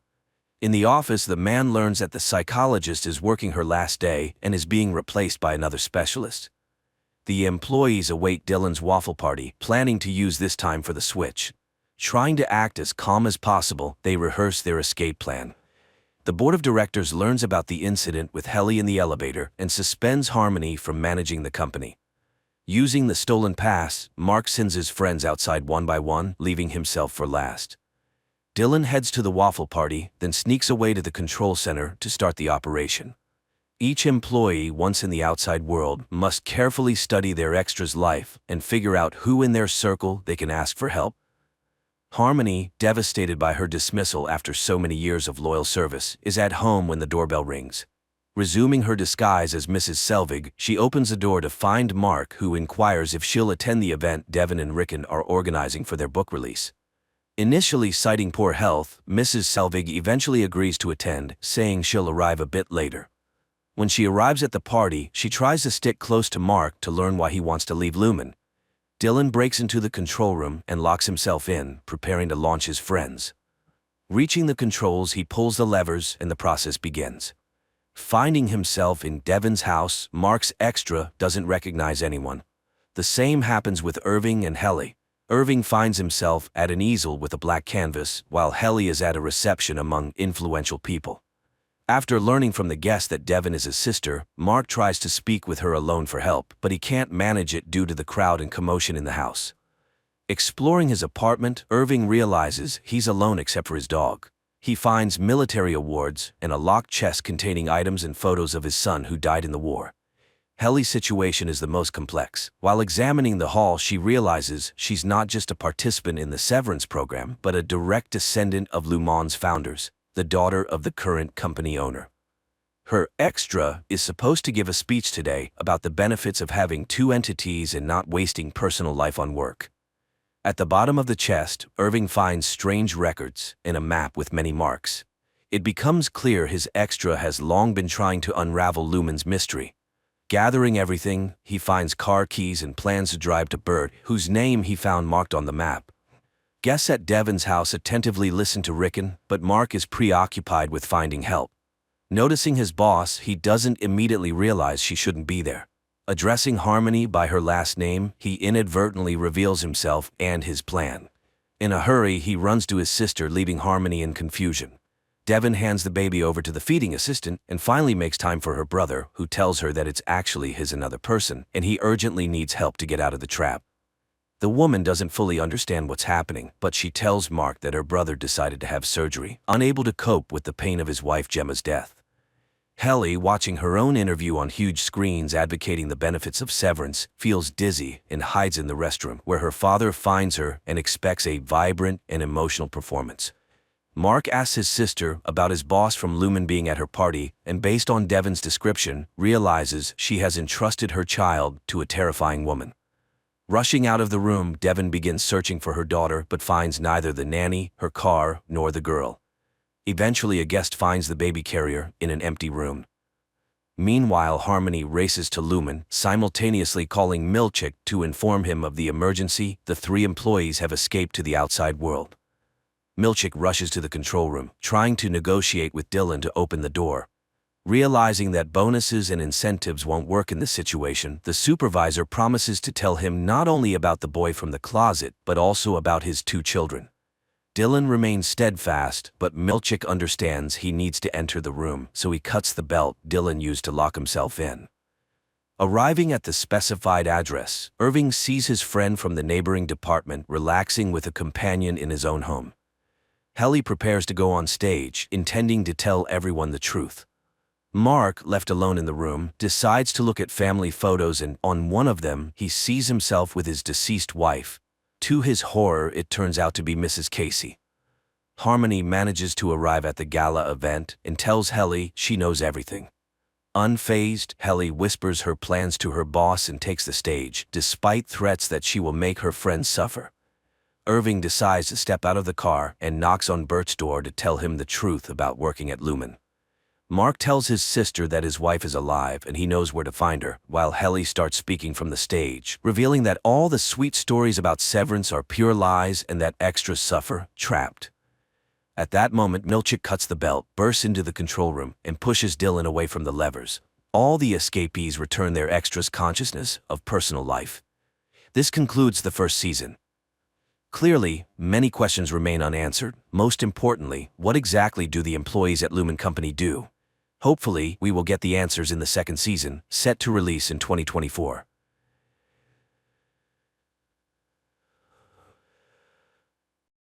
Hey guys, today we have a recap of the next episodes of the show.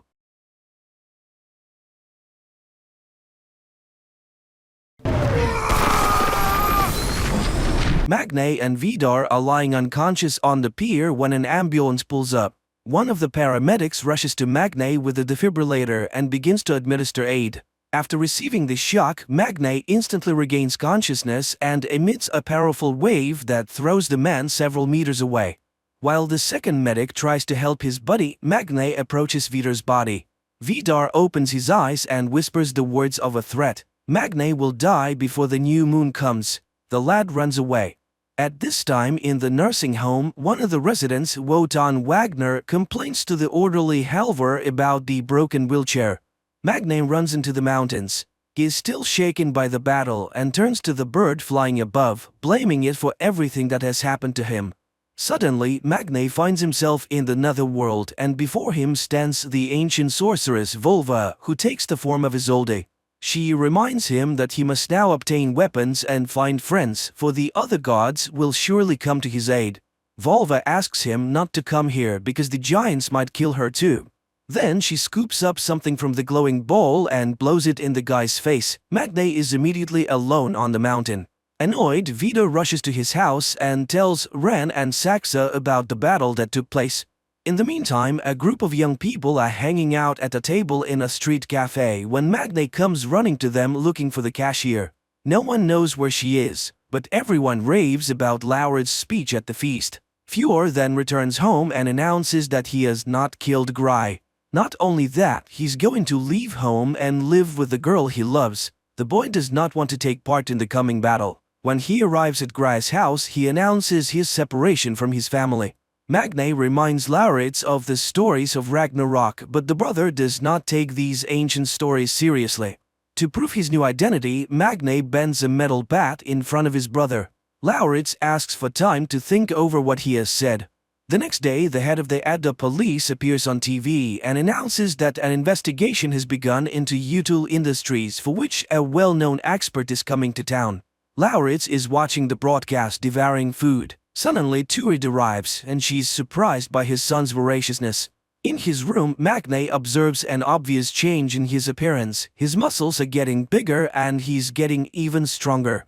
Later, Turid invites the boys to celebrate their father's birthday and shows them a photo of them together. The family goes to their father's grave, where Lauritz makes the statement that the father would obviously be proud of a son who looks like a woman and uses makeup. Here, Magne looks like his father, but Lauritz looks like he's from a different family.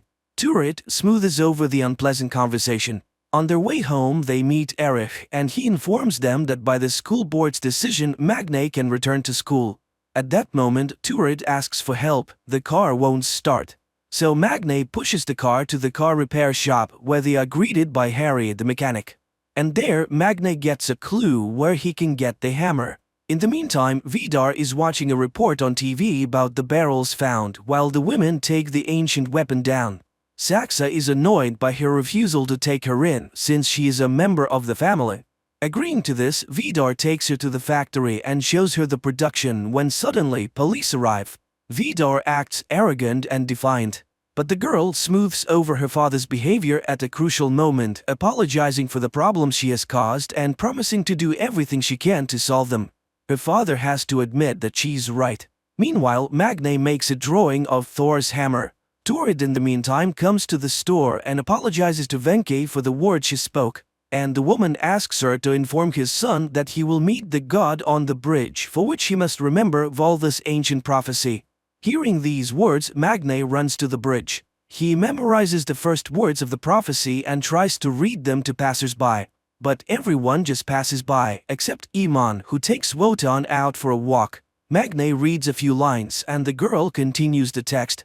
They go home to Magne and the girl tells him how Wenke activated her powers, saying she was special. Then she tells him to find the chief warrior and help him. Meanwhile, Lauritz arrives at the grill cafe and meets the waiter. He unmistakably identifies the guy as gay and shows his sympathy. Meanwhile, Magne tries to find out about Iman's powers, but the girl can't recall anything supernatural. Back at home, Lauritz shares his hopes with his mother and informs her that young people are coming over tonight to have a party. At this moment, they hear very distinctive noises from Magne's room. Mother and son smile. Apparently, Magne has found himself a girlfriend. But it turns out that the boy, demonstrating his strength, has to put Iman on a chair and lift her up with one hand while she bangs on the ceiling and screams. In the evening, fun reigns in the turret house, to which Gry and Fjord also come. And Iman finally finds her power. She can make anyone do what she wants. And she demonstrates it on one of the guys who, at her command, brings her a drink by moving on his knees. She seems to be the embodiment of the goddess of love and fertility, Freya. Lauritz's new mate never arrives and the distraught lad complains to his mother. He's just ugly. Tipsa Turid reveals the truth to her son. In the morning, Iman and Magne arrive at the workshop and the girl uses her powers to force Harry to make a hammer from Magne's drawing. In the meantime, Turid goes to Vidar and confesses to him that on the one night they once spent together she became pregnant. And now is the time when Lauritz needs a man's support very much, and Vidar, thanks to woman. In the evening on his way home, Magne sees Vidar embracing Lauritz. At night, Turid tries to justify herself to Lauritz. She has never regretted giving birth to him, and she won't mind if the boy gets to know his real father better, which Magne dislikes very much. In Jotunheim, Ran trains with her fighting bow, reminding Saxa of her spear. But the girl is completely immersed in the business of the factory. At this point, Vidar informs her of his newfound son, which causes Ran to object. Giants cannot have children by mortals, but Vidar cites fate. And Magne breaks the news to Iman. He then learns that the girl was born in Sri Lanka but grew up in a Norwegian family. She boasts that she can get anything she wants with her powers, which provokes Magne's condemnation. The powers were not given to get new clothes or cheat shopkeepers. At this point, Harry brings the hammer. Lauritz comes to Vidar and he offers to take a motorcycle ride. Meanwhile, Magne and Iman are going to test the hammer, for the real one must always return to Odin. But the hammer just takes off. Making a stop in the mountain, Vidar tries to ferret out something about Magne, but Lauritz gets it right away. Magne retrieves his hammer but cannot understand why it does not work. Meanwhile, Saxa continues to investigate the company's affairs and makes a statement to reporters. Meanwhile, a company of young people are sitting in a grill bar and watching the news. The guys are shocked by the admission that it's dangerous to drink tap water because that's what they were drinking. Fjord hears Saxa's apology and leaves. One of the girls suggests protesting against the U-Tools who have mucked up the fjord. Turid is writing a note to her sons to not drink the tap water when Lauritz and Vidar enter the house. The boy is thrilled. His father has given him a motorcycle. In the meantime, Ran is looking at the pictures in the family album and suddenly brushes away a tear. At this moment, Vidar enters the house and announces that he is ready to take in his new son, which prompts a harsh protest from Ren. Saxa is struck by the abundance of emotion, for Ren has never been jealous of her husband. In the evening, Magne goes to the grill bar and Saxa arrives there as well. Seeing her, the guy pulls out a knife, but the girl just provokes him.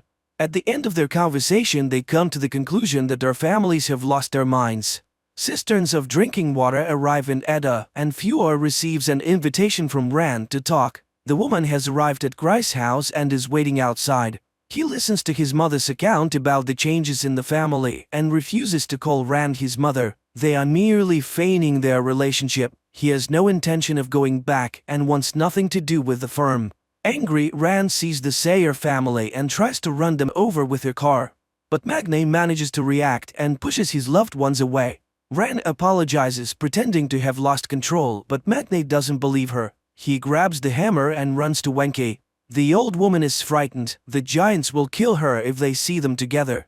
She's amazed at Magne's attempt to make the hammer because you can't just get it. She promises to tell him how to forge the real Mjolnir. After all, the giants have an ancient weapon with which they can kill anyone. She begins the story of the eternal fire of the ancient gods but notices Rand and hides in the building, promising Magne to tell him everything when he meets her on the mountain. Lauritz comes to Utelheim and is treated to mead. Vidar tells him that the lad is not human and gives him the heart of a deer he has harvested for him. Lauritz eats the meat and visions of ancient giants flash before him. Vidar grabs his hand and shoves it into the fire. The boy screams, but as he pulls his hand out, the burn disappears right before his eyes. He is now invulnerable. Rand sees this and becomes enraged. While the spouses are quarreling, Lauritz goes to the bathroom and after washing his face sees in the mirror the ancient scoffer, half-brother of Odin and father of the serpent Midgardsorm, Loki. And he understands he is his incarnation. Back in the room, he hears Rand say that the cashier is really Vulva, and she's going to kill her before Magne gets the hammer.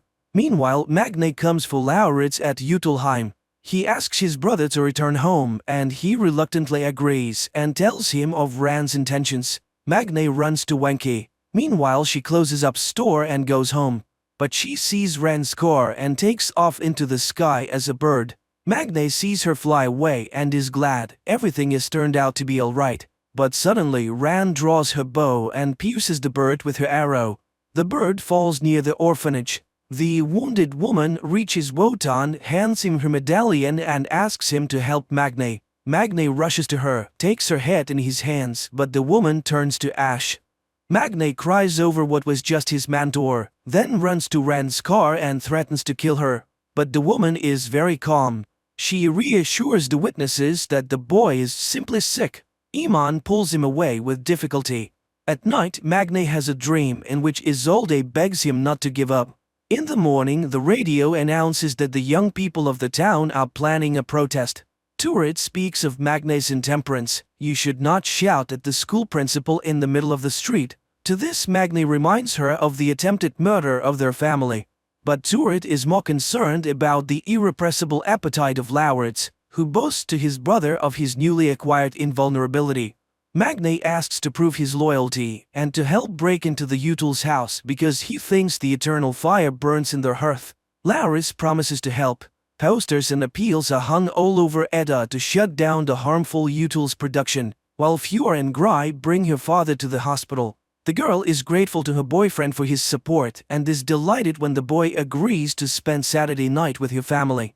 Meanwhile, Wotan examines Wenke's locket and puts it on himself, and at that moment he is awakened to who he really is, the king of the gods, Odin, who sacrificed a night to know eternal wisdom and is able to see the present, past, and the future. He is Thor's father and Loki's twin. Wotan begins to behave intelligently and calls corpsman Halvor a dark elf, which puzzles the man. Meanwhile, Magne continues his training and studies Scandinavian myths, and then sends a message to Iman that he intends to go to Utelheim to forge a hammer there. In the meantime, Turid and Lauritz go to the store, and while Turid is shopping, the boy tortures the man he meets, Eric, with questions about Loki. He tells him that Loki was the father of the snake Midgard's Orm, which leads him to believe that Loki was the world's first transgender man. Saxa and Vidar arrive at the square where people are getting clean water in canisters. The girl is convinced that they should show their closeness to the people and then everything will work out, especially since the youth protests are planned. That's where Turid and Lauris meet them and the latter asks to see Vidar. Saxa goes to the factory to attend to business. When Turid arrives home, she tells them that Lauris has gone to Utilheim, which angers Magne. They had a deal. Apparently his brother has chosen their side. Meanwhile, Lauritz watches Vidar cook and confesses that he would like to come here more often. When he returns home, he is not given a warm welcome by his brother. But Lauritz earns forgiveness by showing Magne the entrance key to Utilheim he received from Vidar. Meanwhile, there is a dinner party at Gry's house. The father makes a lot of jokes and thanks everyone for what they have been in his life. Gry does not understand what's going on but is glad for a good evening. In the evening, the brothers enter the Util house when no one is there. Magne sticks his hammer into the burning hearth, with absolutely no idea what's going to happen. And when nothing happens, Vidar walks through the door. Tripping over the backpack left by Magne, Util pulls out the hammer. Magne has to come out and admits it's his thing. Vidar realizes what they were up to and kicks the guys out. When they return home, they find Erich at the table, who tells them that Mjolnir was forged by stunted creatures that people called dwarfs. Loki became Odin's sibling by swearing on his blood, and when their blood mixed, he became half god, half giant. At night, Ren tries to persuade Vidar to forget about Lauris' deception, and the latter promises to kill the boy. In the morning, Wotan gives blood and admits to Iman that he is Odin. The girl summons Magne, who at that moment is invited to the protest against the Utils. Fjord, who is immediately present, refuses to go with everyone else. Magne arrives at the nursing home where Wotan greets him but addresses Lauritz rather sternly. He does not believe the boy and tells him to leave despite Magne's attempt to convince him otherwise.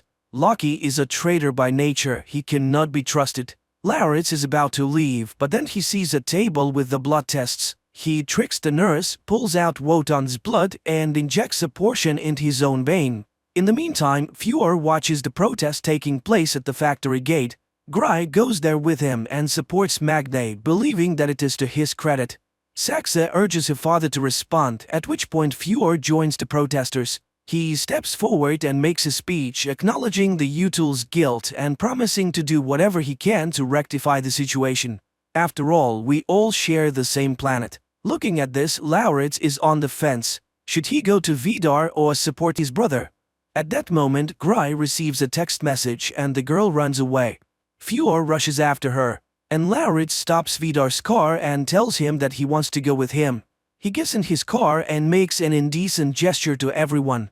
Gry and Fjord rush to the hospital where the girl's mother tells them about the father's suicide. The man swallowed all the sleeping pills and could not be saved. Vidar and Lauritz arrive at Utilheim. The father tells the boy about how the people used to worship them and carry gifts. He demonstrates to the boy that he can change his appearance. So when he supposedly grew old, the place was taken by his son. Vidar was willing to do anything for him, even making him invulnerable. The truth is, there is a weapon that will kill anyone. Giants do not forgive treachery. Suddenly, Magne bursts into the house. He will not let his brother be hurt.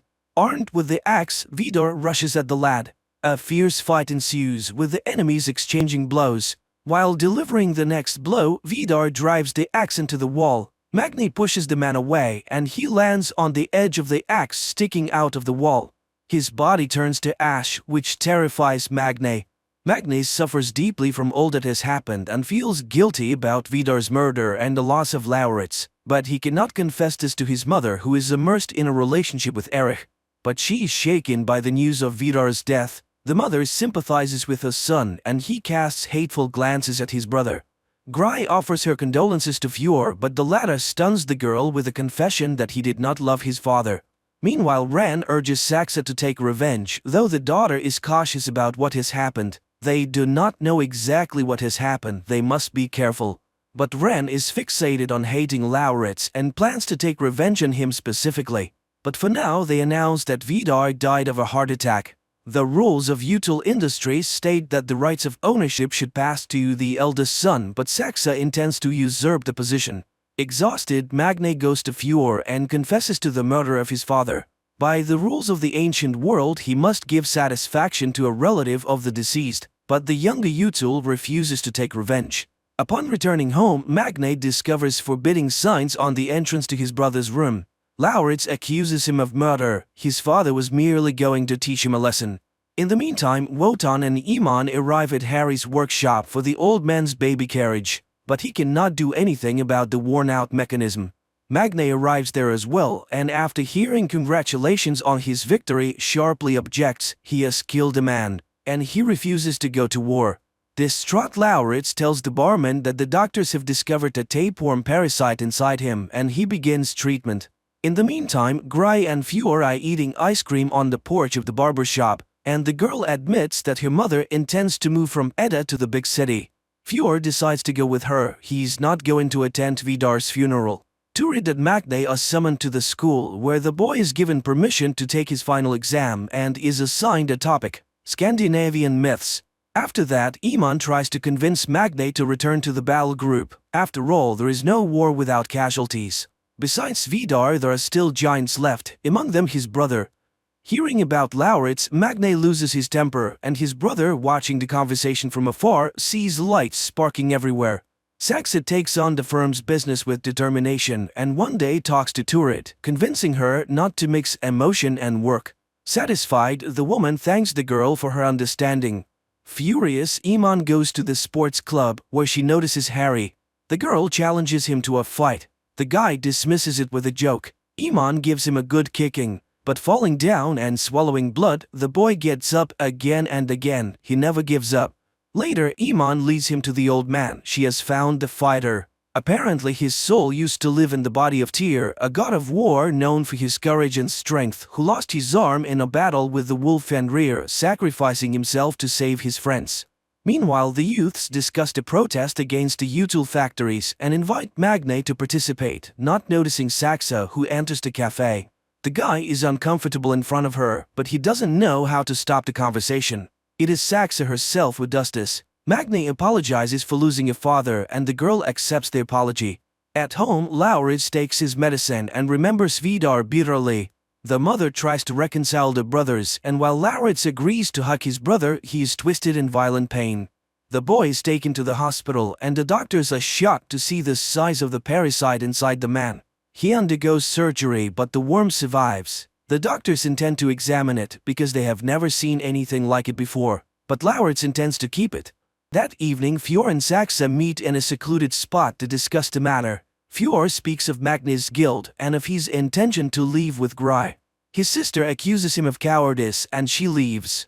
The day of Vidar's funeral arrives. Magne announces that he's not going to the funeral, but his mother asks him to do so for Lauritz's sake. At this point, the boy leaves the room. He has changed his image again and now looks very much like his father. Magne runs away, unable to see his brother. He comes to the mountain and asks for his powers. He has killed the man and lost his brother.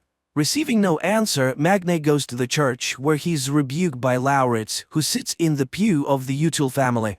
The inhabitants of Edda sing psalms, remembering Vidar, without noticing the storm that is coming upon the city. The priest reads a scripture recalling the son's duty to his father, and this is heard by Fjord, who does come to the funeral. Suddenly there is a thunderclap. Magne prays for his powers to be taken away, and Fjord goes to his father's coffin. And the moment the coffin is carried out of the altar, there is a tremendous thunderclap, and all the panes of glass fly out of the windows. Later, Gry and her mother pack up their belongings. The girl waits for Fjord, but he does not come. Instead, it's Magne who comes to say goodbye to the girl. She then goes up to Fjord's house to fetch him. But suddenly, he refuses to go. There is something more precious than her. Seeing the change in his eyes, Gry runs away and asks her mother to leave quickly. The younger Util goes to the top of the mountain and pulls out the ancient Vidar world axe buried there. The monstrous serpent Midgardsorm is the spawn of Loki. Thor defeats the serpent in the last battle of Ragnarok. Magne awakens from a terrible dream. Isolde looks at him with a reproachful look. He falls down the stairs. He cannot see a thing. Turid brings him his spectacles. Magne understands what has happened. The strength has failed him. That same morning, Saxa admonishes Ren. The woman is abusing alcohol, and Ren wonders whether the girl is indifferent to Vidar's death. The girl nods in agreement. She does not feel anything.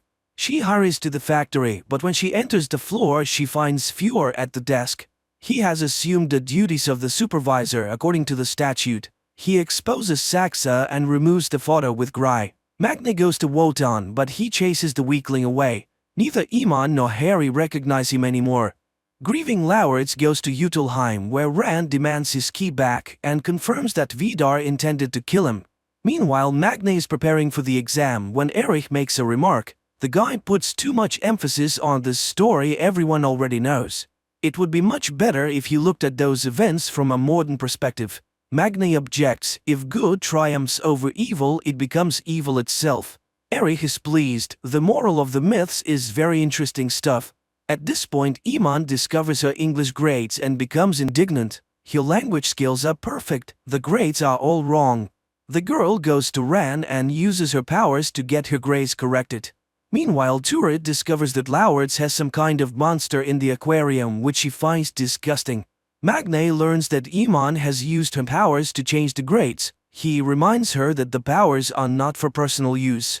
But the girl retorts, he's nobody now, and she does not care what he thinks. Turid demands that the creature be removed from the house, but she's forced to agree to her son's wish when he reminds her of the loss of his father.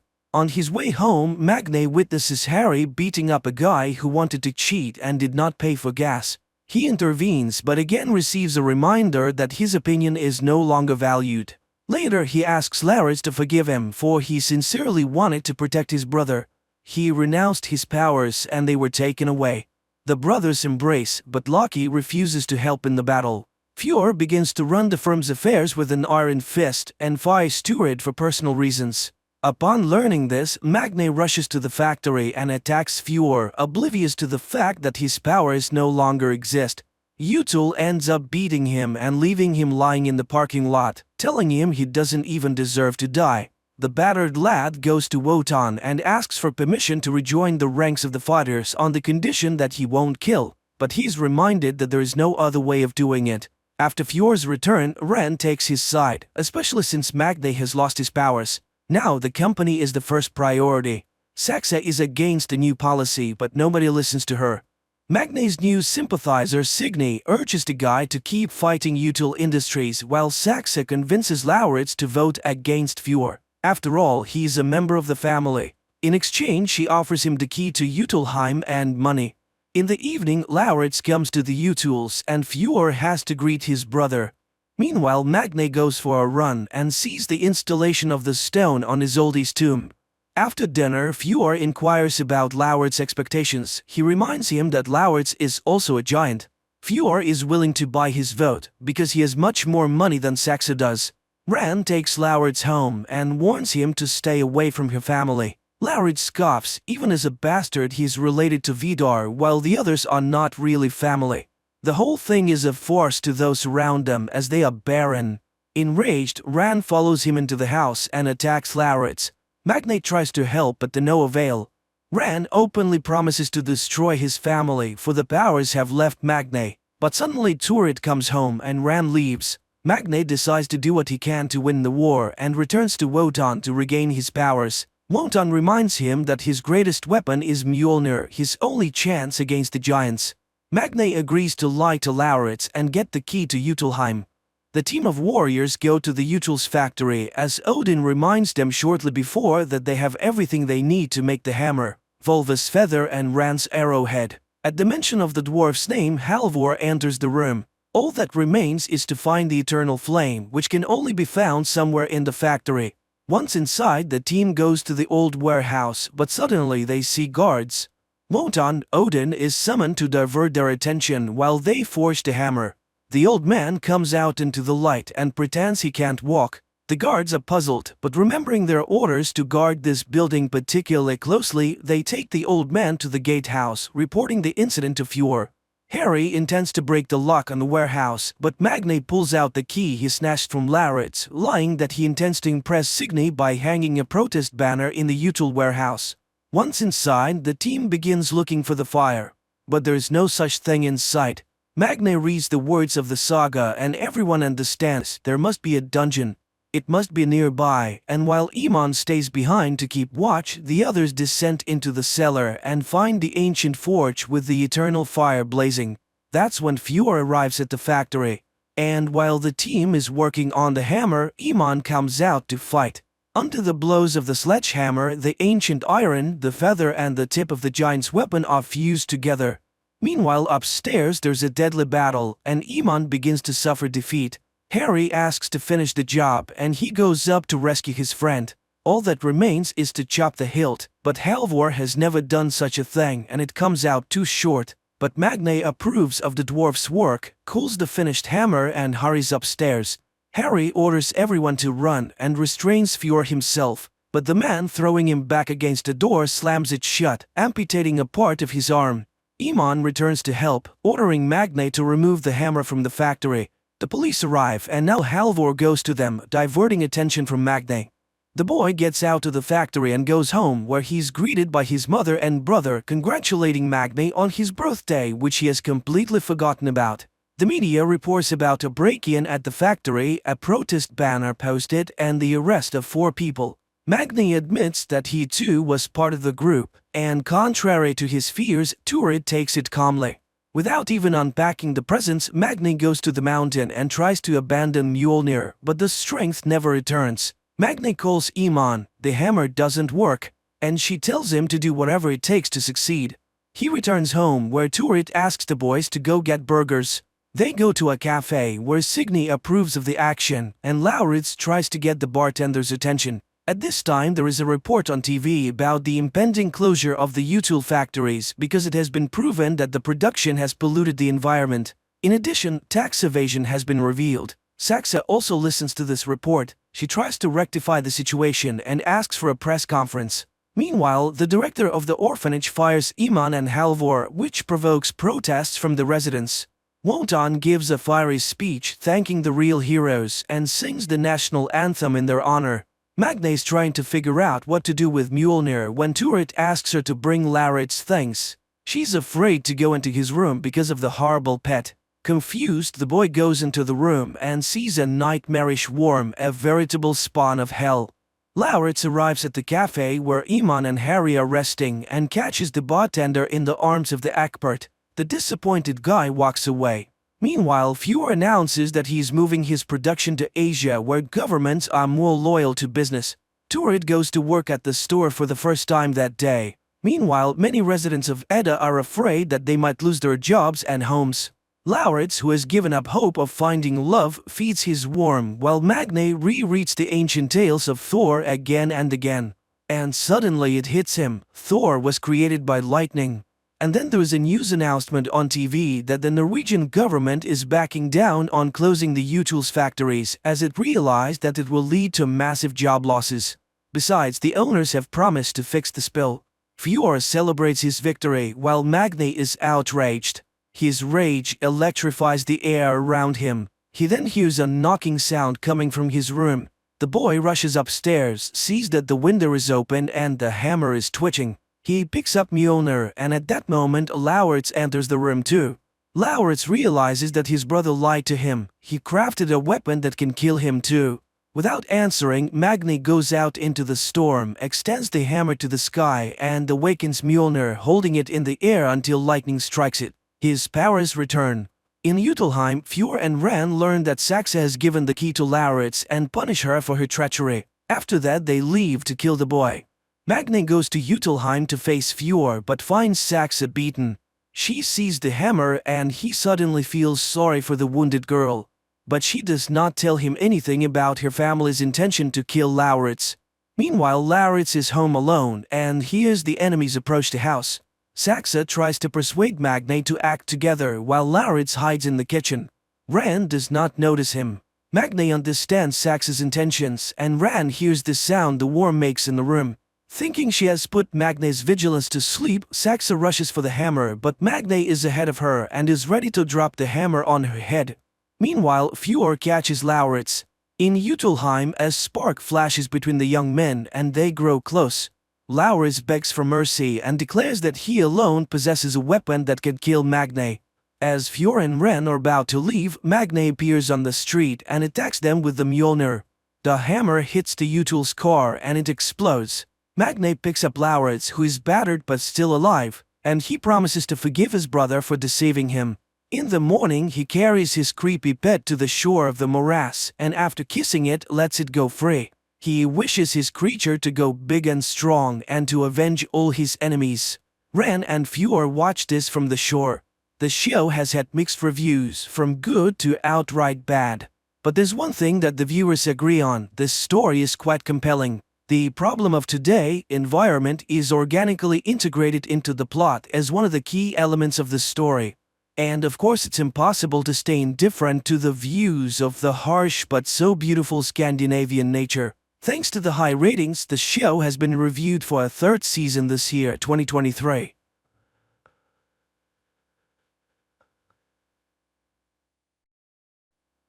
After a young priest arrives on an isolated island, supernatural events, incredible miracles, and frightening omens begin to occur. And it turns out that all of this is caused by the blood of an angel, which turns people who drink it into demons. Riley Flynn looks in horror at the girl hit by his car. The man realizes he is guilty because he was drunk, but there is nothing he can do about it. Later, the man freely admits his guilt and goes to prison, where every night before going to sleep he sees the girl he killed. 4 years have passed. Riley's mother, Annie, eagerly awaits his son's arrival in his homeland, a fishing village on Crockett Island off the coast of Washington state, and raises her youngest son, Warren, forbidding him to go to the peat bogs. But the boy wouldn't listen to her lecturing, and having met his friends, he goes to the forbidden place because no one will prevent the young people there from trying illegal substances and having a great time. They buy the stuff from a local dealer and go to the peat bogs. On the way, the guys stop at the house where Lisa lives. The girl cannot walk. She refuses the offered treat, and the trio goes on their way. At this time, a young man with a huge box locked with padlocks enters the door of the local priest's house. The boys get into a boat and make their way to the far shore of the island. It's already dark, so when they hear a sound of huge wings, the boys mistake them for a giant heron taking off. The peat bogs are also teeming with stray cats that were brought here from the mainland, and they feed on old remains because up until the 1920s people buried their dead right in the yards. And now, when the peat bogs get flooded, those remains resurface. Warren knows this because after storms, all this creepiness washes ashore where their house stands. The boys settle in their usual spot and after taking some revelatory substances start telling tales about local ghosts. At that moment, loud cat cries are heard from the bushes, and Warren, shining his flashlight in that direction, sees 2 burning eyes following them. But they immediately disappear and the boy forgets about the incident. In the morning, Riley arrives on the island. Annie meets her son and apologizes for his father and younger brother who could not meet him because they were out fishing. Meanwhile, the ferry is met by a zealous parishioner, Beth Keane, who is concerned about the long absence of Father Pruitt, but the priest is not on the ferry. Meanwhile, teacher Erin Grin undergoes an ultrasound examination of the unborn child and the doctor assures her that there is nothing wrong with the baby. The women pay attention to Riley, from which they are distracted by the appearance of the doctor's elderly mother who suffers from dementia. Annie introduces her son to the new sheriff and the latter greets the boy. The sheriff then wakes up the only detainee, local alcoholic Joe, who came running in the night screaming that a huge albatross was chasing him. The sheriff releases sobered up Joe and he walks out to his dog who has been waiting for his master at the exit all night. Bev, who is passing by, is indignant. The dog is dangerous, it could attack, but they don't listen to her. Meanwhile, Riley and Annie reach their house. The woman shares her problems. There has been an oil spill accident and now fishermen can only catch fish according to their quota. Naturally, this causes money problems. Previously, hundreds of families lived on the island, but now there are only dozens left. In the meantime, there is a meeting at the school because a storm is coming to the island very soon and it is necessary to make sure the shelter is ready. The new sheriff calls for it to be equipped in the school, but Bev objects. Everything has been ready in the church for a long time and there is no need to change anything. All members of the Flynn family finally get together for dinner. Riley informs them that he has to travel to the mainland to check in with the Alcoholics Anonymous, which is one of the conditions for his release. Warren talks about the new teacher, a daughter of an ex. Riley perks up. Is Erin really back on the island? And learns of her pregnancy. Annie announces that their old priest, Father Pruitt, has made the trip to the Holy Land, despite his age-related problems. Warren serves as an altar boy and is aware of the pastor's forgetfulness. Riley disappoints his parents. He has no intention of going to church, which incurs the wrath of his father, a devout Catholic. Meanwhile, Bev notices a light in the windows of Pruitt's house and, upon entering, stares in surprise at the man who meets her. And in the shoreline thickets, attacks on the cats begin to occur. Before going to bed, the father tells Riley that after what happened to him, Annie goes to church every day and prays for him. He asks the boy to at least sit in the pew, for it is very important to his mother.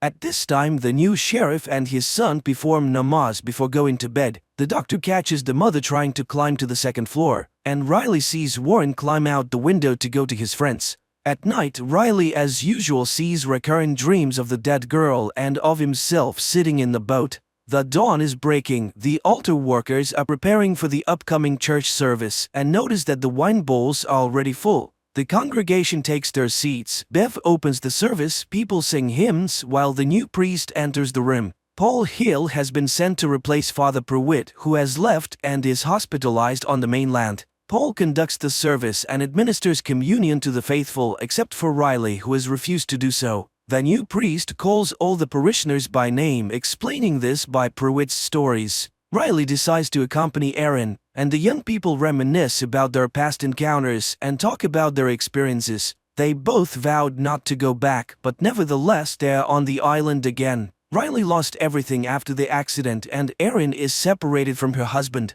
The man admits that he read all about different religions while he was in prison because he hoped to find God, but ended up being an atheist. And here he is of no use to anyone and doesn't know how to move on. In the evening, the storm comes to the island and Riley sees what looks like Father Pruitt walking along the beach. But when he goes out to look, he finds no one. And in the morning, people find hundreds of dead cats on the beach. The citizens cannot determine the cause of death of these animals, although the sheriff suggests some kind of disease, until he discovers that there is not a drop of blood in their bodies. Riley admits to seeing Monsignor Pruitt at night, but nobody believes him.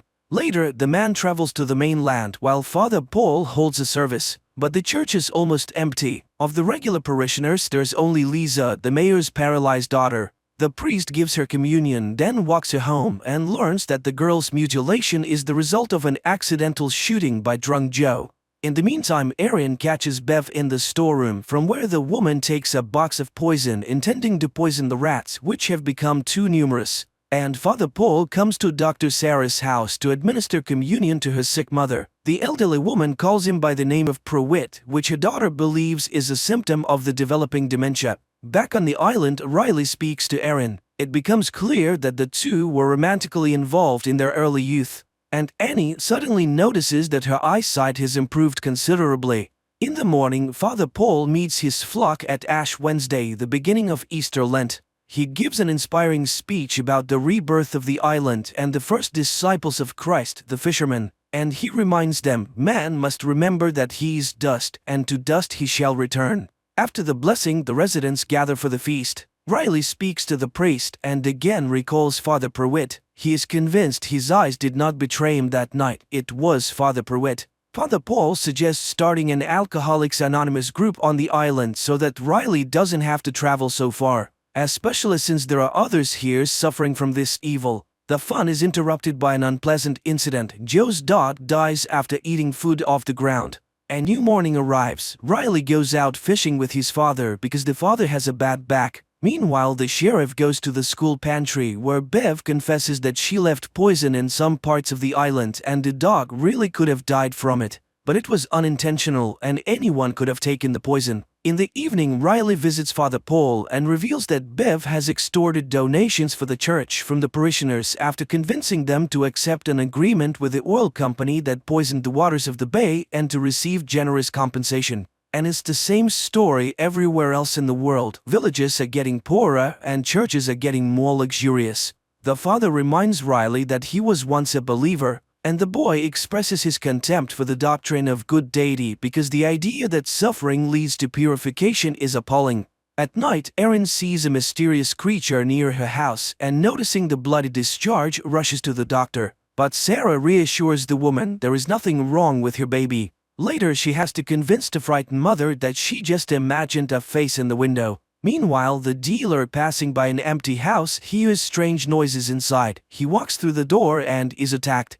It is morning, and Father Paul, for some reason, takes a particularly close look at Lisa. Then he insists that the girl get up from her chair and come up for communion. And to everyone's shock, Lisa gets up and walks up to the priest. At night, Father Paul enters the confessional and tells himself that he is lying to the parishioners. After all, Father Pruitt was sicker than they thought, and having gone to the Holy Land, the man often fell behind the group. But the parishioners don't need to know that. They will believe that their shepherd is being healed on the mainland and will soon return to the island to witness the miracles that are happening. For after Lisa's recovery, which is perceived by the residents as a miracle, a religious revival begins on Crockett Island. Except that Father Paul himself becomes sick and vomits blood after the accomplishment, which Bev sees. And then the woman notices a newspaper clipping with Father Pruitt's portrait hanging on the wall of the priest's house. The doctor examines Lisa and cannot understand the miracle that has occurred, but her parents strongly oppose her examination on the mainland.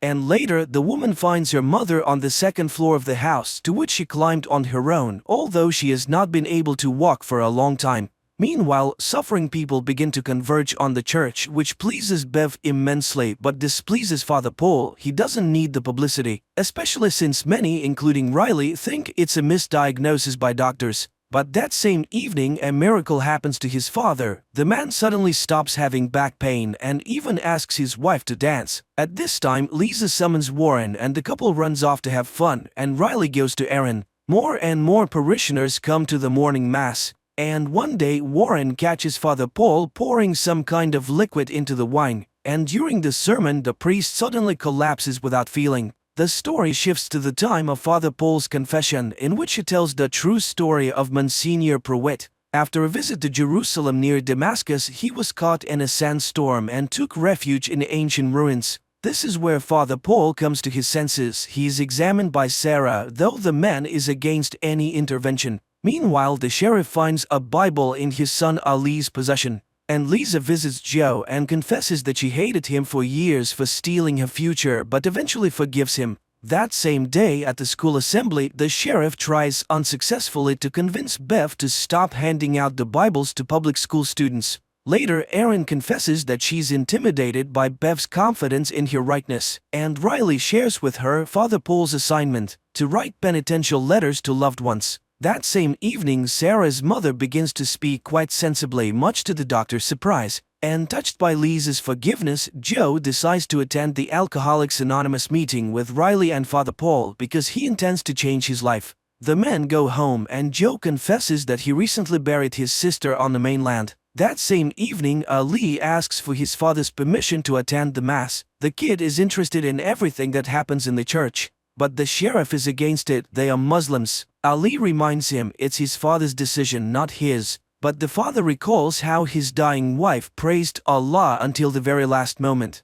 God cannot decide who gets a miracle and who does not. The sheriff turns off the light and jumps away from the window because behind it is a pale face, but the next moment there is nothing. In the meantime, Father Paul collapses in front of Bev and the congregation and dies coughing up blood. The action carries over to the moment when Pruitt takes refuge in the dark cave. He burns matches, trying to make out the room where he is trapped, and suddenly sees two burning eyes. Then he is attacked by a nightmarish creature that sucks his blood and drinks his own blood in return. The priest concludes that it is an angel because when he wakes up in the morning, Pruitt finds that he is young again. So he decided to take his savior with him. He rode ahead, waiting for the angel to catch up with him. And he was very much afraid that the angel would disappear. Here on the island, he hid it from everyone and lied to the parishioners because he was Father Pruitt. The next moment, the priest comes back to life. During a scheduled checkup, the doctor informs Erin that her uterus is empty.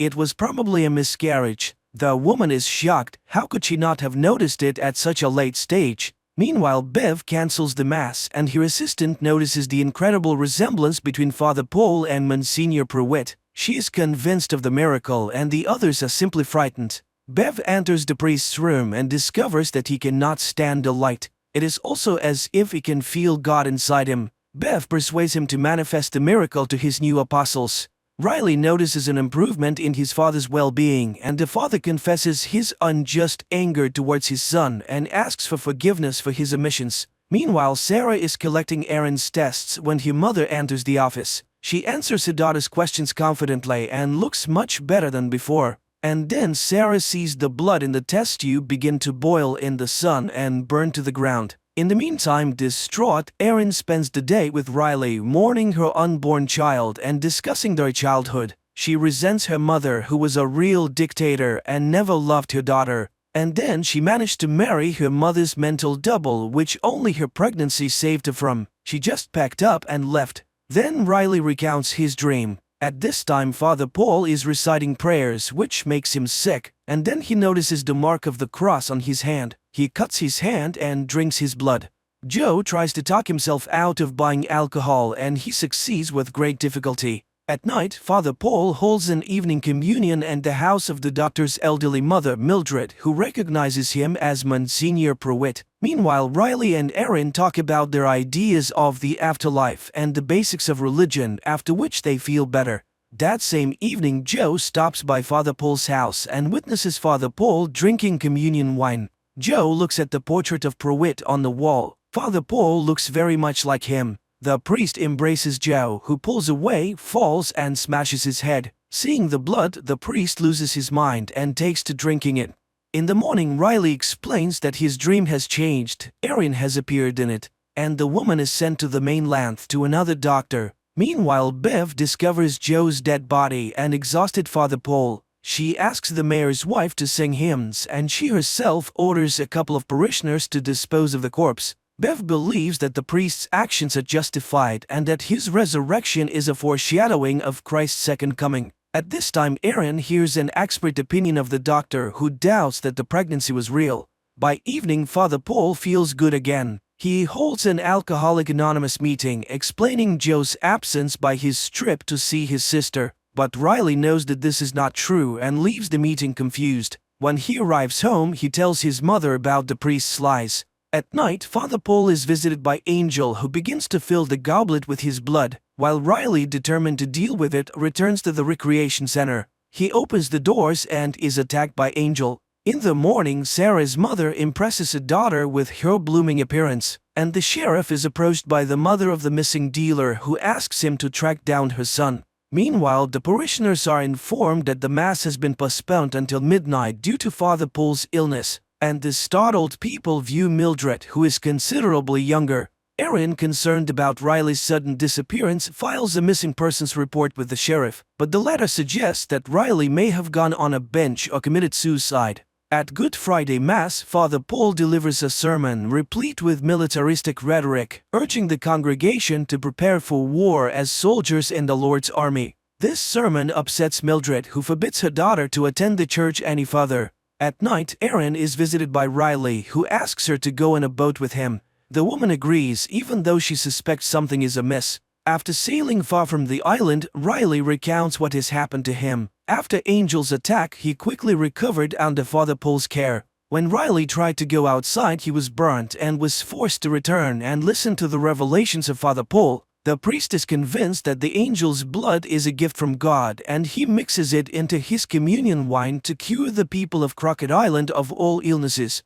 The priest also admitted that he had killed Joe, but according to him, the murder was justified. He also believes that the vampirism traits they both display are the grace of God, which Bev fully agrees with. Father Paul demonstrated to the boy his desire for blood as food, but reassured him that this would soon pass. Nevertheless, Riley is not ready to acknowledge what has happened as divine providence, while the priest reminds him of the fear of all who have seen miracles. Meanwhile, Bev brings Riley the goblet of the congregation's blood, and he drinks it. The priest releases Riley without listening to Bev's objections, for the man's rebirth is complete. Outside, Riley notices how his perception has changed. The colors are brighter and the air more saturated. and he witnesses a conversation between Mildred and his daughter. He visits his sleeping family before heading over to Erin's. Then they head out to sea where he has nowhere to go. Riley confesses his love for Erin and asks the woman to flee the island. She reciprocates, but at this moment the dawn breaks.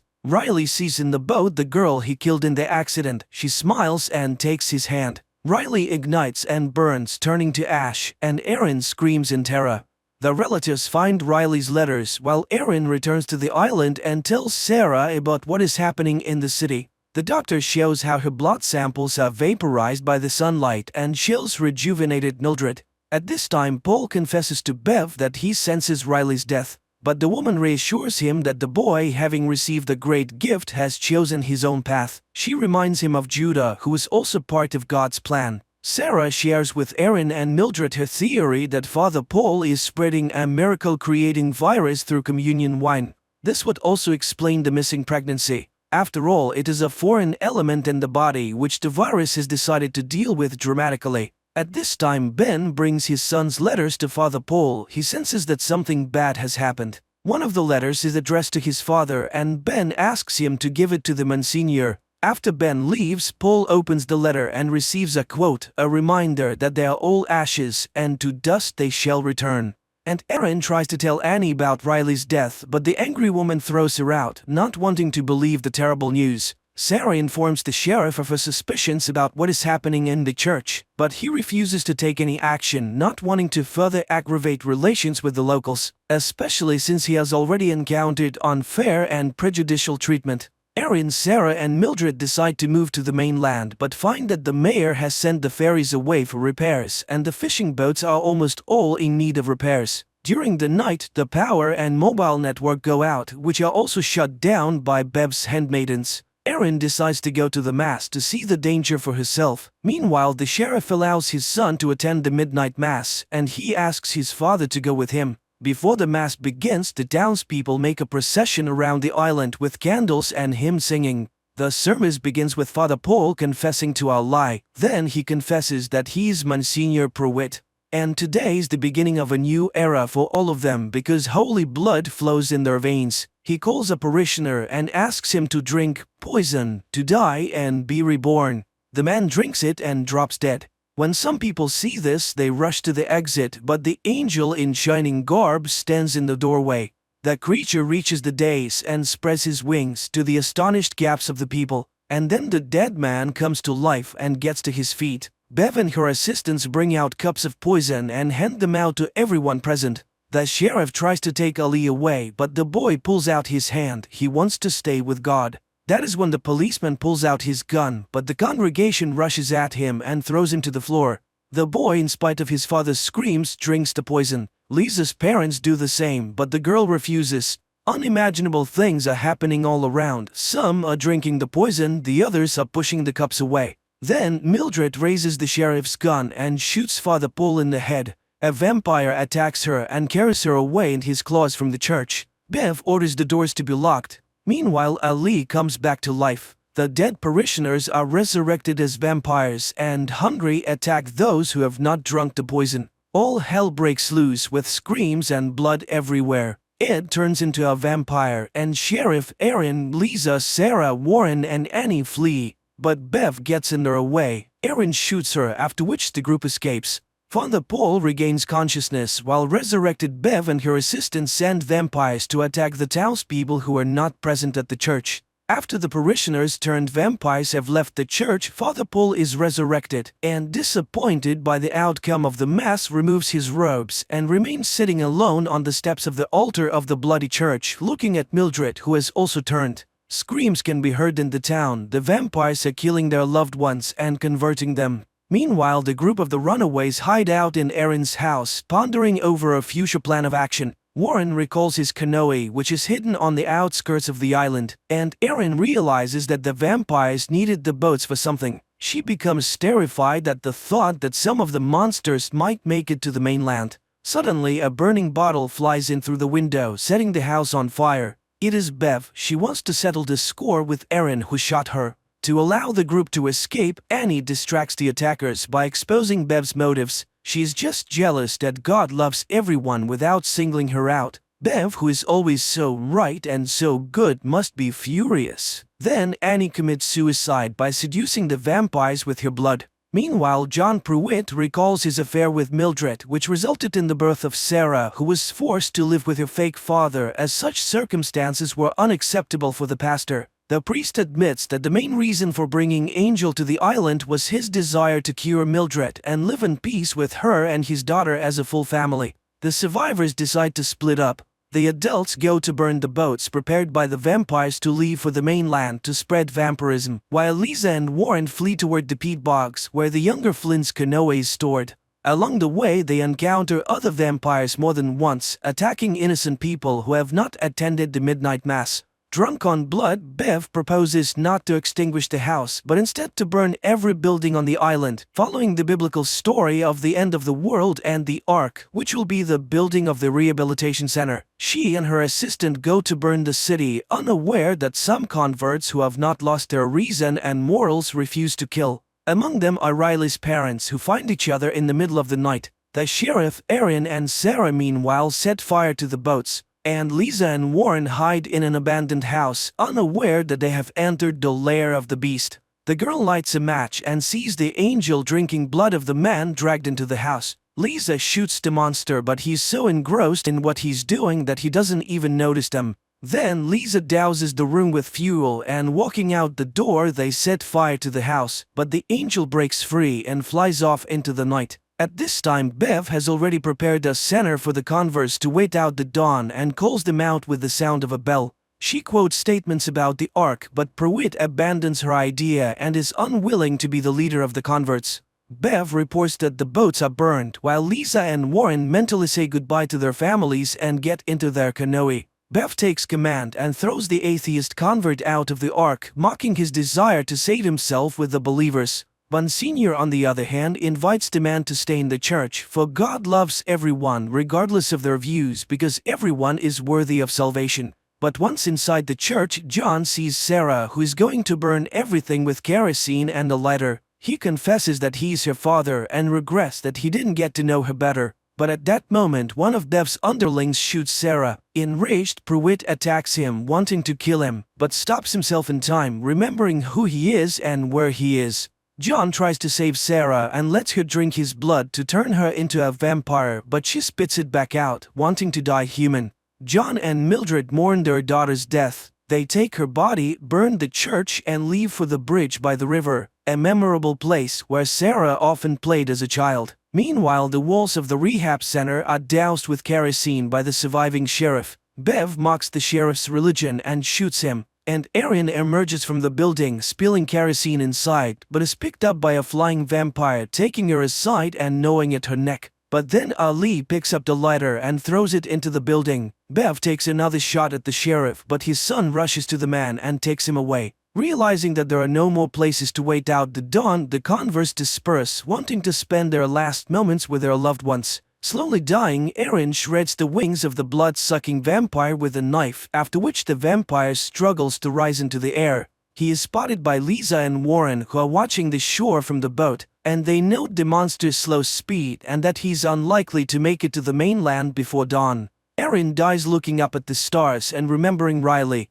Bev leaves to meet the dawn on the beach. The wounded sheriff and his son also go to the shore, where together they begin to pray, adhering to their native religion. Monsignor Pruitt and Mildred sit on the bridge holding Sarah's body. The father renounces the church and begs his beloved for forgiveness. Finally, dawn breaks. Ali burns in the sunlight, sitting by his father's dead body. Desperate, Bev tries to dig a shelter in the sand and burns up in hysterics. Riley's parents, in a crowd of similarly converted people, greet the dawn by singing hymns praising the Lord. All the islanders burn while Pruitt and Mildred kiss against the rising sun. The only survivors, Lisa and Warren, watch the fire. Suddenly, the girl confesses that she can no longer feel her legs. And that's the end of the series. Write in the comments what you think of this series.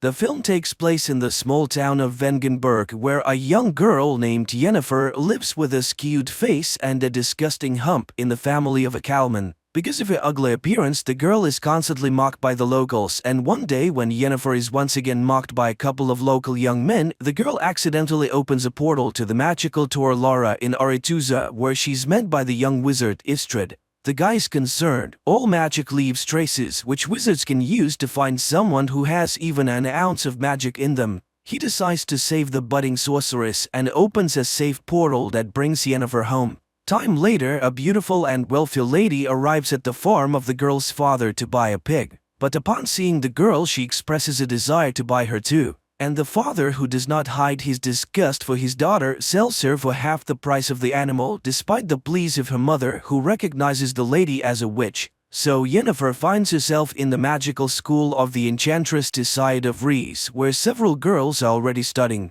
At first, Yennefer takes the separation from home hard, and how low her father judged her. She even tried to commit suicide, but when classes begin, she discovers that the young wizard was right. It was her inadvertent wizardry that caused the wave and caught the attention of the school's rector, the wizardess Tissaia. The girls who study at the school have also distinguished themselves with the same unique skills. Soon Tissaia holds the first test. The girls must lift a stone and a flower without touching them, and using a spell. Everyone more or less manages to cope with the task, but Yennefer fails. The girl stubbornly tries again and again until Tissaia stops her. Frustrated, Yennefer runs away. Later, she finds Istrid in the cave and tells him her name. Sometime later, Tissaia trains her female pupils to recognize man's greatest fear. She sees the girls in pairs and orders them to look into each other's eyes until they get inside their rival schemes. Yennefer pairs up to encourage the girl, but she again fails. Tissaia is enraged. Yennefer is useless. And this is because she's lying to herself. Even if she were a beauty, no one would love her.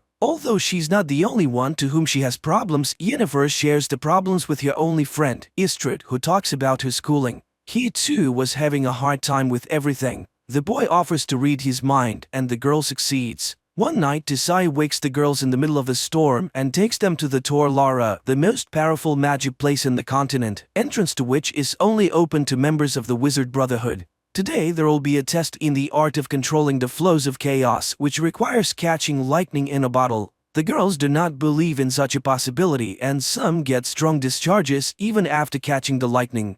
Yennefer's turn comes, and she reaches up with the bottle, but it is thrown back against the wall. Enraged, she directs her power at her more fortunate opponent, Tissaia, blocking her mental blow. Later, she reprimands her apprentice she almost killed today, which means that her emotions can ruin her own. Tissaia cannot be sure that Yennefer will not go along with her feelings and harm his school, for she's to become a court sorceress, and the weak have no place near a ruler. The enchantress already doubts that there's anything in her that the wizarding chapter needs. Frustrated, Yennefer tells Istrid everything. But most importantly, the enchantress knows all about them and they won't be able to see each other again. The guy is willing to show her other, more ancient and powerful magic, but it is very dangerous. He shows her the skulls of the dead elves who built Aretuza. They were the first wizards of the continent, and they were the ones who built all the magical places. But humans came to the continent and slaughtered them. Istrid gives her a flower that can only grow where the elder blood rests and reads a spell, which by repeating it the girl opens a portal.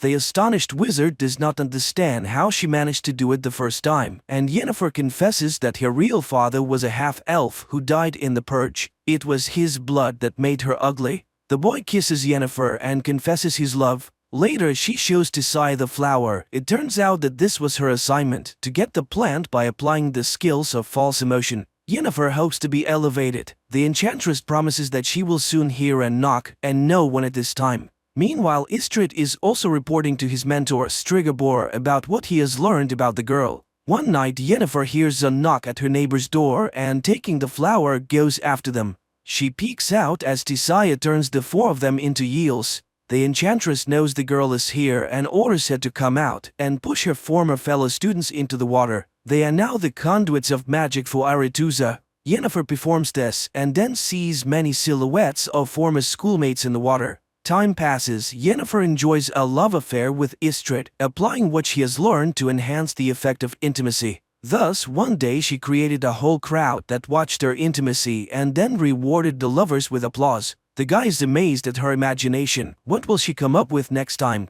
So the day of the final rite is approaching, after which they will be masters of their own destiny. Yennefer dreams of graduating from Aretuza and returning to her native Aedirn as a powerful sorceress to show her longtime abusers and her father what she's been able to achieve. In addition, all Aretuza graduates are perfected before being sent to the different kingdoms. All physical defects are removed, which awaits Yennefer as well. The wizard in charge shows her his work, the flawless beauty of the graduates, and promises her an equally wonderful result. He suggests making her color and noble but strong gray. Tisai, on the other hand, teaches her to look in the mirror and see what Yennefer herself wants. She orders the girl to close her eyes and imagine the most powerful woman in the world. Yennefer complies with the order but does not yet see the promised beauty. Meanwhile, the chapter of wizards gathers in Aretuza to decide where their graduates should go, for all kings need court wizards. Then it transpires that one of the leaders of the council, the wizard Stregobor, knows that Yennefer is a quarter elf, which means that she will not be accepted at Aretuza, where there is a prejudice against elves.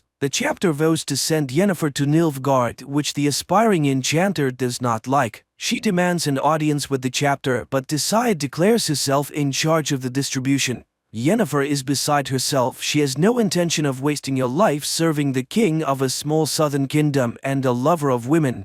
The tutor reminds her of the elven blood, and the girl understands how Stregobor knew about it. The initiation ceremony begins, which Yennefer does not attend. Worried, Istrid finds her behind a letter to her father asking him to confirm that she's his own daughter. The boy does not believe that this letter can convince the chapter. But the girl simply does not know what to do, for even if Istrid disproves his words about her origins, no one will believe him anymore. The enchanter is frustrated. He didn't know why Stregobor needed this information, and she has already missed all the initiation spells. Istrid suggests that she should go with him, for he has been offered to become an explorer. They can travel the continent and discover the unknowable. But unexpectedly, the girl cruelly ridicules his plan. She's not going to dig through the dust of the ages at all, and these are his dreams and intentions, and her opinion, as always, he does not even ask. Istrid is shocked. Yennefer is not at all what he thought she was, and he expresses his opinion that she's angry because she missed her chance to find beauty. But a girl needs power, and she didn't experience so much hardship studying at the magic school for nothing. Yennefer runs to the enchanter, who is in charge of perfection, and demands to show her art. Not even the lack of a potion to dull the terrible pain that accompanies the transformation process stops her.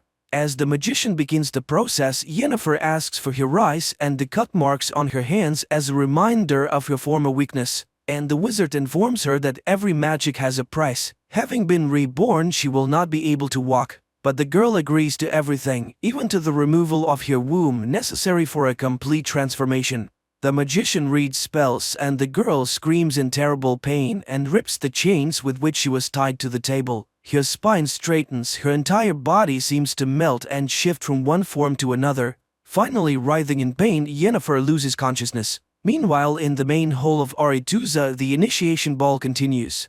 Suddenly, Tisai sees a door opening in which stands an unusually beautiful girl with violet eyes. She realizes that Yennefer has disobeyed her orders and hurries to take her away. But it is too late. The Aedirn ruler has already noticed the beauty. He invites her to a dance where he expresses his desire to see her as court wizard in his kingdom. Tisai has to retreat and only watch the dance of the king and the enchantress from afar. Directed based on a series of books by Sapkowski, The Witcher is quite curious, fascinating and vivid.